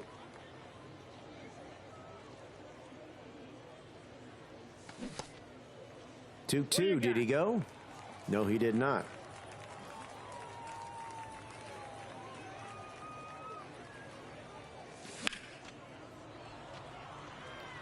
Fly ball, left field. This should hang up. It's in foul ground. Oh, leaping catch. Did he make it? Goodness. Wow. That is such a good play. That was a manual input jump. He has to press R1 to even get that animation. And he goes up over the wall to get him out. That's a throw your controller away type play here. De La Cruz. Chopper to short. He makes the play. Throw across to first in time, and there's 2 away.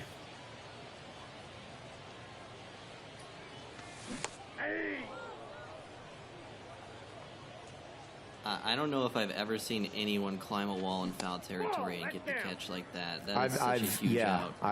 That's something that you do not see very often. Hot shot down the line, but foul.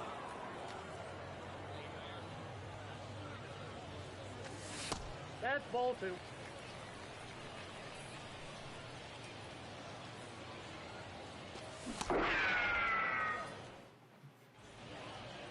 Putting up a 0 is not what you're looking for there, Outside, that's the Destroyer. ball. We talked about chipping away in the Fuentes Monty game.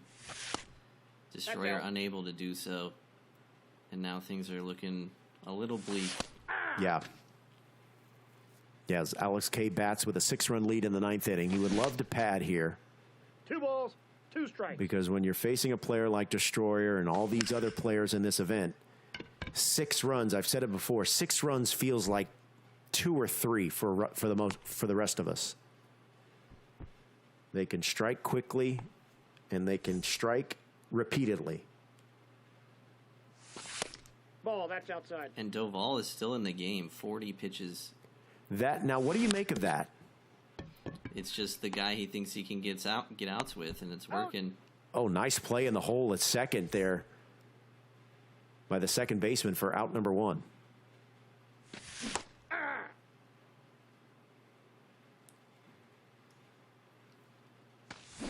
Ball 1.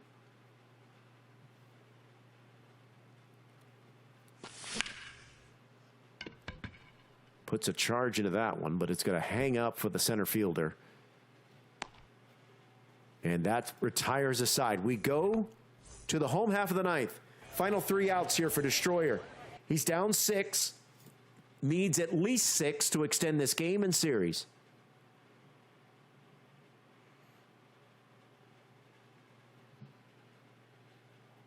Raleigh's pretty deep in the pitch count, too, here. I wonder if he'll go to anyone else right away or if he'll try to steal a couple outs first.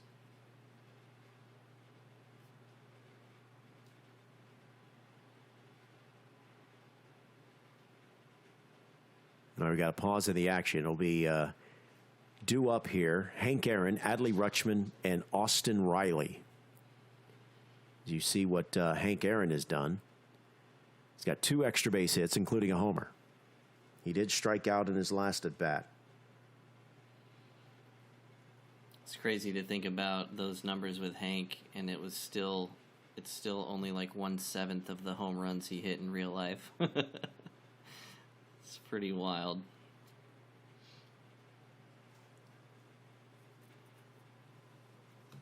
I'm not quite sure what the pause is for, unless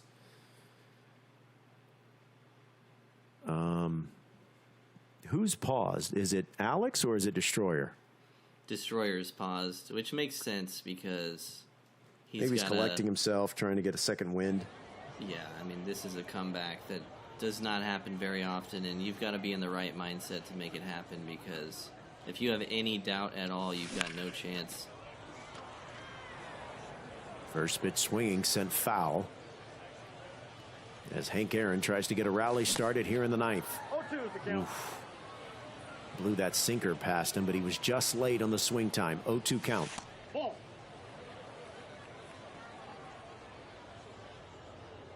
Spits on a fork ball. It's 1-2. That ball sent deep to right field. Going back as the right fielder, and it's off the wall. Another double for Hank Aaron, his second of the game. That's such a beautiful swing, and Hank Aaron has that push swing tendency, so he's able to take that particular Hank Aaron card, amazing pop to the opposite field.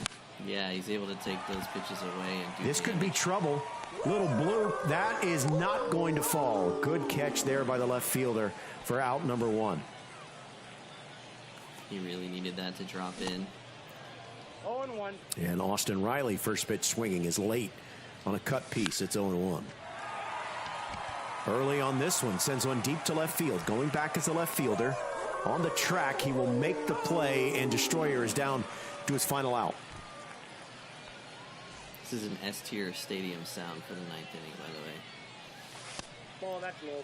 Camilo Doval trying to nail down this final out. That's a ball. Behind in the count, 0-2 to 2-0, excuse me, to Randy Arozarena.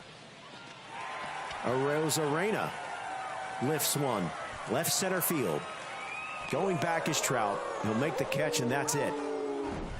It's a win for Alex K as he wins in this deciding Game 3. Yep, check it. We've all been there. I know I had a bunch of good swings. I should have been rewarded. I was not rewarded. Clearly, that's a high-level firefight between those two players. A really, really entertaining series. Yeah, just tons of runs being scored. Alex K put up pretty much around 40 runs in his 2 wins, so really impressive offense. And good grit by Destroyer, too, sticking with it all 3 games. Able to snag Game 2 pretty convincingly, so great series all around. All right, let's take a look at the Group B opening round. And remember, there's double elimination, so these players that lost in their series here, they will drop down to the losers bracket.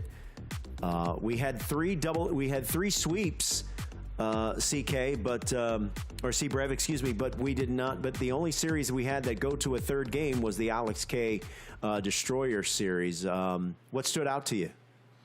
just great gameplay all around. I think the biggest point, in both sections of the bracket, we've had somebody just completely dominate their opponent. Earlier it was Kryer. Today it was Alex Kill. He was done in less than an hour, it felt like, with his series, with the 2-0 double mercy rule. So a couple of big-time offensive performances, and in this side of the bracket, too, only one game making it to Game 3 as well. So a lot of convincing performances as well.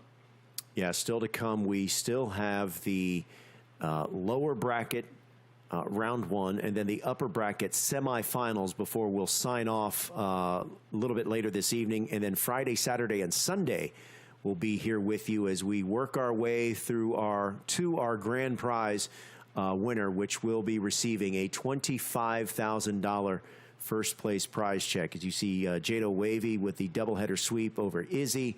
As I said, in that Group B opening round series, there was only one series that went the distance, and it was Destroyer against Alex K. So, what are you looking forward to in the rest of the tournament, rest of today's action? Well, the lower bracket has me really excited because there's some really good competition there still, and there's a couple of guys that put on really good performances and were just slightly outmatched in the upper bracket. So, like I said earlier, our champion could come from the lower bracket. If they're in the lower bracket, does not mean they're out by any means. And there's several players there who have played really well. They just happened to lose today. So that'll be interesting to watch people move through that lower section. Any players that have surprised you with their performances thus far? I thought Destroyer's performance was really impressive, taking Alex K to 3 games. Like I said earlier, I think this is his first time playing, this deep in a competitive tournament. So really impressive, especially the bounce back in Game 2 after giving up 24 runs. I know I wouldn't have the mental state for that. So yeah, you take a look at some of the action from the various series. Jimmy Fox was a card that we saw a lot of. We saw a lot of the Trout 30 for 30 card. Ellie De La Cruz is in every lineup. On the mound, it's the usual cast of characters, right? It's Halladay, it's Doval out of the bullpen. Who are some of the other pitchers that you think we'll be seeing more of throughout this tournament? Yeah, Halladay, Leiter have been popular. Donaldson.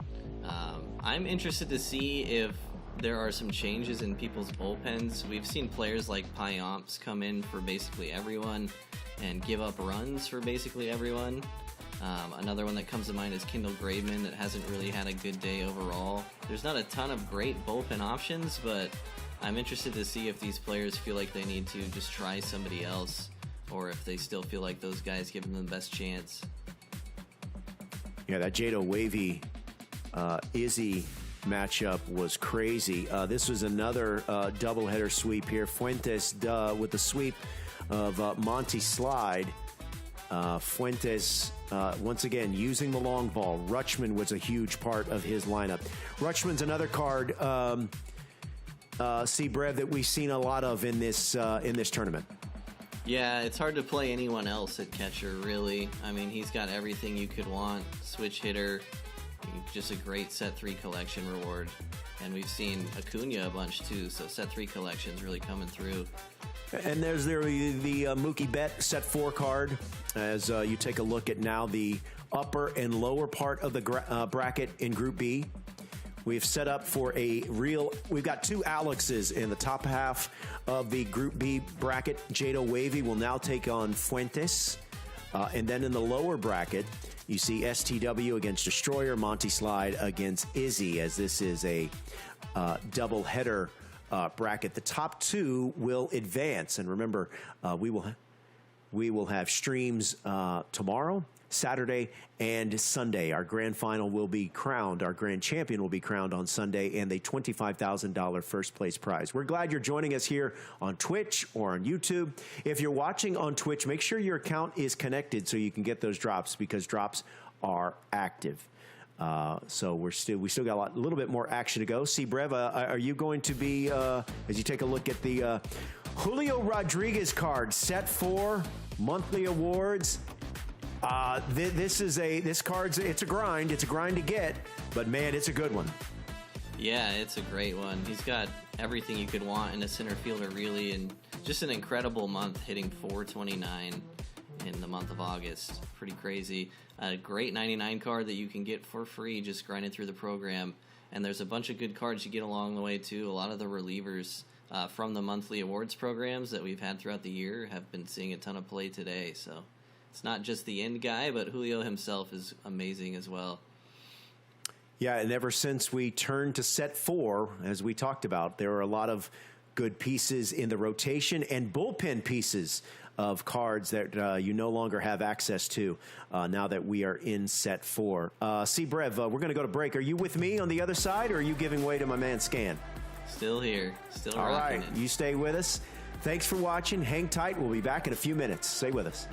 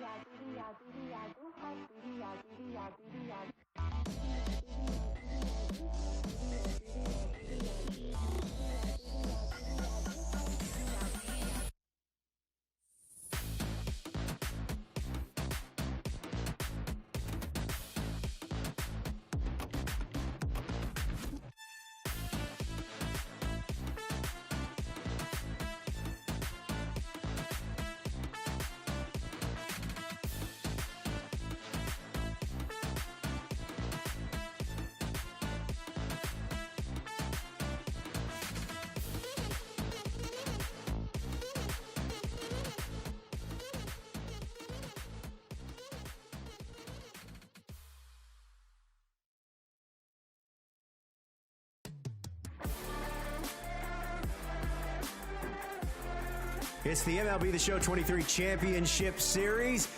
We're staring at now 7 hours into our broadcast day alongside MLB The Show player, general good guy and friend of the community, Scan. I'm Robert Flores from MLB Network. We're glad you're with us, whether you're watching on YouTube or on Twitch. If you are on Twitch, make sure your account is connected so you get those drops. Scan, great to be with you, my man. What has stood out to you so far through today's action?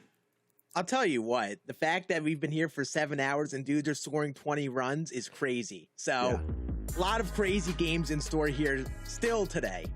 Yeah, let's take a look at the bracket. This is Group A, okay? These players advanced, and now they're in the top portion of the bracket. Kryer, Wisey, Pitching Rebel, and Tai Plays. Then in the lower half, these players lost their first series, but it is double elimination. Cluesman, Tappy, Frosty, and Baby Aunja, they are in the lower bracket.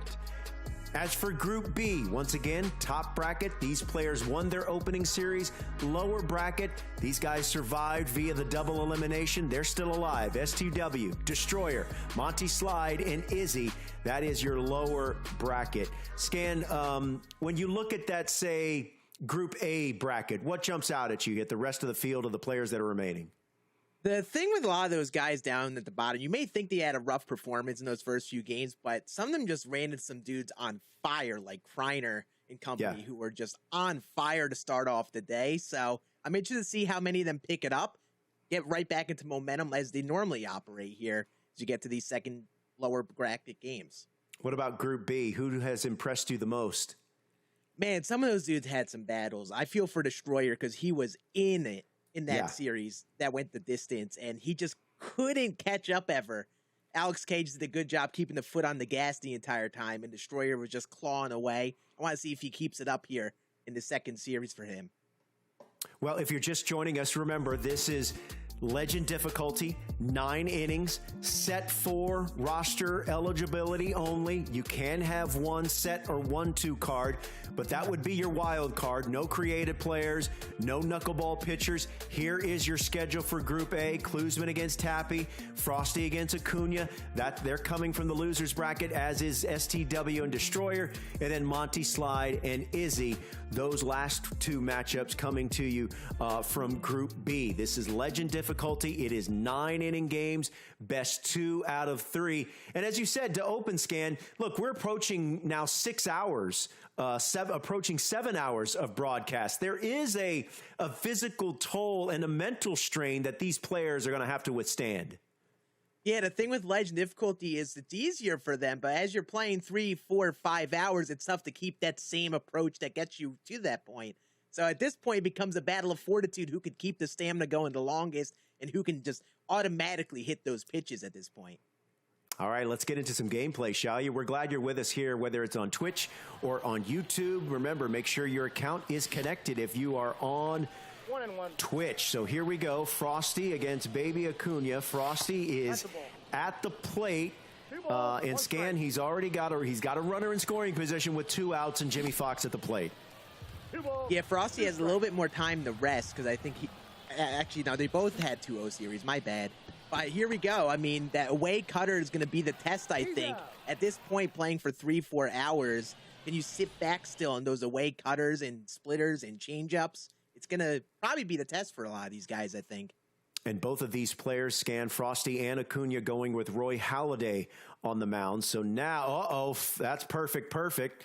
A line drive past the diving Ellie De La Cruz, and Mike Trout is aboard with a sharp single here in the bottom of the first for baby Aunja.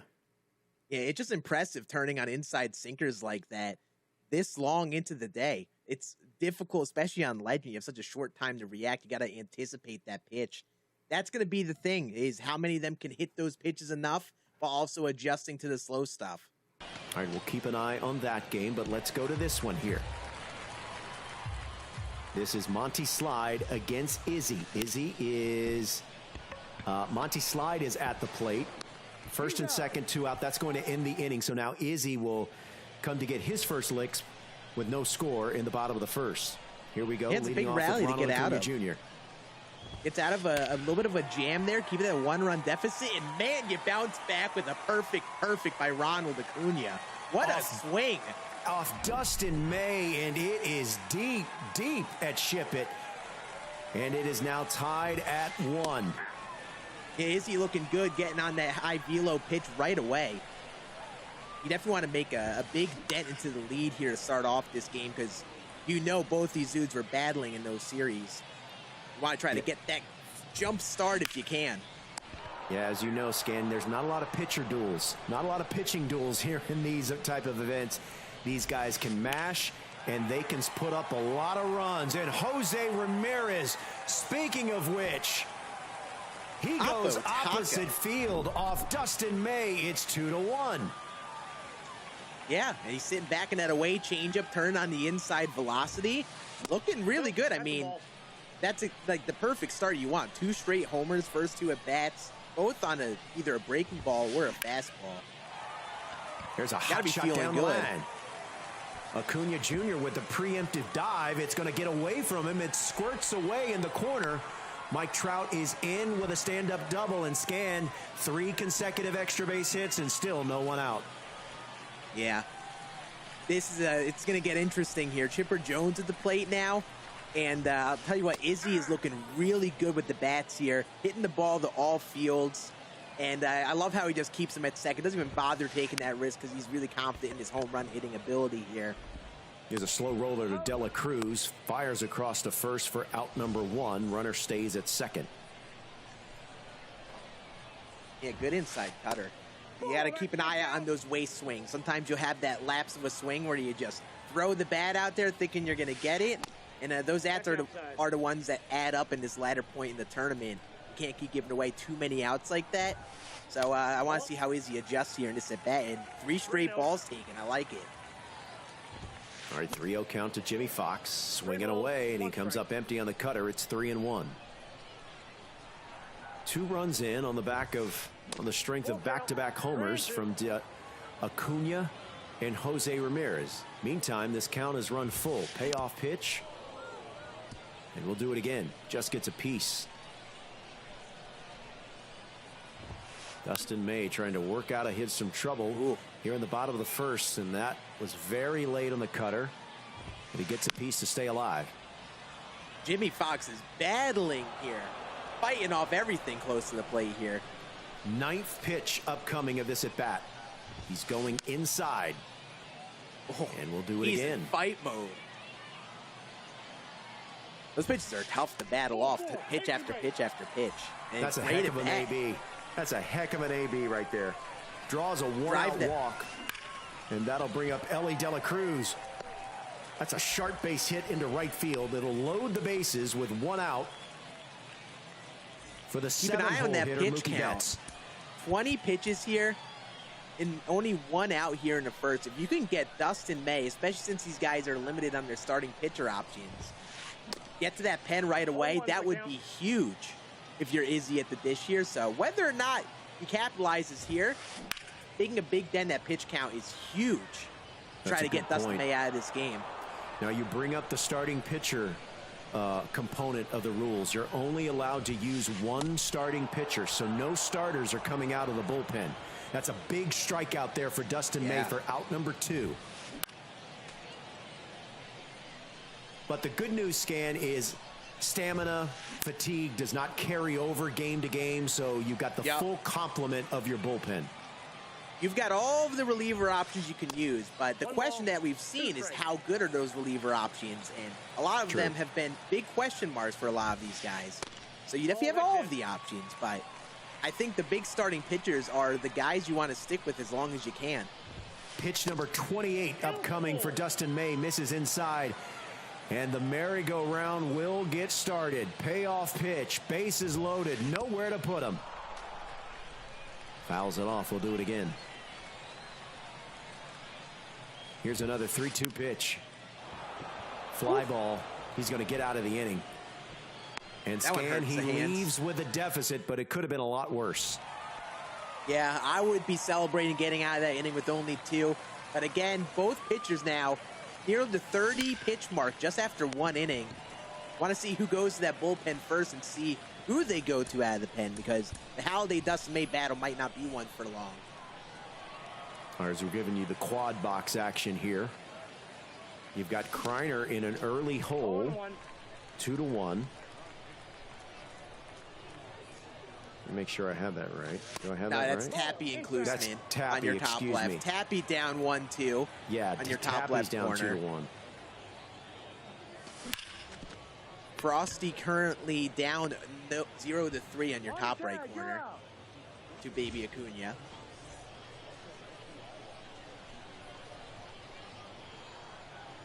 All right, meantime, the game that we were watching, that's still a 2-1 game. There's 2 outs.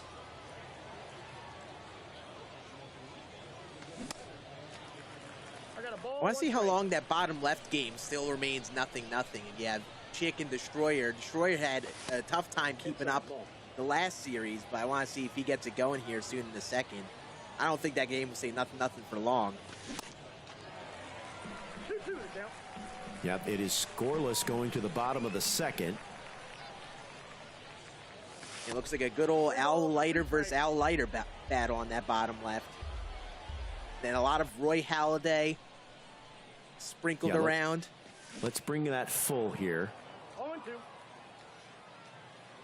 Destroyer to 1 at the dish here. Yes, STW and Destroyer. Oh, there's a little dribbler up along the first base line.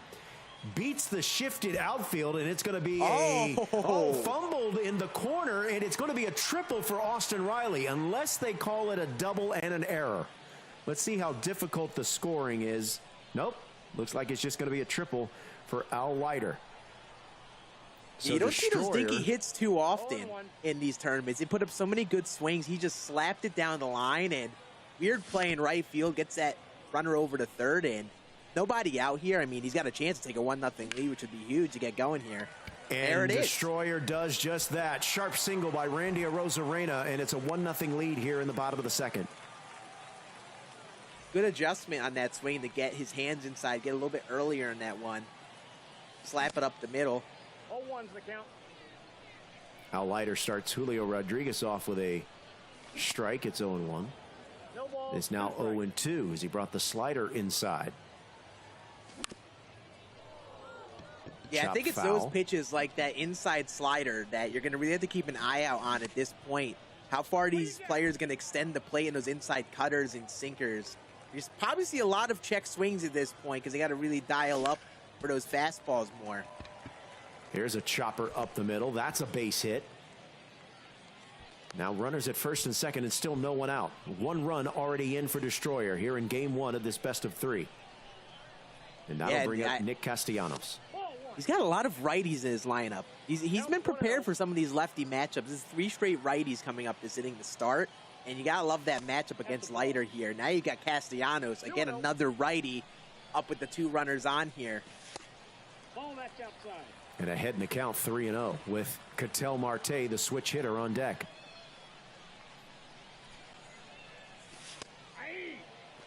There's a fastball in for a strike. It's 3-1. Hitters count here. We got full count. Oh, good pitch. Great pitch. Real good Love pitch. the green light on 3-1.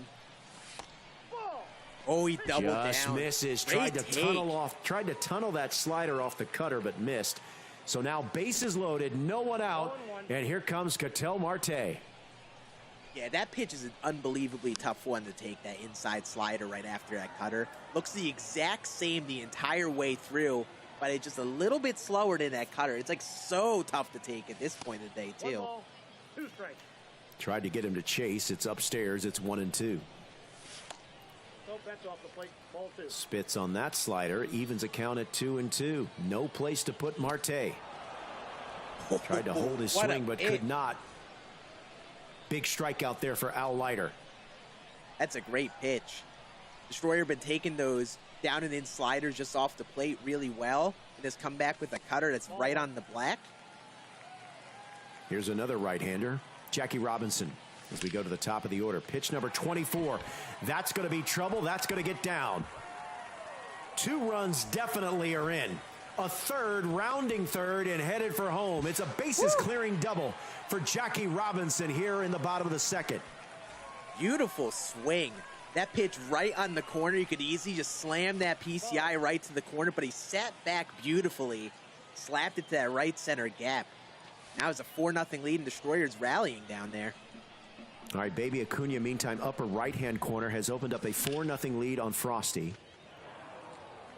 We've got Izzy leading Monty Slide 4-1. Then we got a tie game on your top left between Tappy and Cluesman. That's Tappy right. up at the dish right now. And base is empty there. That ball sounded good. Lower left-hand corner. There's going to be another double. Extra bases for Ronald Acuña Jr. Up against the wall. Run scores. It's now a 5-0 game. And one thing I'm noticing is that we're seeing some good offensive numbers here, but already a little bit of a slower start than some of the other games that we saw earlier. We're not seeing football scores yet in these first few innings. I want to see if anyone heats it up and puts up those big innings. Destroyer's starting to. Yeah, I want to see if anyone else like gets he's it going. starting to get the engines revved up right now. All right, let's go full here. This is Baby Acuña and Frosty. Acuña is in the field as Frosty grounds out. And now, yeah, I'm trying to remember Acuña. Acuña with those Braves jerseys. That's my tell that he's got those Braves jerseys on. As Ellie De La Cruz chops to first, and there's out number 1. Bottom 4 here. Here's Ketel Marte. He's 1 for 1. Roy Halladay on for another inning. 42nd pitch coming up.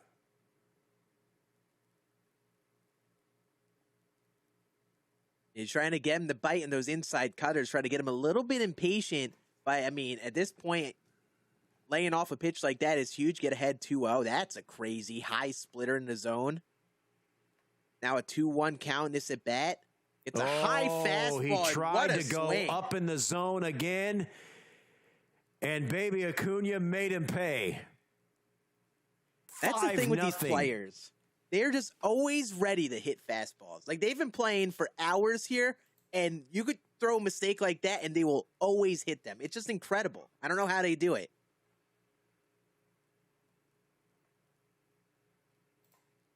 All right, meantime, there's out number 2.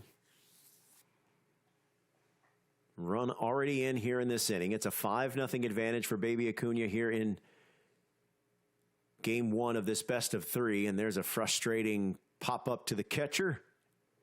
We're through 4, 5-0. Baby Acuña adds to his lead thanks to the solo home run. So Roy Halladay dealing with Austin Riley. I'm sorry, Scam, what was that? No, you're good. I was going to ask you, how do you feel about this Halladay card? Have you given him any go yet? Because, I mean, we're seeing him left and right here today. Now, let me give you a couple qualifiers. One, I am not near the player that these guys are. I dabble in all-star. I don't wade into the deep waters of legend. But I have found that this Halladay card gets roughed up at the lower difficulties.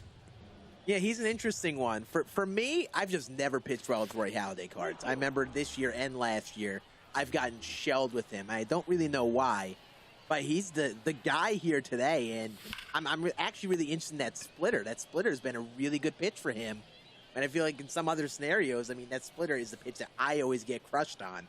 Yeah. But it's been good for him today. Well, he's got a 5-0 lead. And he's got 1 out in the 5th, and as he deals to Jose Ramirez. Yeah, I feel like Frosty's too good of a hitter to get shut out here. I think it's just about time he gets that big inning going. It's just a matter of when. It's like a ticking time bomb. When's it going to start to click for him? Yeah. Yeah, these players are so difficult to pin down. They are just too good. They're going to get you eventually. All it takes is one mistake. All it takes is just one set of momentum to go their way. But if I'm Baby Aunja right now, I am just riding this momentum with Roy Halladay, and I'm just going to keep him in this game as long as possible because it's working apparently. Well, he's tried a couple of times unsuccessfully to get inside underneath the hands of Jose Ramirez, but he keeps fighting off pitches. Pitch is now 61, misses inside. 2-2 count, 5th inning, 1 away.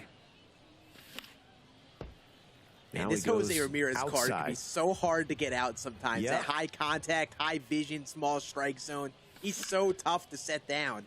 And he's just battling in that at bat. 10-pitch at bat over there. All right, meantime, you see that we've got a tie game between Cluesman and Tappy. Do I have that right? No. Yes, actually, you are right. Okay. Tie game between Cluesman and Tappy on your top left corner. Okay. Bottom right, you have Izzy rallying up 4-2, currently at the dish. And then bottom left, you have Chick, who is currently at the dish. Currently down 5-0 to Destroyer. Also, I don't know if anyone noticed it in the top right corner game. After that strikeout with Jose Ramirez, you had a change in the PCI. Changed from that white-colored PCI to a yellow one, I believe.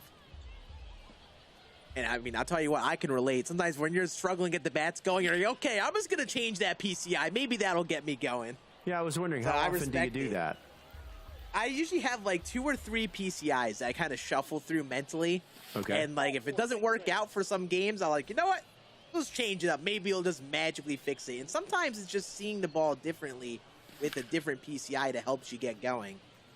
Well, we had a double play there in the lower left-hand corner as Destroyer is hanging on to a commanding 5-0 lead here as we work in the bottom of the 4th.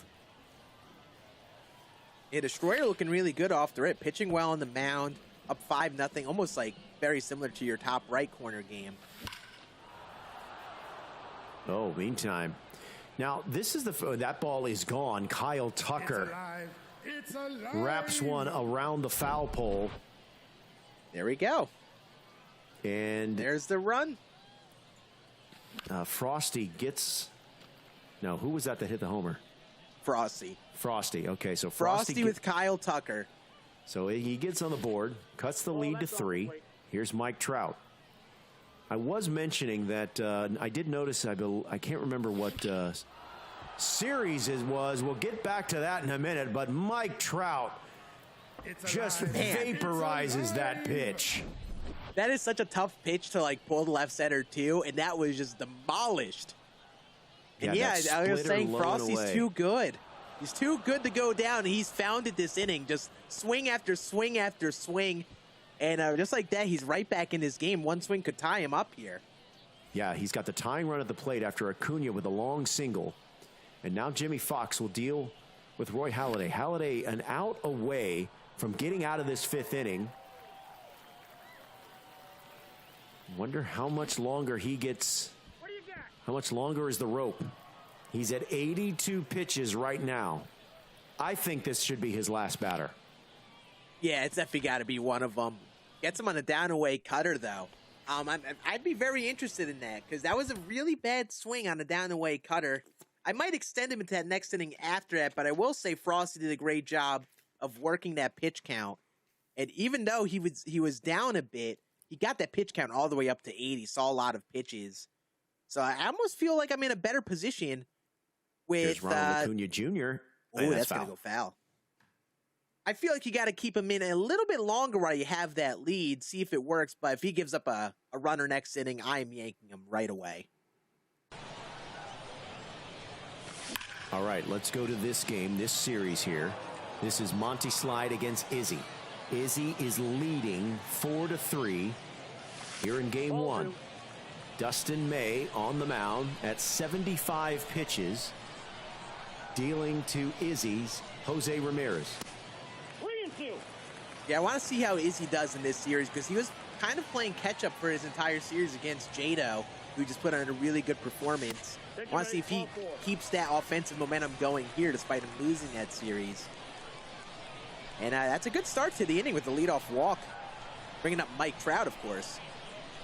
Yeah, he's got 2 extra base hits in this game. Doubled in the first, went deep in the second. 2 for 2. We'll have a new pitcher as Kendall Graveman will come out of the bullpen to deal with Trout. It's a nasty slider there that he just gets a piece. Look how small the PCI is. Yeah, it's crazy. Great cutter. Oh. But he might get on here. He's going to. Oh, no. He just got a perfect. Did he get a bad animation? It wasn't even an animation thing. You just have 89 speed on first, 99 speed at the dish. It was just perfect spot. Even if Ellie, I think, makes that jump throw type play, I think 99 speed beats that out. That was just a perfect lucky placement on that one. 1-1. All right, so Chipper Jones bats. Down one, now only count 1 and 2. Bases. You got runners at first and second and no one out. Sends that one the other way. This could hang up for the left fielder. It does. And that's an important out, number 1. Slider. I was about to say, like, this is an opportunity here. You don't want to get too eager and roll into a double play here with Chipper, but that's a great up and in slider. That's the type of pitching that you sometimes got to throw to these players to throw them off. Some weird high sliders or pitches that they probably wouldn't expect, and that just gets them a little bit late. And now you get a double play opportunity with Jimmy Fox at the dish here. You're probably throwing a lot of cutters away. Oh, Jimmy Fox, perfect. Wow.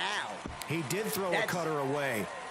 And Jimmy Fox sent that away.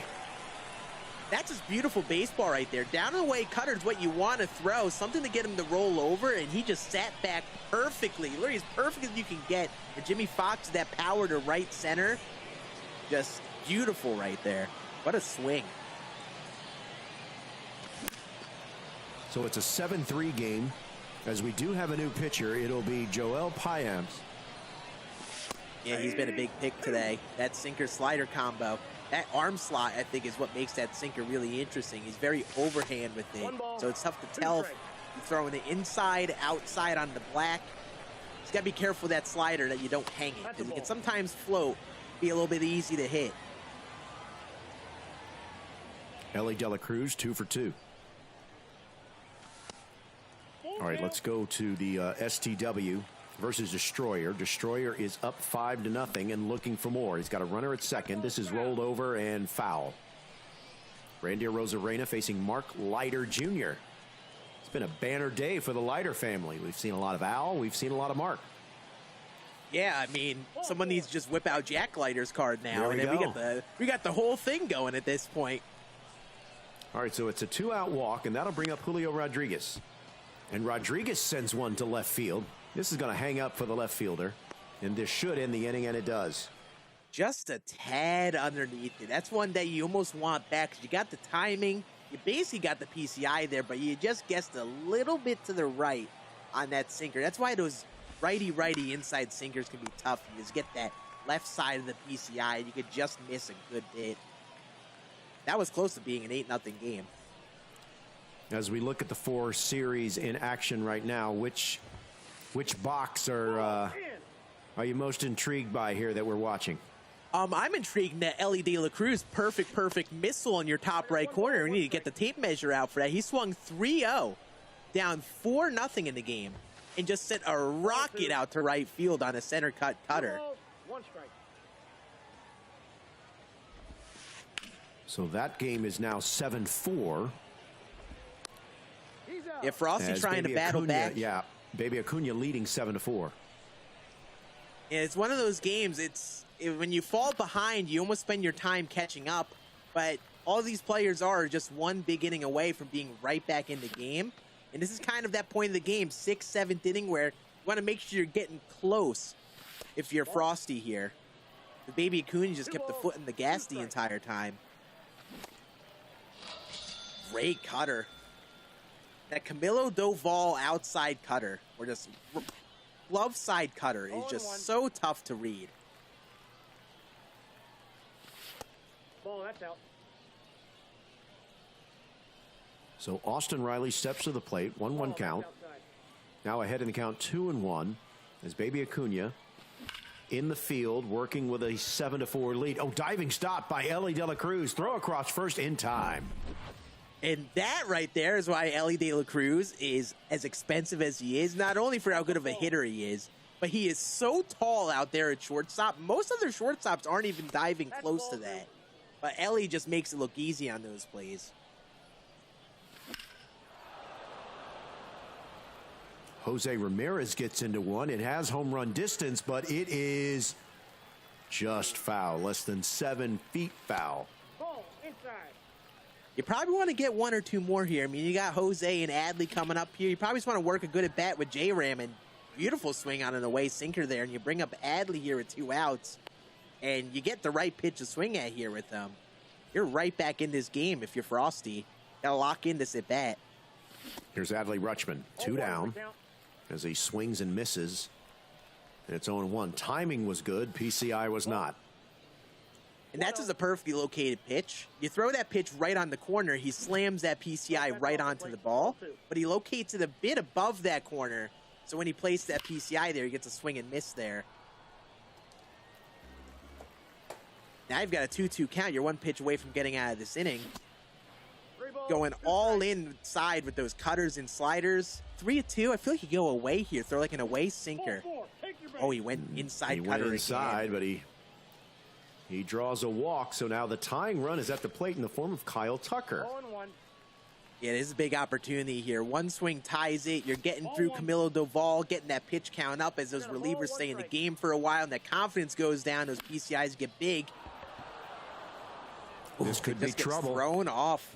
No. Thrown off by that inside cutter. And that's the thing with that Camilo Doval cutter. It just catches up on you. Even when you think you're ready for it, if you're just a tick off, you get those late flyouts there.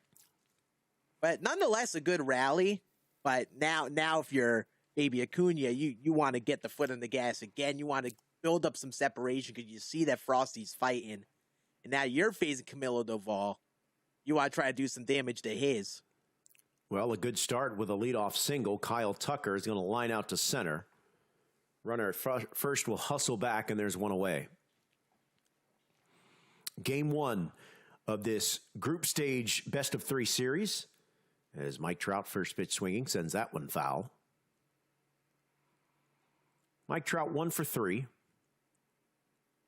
Yeah, I want to see if this Mike Trout catches any fastballs center plate, or if he gets in the away pitch, if he could actually sit back on it. Those away pitches are mile per tough. hour cutter. Jeez, good luck.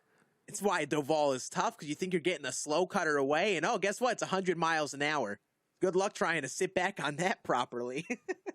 Wow. Well, he spits on a Great sinker 3-2 low count, away. though. Oh, There's the got slider. him. Absolutely brutal. You fight all the way. You get a slider that looks so tasty, and then you just miss that PCI a little bit. Camilo Doval has really been working the outer half of the strike zone against these hitters. Yeah, he's just so good on that glove side because of that cutter. You've got outlier cutter, so it just has that darting movement to it. So whether you throw it away to righties or you throw it in on the hands to the lefties, it's just like so tough to hit. It's like you took Mariano Rivera's cutter and just played it on 2 times fast forward speed. Like, that's how that pitch is sometimes.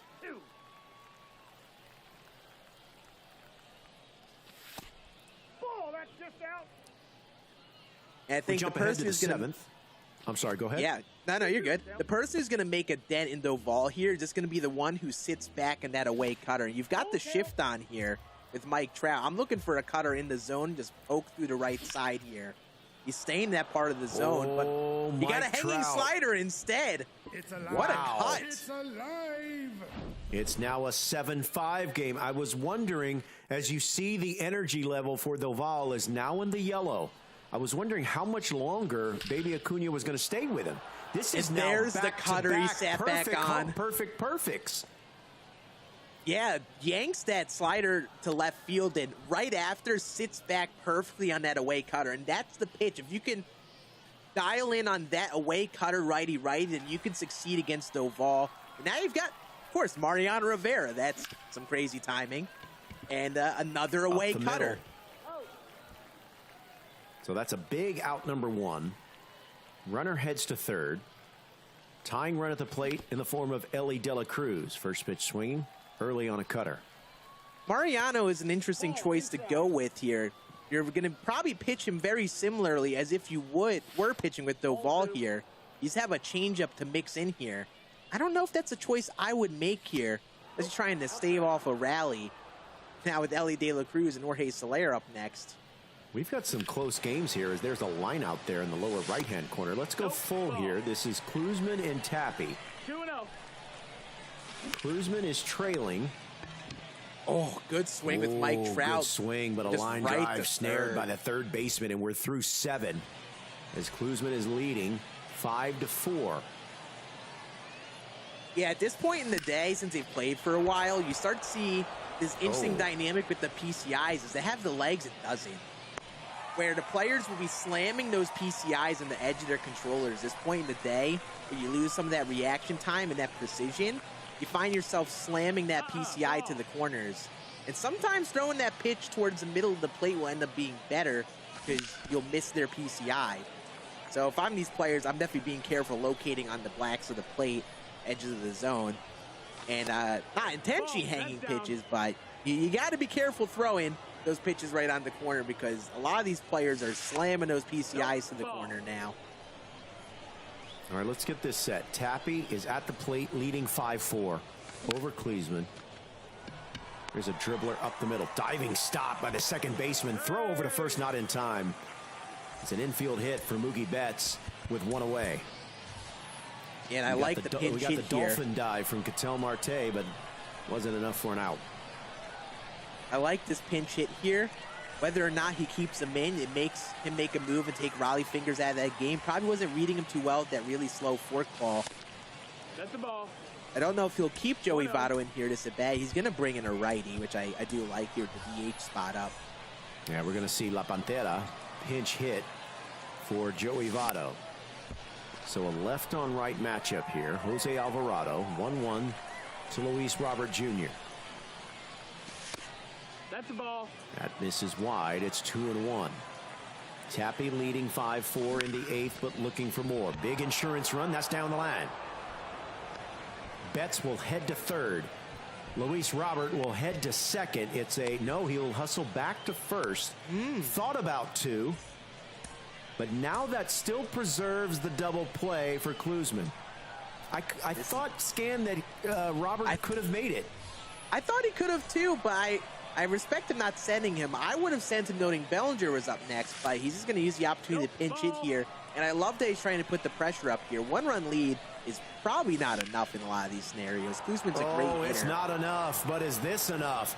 Jorge Soler lifts one to right field. Acuna Jr. makes the catch on the run. And the run does score via the sac fly, so it's now a 6-4 game, and that'll bring up Julio Rodriguez. Rodriguez gets into one, and Rodriguez sends one out. A big inning for two-run homer. It's now an 8-4 lead for Tappy. Yeah, this is a big inning for him. This is a 1-run game. Cluesman is a great hitter in his own. Never can count him out, but you build up a little bit of separation, now a 4-run lead. I mean, it gives you a little bit of comfort here with pitching on the mound. Maybe you can extend that pitcher that you may not have before. Big inning for him. We got over 600 people watching right now on Twitch. Thanks for joining us. With Scan, I'm Robert Flores from MLB Network. Thanks for joining us. Make sure your accounts are connected. Adley Rutschman connected with this in a big way. Second homer of the inning. It's now 9-4. I know Brev was saying it earlier, but it's just one of those rallies for Tappy where he just found it. He's found the timing. He's found the PCI placement. This is how these games go. Sometimes you just have those innings where you just are clicking, and those are the innings that make a difference. This is now a 5-run game This began as a one-run game to start the inning. Well, a strikeout ends the inning, but not before some big-time damage. It's now 9-4, Tappy, No balls, 1 strike. as Cluesman bats in the bottom of the 8th. Got that reliever No Brock ball. Stewart on the mound, too. Actually, I haven't seen him as much as I would have expected. 1-1. He's somewhat a favorite with that sinker-cutter mix, but people have been electing to go to other guys here today. All right, let's change games here. We got a 7-7 game here between Frosty and Baby Aunja. It seems Still like Frosty batting in came the back. 8th is Frosty as he tries. He's got the go-ahead run in scoring position. Coaster, thanks for joining us. Yes, this is a tournament. This is the MLB The Show 2023 Championship Series. There's a fly ball to the track. Runner from second will tag and head to third. Runners at the corners And with 2 down. that's when you want to get back. He got the timing perfectly on that slider, but there we go with that PCI. Just gets it a little bit too close to the corner. That's the difference between that being a 3-run homer and a fly out to the warning track. But you've got Aunja, and I like this matchup with 2 outs. Just try to get a single up the middle. Just find something through the infield here. This Aunja card's great at that. Javier Assad in a 7-7 game. 2 down. 1-1 to Aunja. Sounded good. Right field. Aunja is there, and that retires Assad. But we have a tie ball game as we go to the bottom of the 8th. Leading off for Baby Aunja will be Jose Ramirez, the switch hitter. He's 1 for 3. Yeah, Frosty battled back to tie this game. Might feel a little upset after not taking a lead after some swings he just missed. But you got to keep your head up and find a way to pitch a scoreless inning here. You got your guy Camilo Doval. See how many outs you can get with him as that pitch count gets up. If you can try to keep this scoreless, you get a big opportunity, top 9, to put a dent of a lead up. All right, there's a cutter in, catches the top part of the zone, full count. Ramirez sends one to right field, and that's a base hit. Good piece of hitting by Jose Ramirez. It's a leadoff single to start the bottom of the 8th. Yeah, you got to keep an eye out on that pitch count with Doval now. He's the guy in the bullpen, but how long can you extend him? If you allow someone else on, you probably got to take him out, but you got to hope it's not too late. Yeah, this game is coming down to the wire. He's about to throw his 30th pitch right there, and it is an opposite field single by Ellie De La Cruz. And now it's runners at first and second in the bottom of the 8th for Baby Aunja. Upper Big at bat left-hand in corner. that top right corner right now. Yep, keep an eye on that. Meantime, you got a 9-4 advantage. Yep, Tappy up 9-4. Yep, Tappy up 9-4. Destroyer up 6-5. That Yep. game's ended up becoming closer after the first few innings. And then you have Izzy leading Monty Slide 8-6 in the bottom of the 7th. Upper right-hand corner, or we do have a final. That's a 9-4 victory there as Tappy takes it 9-4. As we go full here, this is Frosty and Baby Aunja tied at 7, tie game, base hit, perfect. Wow. Ooh. Wow. Just shut off the game. I don't blame him for just dashboarding there. Gently place your controller right down next to your console and turn the game off. That is a rough way to end it. Pause, stand up, take a breather. At least the game's tied, but I'll tell you what, that is as bad of luck as you can get. Perfect swing, just right to him over it short. But, you got to keep your head up. You got to keep this game tied here in the top of the 9th. You manage to keep it tied. You just need one swing in the next inning. So this is Frosty now batting in the top of the 9th, 1 away. If Frosty's been playing comeback here in a lot of this game, tied at the other inning, but actually has a chance to take a lead here by keeping that last inning scoreless. You got Ellie up. It's the perfect guy that you want to get you going here. Scan, we have not had an extra inning game so far today. Inside, ball 2. That's kind of crazy, actually. We've had some crazy close games, but none of them went extras. No. Looking at that possibility here in a tie game in the top of the 9th. Ellie De La Cruz facing Javier Assad. Here's the 2-2. Lifted in foul ground. Ramirez just drifts over a few steps to make the catch, and there's out number one. A big out number one. Yeah, beautiful changeup right there on the black. Yeah, and with the way that Ellie De La Cruz can run, he's basically in scoring position as soon as he steps on first. Yeah, that changes the entire inning. 1 out, Ellie up. He can come up and get on base and help you get something rallying going here with Jorge Soler. But now you got 2 outs facing Soler righty here. And he's been 0 for this game. I know you've been talking about it. Is he due for his at-bat this game? Not this time. Beautiful cutter. He's now 0 for 5. And now, Baby Acuña with a chance to walk it off here in the bottom of the 9th, tied at 7. This is where you got to keep that head up. You had a rough end to the last inning. You got to stay cool, calm, and collected. You have a chance to win a game here with one really good swing. Try not to get too impatient and just look for that mistake. Assad's thrown some mistakes here. Try to find one here to at least get on base with Trout here. Then you got 99 speed on.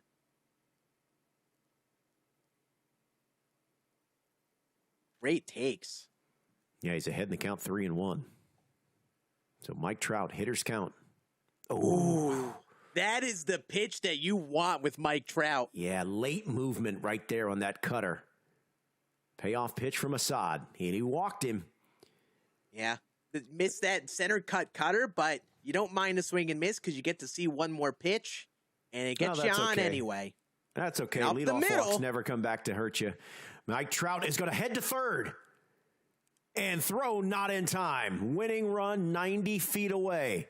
Infield in. Adley Rutschman. Nobody out. They're going to intentionally walk Rutschman with a force at every base, including home plate. 99 speed.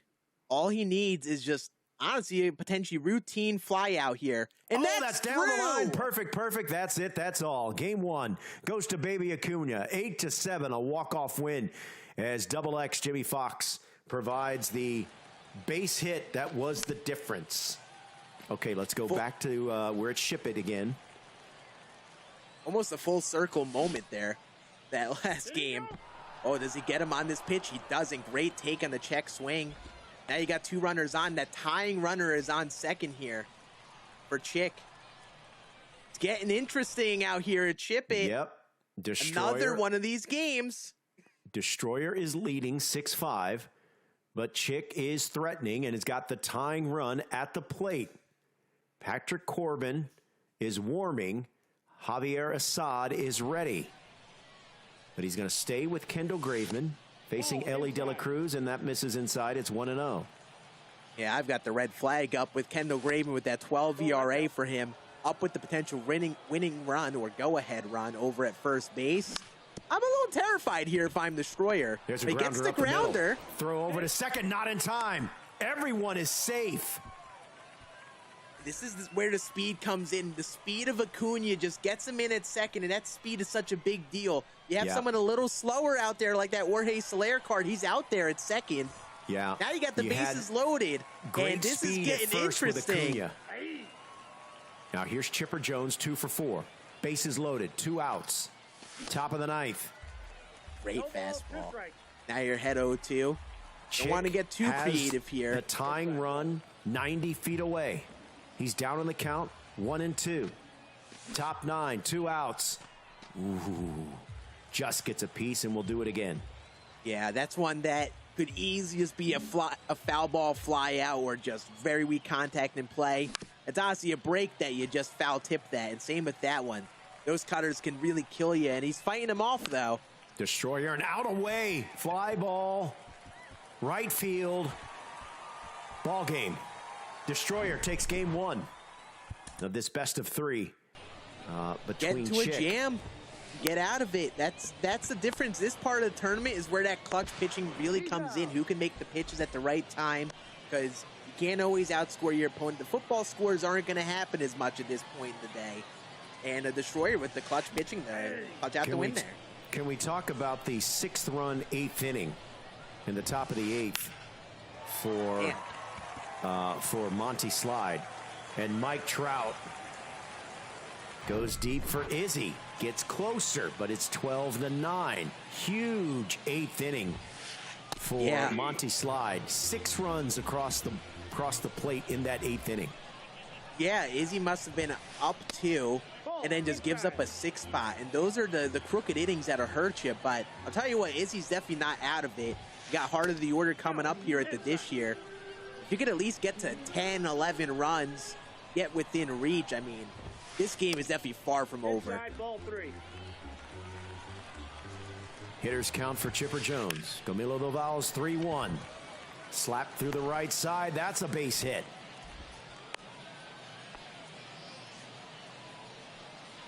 So now the tying run is on deck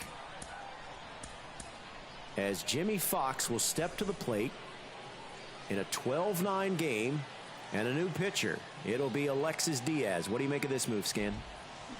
Alexis Diaz is an interesting choice. He's got a little bit of a quicker slider. Good sinker. I think he's an outlier on that sinker. But he's basically a two-pitch pitcher. He's relying on those 2 pitches. And I'll tell you what, I would be ecstatic if I were Izzy at the dish here. You managed to get Camilo Doval, who's been that guy out of the game. And now you got your heart of the order up still with Jimmy Fox. I mean, you're just looking for a sinker to land over the plate. That's the pitch you're looking for. Probably poke it to right center. Oh, he was early on that slide piece there and sent it foul. Here's another 2-2. Ooh. Wow. Dotted him up. That's a big out number 2. Now Diaz Yeah, he threw has all to deal those with sliders outside Cruz. of the zone. Start off that at bat, he threw like 2 or 3 straight sliders outside of the zone there, and then in 2 strikes, just comes back with it right on the black. It's a beautiful pitch. Now he's ahead 0-2 against Ellie. Here's the 0-2. This is low. It's 1-2. Yeah, this is where it gets Tying run tough. on When you deck. get into that 0-2 count with this Alexis Diaz card, it gets tough to think what pitch do you throw. And it seems like he's having a tough time getting that out pitch here against Ellie. All right, Cluesman has opted, I believe he is.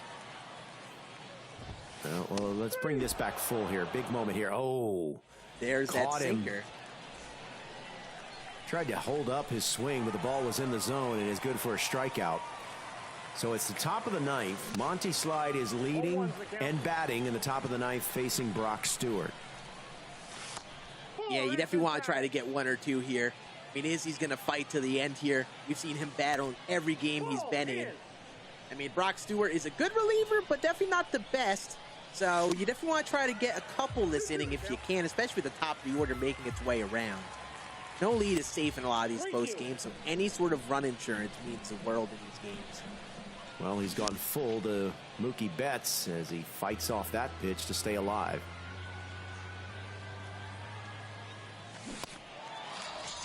Got him. Wow. Went upstairs in the cutter and blew it past him. It's good enough for out number 1. A good choice in the cutter, too, rather than the high 4-seam. He was timed up for the 4-seam, but that cutter being a little slower gets that early swing and miss. Just like that, he's got 2 outs here in the inning, and you're Izzy. I mean, you're 1 out away. This would be huge if you could somehow get Mike Trout to stay off the base paths. And you come into this bottom of the 9th with only a 3-run deficit. These 2 players are combined for 32 hits and 21 runs. It's crazy, too, because that's like a really crazy scoring game. But in the scope of today, you're like, oh, you know, there's been like double the scores. You know, this isn't anything. But it's still, they're still putting up crazy runs here on Legend difficulty. Here's a shallow fly ball. Center fielder is there, Buxton, and that retires aside. So we go to the bottom of the 9th. Izzy is down 3 as he tries to extend this game 1, or even better for his sake, score 4 runs and walk it off. 7, 8, and 9 due up here against Mariano Rivera. Yeah, and I wouldn't feel good with your 7, 8, 9 hitters all hitting right around or just over 500. That's for sure. Ooh. Well-placed sinker at the knees on the black. 0-2. 1 ball, 2 strikes. Bounces a slider. It's 1-2. Ball, that's outside. That misses wide. Evens the count at 2-2.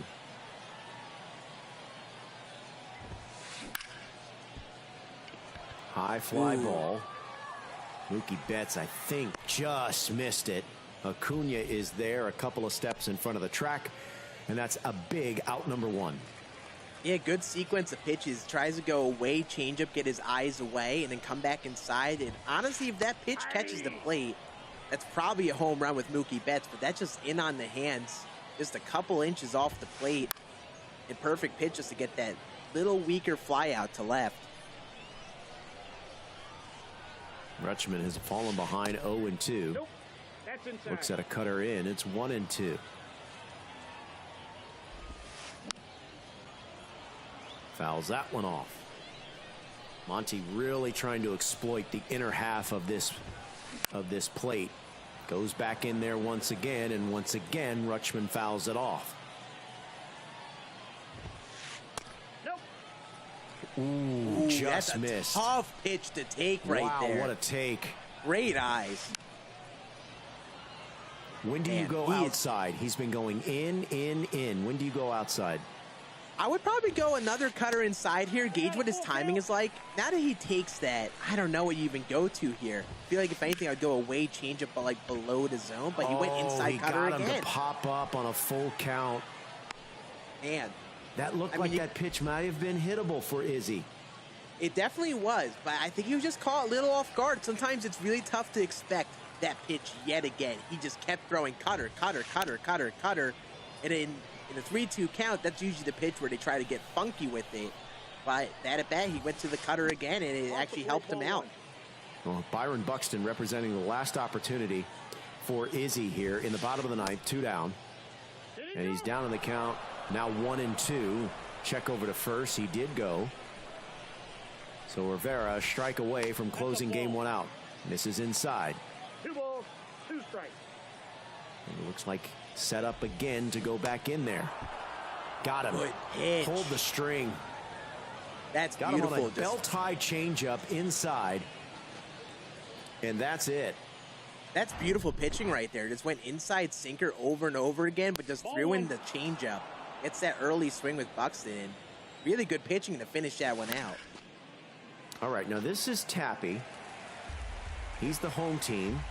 Leading in the series 1-0, leading the game 2-1. Now, does Tappy? Is Tappy the one that picks Minnesota? Yeah, he's the one that picked it. He's the home team here. But is he the one that you? But does Tappy? No, I haven't seen him use it trolling myself. his opponent? I think he. I mean, he could be trying to get in his head here. Yeah, I don't think I've seen him make this move before. Okay. I know other players in here have. It's an interesting decision. I mean, it's funny that Target Field is the field that we end up at. But here we are again at Target Field with Shohei Ohtani on the mound, something we haven't seen much today. D4SL, thanks for joining the chat. Alex Kakil, thanks for joining. Good luck. Congratulations on your wins earlier today. Oh, some dynamite insight in the chat. As always, you guys are killing it. Yeah, All right, meantime, this is game is going to third. scream low scoring, I feel like. Minnesota's a tough park to score in. It gets these guys out of their element from those minor league stadiums. They have a different feel from a lot of those major league parks and just how the timing and all of that plays. And now you got to face Al Leiter. I'm not feeling comfortable in that scenario.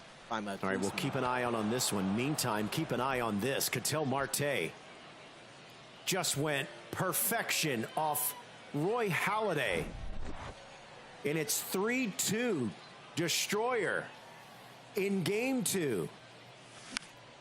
Just like that. Destroyer's looking great. Yeah, he's trying to close this one out. He's just been consistently scoring, pitching when he's needed to. Down 2-0 this game. I'm interested to see if STW keeps those bats going, but Destroyer's been coming up when he's needed to so far.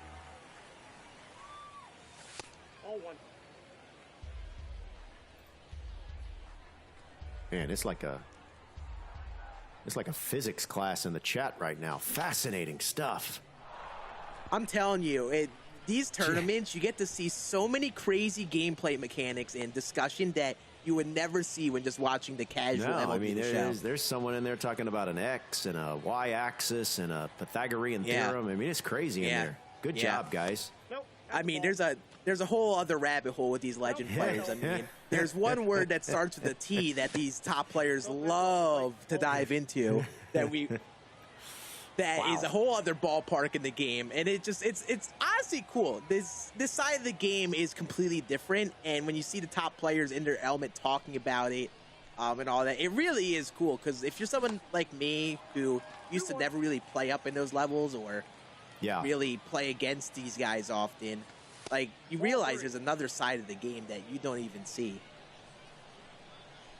Yeah, like I said earlier in the stream, the players that are playing right now, they play a different game than what you and I play, or what most of us play. I know that there's a lot of people in the chat that are amazing players.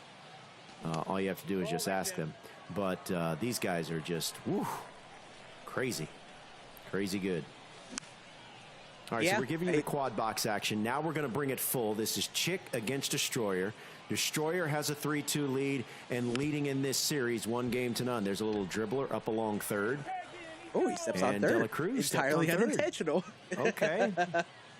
Just kind of found himself on the path of third base, but yeah, that's a great pitch to Hank Aaron. I mean, the name of the game at this point is to see who can really sit back in those away pitches while still being able to hit the high velocity inside. And sometimes you're just going to roll over those away cutters, especially at this point in the day.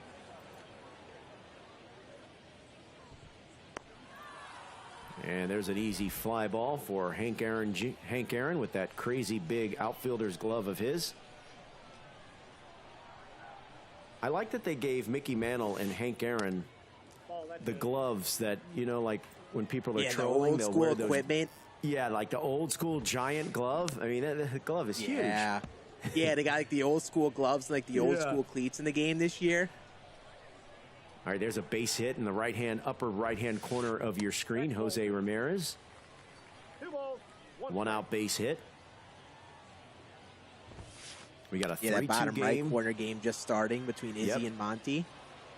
And we got off a to a home good run. start with an Ellie De La Cruz bomb. Ellie De La Cruz with only his 175th home run of the season. 1-0 lead now for Monty. So we got a couple of 3-2 games, 1 3-0 game, and 1 1-0 game. Now Rutschman we've got a perfect homer from Adley Rutschman. And this game is tied. Oh, that's a beautiful swing. Ketel Marte smokes one to left field. That's out of here. Man, it's like these players are a ticking time bomb. You just have a period of calm, and then just suddenly homer. I love once it. they get locked in, there's not a lot of places that you can go that they can't get to and can't do damage. And this is the part of the tournament that gets real one to fun. left field. Acuna will make the catch right in front of the wall. Man, Jock just missed that one down there. But yeah, it starts to get fun here because these games aren't going to be the crazy football scores you see with the constant back and forth. Those occasional innings that happen with 3, 4, 5 runs are the differences in these games. And you start to see some closer games. You see some back and forth. You see the pitching come into play. And this is the part of the day that I always love to watch. Carolina Blue, this is recorded. This is recorded. Yes. It was recorded much earlier in the day. Yes. 0-1. All right, let's go to Baby Acuna and Frosty. Baby Acuna is off to a 5-0 lead here in the bottom of the 4th, and he's already leading in this best of 3, 1-0. So this is the closeout chance for him. Good grief. Boy, I thought that had home run distance, but it's just shy. It's alive. It's alive. Run. Me too. Yeah, runner I thought he tags had and it scores. And this is where the small ball comes into play. You've got a chance to rally here if you're Frosty. It's big to get that one, but you want to keep the foot on the gas here. Try to put up a 2-3 spot. Try to stay close to Baby Acuna here. Oh, there it is. That sounded good. Is good. It's alive. Jimmy Fox. What a swing. Frosty cuts into the lead. He's now down 5-3. here with 1 out in the 4th. He just yanks that cutter down the line. Very early timing on it, but that's just what Jimmy Fox does with that max contact and power.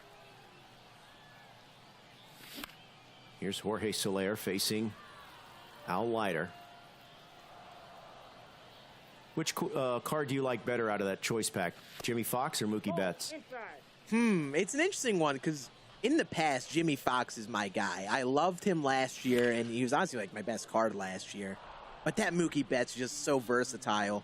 Like, he's such a good safe pick out of that choice pack. And even that Corey Kluber could be an underrated starting pitcher option. You see a lot of these guys went for Mookie or Jimmy Fox. That's why we haven't seen Kluber much on the mound. But right. He actually is a very good play with that sinker-cutter slurve mix he has. Soler tried to check his swing. He did, and the count runs full at 3-2. Bottom of the 4th, Frosty batting and facing a 5-3 deficit. Chopper up the middle. Second baseman Marte over to first in time, and that retires a side. So we go to the 5th. Baby Acuna batting and leading 5-3. Starting off top of the order, Mike Trout. Oh, we got a homer here. Ronald Acuna Jr. breaks up a 3-all tie. And that's big for STW. Yeah, STW has a lead as he tries to stave off elimination. Yeah, I think it's his first lead of the series. He's been playing catch-up to Destroyer, who's been playing some great baseball, but now he's got that lead, so now you have that opportunity to build up that lead for yourself. I mean, especially here, Game 2, you're the home team here. I mean, you got to win this game. You got an opportunity to right now. There's a hard line drive, but Acuna is there for out number 2. So STW batting in the bottom of the 3rd, leading 5-3. Dustin May facing Kyle Tucker. That cutter's fouled off. It's 0-1. We're looking Dustin May at this. Go on. No. Go ahead.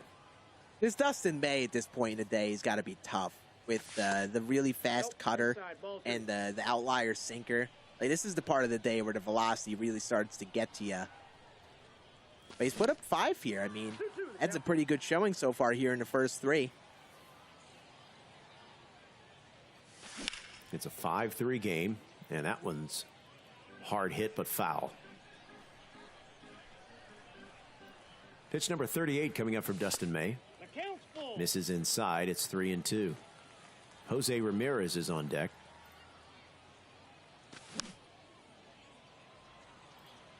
What a foul ball. Just threw the arms out there on that one. Payoff pitch from Dustin May. And we'll do it again.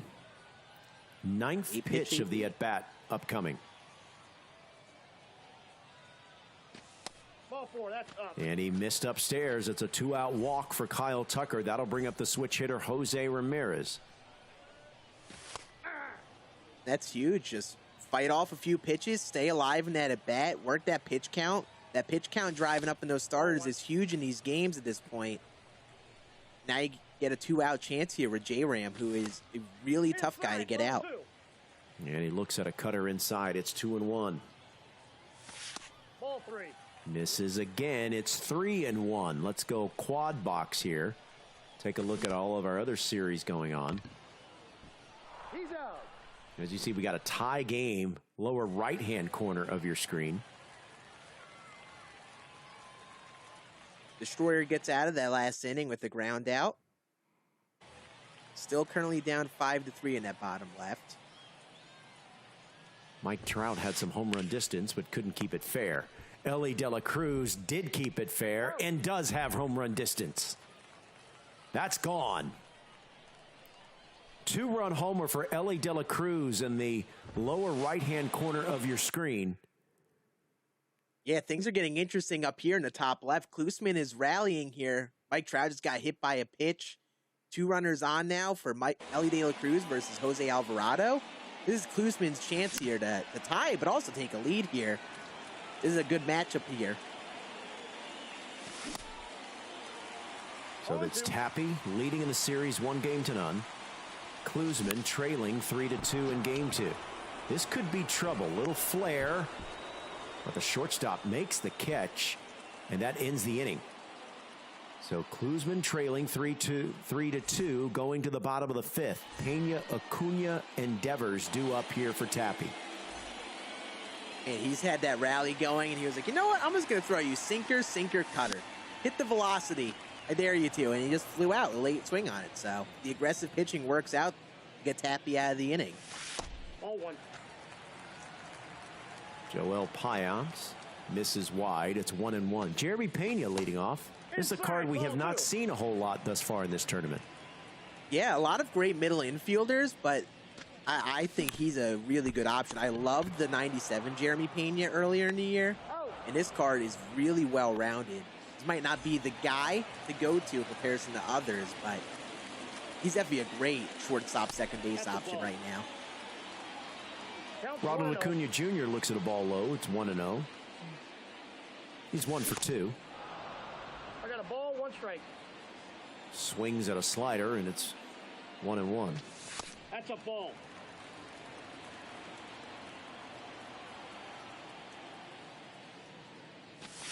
Ball three. That misses inside. It's 3-1. Rafi Devers on deck. Yeah, scary at bat up next, so you definitely want to get Aunja out. It looks like he's going to. Devers up with the runner on. Yeah, he reached for that one, and it ends up producing a lazy fly ball for a big out number 2. Devers homered in the third. I feel a little bit more comfortable now with no runners on here for Devers. This card is an absolute menace versus righties. Nope, that's inside. We're glad you're with us, whether you're watching on Twitch or on YouTube. We got over 600 people on Twitch. Thanks for joining us. Make sure your account is connected because the drops are active. He's Scan. I'm Robert Flores. Thanks for joining us as we are working our way through hour number 9 of coverage here. Wow. If you just saw in that replay, Destroyer just hit a 3-run home run with Hank Aaron. Right as he lost that lead in his game against Chick, he just bounces back with a 3-run inning to take that lead right back.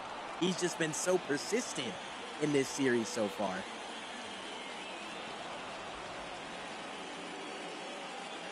Devers steps out and will reset. Payoff pitch. Missed up. It's a 2-out walk, and that'll bring up the cleanup hitter, Mookie Betts. Starts him off with a slider at the knees. It's 0-1. Nope, that's a ball. That misses inside. Evens the count at 1-1. You got Cluesman in the field and Tappy at the plate.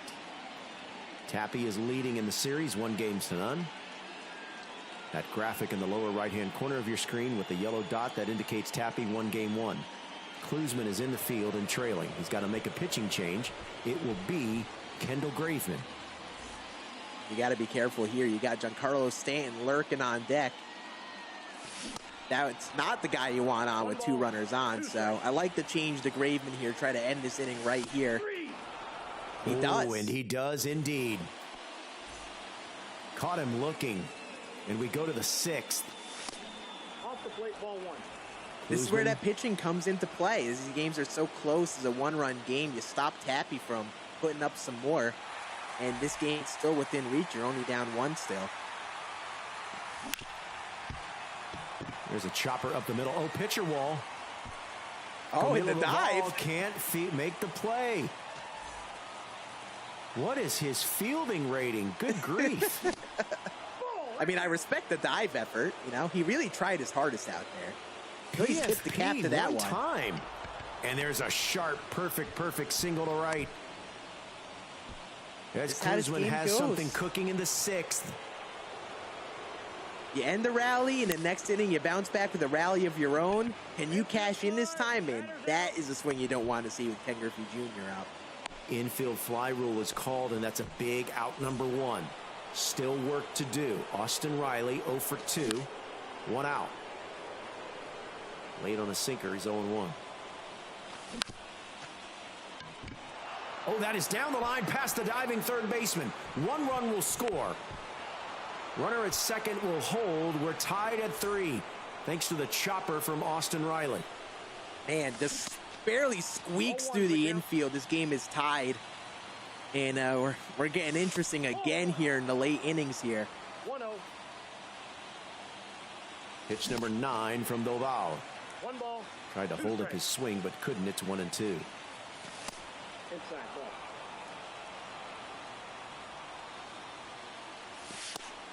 3-2. That misses inside as well. It's 3-2. And we'll do it again. Ketel Marte on deck. Payoff pitch. Chop foul. And this is just a typical Jose Ramirez at bat here. Line drive to right field. Acuna is there. That ball was hit too shallow and too hard for the runners to advance. So it's still first and second and 2 out. Here's Ketel Marte. First pitch swinging. That's chop foul. Oh, awkward swing there for an 0-2 count. Yeah, that Another Camilo cutter ball at cutter makes you 101. look silly sometimes. Nope, that's down. We got full count. 3-2. It's getting interesting here. Runners will be on the move. There's a base hit up the middle. Oh, no. An impromptu dive by the center fielder is going to allow. Oh, I thought they were going to send that second runner. Instead, a one run will score. See, he didn't send the runners on the steal there on 3-2 with 2 outs. That was actually the difference other there. point. He did not start the runners on the payoff pitch, which surprised me. I think if he does start the runners on the payoff pitch, both runs score. Yeah, you have a play at the plate, first of all, if he doesn't dive out there, because he didn't send them. And then because of that dive mistake, he could have scored a second runner there. And that 1 run could be a big difference in this game. So kind of make a mental note of that minor base running miscue there by Cluesman, but all is not lost. He does reclaim the lead. He's got a 4-3 advantage going to the bottom of the 6th. As Tappy will have Giancarlo Stanton, Cody Bellinger, and Julio Rodriguez. Yeah, you don't see the Stanton used much out of these guys today. A lot of players don't like that really big strike zone of his. It's tough to cover all of that plate. But I like how Tappy's sending them out there. I like seeing those interesting choices of players that are a little underused out of them today. All right, let's check in on this game here. This is Monty Slide trailing 7-4. As Izzy has opened up a 3-run lead. There's a sharply hit ball, but right at Byron Buxton, and that retires the side. We're through 3. As Izzy has a 7-4 lead. Here in the 4th, Byron Buxton, Acuna Jr., and then Jose Ramirez due up here in the top of the 4th against Roy Halladay. Yeah, that inning just ends on a perfectly located slurve down the way. How tuned up these players are for the high velocity, it's tough to sit back in those away slurves sometimes. Great pitch to go to end the inning there. But you got to get right back to scoring here. They had a chance to tie it. So if you're Izzy here, you got to get going again. Ball.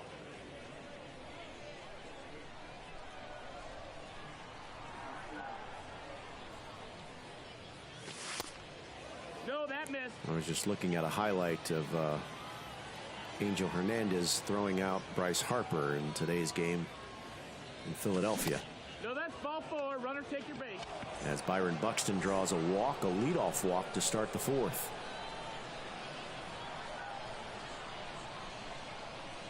You definitely got to keep an eye on Roy Halladay and how long you keep him in here. That pitch count's coming up. He scored 7 against you. And a leadoff walk here. Got to have that bullpen up, because if he gets a couple runners on here, you probably got to take him out at that point. He's at 52 pitches, is Halladay, in the top of the 4th, and no one out. Ronald Acuna Jr., this could be 2. Grounded to short, flip for 1, fire for 2, and they got him.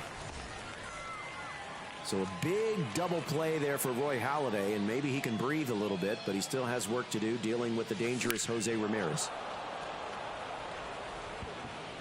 Case in point. Yeah, very dangerous. Very dangerous. A cutter down and in. A nitro in the nitro zone for the lefties. Yeah, and that's the roller coaster of the inning for you. You lead off a runner with a walk, then you get a double play. Okay, breathe, we're good. And then you throw your next pitch, give up a homer. That is how this game goes sometimes. Meantime, J-Rod just went deep to give Tappy a 6-4 lead. What a bounce back inning for him. Lost that lead last inning and then bounces back with a 3 spot, I think, of his own. And then Adley Rutschman sends one deep, and that is going to be a double, ground rule double.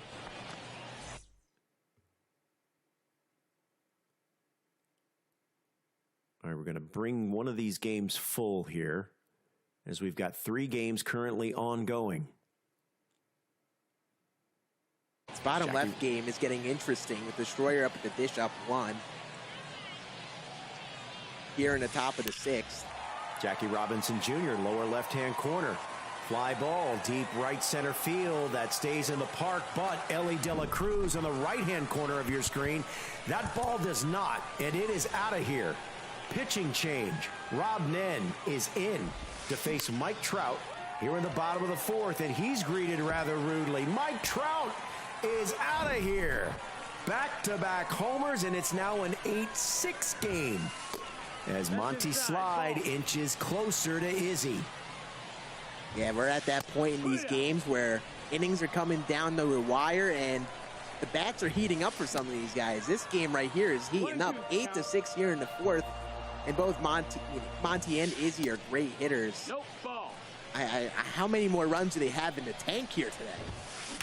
I would say plenty. And that's another base hit. Back-to-back homers, and now a base hit to start the bottom of the 4th from Monty Slide as he tries to close out this series. If I'm someone watching, hitter, Cody Bellinger. I'm sorry, what was that? If I'm someone watching, I'm taking note of him putting Rob Nen in here and getting absolutely shelled by Monty here. Monty just has him down to a T. And as I say, that commentator jinxed it around to a double play. Of course, that's how that goes. big double play for Izzy there. And there's 2 down here in the bottom of the 4th. 2 runs already in. Here's Adley Rutschman. That's the ball down. Looks at a ball low. It's 1-1. 2-1. Tried to hold up. Did he go? No, he did not. It's 2-1. That splitter up and in, falls in for a strike.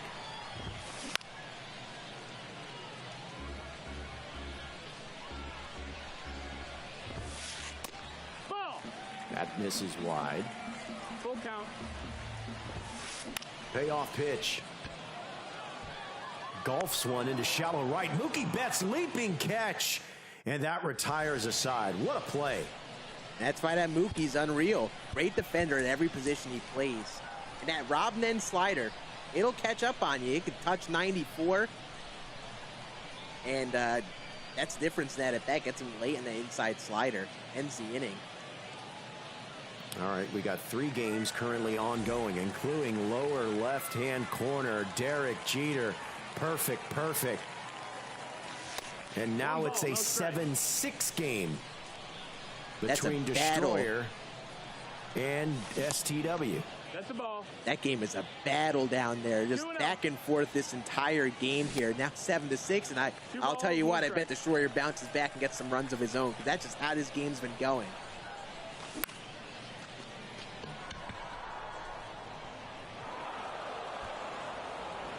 Ooh, a little bit of a misplay on the bottom right corner. Blooper to right. Is rolling free out there in foul ground. And he didn't throw in right away. He could have maybe even tried to send him home, but he's going to keep him at 3rd with no one out. And, I mean, you'll take it when the opportunity comes around.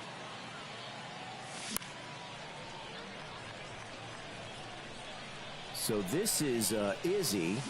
Izzy is batting, right? Lower right-hand corner? Yeah, Izzy is batting right now in your bottom right corner. Currently up 8-6. Looking to get some insurance here. Big strikeout, though. Kendall Graven with that inside sinker. Ball. Tough jam to get out of here. Nobody out. Where it started off with nobody out with the runner on 3rd. And Mookie perfect right to second base. And Monty might squeak his way out of this inning after giving up a leadoff triple. That's Adley Rutschman. 2 outs. Runner at third.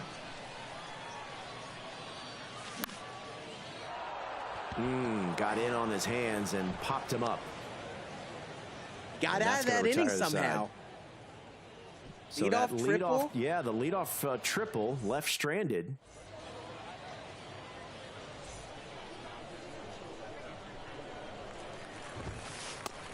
No, ball. And that's a big inning here if you're Monty at the dish here. Ball. You manage to get out of that inning, keep a 2-run deficit. Give yourself a chance to tie this game right back up here. That's a ball. And starting off with a 3-0 count, I mean, you definitely got to be very patient here in this at-bat. Get your pitch to hit. Take your base. Marcus Semien draws a leadoff walk, and that'll bring up Kyle Tucker. So danger lurking here in the bottom of the order. Tucker and then some switch hitters behind him. Patrick Corbin starts him off with a swing and a miss. It's 0-1. Early on that pitch, fouled it off. It's 0-2. Wow, great sinker. It's aggressive pitching. Got him early on an inside sinker and was like, you know what, I'm going to throw it again. Gets him late on that one.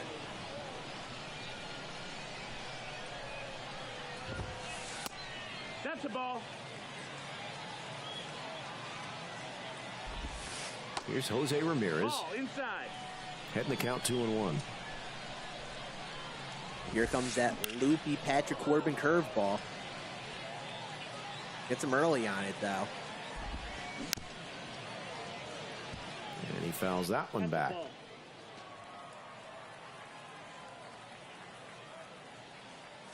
Got Chick and Destroyer here. Destroyer currently up at the dish, down 1 with 2 outs here, but 3-0 count to Julio Rodriguez. One strike. That's a pitch you want to hit just early on it. Dialed up too much. That ball well struck to left field, but it'll hang up for the left fielder, and that will retire the side. 7th inning stretch time. STW trying to win and stave off elimination. He's ahead 7-6.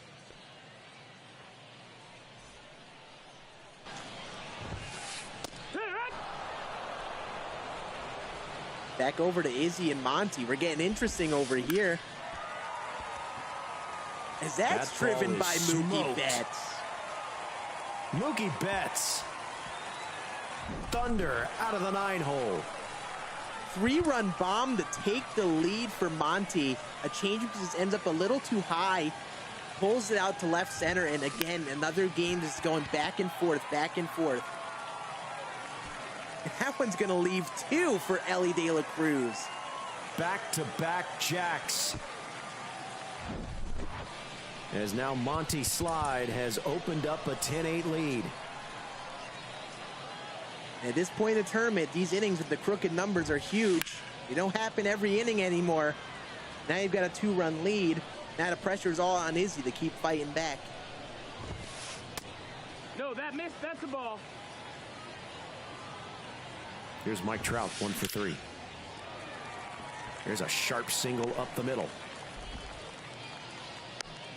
Yeah, Monty's found it this inning. 3 straight really good swings. Now you got heart of the order up. He's got a chance to put up some big damage here. Ronald Acuna coming up. That's a ball. Acuna looks at a cutter low. It's 1-0. Ball. Hurt. That's in for a strike. 2-1. It's 2-1.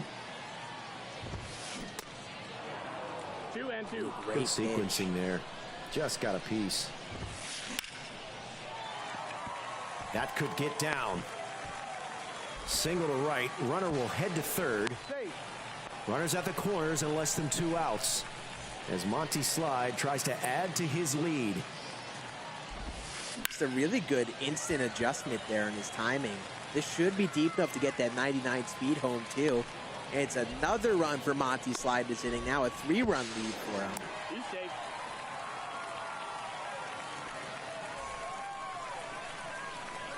That'll bring up Adley Rutschman. as we give you the 3-box action here. Tappy just got out of a jam with 2 runners on your top left corner, still holding a 2-run lead against Cluesman. Yeah, that he's game's trying still to far add. from over. Yeah, he's trying to add here in the bottom of the 8th, add as many as he can, and then go to that next half inning, and then hopefully for his sake, close it out. It's a 7-6 game. Destroyer leading STW. Check swing by Chipper Jones. Did he go? No, he did not. 0-1.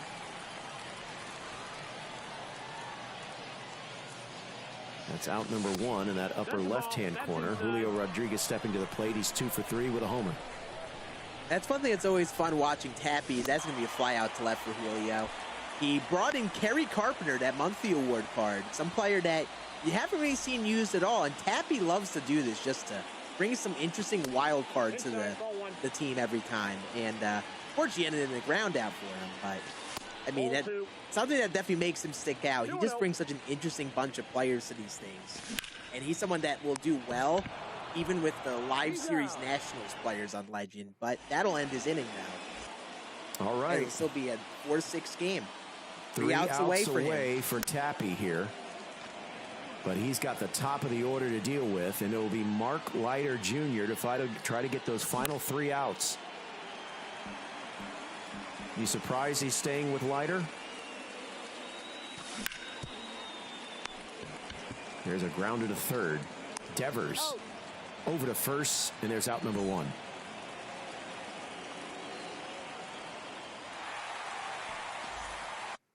All right, so Leiter will face 1 batter in the top of the 9th. They will turn around Ellie De La Cruz to make him bat from the right side as they bring on Patrick Corbin. Ronald Acuna Jr. on deck.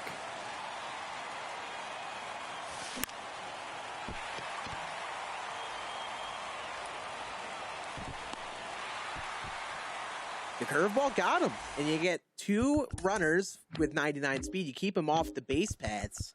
Now, just like that, Cluesman's down to his final out here and down to his final out potentially of the series. Facing elimination here. Patrick Corbin starts off Acuna with a strike. It's 0-1. That just misses to even the count at 1-1. Back-to-back fastballs. Here's the 1-1. Oh, awkward swing to induce now a 1-2 count. Here's the 1-2 from Corbin. Fly ball. Right field. Going back.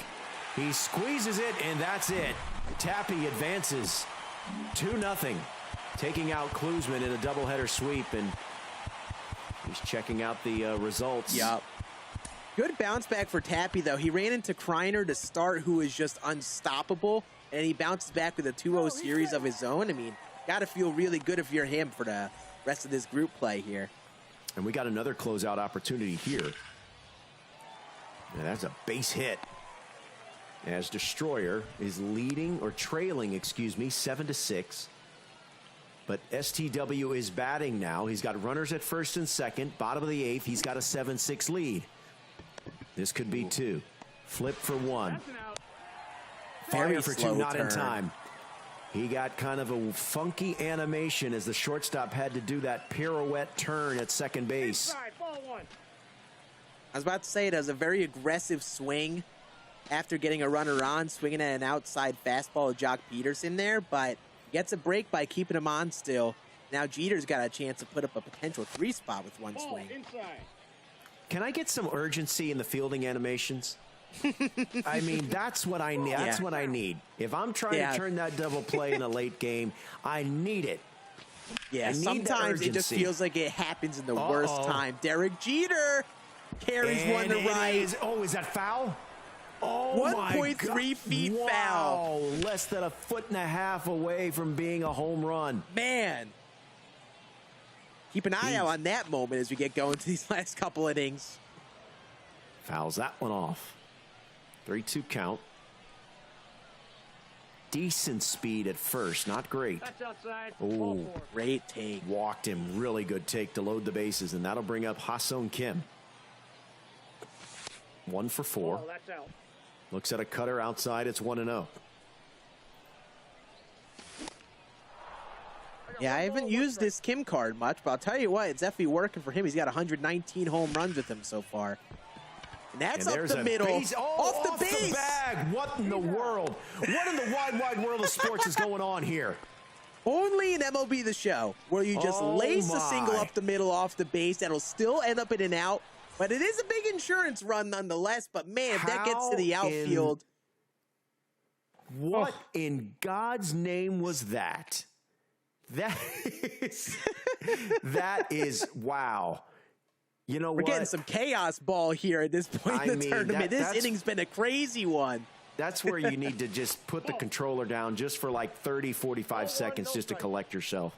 That's crazy. So a fortunate bounce for Destroyer. As you mentioned, Scan, a run does score, but it could have been a little bit more. There's a sharply hit ball to left field. That's down for a hit. Another run scores. It's now 9-6. Does a good job of getting that runner anyway. We talked about how he could have gotten a 3-run bomb. He still got 2 runs back. And Ellie De La Cruz gets into one. And that one's going to go. Nope, that ain't hitting the base or nothing. It's over the fence. It's another home run. Oh, and the replay too? Hit him with the little R2? I thought we were going to get an L2. Here's Chipper Jones. So it's a 12-6 game for STW. And he's now 3 outs away from advancing or pushing this series to a deciding game 3. Yeah, and he was 1.5 feet from that homer with Jeter. We thought that was going to be a big moment, but he just went up and put up a 5 spot anyway. 12-6, 5 runs already in here in the bottom of the 8th for STW. Nope. 1-1. We got the side-by-side game going on here. That right side between Izzy and Monty getting interesting. 11-9 in the bottom of the 8th. Monty's looking to pad on some extra insurance runs as he heads closer to the 9th. Yeah, meantime, we are in the top 9.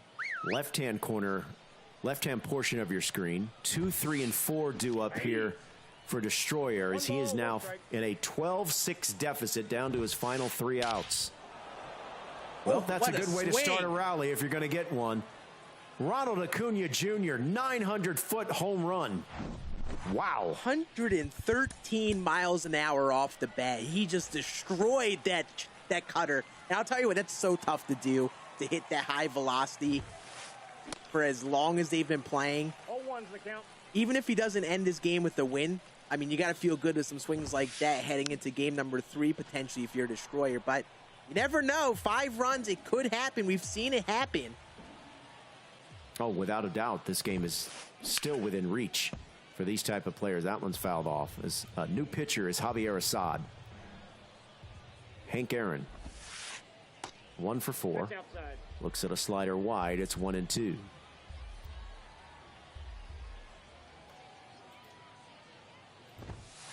Here's the 1-2. That also misses. 2 balls, 2 strikes. I love the patience here from the Destroyer, though. He's not really expanding too much.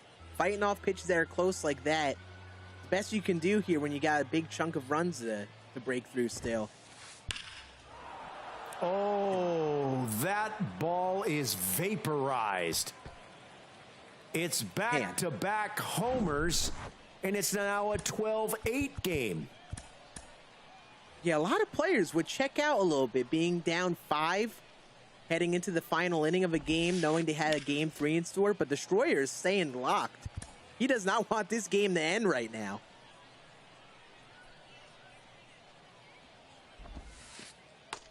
Ball, that's outside. All right, here's Adley Rutschman, 2 for 4. Still no one out in this 9th inning. That's out. Looks at a ball outside. It's 2-1. Going up and away. And he fouls it off. Evens the count at 2-2.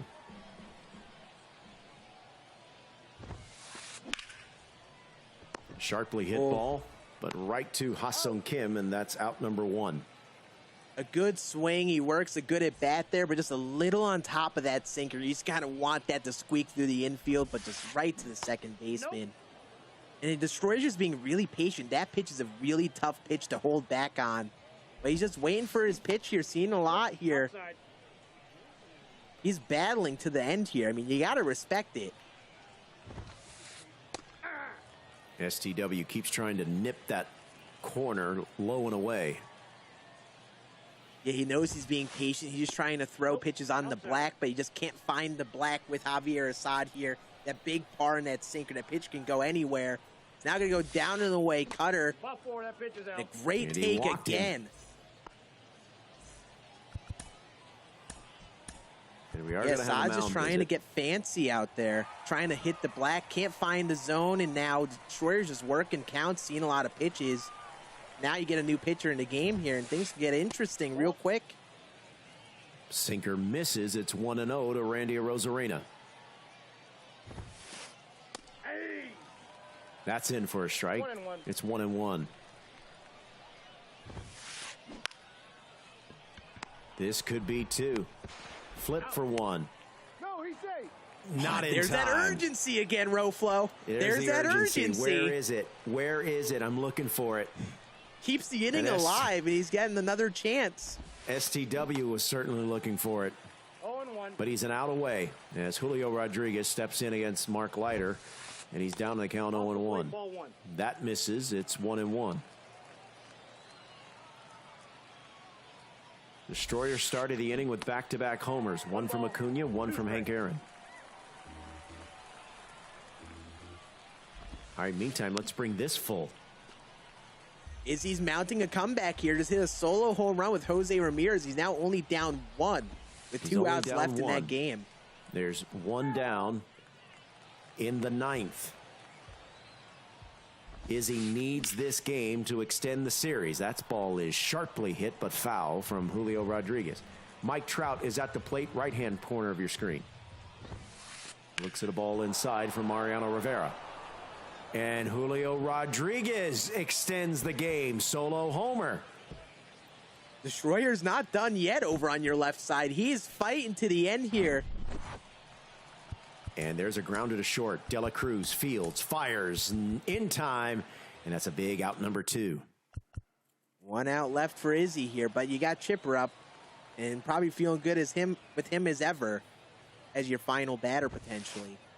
He is 0 for 4 with Chipper Jones. I wonder if he's due, Roflo. He You think might he's be. due? Ball 2.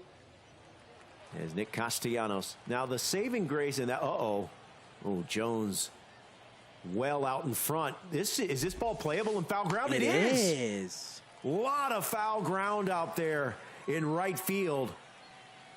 And a big win for Monty Slide. And this game isn't over because now the tying run steps to the plate in the form of the 9-hole hitter, Ketel Marte. Oh, man. And here comes So Patrick Corbin. He will bring Patrick Corbin in to turn Marte around. And he looks at a strike at the knees. It's 0-1. We're going to get you caught up on where series stands because we have a couple of closeout series. We've had a couple of series get closed out. That ball What a just take. misses. Yeah, On that was a a hell of a take, two-strike man. sinker. That is Wow. so tough. Here's the 1-2. 2 outs. Inside, ball 2. And he spits on that one. Evens the count at 2-2. Marte tying run at the plate. 12-10 game. Fouls He's that fighting. one off. 4 runs already in. 15 hits apiece. STW with a 12-10 lead. Here's the pitch. We'll do it again. Destroyers putting together an AB here. What an inning. 4 runs already in. 3 homers. The count is full. And What he a spits take! on that, and he runs it full. 3-2 count. He was down 6 in this inning, and now he's got the tying runner up with the plate. He could tie it up with one good swing here with Ketel. Here's the payoff pitch. We'll do it again.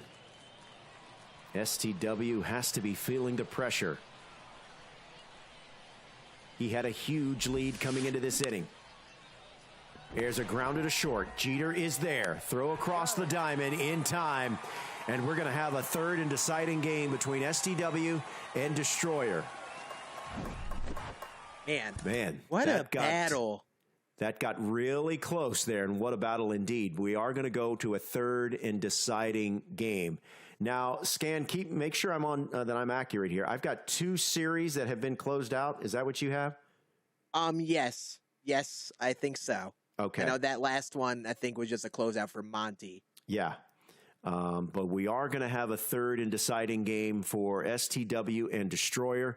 We'll get you to that game in just a moment as we try to work our way through here the final few games here of this evening as we are now approaching 8 hours of broadcast time. We're glad you're with us here on Twitch and on YouTube.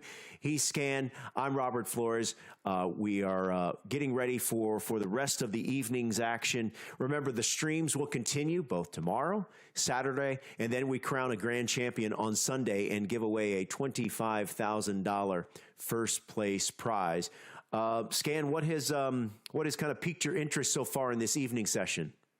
That last inning from Destroyer was a crazy inning. He is on his game today, even though that ended up as a loss for him. He's still playing some really good baseball. So he's the guy to keep an eye out on in the third game of that series or in the next game that series. Yeah. It's going to be a crazy finish to that one. And then a lot of guys bouncing back after running some really good players in the beginning of the bracket. Tappy coming back with a 2-0 series win after running into Kryer, who was just an unstoppable force. So a lot of tenacity from the players here today. Yeah, as you see, a Destroyer won game 1 6-5, and then STW was able to hang on for a 12-10 victory in game 2.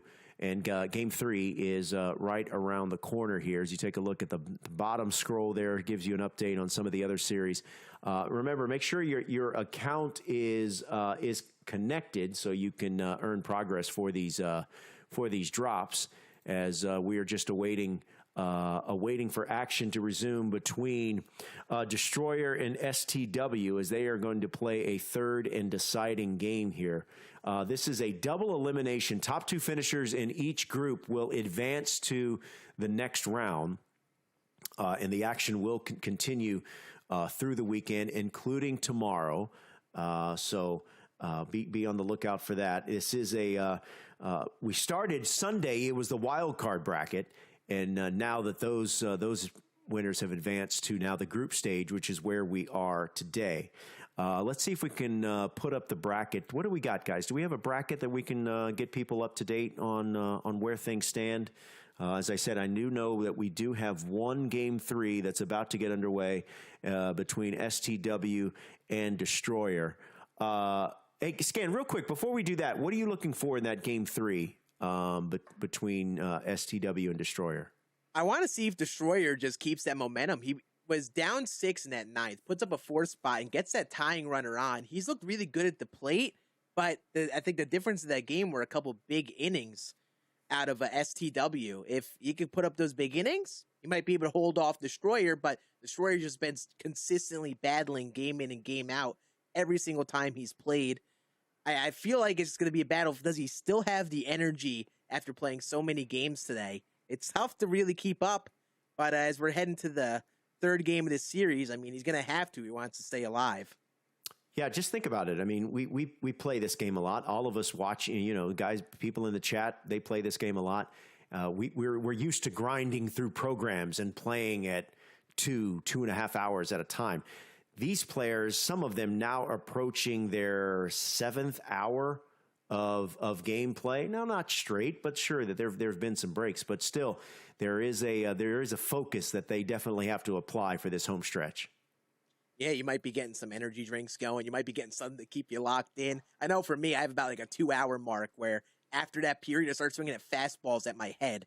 So for these guys, the fact that they're still battling like this after this long is so crazy. But it's still a constant battle of how long you can keep it going. And that's the thing with these tournaments and these long sessions. It's really a test of that. So, I mean, the winners who are going to do the best are going to be the ones who just stay consistent for the longest. And this last game is going to be a good one. I just feel it in this series. Yeah. Remember, these games are being played on Legend difficulty. You must have set 4 eligibility for your rosters. So, No set 1 or set 2 cards. You can activate one of those cards from that particular set, but that must be your wild card. No created players, no knuckleball pitchers.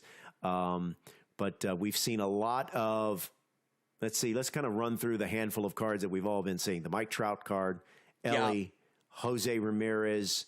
Austin Riley's made a lot of big appearances today. Austin Rutschman. Rutschman has been a staple between throughout the roster. So we're eager to get this third game started here between STW and Destroyer in the MLB The Show 23 Championship Series. And here we go for Game 3. Series tied at 1. This is, Destroyer is... He's on the mound. Yeah, he's on the mound, and STW is at the plate, leading off with Ha-Seong Kim.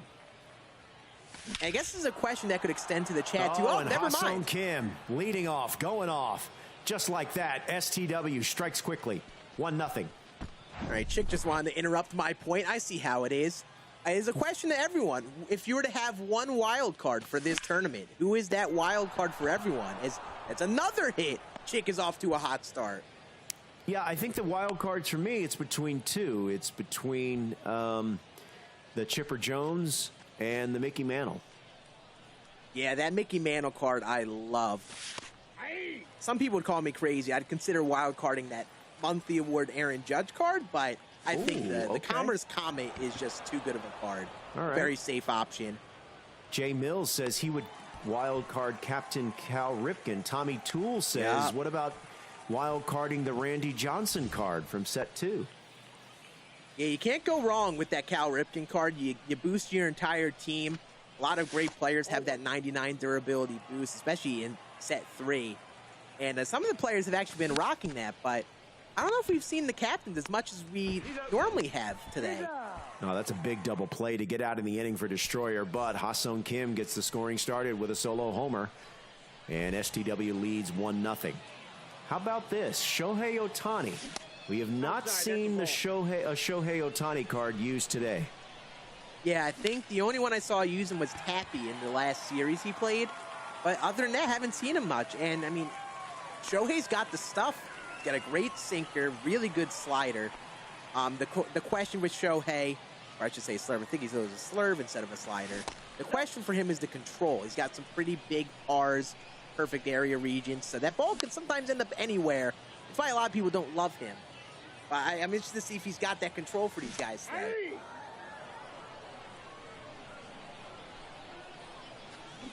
Ball 2.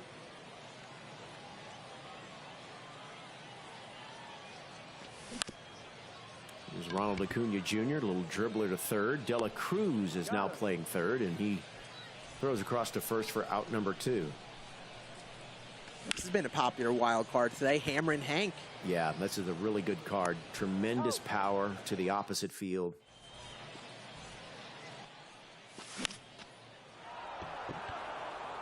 Here's a fly ball. Left center field.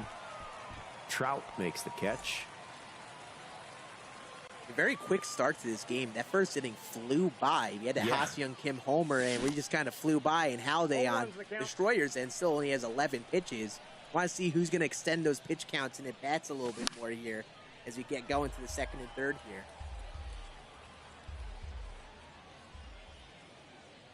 Ramirez down to the count 0-2. Comebacker. Halliday. Throw across to first, and there's 2 away.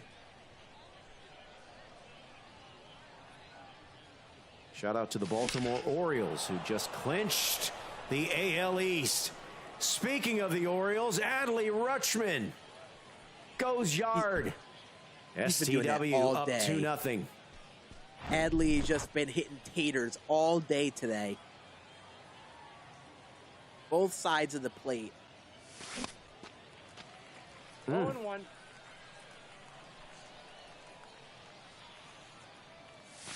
So It is that part of the day where that Roy Halladay starts to hit a little different. You start chasing those sinkers and cutters a little bit more. Start getting some of those really weak swings. You thought you got caught up to that inside cutter, but you're still a hair late This is a part of the day where that starts to happen a bit more. But I'll say this, Chick's putting up some great swings to start off this game, but still only a 2-0 lead, which is far from enough with how Destroyer's been playing. Ooh, there's a sharply hit ball, but right at the first baseman.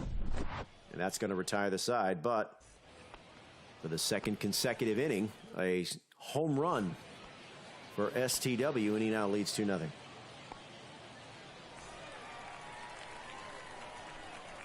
I do like the Shohei pick on the mound because there's been a lot of Roy Halladay, Al Leiter, a lot of just pure sinker cutter control type guys. But Shohei's going to bring a little bit more of that velocity to the table with those sinkers. So I actually really like this pick out of 1 ball, 2 strikes. STW today. Adley Rutschman sends that one foul. It's 1-2. Ball inside.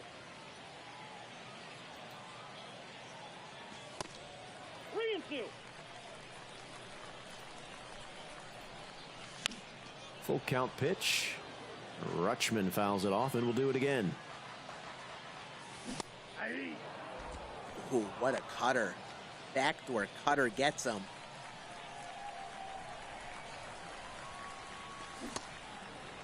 Yeah, if you're STW, I think you got to start attacking the plate a little bit more. Destroyers battled that last game, because that's going to be driven to deep left center. Left field, going back is Aunja. Oh, did he make the catch? No, he did not. It's gone. It's gone. Destroyer gets on the board. 2-1. Ball, that's outside. Yeah, this is the part that gets tough, because I was just about to say, you want to probably start to attack the plate some more if you're STW.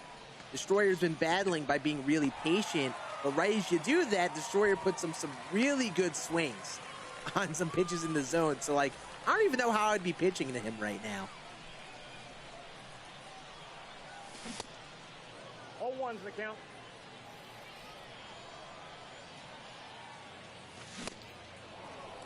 Oh, 2. Julio Rodriguez down on the count 0-2. Looks at a called third strike. 0-1.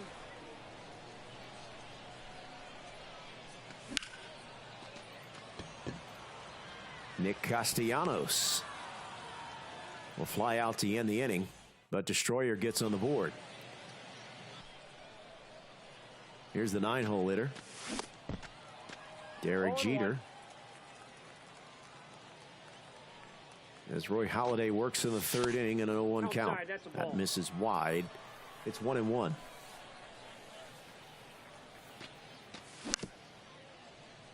Ooh, is that going to chopper up the middle. He's out. Shortstop is there, and there's one down. And Destroyer's working a little bit quick here, but we got to watch out with Ha-Sung Kim. Put up a really good swing in that first at bat. Don't want to be too aggressive to him here. Yeah, STW says this is his favorite card, as evidenced by having it at the top of the order and the home run he hit to start the game. But here he grounds to third. Austin Riley is there, and there's 2 down. And then his second favorite card, Ronald Acuña, right after. Acuña's 1 for 1. Slaps one the other way, and that is a fair ball. Lucky carom for Destroyer as he holds Acuña to a single.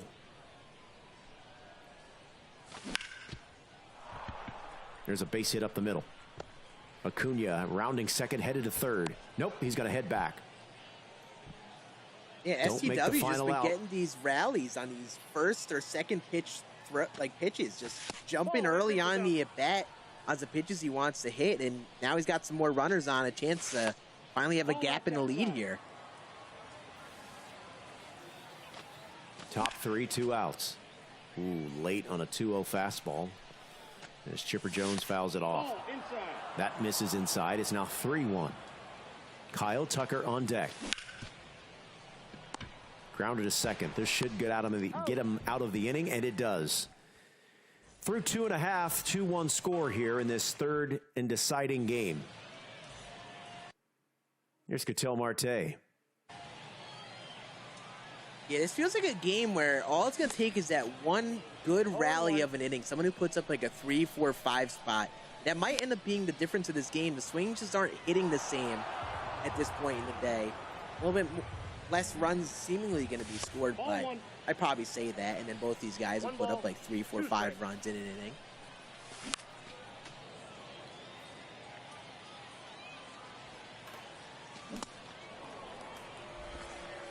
Tried to hold his swing, but couldn't.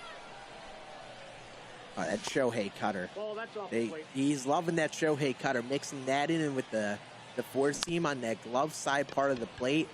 Really tough to read at this point. That's going to be on the black or off the plate. And again, a low sinker too. Gets him to roll it over here for the second out. Here's Ronald Acuna Jr. Lazy fly ball. Center fielder is there, and that retires his side. We're through 3, 2-1. STW leading in this third and decisive game. Here's Kyle Tucker up the middle. Dolphin dive by Ketel Marte, and that's out number 1.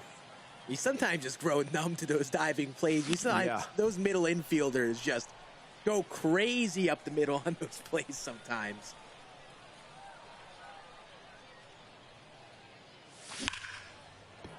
Oh, Ramirez gets into one. And it gets past Hank Aaron out in right field. And Ramirez is aboard with a 1-out double. Here's Adley Rutschman. STW's just putting up this constant pressure. Oh, Rutschman sends one deep to center field. Center fielder will just turn and watch it go. It's a 2-run homer, and STW has a 4-1 lead. Rutschman goes deep. I believe his second of the game, too. And that's his 7-hole hitter. There's no one in the lineup is an easy out in this lineup for STW right now. LG, how you doing? Your boy Willie, what's up? Thanks for joining us in the chat.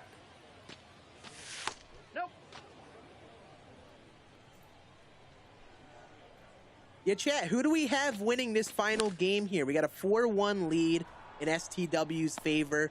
Destroyer kind of facing the 8-ball here, down 3, but he's been battling all series. Who do we have winning this final game?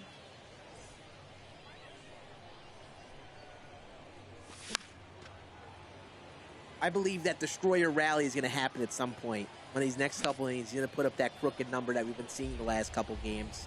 It's bound to happen at some point soon. That's outside.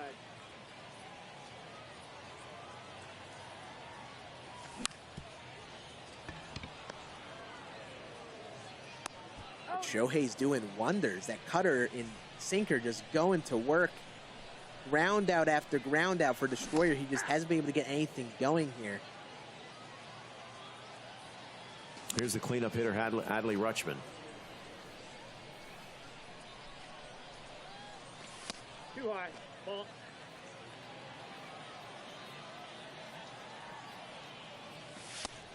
Ball, that's inside. That misses inside. It's 2-2.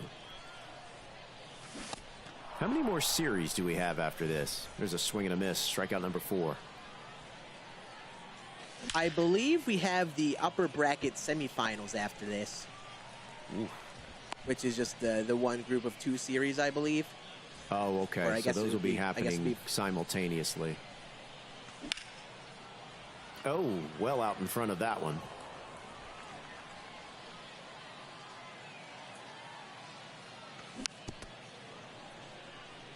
And chat, a reminder, this is our lower bracket of games here.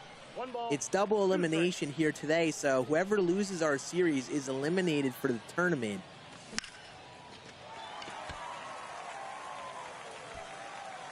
As that's going to be a flyout from Randy. It just seems like Destroyer can't get on any of these fastballs. Otani has his number so far. He's going to have to find a way to get it going, though. We're getting to the late innings of this game, and he only has so many outs left to give.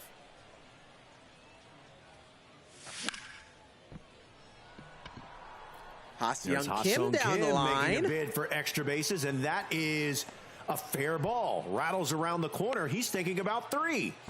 It's a leadoff triple for Ha-Seong Kim. Wow.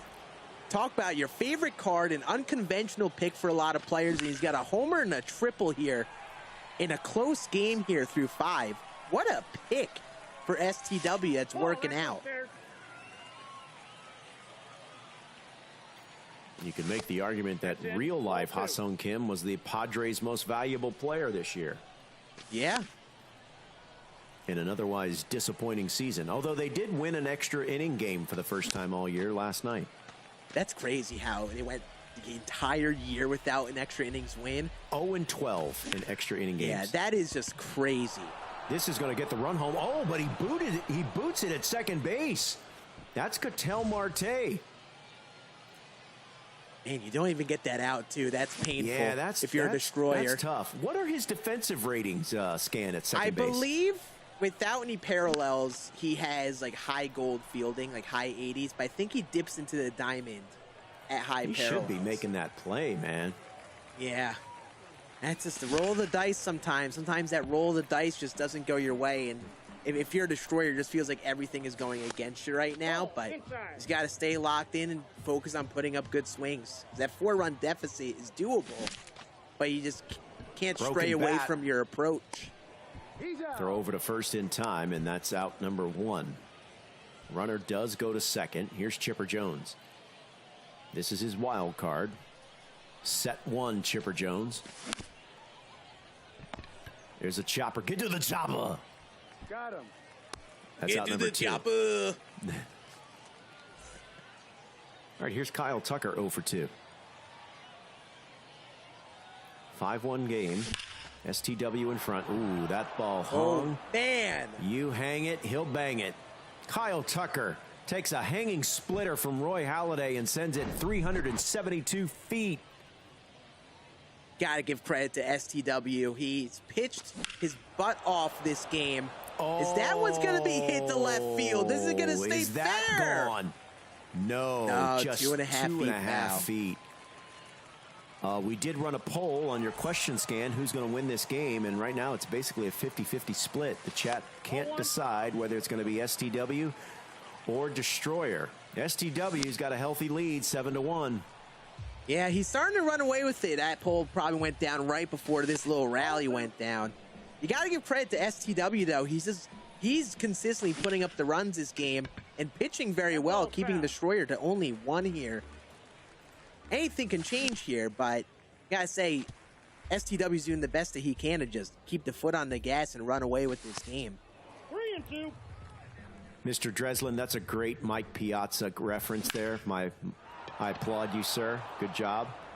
And good job by Jose Ramirez, because that ball is vaporized. It's another run. It's another home run. STW cruising 8-1 in the 5th. These last 2 innings might just be the dagger. 6 runs in 2 innings. He's built up a gap from Destroyer, and yet again, Destroyer's just got to battle back, which he did last game, but it wasn't enough. I don't know if he's got enough in him to overcome that 6-run lead. Now 7. Here's a little dribbler. Dela Cruz is there, and he throws out Julio Rodriguez for a quick out number 1 to start the 5th. Yeah, that's as Ohtani working on. Yep, Ohtani pitching well. Now just at 50 pitches here in this 5th inning. Ball, that's just out. Yeah, Destroyer was kind of battling back by being patient to plate, seeing a lot of pitches, working counts. And first swings like that are the last thing you want to see when he's been trying to claw back like that. 2 balls, 2 strikes. Oh, that's a great cutter. Tough one to foul off. Here's the 2-2 to Castellanos. Oh, Nick at night. As there's a drive to deep left field. I felt like I should have been talking about something very serious at the moment when Castellanos went deep there. Check it on your close ones, everyone. Castellanos has kind of been doing that the last couple games. Just double check on your close. Make sure your family is all good. You know, you never know with a Castellanos homer. STW still holding on to an 8-2 lead.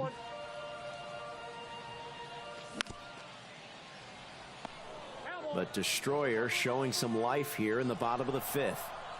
A Castellanos homer has made it 8-2. And Ketel Marte trying to make up for that error in the previous half inning. He can't do it there. Swing and a miss. Strikeout number 5 for Ohtani.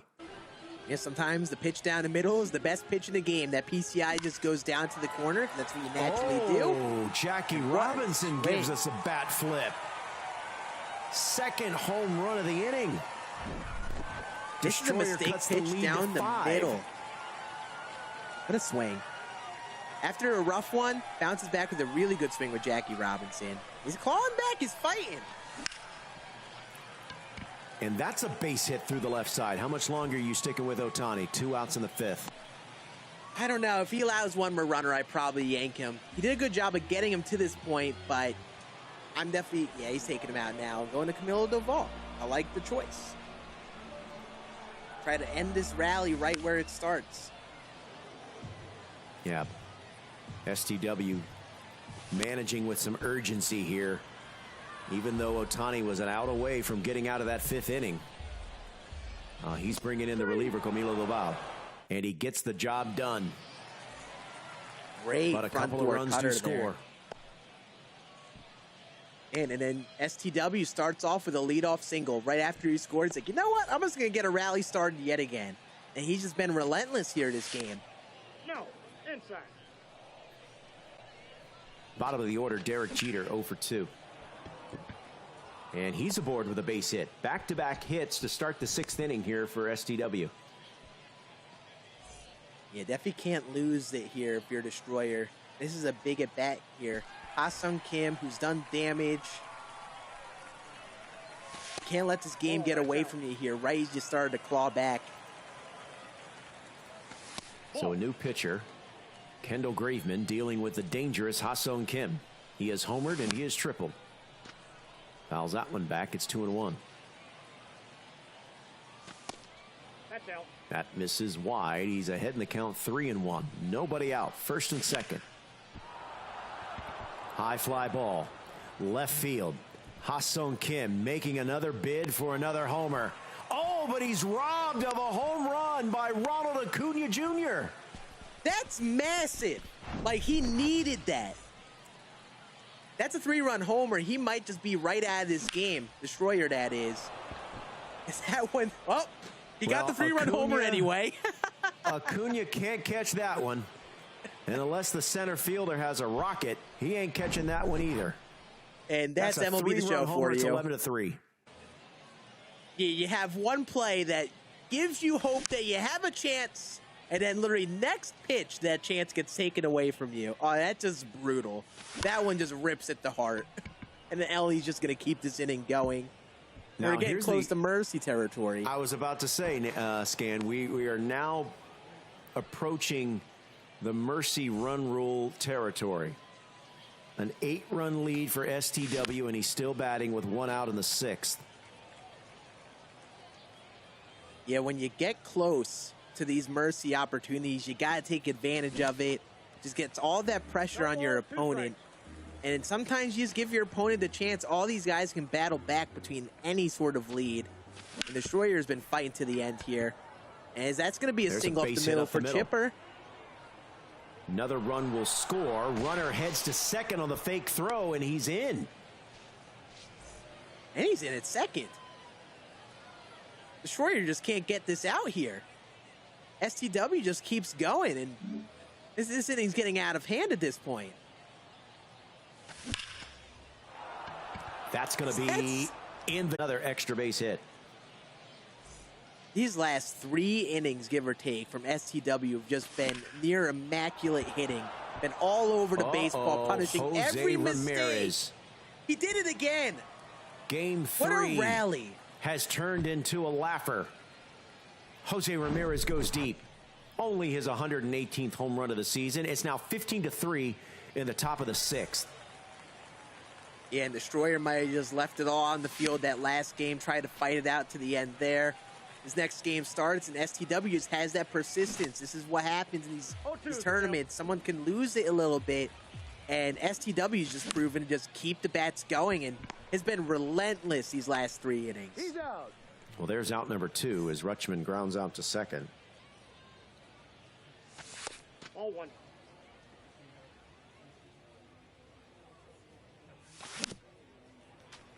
And now, if you're a Destroyer, you just got to stay alive in this game. Now you have to score 2 next inning. So not only are you in mercy territory, you have to score 2 just to stay alive. Like, this is just a really big rally. Oh, that one's doesn't gonna get out, go. does it? That ball was 3 feet above the strike zone. That ball is We're going to need a clubbed. check on bad ball hitter for Jock Peterson. We're going to need to see if he has that quirk, because that was absolutely a bad ball, and he hit it. Oh, my. Wow. He And just there's can't be another stopped base right hit. now. This is crazy. You remember that cartoon where Bugs Bunny is taking on a team and they're just doing the cha-cha? Yeah, they're just walking around the bases in a line. Yeah, over this and is over. what's going on here. That's what's going on here. This is what happens with these players. They just Ha-Sung Kim, don't do it to him like that. Okay, that stays in the yard. I was going to say, just close it up and everyone go home. a casual 1600 XP that inning as well. What an inning for STW. And now he's 3 outs away from advancing here. Man. 19 hits he's got up to now, too. That's an insane stretch of 3 innings.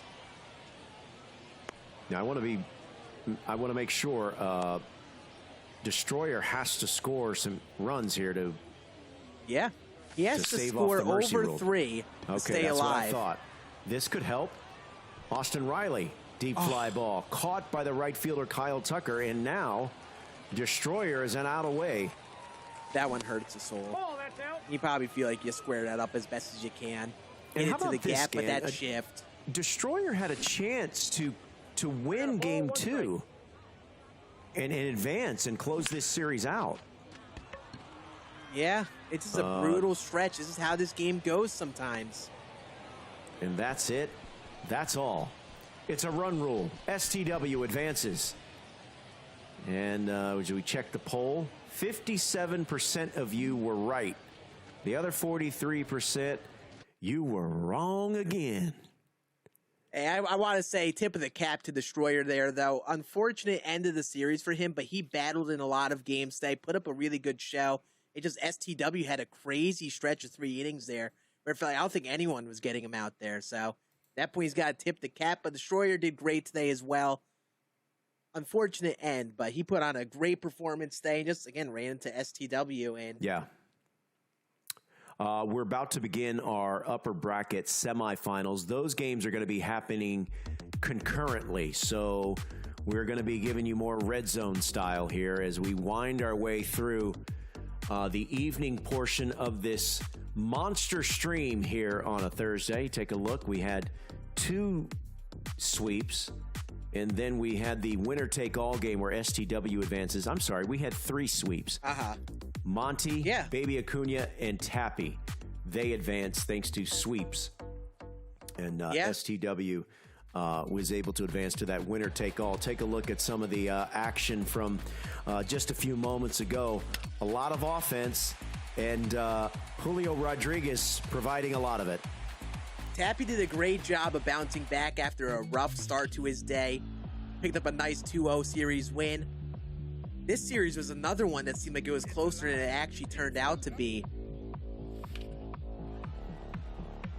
Jimmy Fox went yard with a very early homer. That's still a crazy homer. And then this battle between Destroyer and STW was a crazy stretch of a couple games. Destroyer started off hot. You thought he could have ran away with this series. Falls behind the 8 ball in game 2. And that series went the entire distance. Whew. I mean, this was just... This It was a a great battle. series. This As was good as the battle for the first 2 games, it was a back and forth. Ha-Sung Kim had a lot of crazy moments in this series. Someone who you would not list as a favorite in this tournament. But STW made it work. He was a pick for him for a reason, and he capitalized on every single rally he had in those last couple games, and he just ran away with this series. It was a really good showing from him.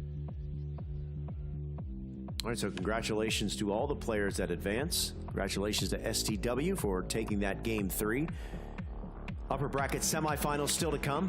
2 series there, best of 3, 9 innings, legend difficulty. Jimmy Fox showcasing the Oppo Pop. And the Izzy-Monty Slide matchup. Yeah, this was another good series, too. It ended up 2-0, but it felt like it was close the entire way. Izzy was battling, but just couldn't come away with it. Look at that precision with the PCI. That is PCI precision and perfection. Mike Trout, Oppo, just fair. And there was a little bit of a hiccup there as Mookie Betts had a little bit of trouble getting that ball in. It wouldn't have mattered. The run would have scored. No one is getting this one as Betts rebounds and delivers a big 3-run bomb. So once again, the upper bracket semifinals set to begin here just momentarily. Those semifinals, the 2 best-of-3 series will be happening concurrently. So we'll be jumping back and forth in and out. We want to remind you here that you can complete the Tops Now moments and missions for September to unlock some of these cards, including the Jose Abreu and the 5 new Diamond players. Scan, what do you make of these players? What do you make of these cards right here? I'll tell you what, if you're a Cubs fan, you're loving that Cubs theme team with that Pete Carroll Armstrong and Nico Horner cards. Those cards are really well-rounded cards for that theme team right there and that captain. That would be a fun one if I were a Cubs fan going through these Tops Now. And there's a look at Heston Kjerstad, part of that young, talented system there for the Baltimore Orioles. And shout out to Baltimore for clinching the American League East tonight. A 100-win season, 2 years after a 100-loss season. So the Orioles are into the postseason as division champions and should be a lot of fun. Remember, guys, as you watch these final few games here of this evening portion of the stream, remember, we'll be back tomorrow and then Saturday. And then Sunday, they're crowning a champion. The winner gets $25,000 of first-place prize money. Top 8 finishers, they're not going home empty-handed. They get a little bit of something, too, but still a lot of work to be done. But we're going to be here throughout the weekend. While you're watching, especially if you're watching on Twitch, make sure your account is connected so you get those drops. The drops are active. I've already pulled, let's see, I've got 4 packs. I've already pulled 4 diamonds. So I'm killing it. I'm killing it, Scan. I think I got the Mike Trout 30-30 card. Yeah, so. Yeah, for me, I pulled bronzes. But if they look like diamonds when you really squint, but, that's how the drops go. You take that shot at the diamond all day, Scan and I are going to be right back. Stay with us.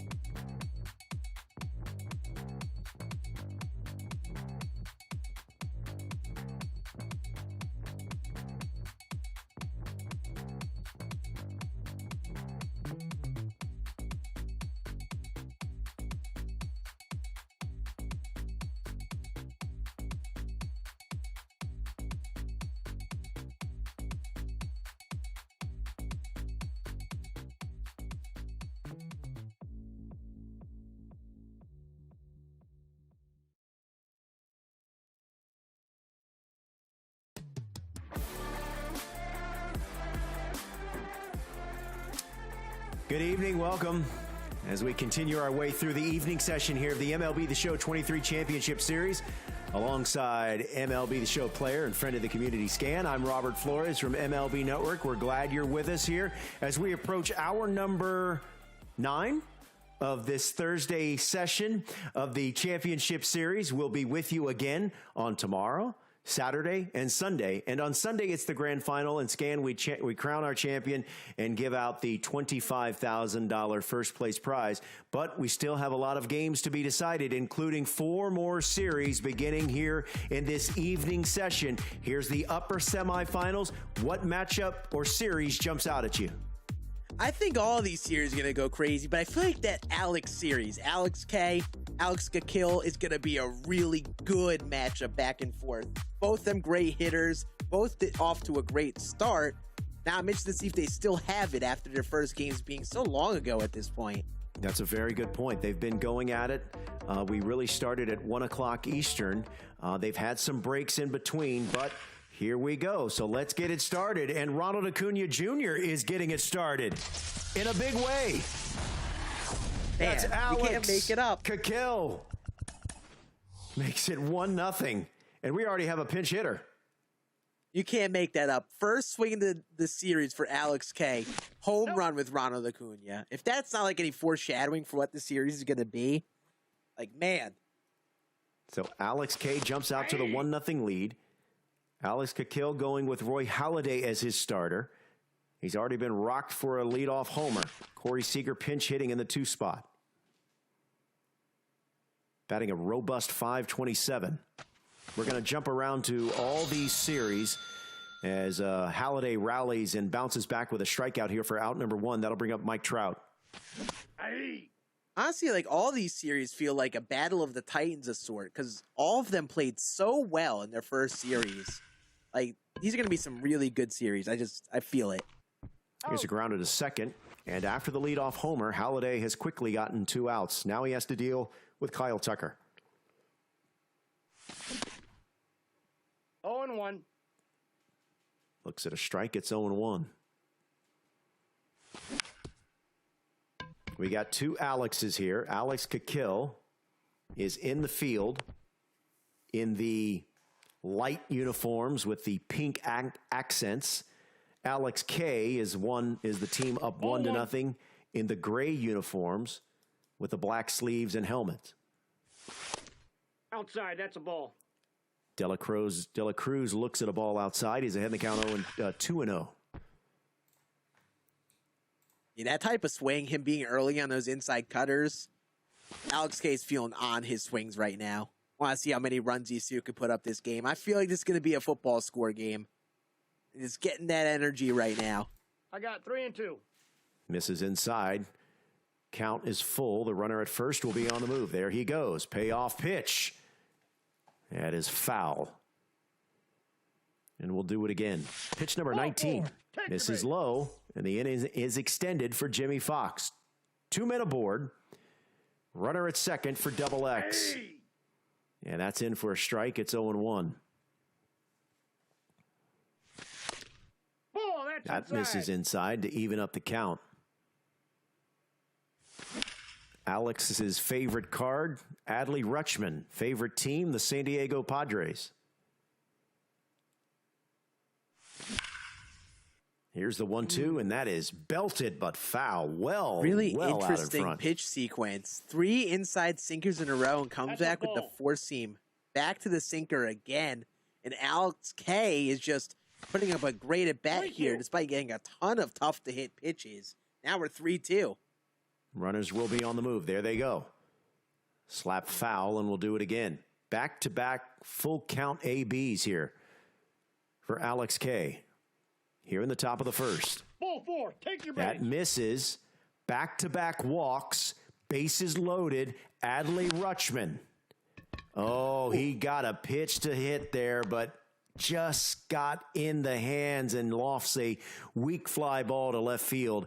And that gets out of the inning as Alex Kill gives up that solo home run, but that's it. And here he is leading off with Mike Trout. You'll take getting out of that inning with only 1 allowed if you're Alex Kill. But I'll say this, you got that pitch count up a bit for Roy Halladay, getting near 30 Off the pitches plate, after ball that one. first inning. I mean, you got the whole bullpen to go through, and the bullpen's been a big question mark for a lot of players, say. I Nope, mean, still inside, a ball productive 2. inning for Alex K, despite only scoring 1 there. He's got John Donaldson leading or starting game 1, and he's greeted by a leadoff single in the bottom of the first by Mike Trout. See some of the 104 players off the bat. opting for the analog pitching rather than That's a ball. pinpoint pitching. What do you Ball make of one, that? No strikes. I've tried to understand it. No And I think in touchdown. some instances the players just get frustrated with pinpointing the outcomes where they don't think it goes the way they Oh, want that's to. out. So some of them have just given analog a good go. They think it's more consistent for them, I think. Well, Donaldson it's has tougher fallen to do. behind. Hey! Yeah, Donaldson has fallen behind is 3-0, ball. but he's rallied to make it a 3-2 count. Payoff pitch, fly ball, left center field. Mike Trout on the run, near the wall. He's not going to get there. It bounces off the base of the wall. A run scores. It's an RBI double for Jose Ramirez, and we're tied at 1. Hey, the pure analog use has the Magunski approval, and that's a great player to have approval from on that strategy. So Yeah, I respect absolutely. it. We've seen a few players No doing it. balls, 2 It's strikes. been a little bit of a separator for some of these guys. All right, as we Ball, said, back we've got outside. 4 series going on here in the upper semifinals of the bracket. Ball 2. 2-2 the count. You've got Kryer versus Wisey, pitching Revel versus Tai Plays, There you go. Alex Kakil and Alex K, the matchup you were just watching, Jado Wavy and Fuentes. Jado off to a great start versus Fuentes. Both of them have been unstoppable Got him. forces today. That one might be an absolute battle. And then Wilsey Kryer, that one's going to be crazy. Kryer put up a great show too. But we hop into Jado here, up 2-0 facing John Donaldson. I would celebrate scoring 2 runs against John Donaldson myself in the first inning, but that's nothing for Jado with how he's been playing today. All right, so Fuentes is out in the field.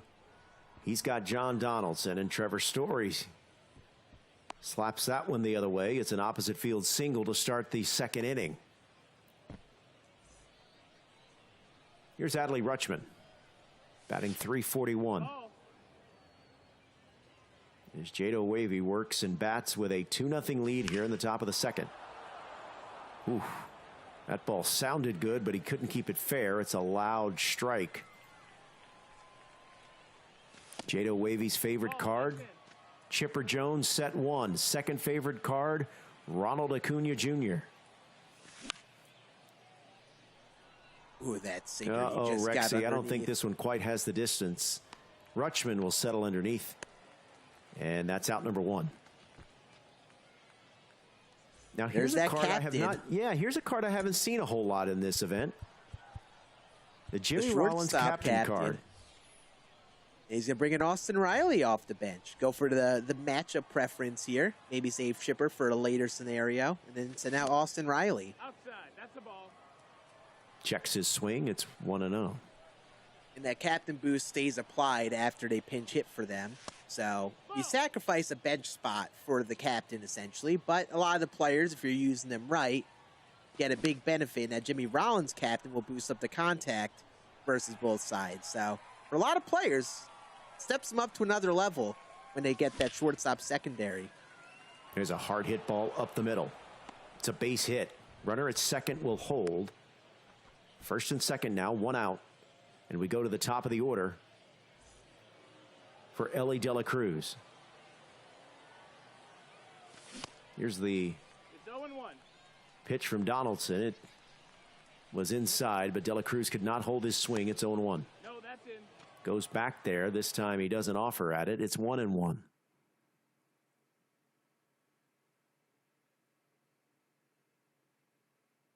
This would be huge if you're Jado, be able to build up some separation against Fuentes. Fuentes has been scoring a lot of runs today. You've got an opportunity here with Ellie and Josh Donaldson coming up, some really good hitters versus lefties to make a chunk of damage here. Jado already has 5 hits, and we're not out of the second inning yet. Man, and against John Donaldson, a pitcher that I absolutely can't. Oh, there's a That's screamer down the line. That's a fair ball. Runner scores from second.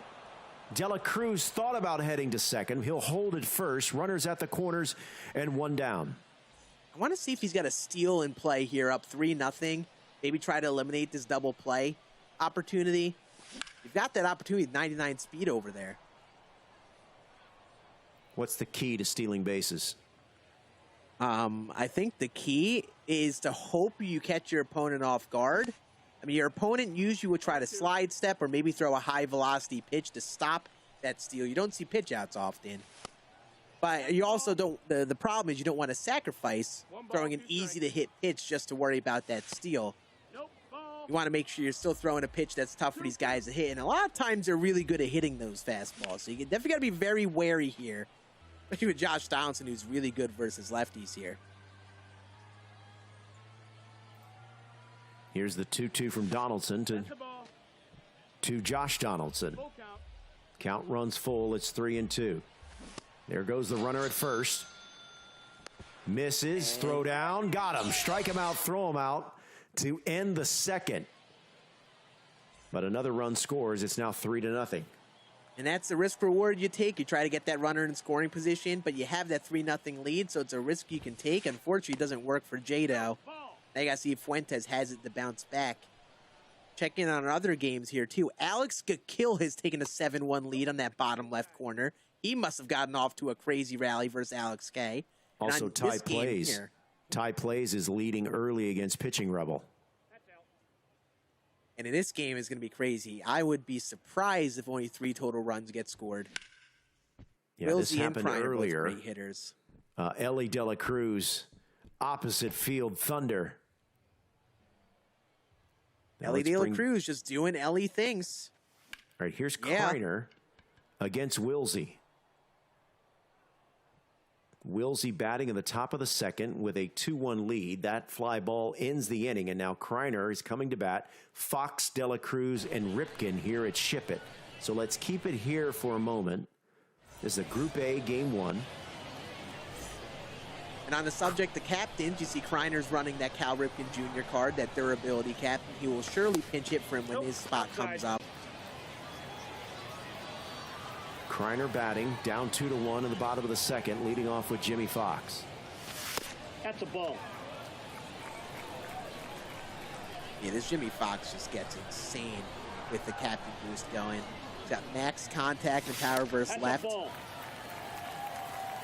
Good luck pitching to this guy, especially with Kryer controlling him. Yeah. Hey. Fox ahead in the count, 3-1. The 3-1 from Al Leiter. Just gets a piece, and it's now a full count. Very early on the swing timing. PCI placement, excellent. Payoff pitch. And we'll do it again.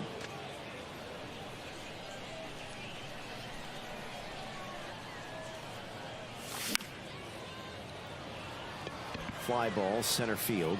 No problem for the center fielder, Acuna. And there's one away. A great down and away cutter. Got him on his front foot.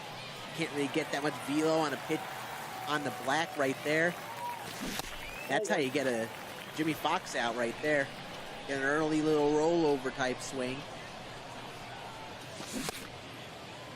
Check swing. Did he go? He did not. It's 2-0.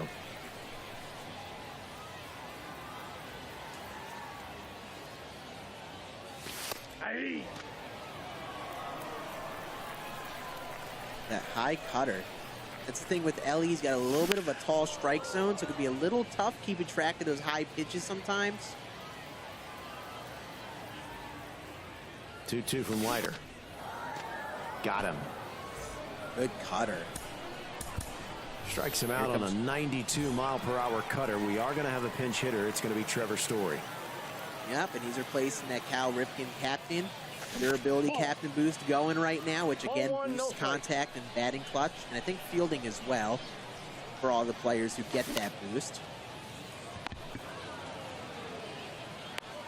He's out. In a quick inning, just like that, Kryer hasn't gotten it going this game. Very un-Kryer-like start to the game, but he's got plenty of time to find it in that game versus Wisey. One of 4 series beginning right now. As we are knee deep in the evening session of this Championship Series stream on a Thursday evening. Back with you on Friday, Saturday, and Sunday. We are going to have a pinch hitter. Yep, another captain getting pinch hit for, the Cal Ripken captain in this scenario. Good old Rafael Devers, who just demolishes right-handed pitching. So Roy Halladay's got to be extra careful. He's down in the count 2-0. There's a hot shot up the middle, speared by Ellie Dela Cruz for out number 1. He was positioned perfectly. That's that shift for you. Sometimes you can put up that perfect swing, and another really good swing just right to the fielder. Wilsey put up 2 great swings to start off this inning, but just has nothing to show for it yet. As Alex Cakill hits a 3-run homer with Mookie Betts on your bottom left. Yeah, and he's just running away with it. He has scored 12 unanswered runs. Alex K opened the game with a solo home run. Since then, Alex Cakill has just been dominant. It's easy to look at those games and think that one player's just not performing enough or not really getting going, but all it takes is one player just have 2 or 3 really good innings to start, and that's just what's going on in the Alex K versus Alex Cakill game. Alex Cakill is just running away with it to start, putting all the pressure on Alex K. All right, this is Jado Wavy against Fuentes. Jado Wavy is out in the field wearing the red tops, gray pants, or white pants, and leading 3-2. Fuentes has got Mookie Betts, top of the order. 2 outs, a little dribbler. They'll go throw to second to end the inning. And Jado Wavy holds on to a 3-2 lead as we go to the third. Mike Trout leading off against John Donaldson. Now we're starting to see the potential downside of the pure analog being used. That perfect area region on that sinker is very big. So sometimes you're risking that pitch going in a very wide range part of the zone. But I'll say this, if he's using that analog pitching still, it's got to be working for him. He's got a lead. Jado does out. Actually, no, is it Fuentes out in the field? Yeah, Fuentes is out in the field. But he's still only given up 3 against Jado, who's been very good today. There's a grounder to third. Ramirez throw across to first to Bryce Harper. And that is out number 1 here to start the third inning.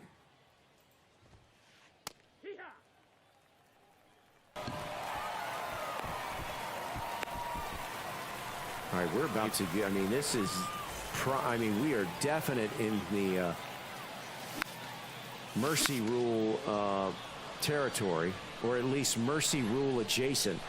It's a 12-1 game, bottom 2. Ball that's outside.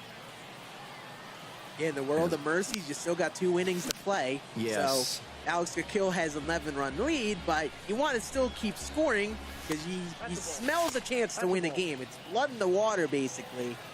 And he has a chance, but Alex K could easily score 2 to get out of mercy territory. 3-2 count. There's a screamer to right. 1 run will score. Everyone will move up a base, but a run does score. And it's now 13-1 and still only 1 out. And here's Ronald Acuna Jr. I mean, just to show you the urgency of which Alex K is approaching this, he's got Camilo Doval out on the mound in the 2nd inning. This could get him out. Flip for 1, fire for 2, and boy, did he need that. Yeah, big jam to get out of. But I'll say this, Alex Cakill looking really good to start. He's just an automatic hitter when everything is clicking, and it seems like it is so far. Game 1 of this series, but there's still plenty of time left for Alex K. Even though he's down a bit, he's got to start finding those good swings. Even if this game is a loss, you got to find it for the start of next as we go to our 4-screen cam here. A lot of close games here. Yeah. Every game except for the 2 Alex game is a close one. As Al Leiter gets Adley Rutschman to pop up into foul ground. Here, this is Tai Plays against Pitching Rebel. Pitching Rebel is at the plate, trailing 3-1 in the top of the 4th. He's got Jose Ramirez, facing Tai Plays Al Leiter. No balls, 2 strikes.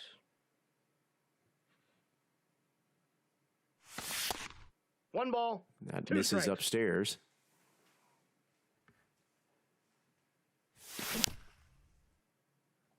My man has his gameplay video audio loud. You can hear everything. Here's Yeah, the 1-2. Rebel's got the colors going, that saturation up a little bit on the gameplay. He's got it all set up. All right, so we go to the bottom of the 4th. Tai Plays with a chance to extend his lead. 4, 5, and 6 against Dustin May. Starting with Jimmy Fox. Lifts the fly ball to left field. Just underneath that, too. That sinker, just a tad underneath it with Jimmy Fox. And here we go. Here comes the PCI change decision we talked about when you're struggling to get going with the bats. You change that PCI to see if it gets you going. And that is exactly what Tai Plays is doing right here. 0-1's the count. Awkward swing there. Yeah, that's what happens with those inside cutters. You just have... No balls, 2 strikes. Oh, man. They just make you look silly sometimes. Oh. Well, it comes in with such velocity. You have very little time to react. Look at that pitch. That pitcher analysis is crazy. Yeah. Pitching Rebel is just spamming those pitches over and over again, and that's why Tai Plays is swinging at it. He's waiting for one to catch the plate. He just feels like he has to. That's a ball. Rebel is just being 1 ball. very 2 aggressive with pitching that spot and basically saying, hey, I'm going to keep throwing you this. You either got to take it or you got to hit one that catches the zone. And I guess so far, I mean, he's given up 3. But Tai Plays keeps fighting these off. Got home run distance, but it's foul. And we'll do it again. Pitch number 40 upcoming right now for Dustin May. There's another inside cutter. Rebel just keeps throwing that pitch, and Tai Plays just can't lay off it right now. 0-1. Same thing. Cutter. And that location. Into a Even though lefty, away from a righty. The players are good hitters, but sometimes the name of the game is to just challenge them with that same pitch and make them try to hit that pitch. And he's just hitting it with cutter after cutter, saying, hey, I'm going to keep throwing it until you hit it. And sometimes that's the way to go against these really good hitters. Little dribbler to short. De La Cruz is there.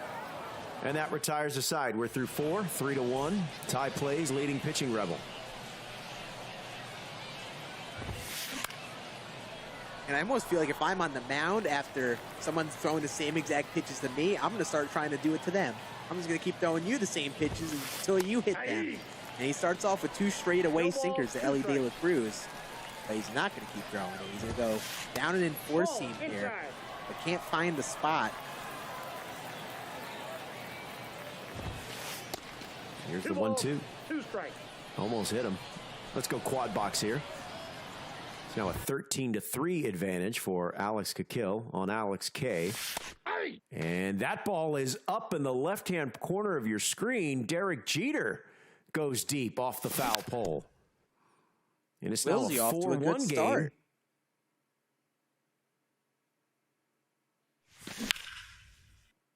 And Kryer just haven't gotten it going on that top left corner. Wilsey's gotten a few runs here in the first half, but Kryer just left with only 2 hits, 1 run. That's very uncharacteristic for him.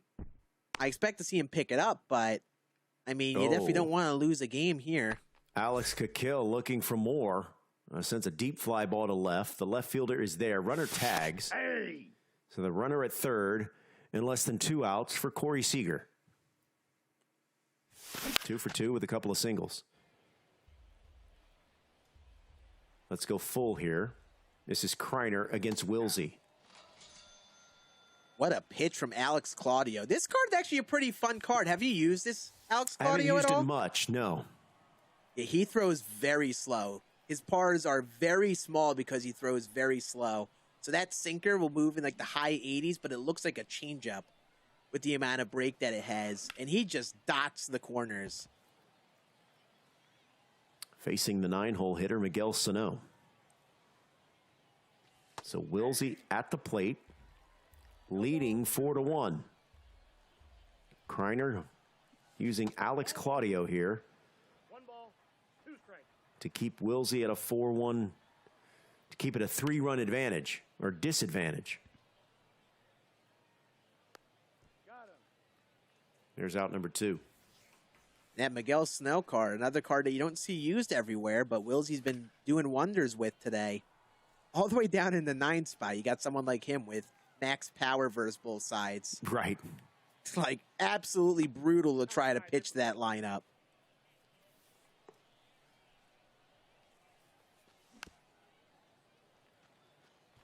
Yeah, that sinker is crazy. It just got so much movement to it. It's tough to read. As we flip over to a replay, Jado with a 2-run home run with the bringer of rain. And he's starting to separate against Fuentes, making that a 6-3 game over there. Jado's been looking really good today, and he's keeping it going even against Fuentes as that smacked to right. And Wisey, Oppo, Pop, Ronald Acuna Jr. It's now 5-1 here in game 1, 5th inning. And that pitch is difficult to sit back on and hit a perfect to right. You see it looks like a fastball, but it's 86 miles an hour. And another good swing for Wisey. This should be a 2-out double for Ellie De La Cruz. He's safe. And he's hitting. He's crushing right now. Back-to-back extra base hits with 2 down here in the 5th inning. Has 5 runs already in for Wisey, but he's looking for more here with Marcus Semien. Ooh, that's a dotted him up at the knees. It's 0-1. Good pitch. That's stopped by De La Cruz. Fire over to first in time, and that retires a side. Great play there by De La Cruz. If I had a nickel for every diving play Ellie De La Cruz is making at short today, I'd have at least 5 nickels. Probably more. Because he's just a vacuum over there at shortstop. And this has got to be the inning where you got to get going if you're Kryer. He hasn't gotten it going at all. Wisey's on his game so far to start this series. You got to start to find it here to at least stay in this game. So you definitely won't want to go down 0-1.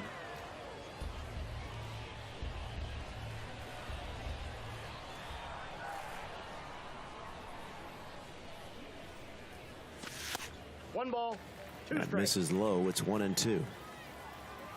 60 pitches for Al Leiter. That's ball 2. He's given up just the 1 run.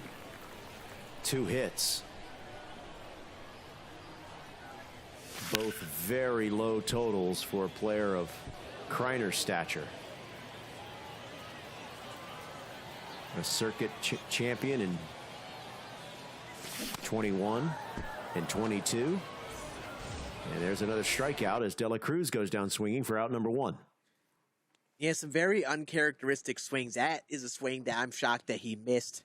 He's taking a second to pause, mentally reset, see if he finds it. He knows how good he can be, and he's just not on his game here for the first half of this game versus Wisey. And it's definitely far from over. 4-run stretch is definitely within reach for Kryer, but with swings like that, he just got to relax, find his approach, maybe change up what pitches he's expecting at the dish, and see if he can find it again. He's just a little bit off on these swings right now, a little early on that inside cutter. Well, here's Trevor Story, 0 for 1. Looks at a ball low. 1 down here in the bottom of the 5th. Ball, that's inside. This is inside. Leiter has fallen behind 2-0. Hey! That's in for a strike. 2 balls, 1 strike. Kryer says his greatest 2-2 the count. achievement in competitive gaming was winning the fall circuit in MLB in 2021 and the summer circuit in 2022. I'd say those are pretty good achievements. Yeah. I mean, I would say so. Oh, Trevor Story launches one. And Kryer inches closer. A good adjustment from him that at bat. He was a tail early on that cutter previous at bat. This time he finds that timing real well. Pulls it down to left field with Trevor Story. Gets the hands in. Nope. And this might be the thing that gets him going. All it takes for Kryer sometimes is just to find a swing or two, to get that confidence going again, and it'll just start to click for him. This might be that time for him in this game where he's finding it. That's ball 3. Well, he's ahead in the count 3-0, and Marcus Semien is on deck. Hey. Kryer says his favorite card to use so far, Milestone Mike Trout. Second favorite, All-Star Ronald Acuña Jr. A lot of love for Ronald Acuña. That card is incredible, so Jose he's Ramirez a favorite. crushes one down the line, but that is foul. Another payoff pitch from Leiter. And we'll do it again.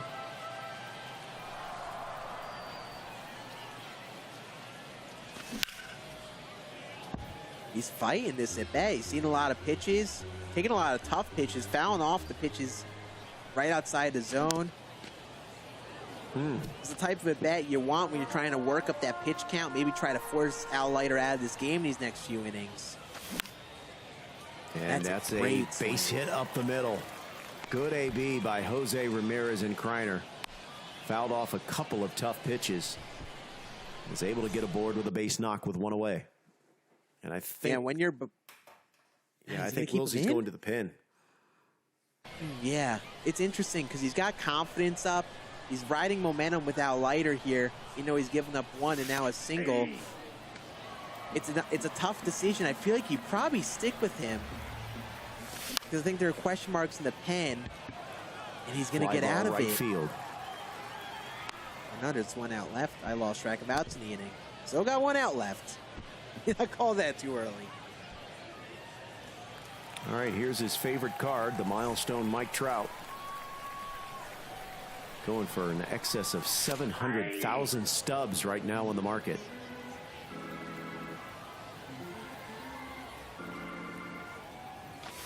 I need to pull that bad boy. I'm with you on that. I ended up having to buy him when he was around that 700K stub point, but I will say he has been worth it. Not many players you could say are worth that many stubs, but a Mike Trout like this, definitely worth it if you have the stubs to spend. Count even at 2-2. That is crushed down the line, but foul. Now 87 pitches. Fly ball, center field. This should get him out of the inning. And indeed it does. But a run does score. Trevor Story goes deep. Cuts the lead to 5-2. We're through 5. Yeah, good approach for Kryer. He's been struggling a bit this game to find it, but he at least battling a lot of at-bats. Saw a lot of pitches from Al Leiter, and the thing that might get him going is to get Al Leiter out of that game. But now he's got the bullpen on his side as he's trailing. Checking in on our games, the Alex versus Alex game. Alex that game was tightened up a little bit. Alex K's rallied and up to a 7 spot now. However, he's still staving off mercy since Alex Kikil is just still putting up runs bit by bit. 7-run game there. It's a 7-1 game. Tai plays over pitching rebel. That's in the upper right-hand corner of your screen. As Mike Trout faces Al Leiter in that game. Lower right-hand corner, as you mentioned, Jado Wavy is leading Fuentes 7-4. That game is in the 5th.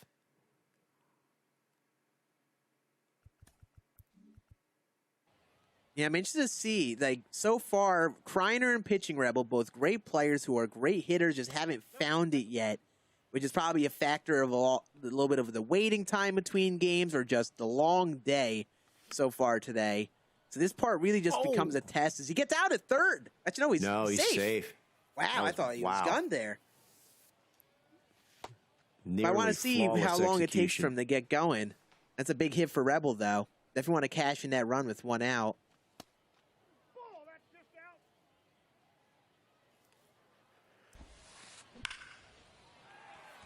All right, let's bring this full. This is Jado Wavy and Fuentes.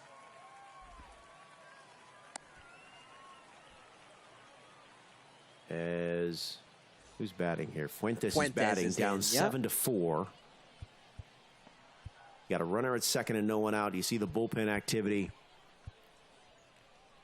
for Wavy.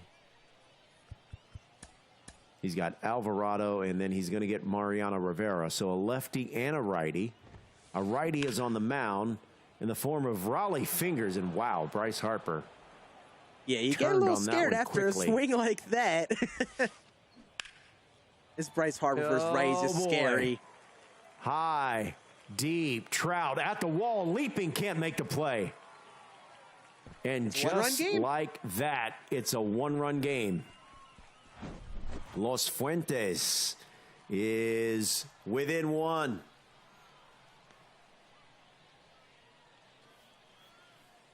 And I believe, if I remember correctly, Fuentes, yeah, that's his favorite card of the year, that 99 Bryce Harper, who just mashes righties. And again, these favorite cards for players are consistently showing up in these games. And Fuentes now within one, and this game is going to be a battle to the finish. Both these guys are crushing the baseball.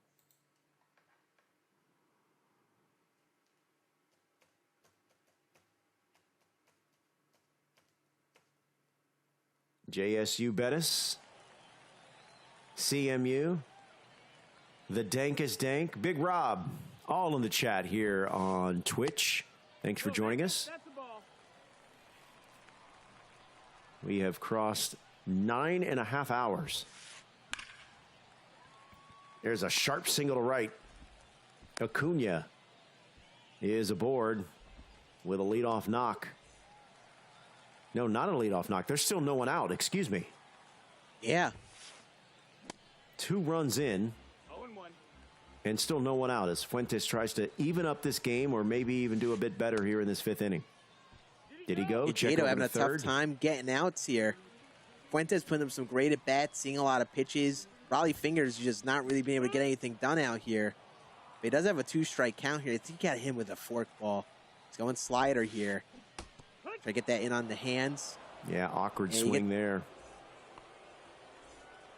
One of those swings where it hits you, but you get the swing across. And a big out. First out, sometimes the toughest one to get. Now a double play could end this inning, which you definitely are looking for if you're Jado.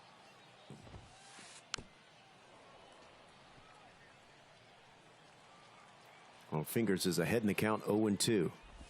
Rutschman 1 for 1. There's a base hit up the middle. Runner will stay at second. First and second and 1 out. As Aunja stops at second. And that'll bring up Corey Seager. And we are going to have a pitching change. Alvarado will face the lefty, Corey Seager. Seager 0 for 1. Are we going to have a pinch hitter for the lefty Seager? Yes, we will. It'll be Trevor Story.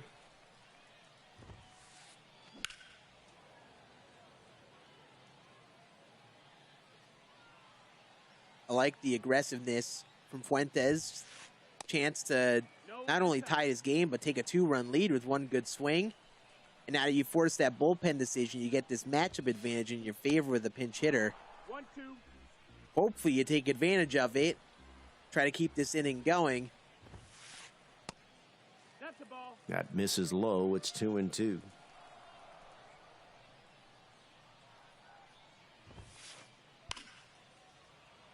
Ooh, he challenged him inside belted, but fastball. foul. Big challenge pitch right there. We're just a little too eager for it. We're at a 2-2 count again. Ball. And now it's a 3-2 count with Derek Jeter on deck. Payoff pitch. Runners at first and second. Oh, caught him looking. Backdoor cutter catches the corner. And that's a big out, number 2. Yeah, must have been looking inside there. Thought that was going to be that down-the-way sinker, I guess. But backdoor cutter, and that's one of the times where it can work. You catch him off guard, you can catch him looking at a well-located backdoor cutter. 0-2. Now Jeter's down 0-2. We're potentially one pitch away from getting out of this inning for Jado.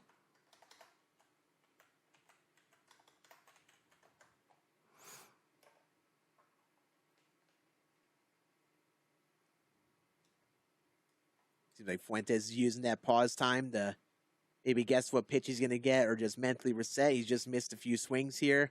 Knows this is a big part of this game. We go to our 4-game split here.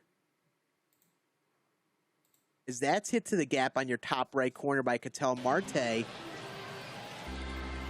And we tune in here. Kryer is working a rally here. Down 3. Tying run at the plate here with Jimmy Fox, but that's going to be a strikeout. Wisey gets it.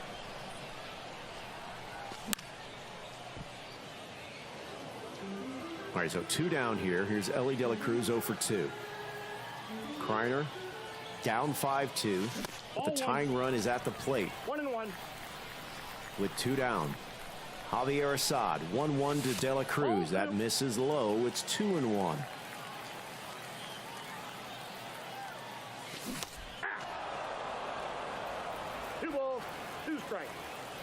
Buckled him on that down and away changeup in the 2-2. High and cutter, and oh man, he just couldn't sit back on it enough. We're gonna have another 2-2 pitch here to Ellie De La Cruz. A lucky foul ball on the low sinker. Kryner's just battling in this at bat. Takes a great changeup, and we're 3-2. Runner should be running with 2 outs. And another fight. We'll do it again. Oh, Rexy. I don't think this one quite has the distance. That's a tough way to end the 6th inning for Kryer. We're through 6. Yeah. Wisey up 5-2, coming to bat in the top of the 7th. And Kryner's had some opportunities. He's just missed a couple swings to take advantage of those opportunities.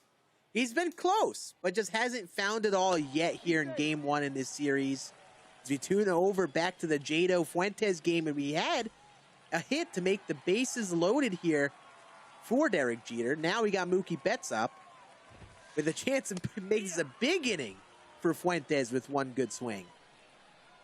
2 down. Jose Alvarado facing Mookie Betts. No, that missed. Oof, just low. Evens the count at 1. Great speed at 3rd and 1st. No, that missed. That's a ball. Okay speed at 2nd. Nope, ball. That misses low. No place to put Betts. 3-1. Alvarado's got to come see him. Now we'll run it full. Good pitch. 3-2. Runners should be running. Ball to the gap probably clears the bases. Big pitch here for Jado.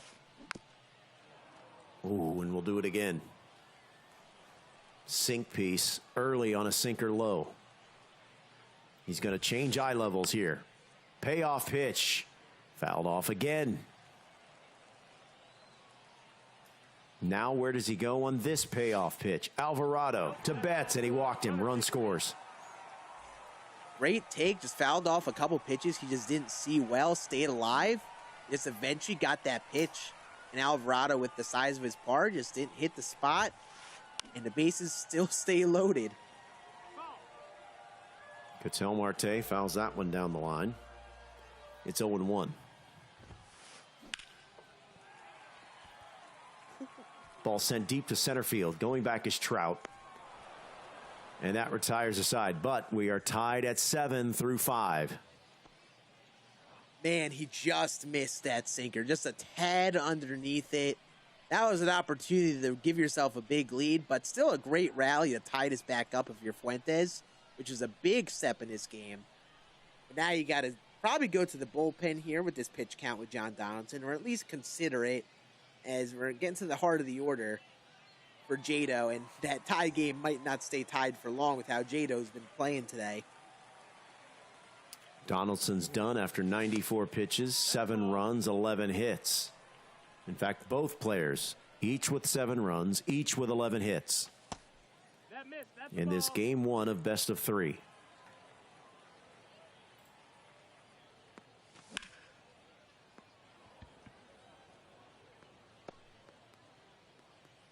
Good swing up the middle for Adley. He's just been a base hit machine in this latter part of the tournament. And Jado's just picking up right where he left off. Gives up the lead. Fuentes ties it, and now you've got a chance to put up your own set of runs here. Try to take that lead right back. Ball. 1-0 count to Austin Riley here. This could be 2. Over to second for 1. Back over to first for 2 in time. Room service double play, 4-6-3, and quickly there's 2 down here in the 6th. Yeah, that sinker, especially at this point of the day for these guys, is going to be a little tough to take. There's But a that's a great screaming swing. base hit to right.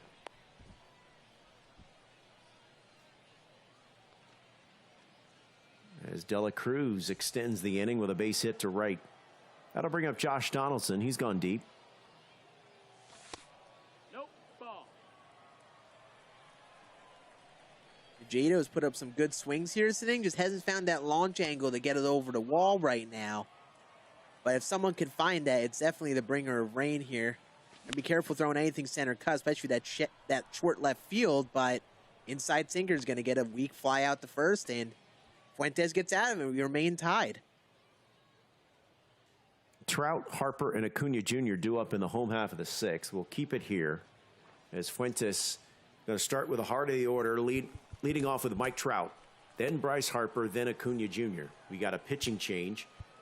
Mariano Rivera will come out of the bullpen. Only one lefty in the pen left, by the way, for Jado on the mound. So as we get late game here, if there's a scenario where that lefty could be used, he's only going to have one shot with that Drew Pomeranz card. But definitely the battle right now is trying to get 99 Mike Trout out, who is just a stud of a card. That's a ball. 1-1.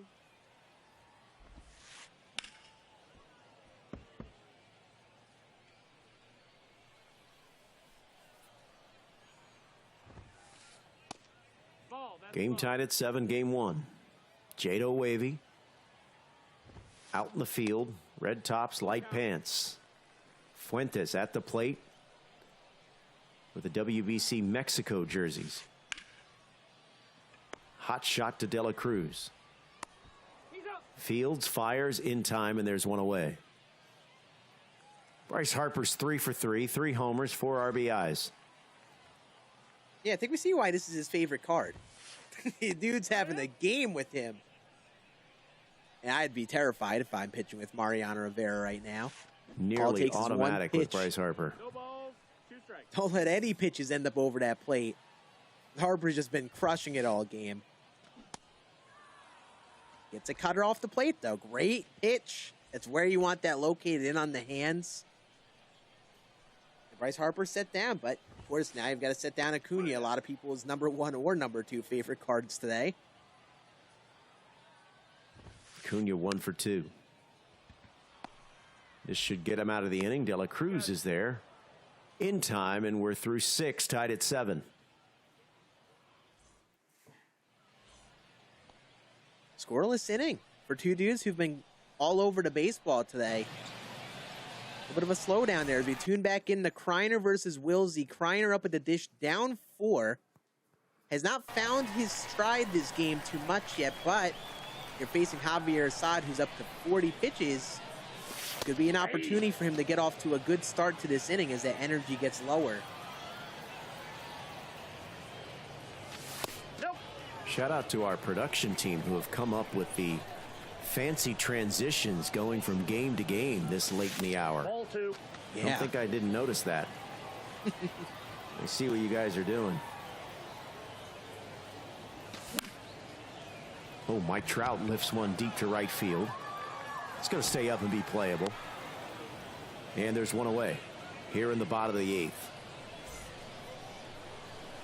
Yeah, I feel like this got to start clicking for Kryer at some point. He's too good of a hitter to only score 2 in a game like this. Something's got to be off for it. He just hasn't found it yet. But he's got 2 innings left to make it happen, and I think this matchup would be a good one. That's going to get up the middle, but caught. Diving stop, throw across to first in time. Look at Marcus Semien make a play. That's a brutal one, too. You thought you'd get your rally starter up the middle, and then Marcus Semien just takes your hopes and dreams away. Now you've got Aunja up with 2 outs. And that chance to rally against Assad is getting slimmer and slimmer. With only 4 outs left. Yeah.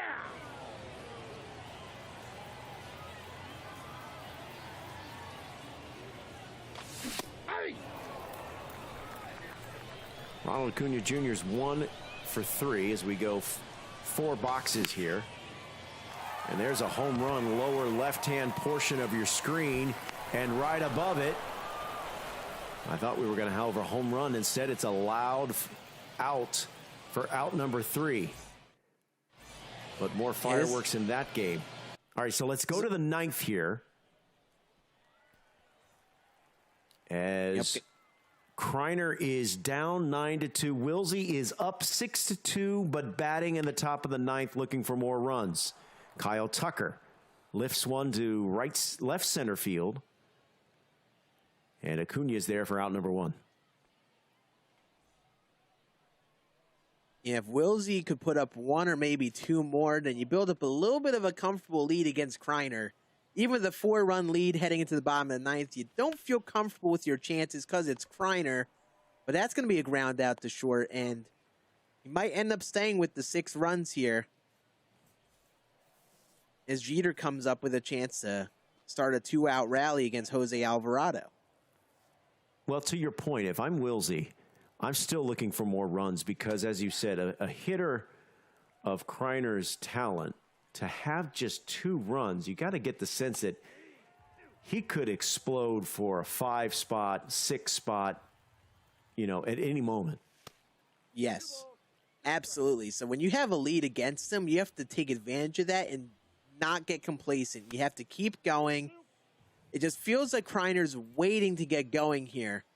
He just has not found that yet, but he could just be 1 or maybe 2 swings away. Is this going to be hit to center field? But Trout is there, and here we go. 3 outs for Kryer to get 4. Rutschman, Fox, and De La Cruz coming up. Let's see if he can find it here in the bottom of the 9th. Javier Assad already approaching 50 pitches here. I would think you got to get him out of there. The energy is in the yellow, and yeah, I think we are going to have a pitching change here. Yeah, when you get to the yellow, those PCIs get a little too big for comfort.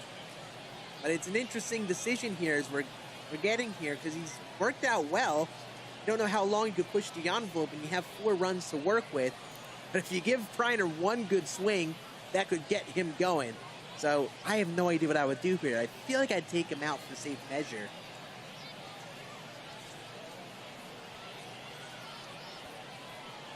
And he's thinking about it. He's indecisive right now.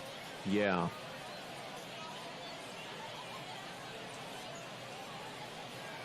Yeah, I don't know what relief pitcher I'd be going to be like, hey, you got to get 3 outs against Kryer. Who do you go to?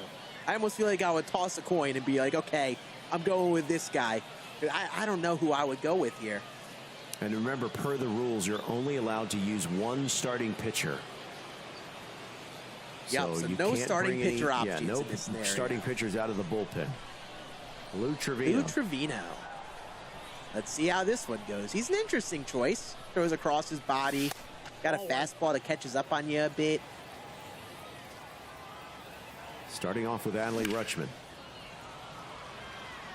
He was early. Good contact, but very early.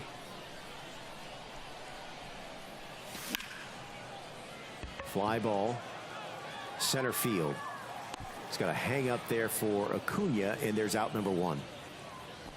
Kryer's having a tough time finding that timing. He's just a little off. First swinging that up and in cutter early. Next one just late, trying to make that adjustment. Just being around playing all day, he just has not had that same Kryer touch.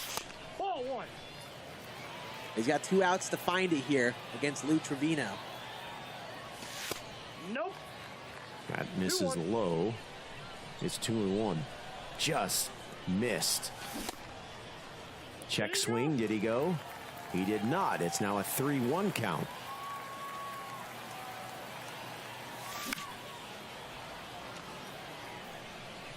That cutter comes in so hot, despite it being 92 miles per hour. That is going to be down the line. It's a base hit. They'll hold Fox to a single. That's a one-out base runner for the 6-hole hitter, Ellie De La Cruz, who's 0 for 3. And that's big. You could try to chip away at that pitcher confidence for Lou Trevino, get better chances of getting mistake another pitches. base He's hit. going to get another swing. Things are getting interesting here in the bottom of the 9th. Tying run is on deck. Here's Trevor Story. He's gone deep earlier in this game. That's a ball. Looks at a cutter away. It's 1-0. Big moment here in game 1. That's ball 2. That also misses wide. 2-0. Let's bring you the 4 box. As Trevino pours in a strike to make it a 2-1 count. I believe we're already in game 2 of the pitching rebel Tai Plays matchup. And then also with the game of one. the Alexes on your bottom left corner. Yep, also in game 2 there. So 2 game 2s, 2 game 1s. Keep your eyes on that top left-hand corner. Kryer rallying here. 2 runners on, fighting in at bat with 99 Trevor Story. Here's the 2-2. Perfect. Got him. Kryer's finding it. He's got 2 outs left. He's now only down 1. And that's the swing he's been looking for all game. Cuts the lead to 1. Here's Jose Ramirez. And you got to take out Trevino. He's found his swing. He's rallying against him. You got to put in someone else to give him a different look because now the tying run is up at the plate. It's getting interesting out here. Chip in. Here comes Camilo Doval. I'm surprised unless now we did not see Wilsey's bullpen, but I'm surprised he didn't opt for Doval to begin with. It's that hit high Not and that deep it to matters left. because this game's tied. He just found his swing. Like we said, it blink of an eye. He just puts up that rally, hits a 3-run homer, and just like that, it's back-to-back homers. And he's 1 swing away from winning. Boy, Unbelievable. This will be a gut punch if Kryer is able to come back and beat Wilsey. It is so tough in a scenario like this where you're struggling all game to find it, just to stay locked in and have it click in the bottom of the 9th. Just incredible. But it's not over yet. Still got 2 outs here in the 9th, and there's still a run to be scored if you want to win for Kryer. Fouls that one back. It's 0-2. Marcus Semien 0 for 3. Looks at the ball low. It's 1-2. 4 runs already in. That's outside. Misses wide, evens a count. 6 runs apiece, 9 hits apiece. Count is full. Spits on that, and now it's a full count. Payoff pitch to Semien. He walked him. The winning run is aboard.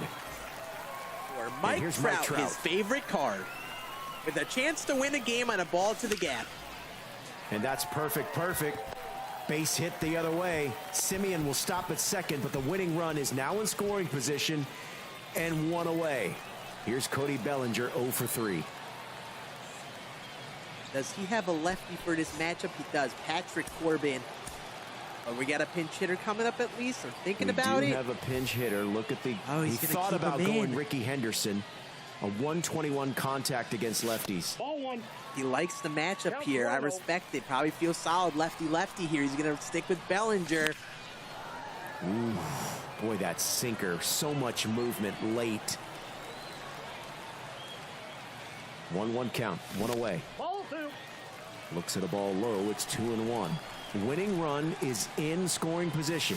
That's ball 3. And the Kryer patience is came really into the good ninth. here. Kryer came into the 9th down 4. And that ball is lifted shallow right field. Semien is going to go out and make the catch himself. And that's a big out number 2. Big deep breath if you're Wilsey, because that pitch was pixels away from being a walk-off 3-run homer. Kryer just missed it. But now you got to face Aunja lefty-righty, which is definitely not a good matchup either. Well, we're an out away from having our first extra inning game of this evening session, which is what you want at No 11 way! o'clock Eastern time. Forget what I was saying. Kryer just walked it off. There's Ronald no way he Acuna won that Jr. game. 3-run bomb. Kryer takes game 1, 9-6. What a showing from Kryer. That is an impressive showing after him struggling that much into the game. To come all the way back in the ninth with 2 outs left to walk it off, that's why he's won it before, chat. That is why he's been there. What a showing. Wow. I mean, Wilsey held him down for 8 1/3 innings. All right, let's go to this. This is game... Is this game 1 or game 2? This is game 1. Jado, Wavy, and Fuentes. This game has taken forever. As we give you another look at the Ronald Acuna Jr. walk-off. Yeah, that was an extremely impressive showing. On a walk-off game 1 win. Now this is... All right, this is Jado, Wavy, and Fuentes. Game 1. Jado, Wavy leading 11-8 in the top of the 8th. And batting. This game has been an absolute battle as well. 19 runs scored. Jado up top, but definitely wants more with Fuentes. Only a 3-run lead is not enough for someone who's hit as well as he has today. But he's going to get out of the inning with a foul out to catcher. Adley is there. And we're going to the bottom of the 8th. Fuentes down 3, looking to catch up. Only a couple innings left.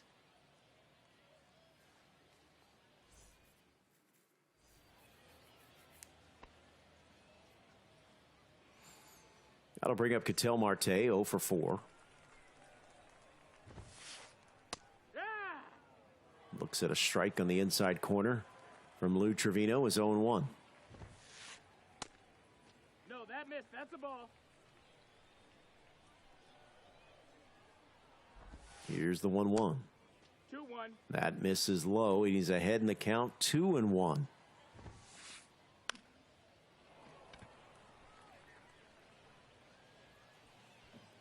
Lifts it to left field. Ramirez is there, and quickly there's 1 down. Yeah, this Lou Trevino seems really tough to hit when the spots are being hit. But he's got a little bit of big pars and sometimes not the best movement on those pitches. And there is a great swing on an inside fastball. Mike Trout demolishes an inside one. It's a 2-run game for Fuentes, who's still trailing but battling back. So Jado Wavy is going to get probably some bullpen activity up. And he's going to make a change. It will be Drew Pomeranz to face the lefty Bryce Harper, who's 3 for 4 with, I think, 3 bombs. Do I have that right? Yes, 3 home runs for Harper this game. He has been unbelievable so far. Is that smack to the left center field gap? Perfect. That'll be a 1-out double from the looks of it for Bryce Harper. That lefty-lefty matchup for Drew Pomeranz does not work out. And now I think he's going to be facing a righty in Ronald Acuna Jr. And this is the risk that you pay going lefty-lefty. He rolled the dice, and it came up snake eyes. We're tied at 11, bottom of the 8th. That's the risk of the decision you make. You try to go lefty-lefty with Harper. Fuentes puts up a great swing to left center with him. And it just sets up a perfect at-bat for Ronald Acuna Jr. And after another hit with J-Ram, you probably got to take out Pomeranz. This just hasn't worked out. Here's He Adley is Rutschman. reading him very well. Oh, he's only got 3 relievers left. He might have to stick with him. He's clawing through this game with his bullpen. Yeah, you see, he has just 3 arms left. Make it 2. And remember, you're only allowed to use 1 starter.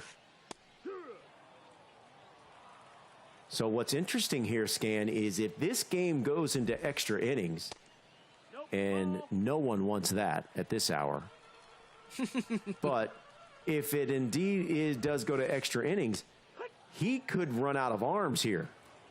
Yeah, and he's burning Assad here, who I think is the highest stamina option of the 3.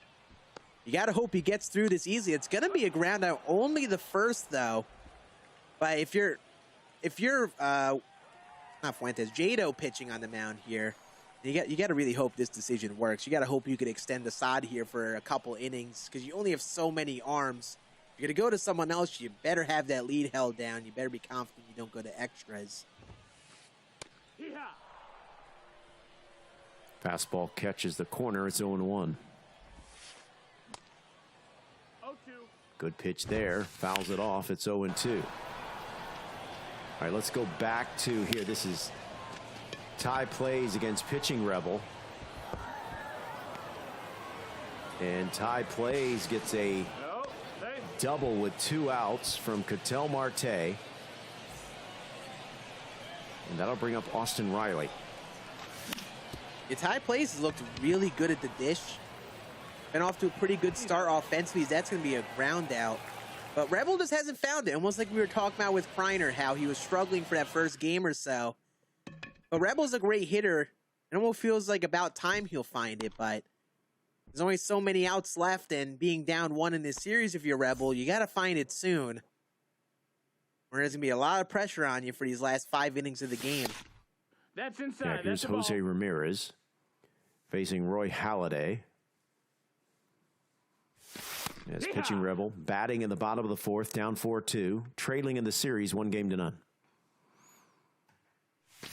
Yeah.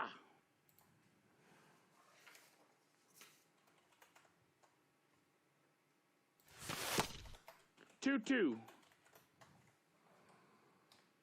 That's a tough splitter to take, especially when it looks like a sinker through most of the way to the zone. But Rebel's still seeing a lot of pitches. Fouling off some pitches close to the zone, trying to get that pitch count up on Roy Halladay. The 2-2 pitch is an inside sinker. Great take. Now we got 3-2 with Ellie De La Cruz looming on deck. Oh, up and in, gone. Whoa. I would have liked to have seen where that landed. We will never know. That ball was hit so hard it caused a transition to another game. We have teleported. Maybe the ball is landing in this version of Ship-It Stadium out in right field. Maybe that's what's going on. The ball flew across the country. That was a beautiful swing from Rebel, though. And that's the type of swing that gets you going. Here it is, right here. Up and in sinker, turns and burns on it. 110 miles an hour. Wow. That ball was sent. That ball was crushed. Cut the lead to 4-3. Okay, now let's go back full here. Got the Alex K versus Alex Cakill game. Alex Cakill up 1-0 in the series, up 3-0 in this game, with a chance to make a big dent with the bases loaded and nobody out. That's ball 2. You got Corey Seager facing Jose Alvarado. Oh, there's a little chopper back to the mound. Throw home for 1. Back over to first in time. It's a big double play there. That is it's big. a 1-2-3 double play. Runners at 2nd and 3rd now, 2 down, and here's Mookie Betts. Tough out to get here. You probably want to pitch around him with that open base over there, but with how Alex is playing, that might be tough to do. He's been on his game offensively these first 2 games. 2 balls, 1 strike. That's out. And a 3-1 count with Ellie on deck. Sinker right down the middle. So a run will score as Betts comes through with a 2-out knock. Runners at 1st and 3rd. And here comes Ellie De La Cruz. That's a ball. Yeah, it's one of those scenarios where if you're Alex K, you just don't know what to throw him. Alex Cakill is just on the ball. 9 hits already. That's crushed. And he's on that one in a big way. 3-run homer, 7-0. Alex Cakill. This is what Alex Cakill does. He is such an automatic hitter. And after hanging around today for 9+ hours, whether he was playing those 9 hours or not, because that's another single, he is just so automatic with the bat. And just like that, he's up 7-0. And Alex K is also a great hitter, but just can't keep up. He's running away with these games, these first 1, 2, 3 innings. That is so tough to keep up with. Well, that's going to retire the side. Sinking line drive snared by Austin Riley, but not before Betts delivers 2-out magic and De La Cruz delivers 2-out thunder. 7-0. Alex Kill on Alex K as we go to the bottom of the third. I'm hearing from chat that Kryer started off with 3 homers in a row in his game versus Wilsey. Well, he has come off the mat in game 1 and now has picked up right where he left off in game 2. And yeah, games like this are tough for your Alex K. There's not much you could do on the mound. You're trying to find that rally to make a dent into that lead, but right as you do that, Alex Kill just puts up another big inning. And it's just really tough to try to get going in a game like this where you feel like you're out of it already.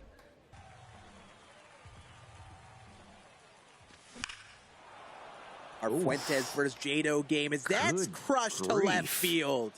Austin Riley turns and burns on an inside fastball. It's a 2-run game now. And big this insurance if you're Jado. Back and forth. I believe this is the only game 1 still yeah, that's how still many in runs progress have been of the series. They've just been scoring back and forth. Absolute battle of a game here.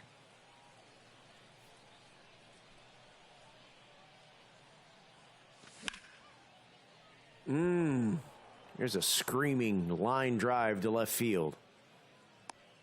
De La Cruz is aboard.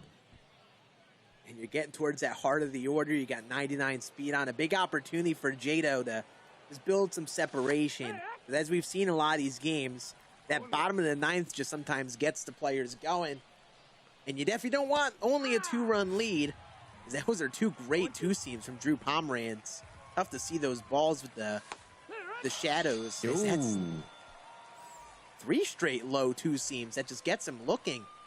Probably having a tough time reading the ball with the shadows coming in from left field there. Be easy to lose, especially in that lower third of the zone. No ball, 2 strikes. Why did Fuentes pick this day and stay in stadium? Maybe it was by design. Yeah, it's tough. Sometimes in these games, they're the 2 different times a day, and that might be something that's going on here. True. Where the 2 players are at a 2 different time true. of day. I don't know if he picked this. I guess we could see what the other game looks like when Fuentes comes up. But yeah, this is definitely not ideal. You definitely don't like a scenario where you have a really tough time seeing the ball on the plate like this. 2 balls, 2 strikes. Mike Trout 4 for 5. Count even at 2-2. And we'll do it again. He's battling at the dish. Wavy. Might not see the ball well, but he's fighting. Trout lifts one to deep center field. Should stay in the yard, and it does. That retires a side, but he does add to his lead. He's up 2 going to the bottom of the 9th. Here we go. 3 outs left. Fuentes up. Facing Javier Assad. Derek Jeter 4 for 4 with 4 singles.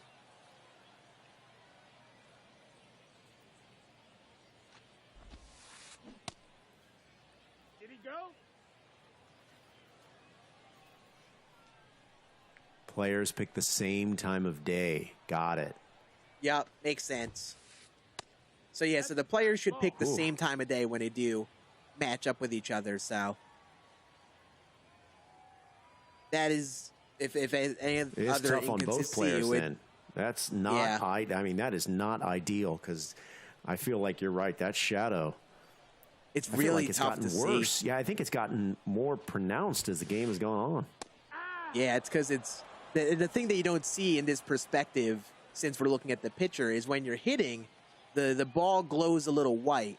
So when it's light in the background like that, it sometimes blends with the batter's eye. That's so a you big kind of out just number can't one see right the there. ball. There's a big out number 1 for Yeah, I Javier think you're Assad seeing on Derek Jeter. And now he a has little to bit of deal with patience. Mookie Betts.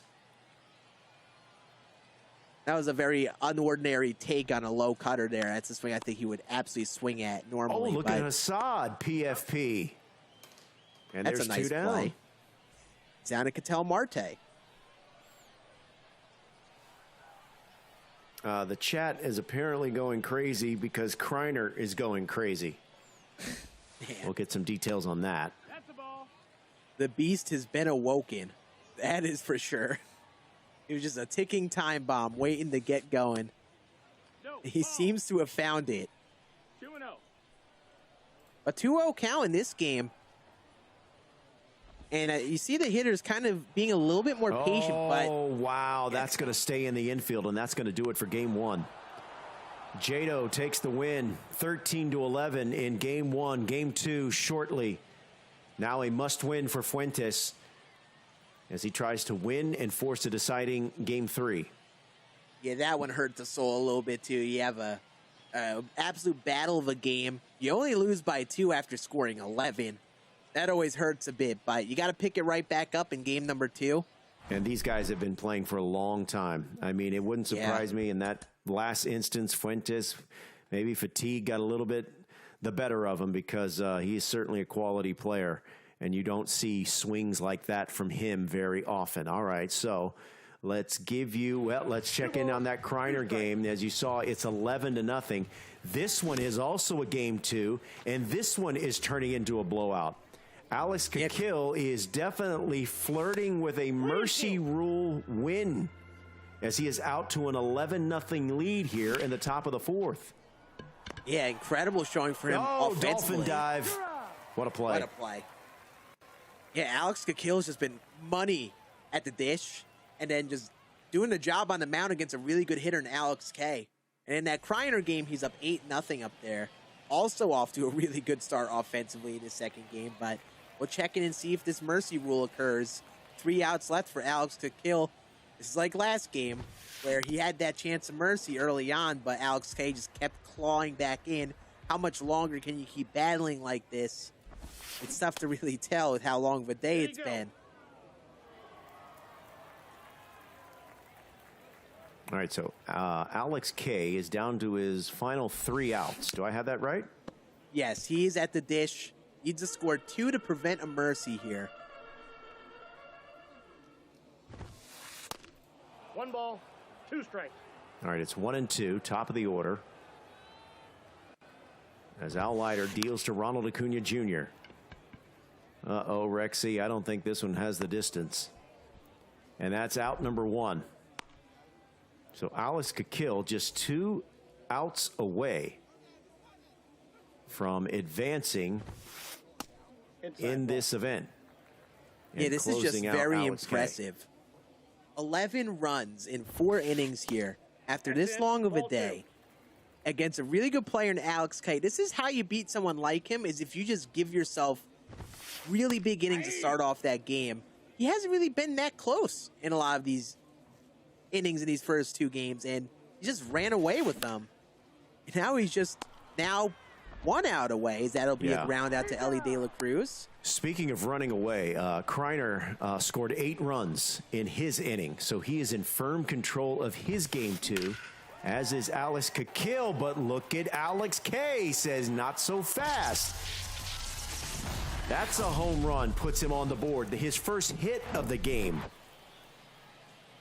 But if he gets another hit, he can stave off the mercy run rule. And a pretty good pinch hitter to come up in this scenario, or Hastelayer with max power versus both sides.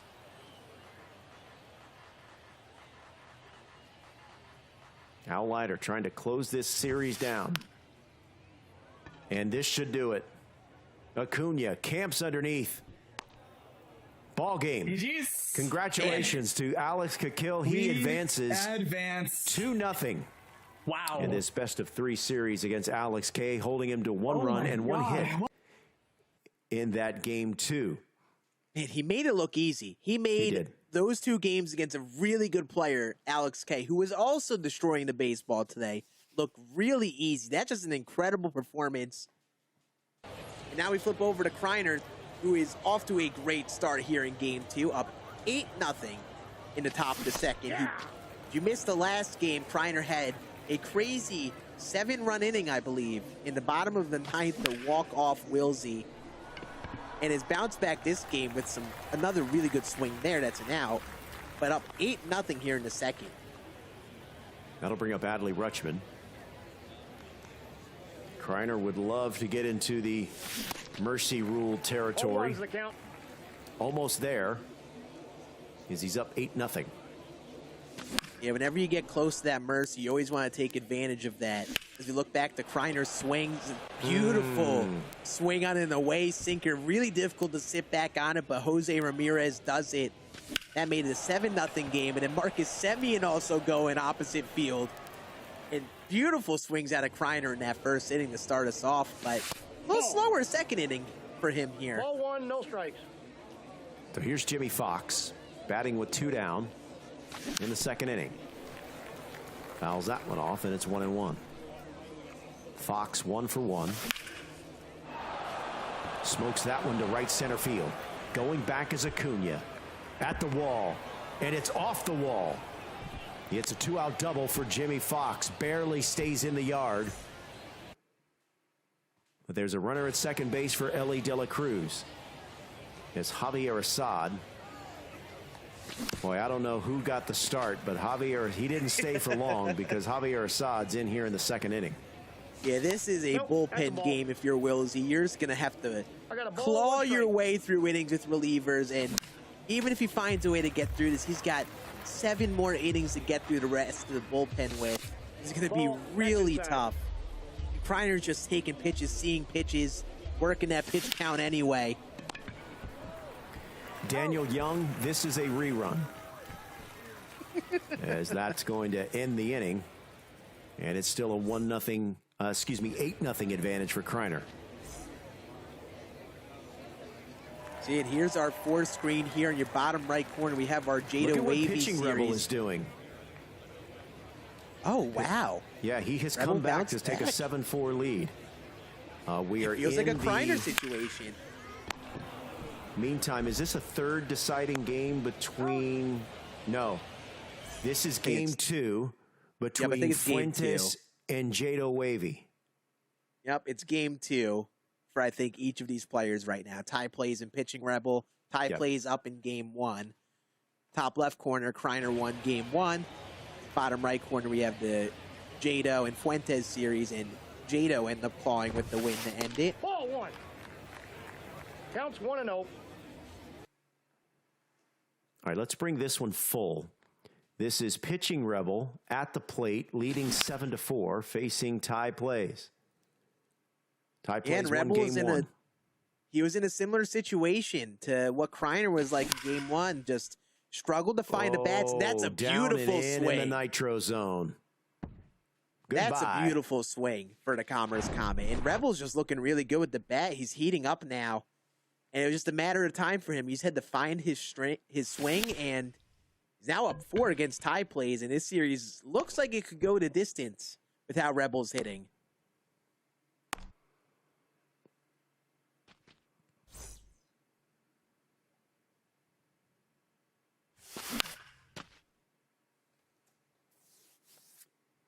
Keep an eye on the Kryer game.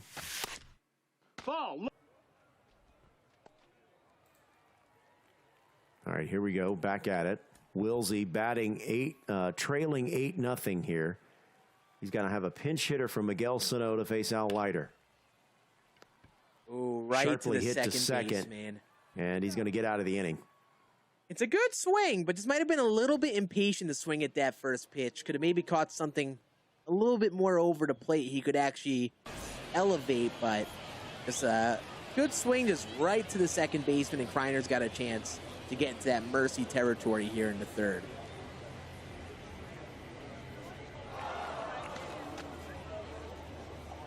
Trevor Story leading off the third inning against Javier Assad. Kryer batting, top 3, up 8-0. Up in the series, 1-0. Sharply hit, but foul.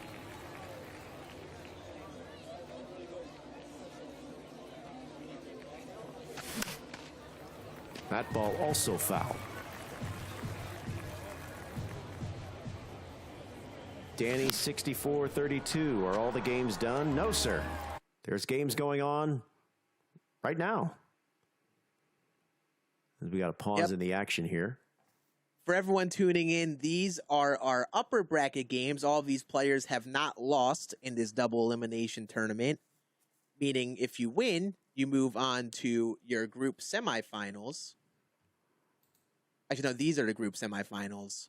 You move on to the front part of your group in that upper bracket, while we watched before our lower bracket round 1 games of all the players who had lost. So if players lose, they are not done for the tournament. They have a chance to come back tomorrow in the rest of our group play in that lower bracket. So high stakes, but the days are not done for all of these players if they happen to lose, or the tournament's not done for them. Plenty of opportunity left to make it all the way, as Rebel is going to hit a hard liner to right field on your top right corner. He's now up 11-4. Uh-oh, Kryer doing Kryer things. That's off the top of the wall. Wow, a long single for Trevor Story. Just a few really feet away good from swing. a home run. Beautiful swing to hit that down the line. Exactly what you want to do with that away cutter there. And hit so hard he couldn't even get past first base on that one. Ball.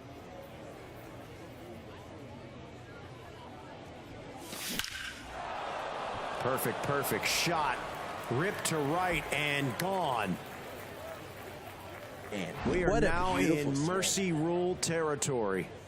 10-0. That bottom of the 9th inning started in that last game, and Kryer has been unstoppable 0-1's the since, count. and all the momentum has been his way. It's been basically 17 unanswered runs in the 2 games That's a that ball. they've Right. played. Straight Yes. for Kryer. Because he began the 9th inning down 4. He ended up scoring 5? No. I believe he scored It was a 7. 3-run. You're right. It was 7. So you're right. 17 unanswered runs over the course of the 2 games. Full count. That misses wide. It's 3-2.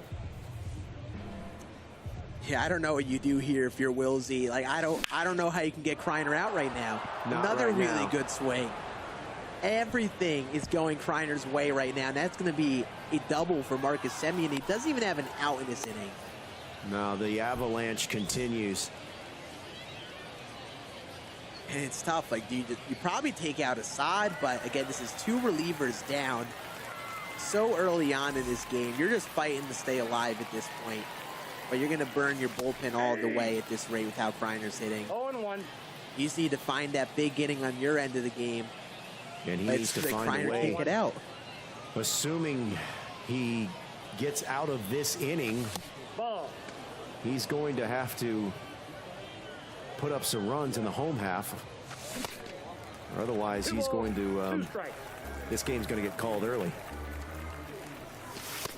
3-2. Yeah, and if you're Kryer, you get that opportunity to mercy. You still want to be patient and keep putting up those runs. You chip away at his bullpen, that's going to be smacked through the right side. And you still want to keep on scoring runs because you still have 1 more inning before the mercy would come into play in the 4th. So Wilsey could definitely score a few in the bottom half of the 3rd. But you just want to keep riding this momentum while you have it. He's hitting the ball well. He's not really stopping at all. He's just going to keep on trying to score. He doesn't even care how many pitchers he goes through.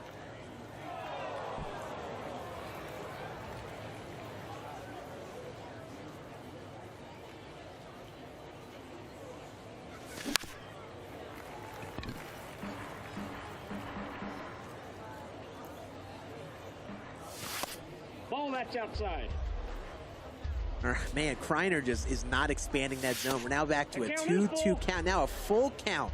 The Cody Bellinger, already 2 runners on. I don't even know what you throw. He's going to go low sinker. And now the bases are loaded for Ronald Acuna with nobody out. Kryer is choosing violence here. Just putting up all the runs he can, and he is locked in. Like, it almost feels impossible just to get him out right now. Another really good swing. Sharply hit ball to the opposite field. Oh, misplayed out in right field. Tucker can't grab it. 2 runs will score. This is just an absolute hitting clinic right now. The PCIs are all over the ball. He's sitting back on the away stuff, but also hitting the inside fastballs. This is just an extremely impressive hitting performance, and this is what Kryer was like earlier today in those first couple games in that first series. He was just an offensive powerhouse, and after struggling for half of game 1, he's right back to that. Just, nobody can get him out right now. It's kind of like he's playing in the World Cup where there's goal differential. as a component in who advances. I mean, he is just pouring on the runs. You know, if I had like a 20-run head start, I might be able to beat Kryer. Jeez. But like, I need a head start in runs, you know? Like, it's unbelievable how good he's been. And it was just a flick of a switch. It just happened instantly. And at this point, you just can't stop him. 1-1.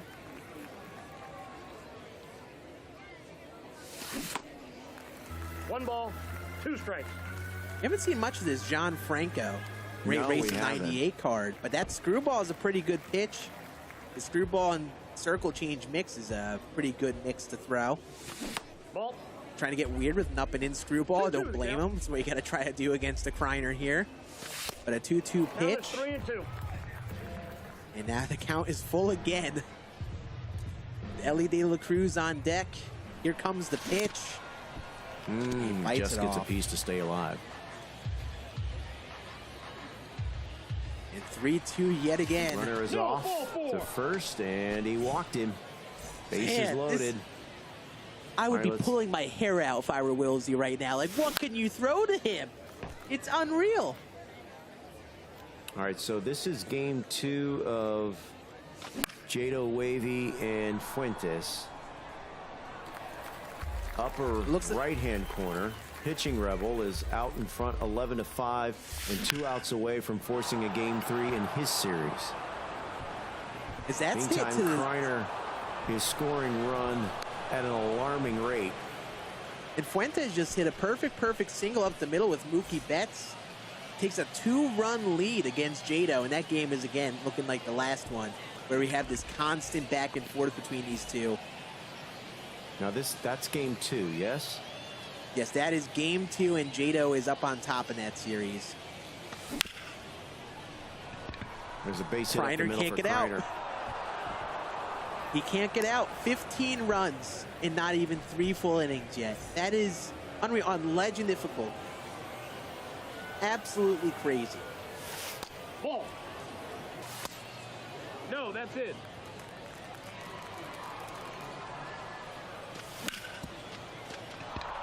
There's a base hit up the middle. Tai Plays is fighting, and even if he doesn't come back here, you have that 1-game lead. And you're just looking to find those good swings here to end this game. Try to carry some momentum into that potential game 3. A good little rally here in the 9th against Camilo Doval could only do good for you next game.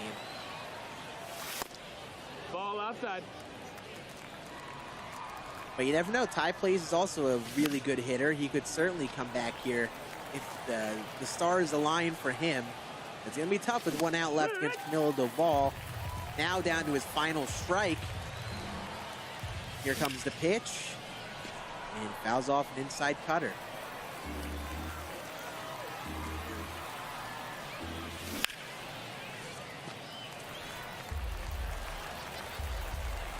Tai Plays is fighting off some tough to hit inside fastballs here. Staying alive in this at bat against Camilo Doval. Still a 2-2 count. There's the take, 3-2. The runner should be running now. And he gets a sinker and misses it.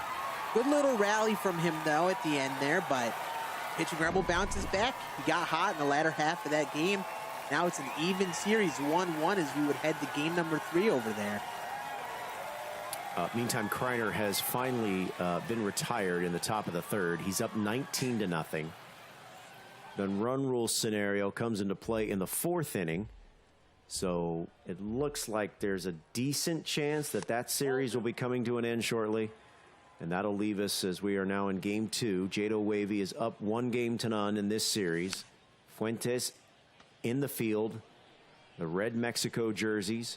The red cap with the green bill. And Jado Wavy at the plate wearing the throwback Expo uniforms.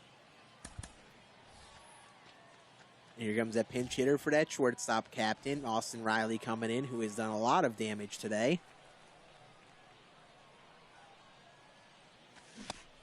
Nope, that's inside.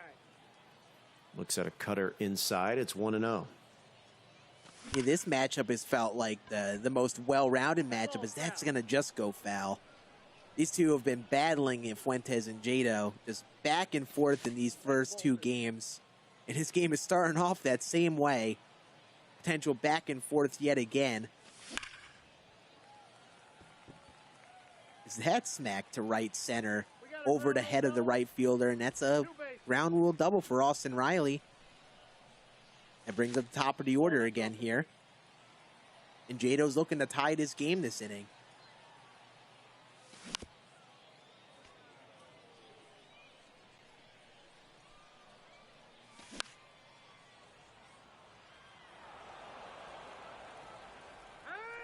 We're glad you're with us on YouTube and Twitch. We've got 534 people in the chat on Twitch. It's not bad for approaching the midnight hour on the East Coast. Yeah, shout out to all of you watching, all of our players who have been locked in, putting on a show here today. They're still battling after a long day, as that's going to be a ground out to second. And yeah, we still got some more games here. This game is an absolute battle in Game 2 of this series. We have Game 3 of the Tai Plays and Pitching Rebel series going on. So there's a very real chance that two series will end in a sweep, and the other two will go to a third game. Is that right? Yeah, this one is at this current rate would go Game 3. Yeah, I mean, a long way to go. We're just top 3, but yep. But it seems like Kryer has run away with his series with Wisey. Now it'd be 2-2-0 sweeps. And this one has potential to be a Game 3 along with Pitching Rebels. That's crushed by Adley Rutschman. What a swing. Oh, that Slider sounded just good. caught some plate. But Adley destroyed it. Fuentes looking good with the bat still, hitting very consistently here in the second game of this series. And that ball is crushed to right field. Back-to-back homers for Fuentes here in the top of the third. It's a 7-3 game here in Game 2, and a game that he has to have. You get a perfect on a down-in slider. He pulls it out. Next batter, you throw an away sinker. Perfect out that way. Couple really good swings from Fuentes, and he's been really good with the bats. He just fell a little short last game, but he's still riding that momentum here in game number 2. And it's already got 7 runs here in the third.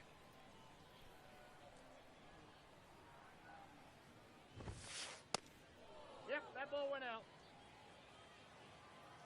So it's a 3-0 count to Trevor Story. That's in for a strike. It's 3-1.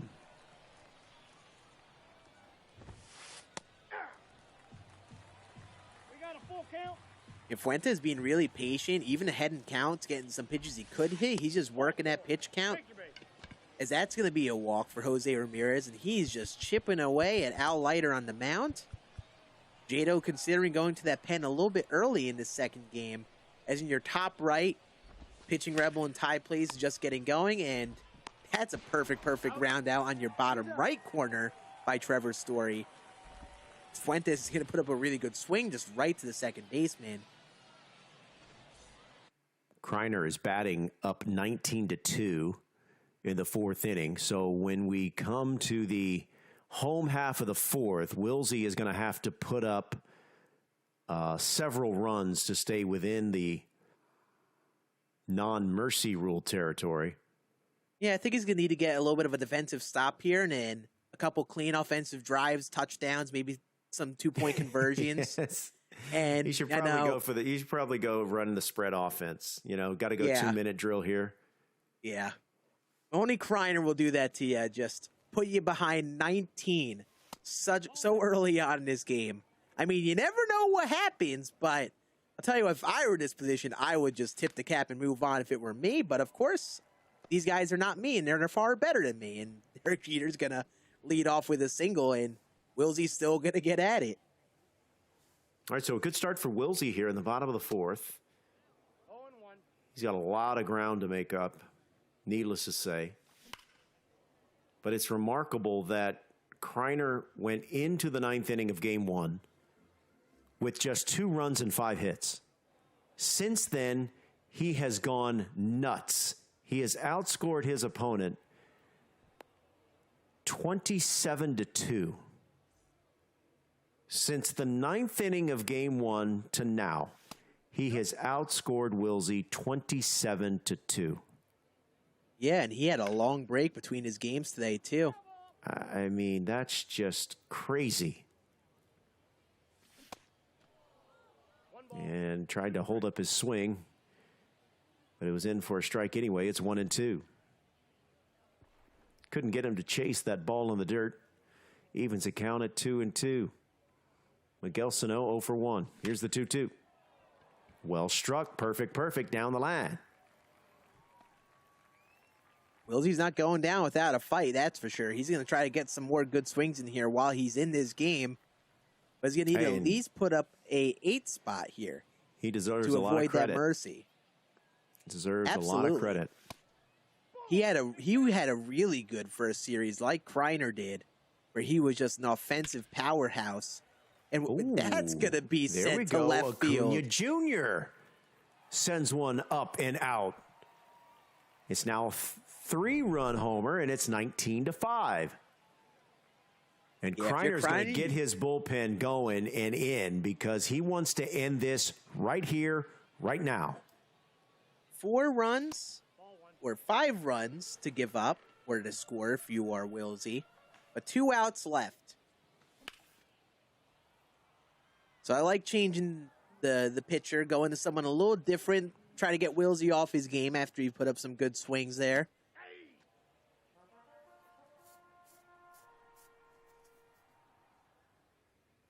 Here's the 1-2. Got him. Ooh. Wilsey down to his final out.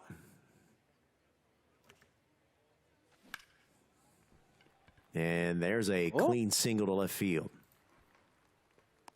Hey, you got to respect it. He's not stopping. He's putting up some good swings, trying to get some run tally going here.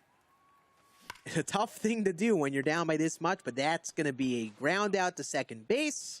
And Kryer with a dominant game, too. That's it. That's all. So that series is done. 2 series now in the books. Now we're just down. I mean, who's beating Kryer? 2 balls, 2 strikes. You know. This is, okay, so this is game 3. This series is tied at 1. It is tie play against Rebel. We're just underway. Tai Play has scored and is looking for more here in the bottom of the first. He won game 1. He lost game 2. He's leading in game 3. Nope.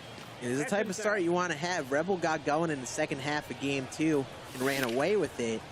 But you want to try to jump ahead, but that's going to be grounded to short. Ellie De La Cruz grounds into a double play to end it. To end the inning, but a run does score. 1-0 tie plays as now pitching Rebel comes to bat here in the second inning. Ellie De La Cruz 5, 6, and 7 facing Dustin May.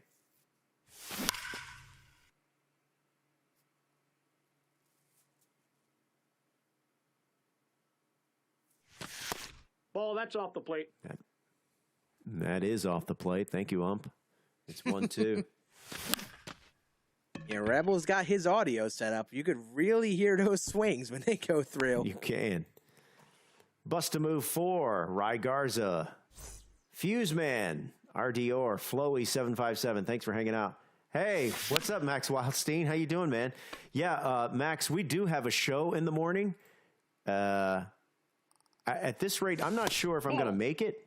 So just tell them to start without me, okay? Max is one of my colleagues there at MLB Network. Here's a ground Max to is third. a legend. Max is a legend. So is everyone who's hanging out watching us on these crazy games tonight. That smacked to short right shot. to Ellie. So here And that's a rough inning if you're a Rebel. Couple good swings, just right to the fielder, but you got to stay persistent. Stay with that approach. Just hope that those swings connect at some point and try to keep Tai Plays at 1 here. I want to point something out, and maybe I'm obviously slow. 2 strikes. But notice how Rebel uses Ball. That's His inside. Are you talking about the pinpoint motion? Yeah, that pause right in the center. I have not been doing that.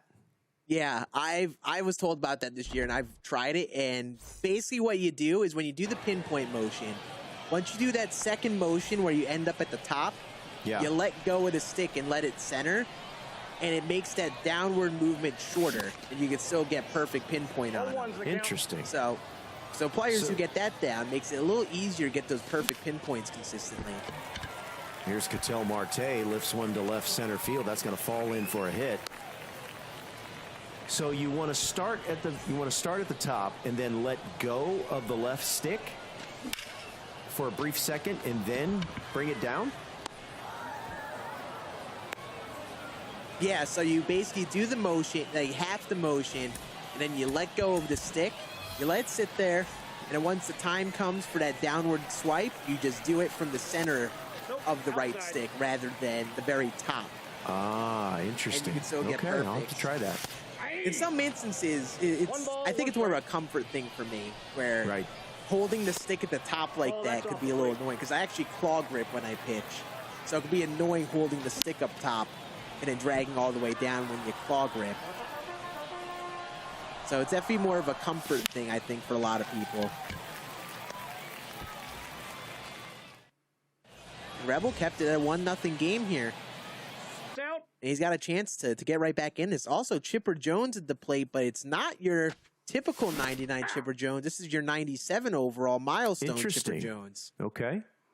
Electing to not wild card Chipper and go for the current season eligible one, and then using that wild card on his captain, I assume. I think he's got the Cal Ripken captain out there. There's a little dribbler up along Or first. He's out. Fox will step on the bag, and there's one away. And there comes that captain pinch hitter, and in comes Corey Seager. There's a screamer to right. Perfect base hit. Yeah, welcome to the game, Corey Seager. Right off the bench, first swing, perfect.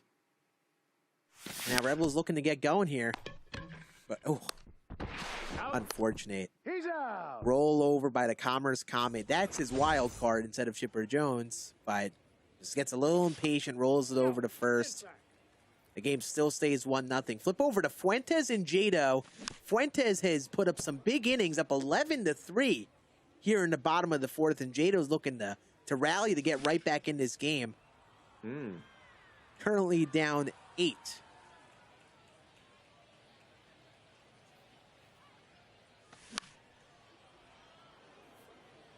They're kind of running well behind, huh? Yeah, I mean, they'd get caught up with a mercy rule at the rate Fuentes is going, but with how this series has gone, I think Jado is going to absolutely battle in this game. That first game was a slugfest between them. It was like 20-something runs combined between them, just constant back and forth.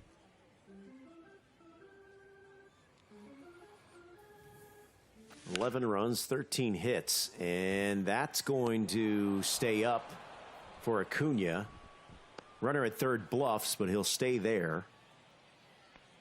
There's one away. Yeah, can't get that runner home on the sac fly, not deep enough. Now you've got one out in the inning. You got to be careful this at bat. You got to make sure you get your pitch to hit. You get 2 runners. Ducks in the pond right there. You have your chance, but I don't think that's going to be deep enough to score a run on a sac fly. Now those runners are still there now with 2 outs with your 9 spot coming up in Austin Riley.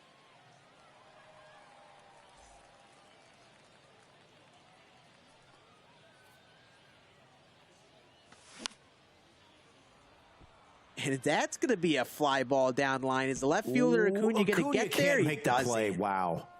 Ooh, so close to getting out of that inning, but this at bat stays alive for Austin Riley and Jado.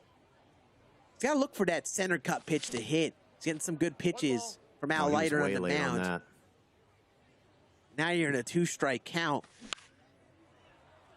He's got that pitch count up to 70, though, here in the bottom of the fourth.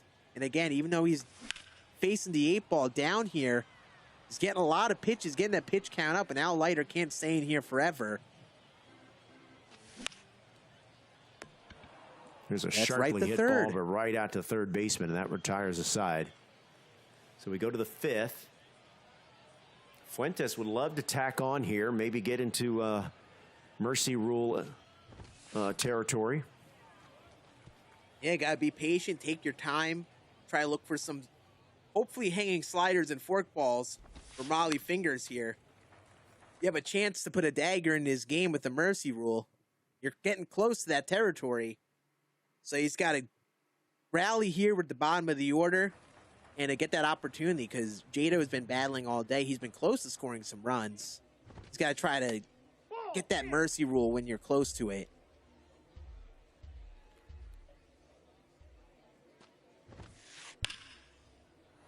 His head's down the line on an inside sinker, and Derek Jeter doing Jeter things.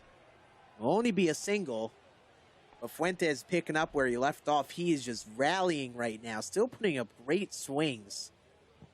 Trying to run away with this game here in the 5th.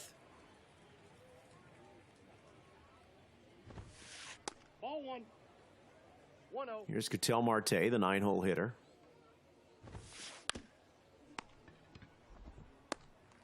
Out. He's out. And that's a double play. Just like that. There goes that leadoff hit. Ground ball double play. And now you'll bring up the top of the order with nobody on now for Mookie. Oh, And but that's one a in. homer. Leadoff homer for Mookie Betts. Mookie Betts just golfs that out to center field on an away pitch. Really tough to do on a perfect especially. But that's big that he got that double play because he would be in mercy territory had it not been for that previous double play.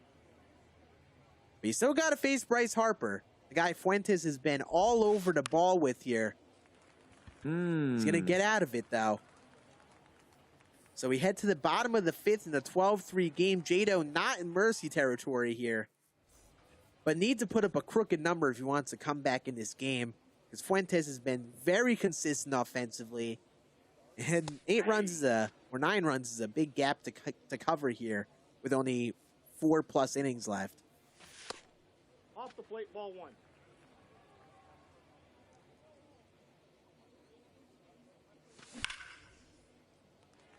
That ball is a fair ball. It will ricochet towards field of play.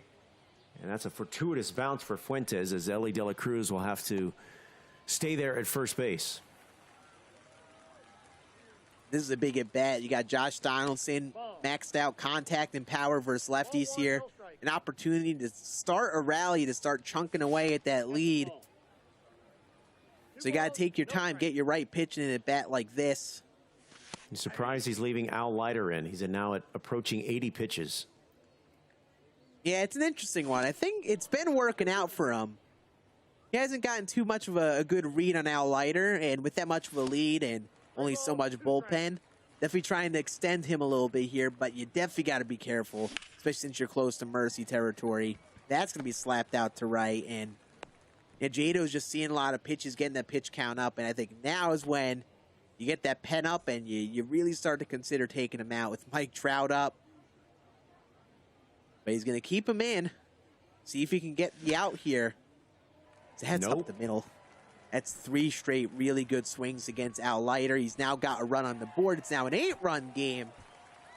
And now I think you got to take him out if you're Fuentes. You've got a lead. You've got some cushion, but you're giving Jado a chance to come back here. He's reading Al Leiter real well. The sitting, the pitch count is getting up. And he might regret this if he's not careful with what he throws with Leiter here.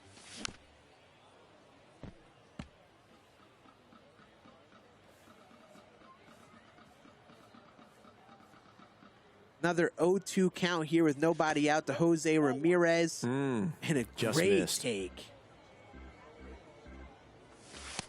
That's in. Ball 2. 2 great takes in a row.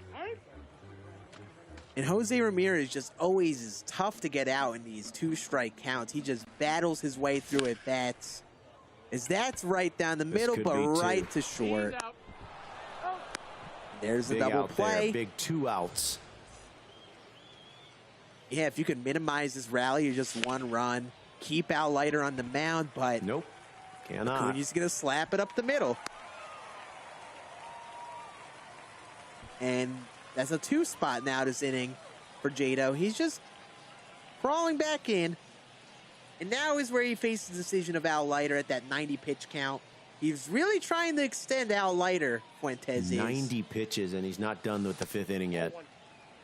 And Jado's put up some great swings against him, and he's just trying to extend them.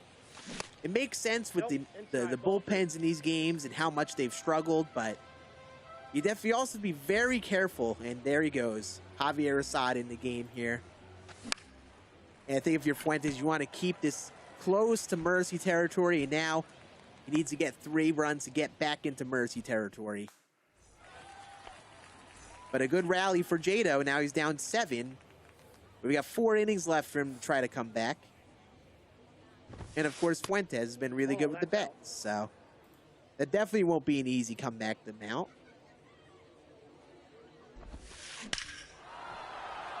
Oof. That's a beautiful swing with Mike Trout. Was crushed. Beautiful swing, 450 feet here at Ship It Stadium.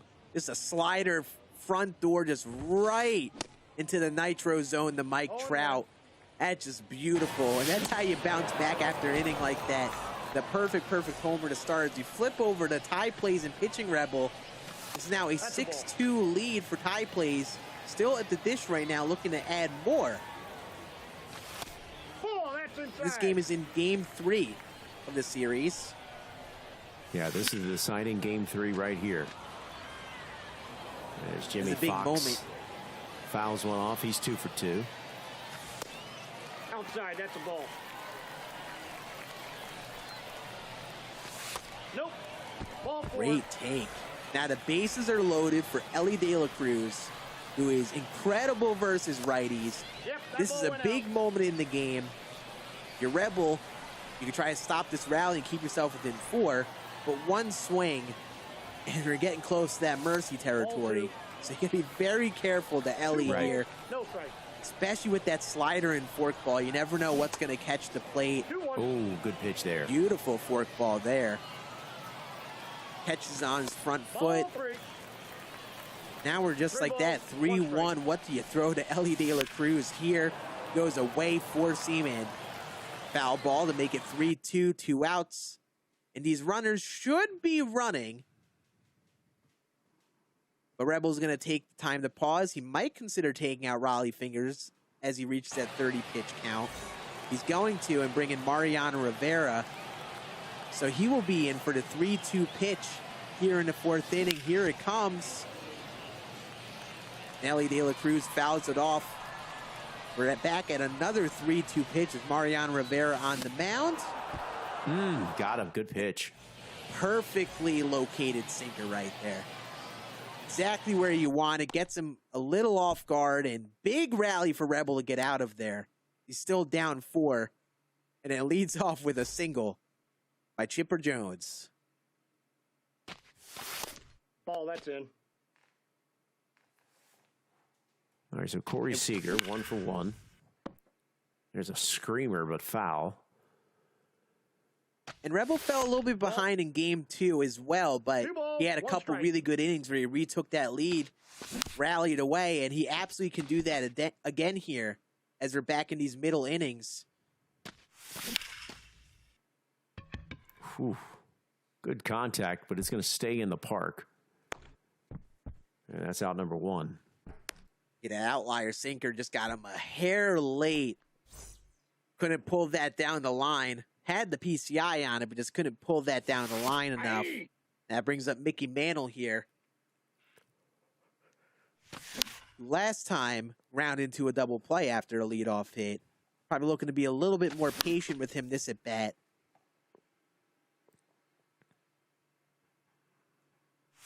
Oh, 2 pitch from May and misses low. 1 ball, 2 strikes. As Rebel batting in the top of the 5th. Here in this deciding game 3, and he's trailing 6-2. Yeah, if you're Tai Plays, you want to keep those pitches right off the corners. Rebel's kind of slamming those PCIs right to the corners. Kind of what happens after playing for a long time. He throws a pitch right on the corner where he could just reach that PCI out, he's going to give him a pitch he can hit. As that's crushed to right field, and there it is. He's able to get that PCI down and in, turns and burns on it, and just like that, he's down 2. A 9-pitch AB, culminating with a 2-run homer, and it cuts the lead to 6-4, and that'll bring out Mariano Rivera to face Mike Trout. And a big inning, because previous inning we had bases loaded, 2 outs for Tai Plays. Doesn't score in that scenario, keeps it at a 4-run game, and Rebel bounces back with 2 of his own. Sharply hit ball up the middle. De La Cruz over to his left, makes the play, and that's out number 2.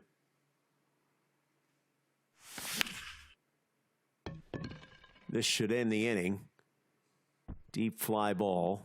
It's 420 to straightaway center, so plenty of room to make the play, and we're through 5.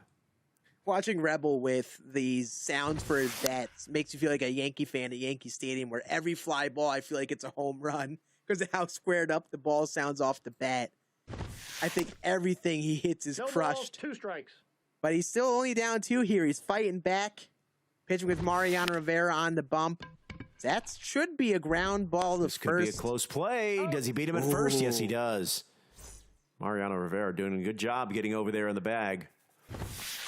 Hey. All right, so here's Ketel Marte. Mariano's kind of been somewhat consistent reliever showing in these last few series. He's made his way around his latter part of the day. Got that really good cutter that hits the mid to high 90s. His changeup is pretty underrated as well, and these guys love their sinker cutters in days like this. A lot of those pitches that you see out of the bullpen and starters, but sometimes you fall behind 3-1 like you are right here, and you got to throw something in the zone probably. And it's a 4-seam, making it 3-2. Ketel Marte at the plate for Tai Plays, and a beautiful changeup. Gets him on his front foot. Ball, that's off the plate. Aye. What about our other game? What's going on with that series? Yeah, that Fuentes Jado series. Yeah, that was game 2 of that series, right? Yes, that was in game 2. Fuentes down 1-0 in the series, and currently up 15-5 here in the 7th in Mercy territory. Definitely Mercy territory. Guys in the chat, if you're ever wondering about what things are, where the status is there Mookie Betts launches one to Mars to make it 16-5. You can see in the right-hand corner of your screen, we will get some, you'll be able to see the Jado Wavy and Fuentes. You'll see their names with a yellow dot indicating how many games have been played. And Jado Wavy won game 1. That's why he's got the yellow dot next to his name. Right-hand corner, upper right-hand corner, as Mike Trout launches one. Will it stay fair? It will. It's 17-5. Right-hand corner, you'll see Group B, Game 2. Fuentes has just turned it up. 4 straight innings at least of scoring in this game. A 4th spot here, up 17-5. And this is where the stamina comes into play. Does Jado still have the energy to still produce offensively after such a long day? Fuentes is keeping it up, though. It's going to be really tough to beat as we head into a potential game number 3.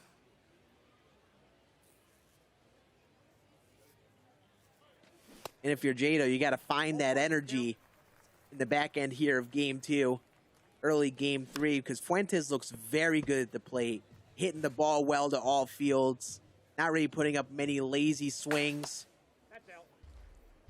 And Jado's going to have a tough time. Momentum's a little bit on Fuentes' side after how the second game has gone, and it seems like Fuentes is just being very patient to play, getting that pitch count up, but what a pitch from Kendall Graveman.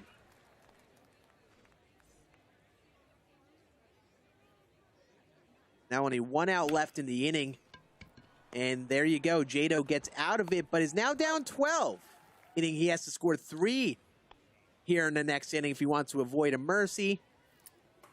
We'll see if he has it in him. Starting off with the top of the order, and Ellie De La Cruz. Yeah, a good guy to start a potential rally off with. Get that 99 speed potentially on the base paths, leading to the heart of the order. And you never know, sometimes a big inning could get someone right back into a game. So if he just finds those swings, starts to be a little bit more patient, see more pitches, Jado might get right back into this game, or at least some momentum heading into the third game. But you got to make sure you keep up your approach at the plate. Be selective where you swing, as that's smacked down the line by Ellie, and that's going to get all the way to the corner. He's going to keep him too, though. No reason to send him with nobody out.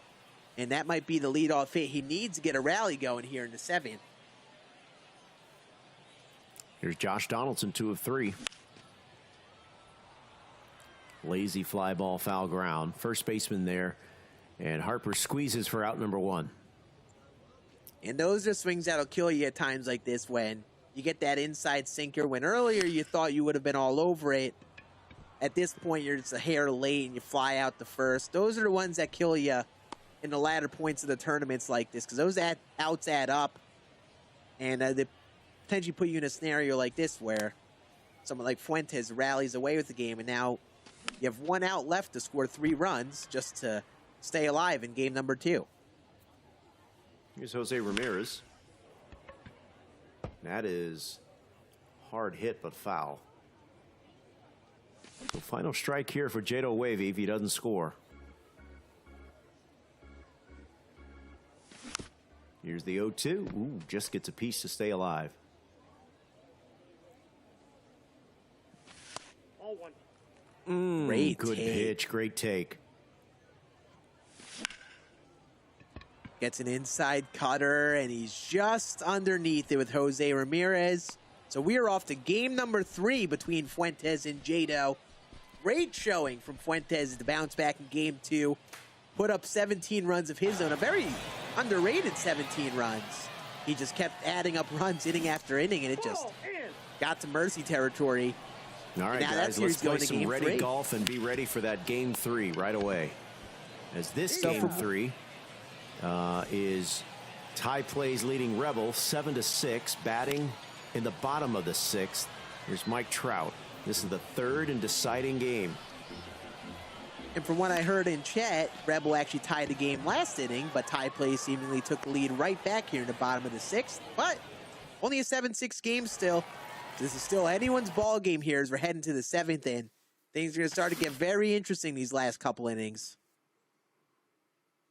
So here's Mickey Mantle. Ball 1. I got a ball, 1 strike. As Rebel bats here in the top of the 7th. That's smoked down the line by Mickey Mantle. And we're tied at 7 in the 7th in game 3. That's why he wild cards the Commerce Comet. Absolute laser of a line drive down the line. And we got 7-7 in the 7th.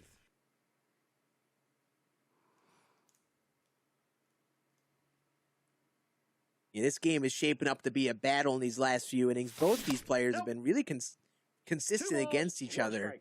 These last couple games, kind of a back and forth going on in this series. And they are perfectly even. 7 runs, 7 hits apiece here in the 7th inning. So that's going to get up the hit middle. number 12 for Rebel. As Mike Trout is aboard. Still nobody out here in this 7th inning. Yeah, the difference of this game just might be that one inning where someone puts up a crooked number, puts up a 3, 4, 5 spot. Both of them seem pretty consistent offensively, but someone just needs to put up that number to get them ahead. And Rebel's shaping to do it right now with another hit here. Now 3-0 to Adley Rutschman with Jose Ramirez on deck. Definitely want to have that green light, but got to be careful of what you swing at here. Now 3-1. Ooh, that ball caught a lot of the plate, but I think he just got under it. Good timing, but that PCI was just a hair below. Sometimes those fastballs down the middle, best pitch in the game. It's tough to get that PCI right on that spot. Nope, outside. So a big first out for Tai Plays. But now you're facing the heart of the order with Jose Ramirez and Ellie De La Cruz coming up. Hey! 1-1. Hey! Two great fastballs away to Jose. Keeping him away here, maybe trying to induce a ground ball. Still a 1-2 count, fighting off a low sinker. That's ball 2. Going away again, and a great take from Rebel. I'd go right back to that same spot. Nope, that one's even better. Ooh. Yeah, I like that pitch a lot. Really got him focused down and away. Got his timing all set for that, and just went back down and in with the cutter. That's a ball. So Ellie De La Cruz trying to extend this inning here in the 7th. 1 ball. Where we have just crossed midnight on the East Coast. Long day of baseball here. Shout out to you all watching. The players who are putting on a show today.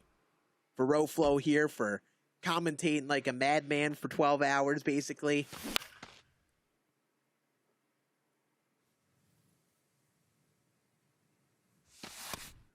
Three 2-2, misses upstairs. It's 3-2. The runner at first will be on the move. Got him. That inside cutter He getting the went to job it- done. Those he 3-2 went to it counts. twice in that inning to get strikeouts.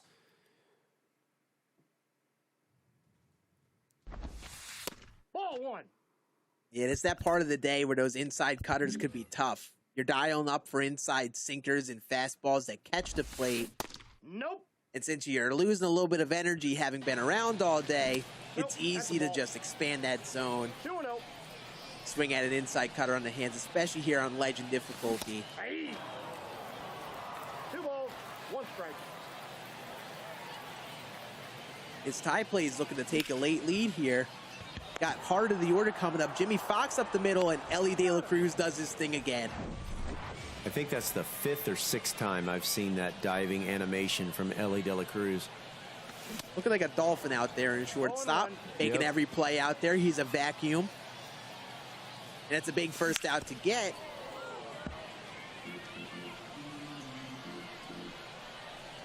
Seventh inning, tied at 7, game 3. There's the inside cutter again. Yeah, the Rebel responds with an inside cutter of his own to get out number 2.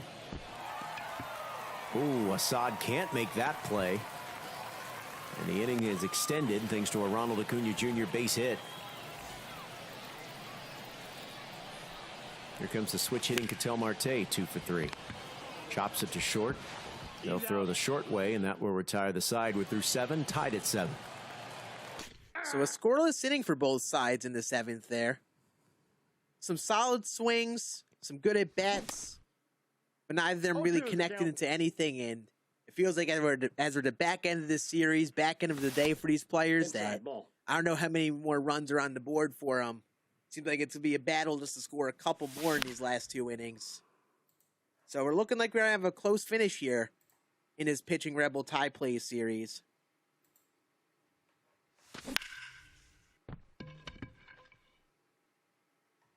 That's hit up the middle by Ernie Banks, but just short, just a hair late on that down and in sinker. You want to get the hands inside, pull that to left field, but just a little late. 1-0. It's Javier Assad for both teams is just kind of going through outs here in the middle part of this game. That's inside. As this count gets up for Tai Plays Javier Assad, he's going to take him out. Up to 30 pitches, and you're bringing Drew Pomerantz with a couple switch hitters and a lefty coming up here soon. Do we know if game 3 has begun in the Fuentes Jado Wavy game or series? I assume it has at this point. I personally don't know. I don't have a sight on that game.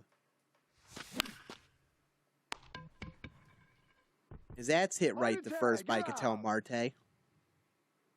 And this game is just kind of going quickly. Yeah, Jado up 2-0. Just started. Yep, Jado Wavy has a 2-0 lead here. Oh, that's inside. As he is batting in the top of the first in this game 3. So that game has begun, which is good. And this game 3 is winding down. Yeah, that's a big start for Jado over there. Fuentes looked really good with the bats in game 2 of that series. He was a little bit behind. Ball 3. But here in game 3, off to a 2-0 start to get going. That's exactly what you want.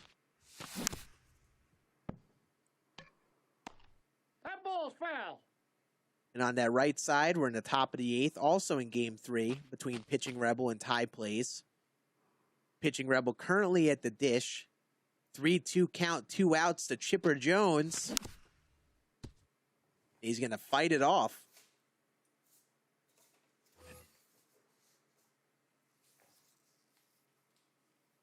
Once again on the left is Mookie Betts. Perfect for Fuentes. That is off the wall. We go to the bottom of the 8th on the right-hand part of your screen. That's Tai Plays against Pitching Rebel. Left-hand part of your screen, it's Fuentes against Wavy. Wavy out in the field, leading 2-0 in the bottom of the first as Fuentes bats in the home half. Bryce Harper chopping second. On that right side game, seems like neither of them can get a run across the board here in these late innings. Seems like that game is getting close to being decided on 1 or 2 swings. As that's going to be a deep fly ball to center field for Fuentes on your left side of the screen, and he should tally 1 here to make it a 1-run deficit now against Jado, with 1 out still left in the bottom of the first.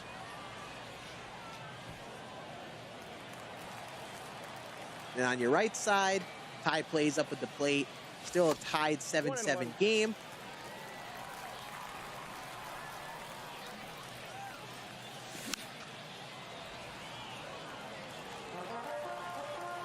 And Jado gets out of that first inning, still holding a 2-1 lead versus Fuentes as we head to the top of the second. Both the games here in game 3, both upper bracket games, meaning if a player loses, they are not eliminated. This is double elimination as group play. But we are in game 3 of both of these series.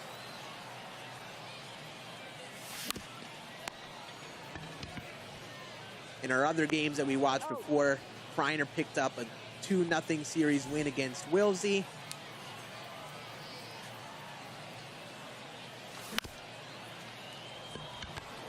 And then we had Alex Skakill pick up a 2-0 series win against Alex K. Both Alex Skakill and Kryer played very well in those 2 series. I think you're seeing some fatigue here in these last few innings. You definitely are. From this is where it gets Plays tough. and Rebel, because these guys have not scored a run collectively in the last 2 to 3 innings. Yeah, they had a long day. They were some of the first games played. They had a little bit of a break in between. Come back, and this series extends to game 3. It's really a battle of stamina. Who still has it in them today? And honestly, both Tai Plays and Pitching Rebel pretty even on both sides of how these last few innings have gone. As Luis Rengifo is going to ground that right to first base for Pitching Rebel. That brings up the top of the order in the Commerce Comet. Ball. That's Last at bat hit a frozen rope down the right field line. So this is a big at bat if you're Rebel. You got your guy at the plate, chance to take a lead here in the top of the 9th. You got to look for your pitch here. But Camilo Doval, that outlier's cutter, is just going to hit different right now. 3 balls, 1 strike. Feels like it's going to fly in. Could be a double play, left-hand part of your screen, and it is. As Fuentes is down 2-1, coming to bat in the home half. Sharply hit ball up the middle. And Rebels getting it going. A couple runners on here with 1 out. Brings up the 3 spot in the order. Adley Rutschman, you got to be very careful here. Single up the middle could give you the lead. You also want to be careful and not ground to a double play here with 1 out. And Doval's got 2 pitches, that sinker and cutter, which just scream double play. You got to look for a pitch you can elevate and hopefully pull here with Adley Rutschman. 2-1. But it seems like Tai Plays isn't finding the zone with Doval. Down 2-1 in the count. That's roped down the line with Adley Rutschman. Now a 2-2 count. Oh, popped up to the catcher. Wow. Yeah, that's always my sign of fatigue, when at this point in the day, a player is early on an inside cutter and they get it again, and then they're very late on it. That minor adjustment that they would make earlier to find that timing just a hair bit behind after a long session like these players have had today. Now it's 2-1 count with Jose Ramirez up, and if you're Rebel, you're just looking for something through the infield. You don't want to come into the bottom of the ninth here tied. As that's hit high and deep to left center field, but not enough. We'll be going into the bottom of the ninth. Tie game for Tai Plays up at the plate, bringing up the 2, 3, 4 part of the order. Adley Rutschman, Mike Trout, and Jimmy Fox, a terrifying trio to face with the game on the line and the series on the line. Yeah, 1 run is all Tai Plays needs here to advance. He's going to take a second to pause, recenter. He has a chance to win a game here with honestly 1 swing. So he's just going to make sure he's got that approach down. And honestly, you just need 1 swing here. You just need to find 1 mistake, 1 pitch in the zone that you're looking for. And here at Laughing Mountain with the high elevation during the daytime, you just need to poke something down the line and hope it floats over that wall. But we still haven't had a game go to extra innings, right? Throughout today? Well, way to jinx it. We certainly don't need that now. That is yeah. That is I almost feel like if I'm a player, I would just, even if I want to stay in that upper bracket, I wouldn't mind sacrificing extra innings for a little better rest heading into tomorrow. All right, so here we go. 2, 3, and 4. Javier Assad trying to keep it where it is. Knotted up at 7, and that's a good start. Yeah, and he probably wanted that cutter, too. You could pull that down the line if you get those hands in just a little bit late, a little underneath that PCI. Perfectly located cutter, honestly. Now it comes down to Mike Trout here with 1 out. That's out.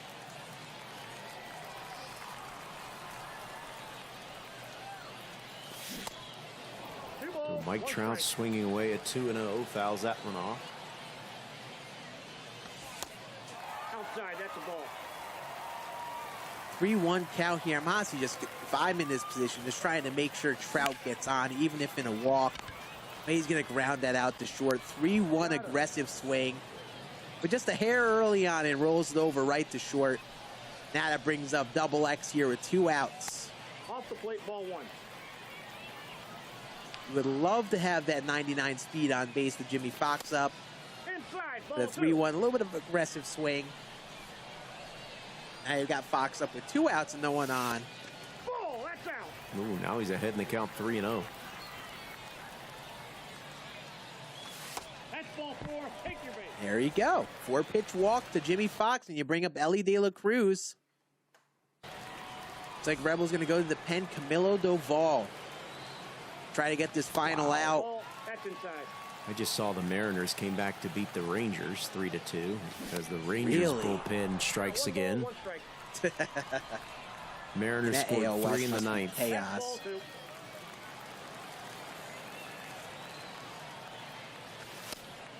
Inside, ball 3. 3-1 now to Ellie De La Cruz. No, ball 4. Doesn't give him a pitch to hit. Now that winning run is over on second. 72 speed out of Jimmy Ball, Fox. that's outside. They just want to squeak a single through the infield with Ronald Acuna here. Nope, that's not going to do it. We're going to extra innings. Ha-ha, I didn't jinx it. You definitely did jinx it. You absolutely jinxed it. Now here we go. Top 10. You Bill got the, Duvall on the mound Ball now. 2. you got the automatic runner at second. And this could bring him home. Rounding third. They're going to hold him. So runners at first and third for Rebel here. As in a 2-2 game over on the left-hand part of your screen. And on your left part, we got that 2-2 game between Jado and Fuentes. Heading towards the middle innings in the bottom of the third there.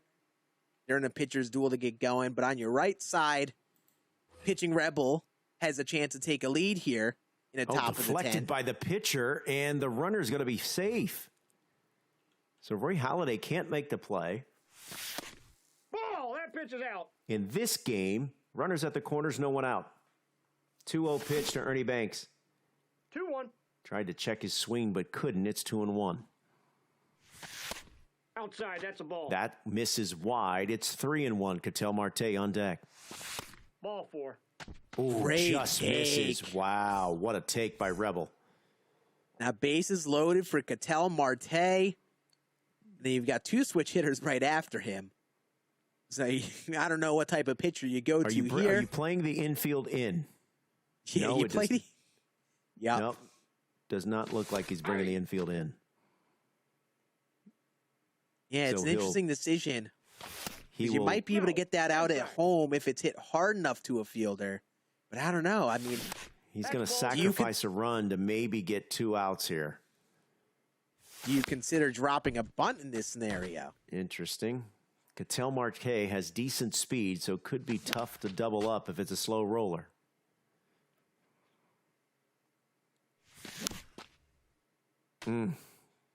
Good pitch. The 2-2 from Rob Battling. Nen. Full count. That misses low. It's 3-2. This is a He's big got pitch to here. come see Marte, and he walked him. Go-ahead run comes across. It's 8-7. Good patience from Rebel here in this inning.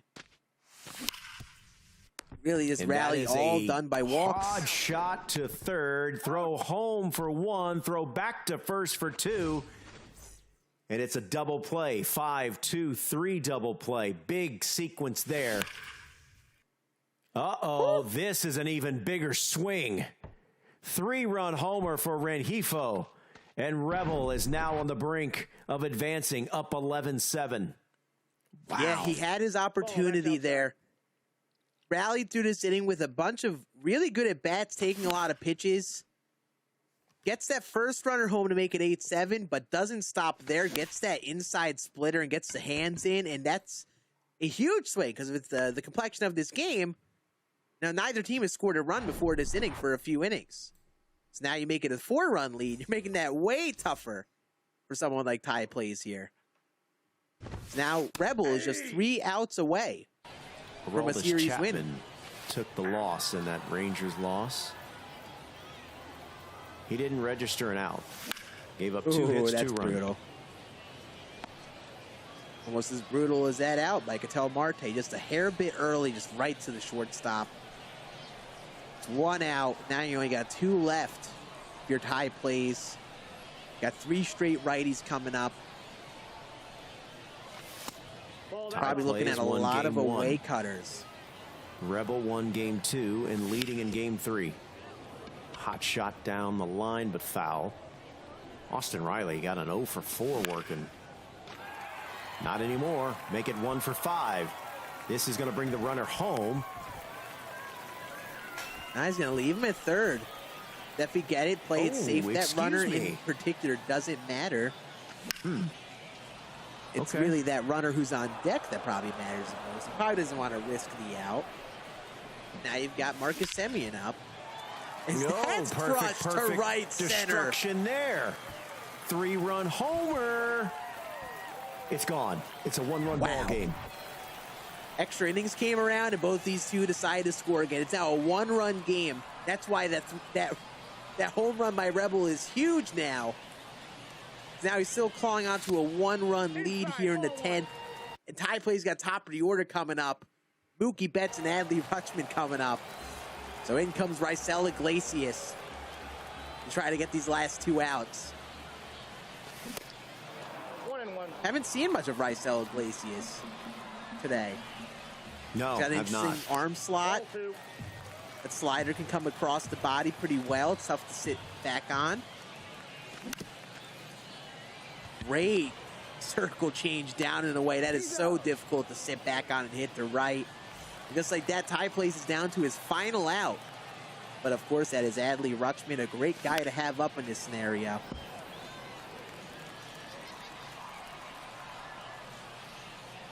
Here's Iglesias 0-1. Fly ball. That's hit high and deep. Left field. Going back. This is off the wall. Wow. He was a few feet away from tying this one. Wow. That's as good of a swing as you could put up on that pitch, but if he's a little bit later, he hits that to straightaway right. It's probably tie game. But now, the tying run is only at second, and you got Mike Trout up here. Wow. That's going to be a fly out to first, and Pitching Rebel clutches up with a big 11-10 win. Literally, that was a game of feet. Tai Plays just missed a game-tying homer. Tai Plays has to be sick, knowing that that game-tying homer landed a few feet shy. All right, meantime, this game is this is game 3 as well. Tied at 2, 5th inning. Between Fuentes and Wavy. And we are in a pause scenario here.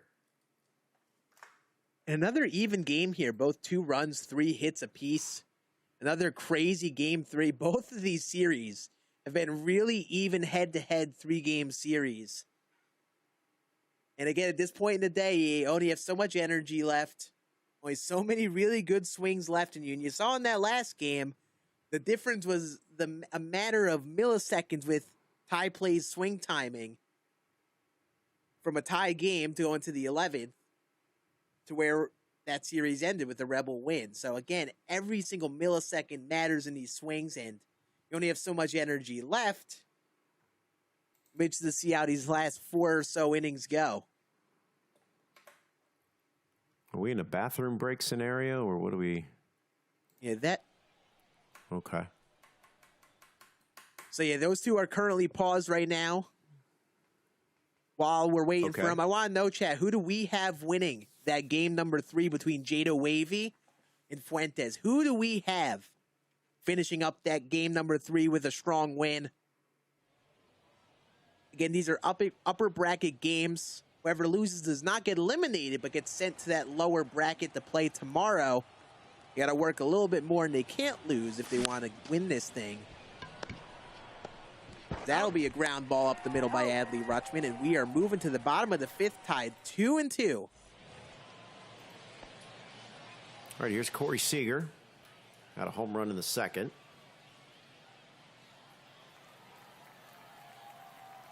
As Fuentes bats here in the bottom of the 5th. Whew. Some nasty movement on that sinker from Roy Halladay. See the shortstop just shaded near the bag at second. Rutschman will make that play, and quickly there's 1 down. In the chat, picking Fuentes pretty favorably to come out with this win, and I don't blame him. He had a great game, too, picking up 17 runs. It's been a little bit cold here through about 5 innings in game number 3. And it feels like another situation like the last series where we're running a little bit on fumes. Derek Jeter smokes one to deep left center field. And that's out of here. Fuentes on top, 3-2. I always enjoy a good Derek Jeter homer. And now Fuentes up, just like what chat predicted, but we've still got plenty of time. Both Jado and Fuentes have crushed the ball at points in this series. Yeah, 1-1 lead is basically nothing with these guys. And you never know what it takes to get them going again. Like that last game, it just took extra innings to come around, and Rebel and Tai Plays just started to pop off a bit. And both these guys are probably very close to having another one of those innings.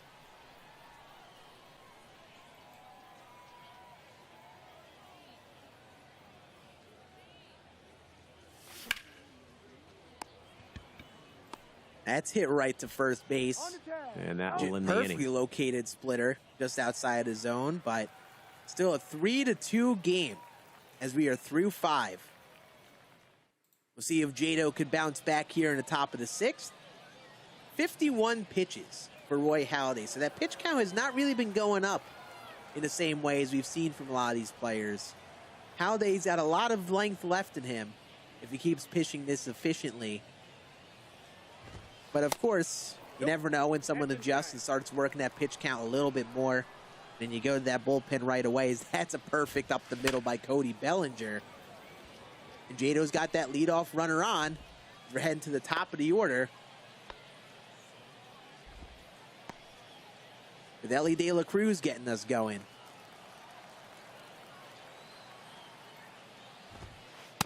Ball, that's inside. And you'd love to bounce back this inning if you're Jado. Tie this game right back up or even take the lead. Never want momentum to get on one side or the other, especially as we're in these last few innings. You want to put that pressure on your opponent to make good swings. Because that's a dot of a cutter on the black. Now a 2-2 count to Ellie De La Cruz. And a really well-located sinker. That is so tough to hit. But Ellie beats it out. That 99 speed just does wonders. Keeps the inning alive for the bringer of rain. That's up the middle. Perfect. That runner will go over to third, too. And Jado's got that tying runner right over to third. As he's getting to the heart of his order, Mike Trout, probably one of the guys you really want up in this scenario. Got to get your pitch.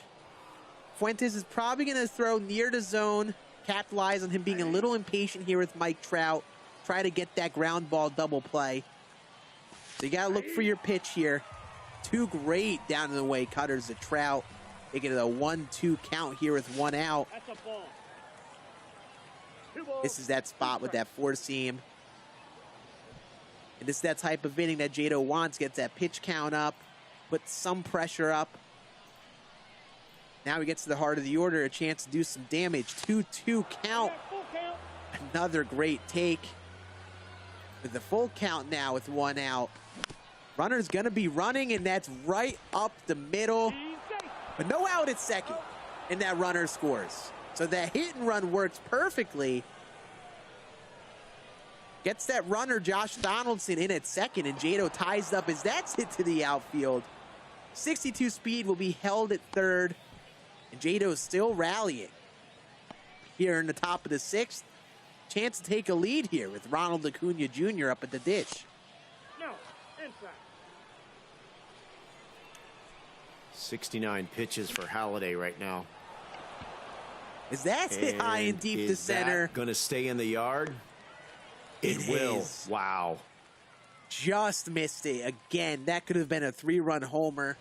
The Just tiptoe home run behind. robbery animation. Arguably the worst and most frustrating.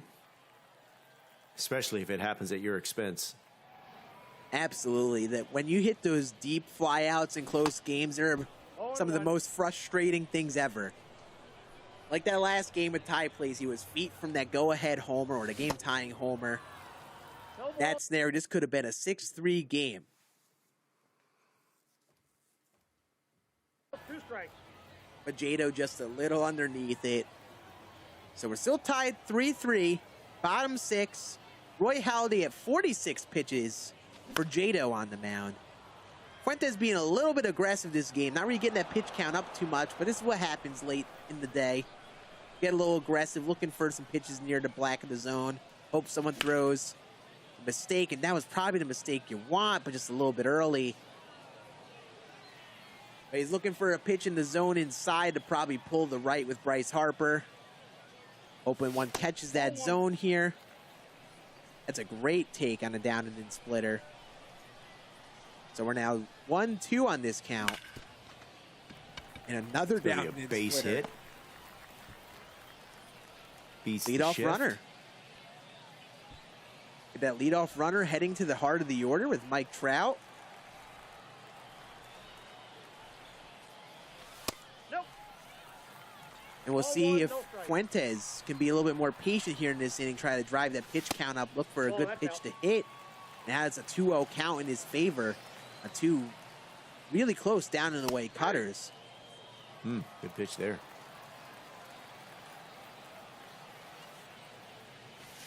That's ball 3. Great take again on the cutter. He's not getting them to bite. Now a 3-1 count to Mike Trout. You can be very careful here. Oh, he challenged him, and he was just early on. He couldn't keep it fair. Now we're in a 3-2 game, bottom 6. Runner goes. Another inside cutter. He challenged him twice in a row. 3-2 again. And he And a walked him. great take. Just couldn't find that zone on the bottom right part of the zone. Fell behind in that at bat. Now you've got 2 runners on for Adley Rutschman. Starting to get worried about Roy Halladay now. He's not hitting the spots. Oh, that's a chopper, but just foul. Yeah, he's at approaching 60 pitches here. No one out. He's ahead in the count here, 0-2 to Adley Rutschman. Especially got to be careful here. Nobody out here. Ronald Acuna, Jose Ramirez coming up soon. You got to find an out here in this at bat, hopefully. 0-2 pitch. Great take on a down and in splitter. That's in. Ball 2.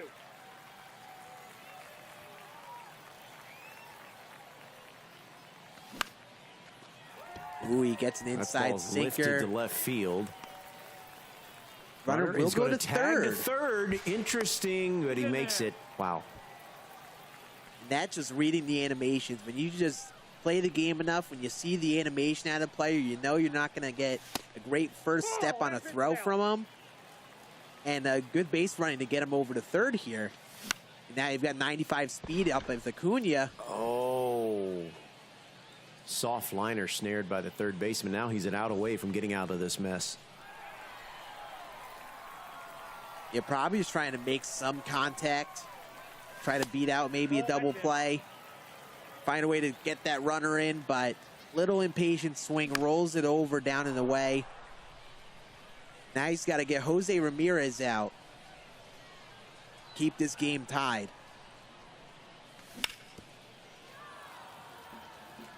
Now a 1-2 count here with 2 outs.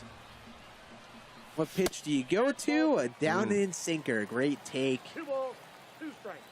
Fuentes did a right good back job there. of getting that pitch count up. Yeah, I like that. Go back Oh, there. Oh, he he goes hit him. inside the Wow. cutter. And now you probably take out Roy Halladay. You forget the pitch count at this point. You only have so many outs left. I think you got to take him out. Starting to read him well at the plate. Give him a different look here with the bases loaded, but we'll see what he does. He's only at 70 pitches. See if he extends him at all.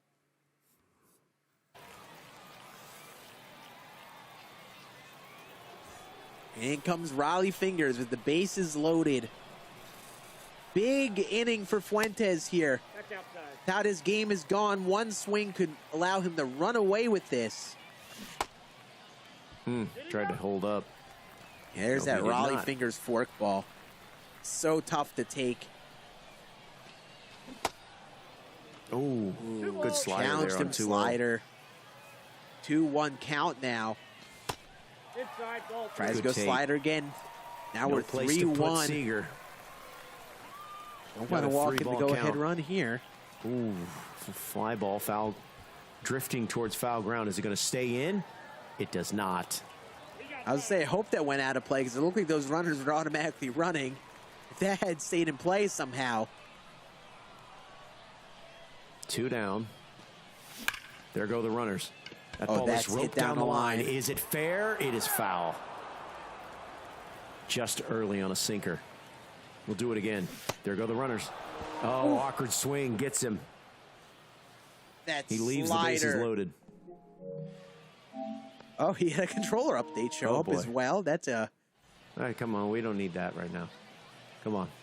This game's in the final We've got stages more here. important things here. Exactly. PlayStation console. Can't be updating your controller right now. That is Too a much on the big line. pitch to get out of that inning, though. Inside slider gets the check swing. We're still tied here, top 7. We're getting towards crunch time of this game. Almost like the last game we saw. Neither team can really break it open. We're head-to-head here. As that's roped past the first baseman. That'll be a leadoff single for Ketel Marte. Now he's looking to elevate a swing like that. Try to hit it over the wall without his game's gone. But you got Trevor Story up. A go-ahead runner on first. Maybe try to find a gap here. No ball, 2 Now strikes. you're down 0-2 on 2 dots of sinkers. Ball 1.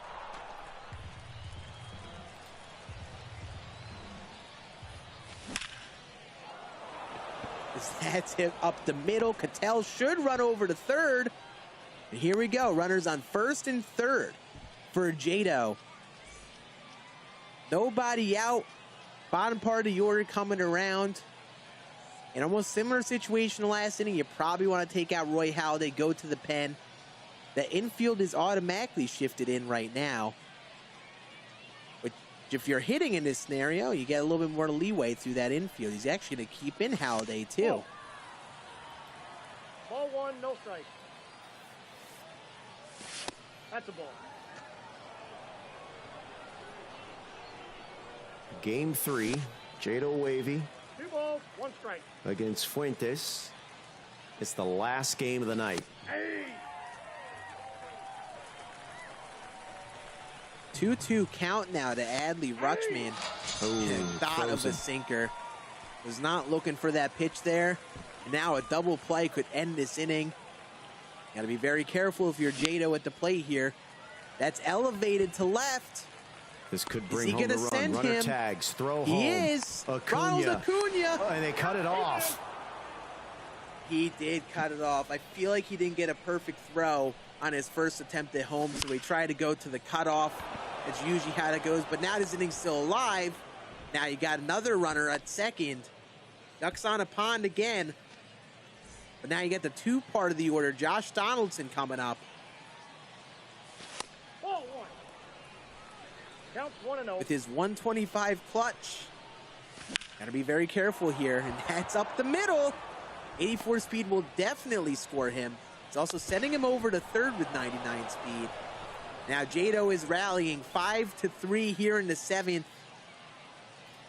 And yeah, now Roy Halladay comes out, and he probably kept him in a little too long here. Tried to extend him a little bit here as we got to the back end of this game, and it definitely hurt Fuentes. 0-1's the count. Couple runners get on. Now he's down 5-3. Nope.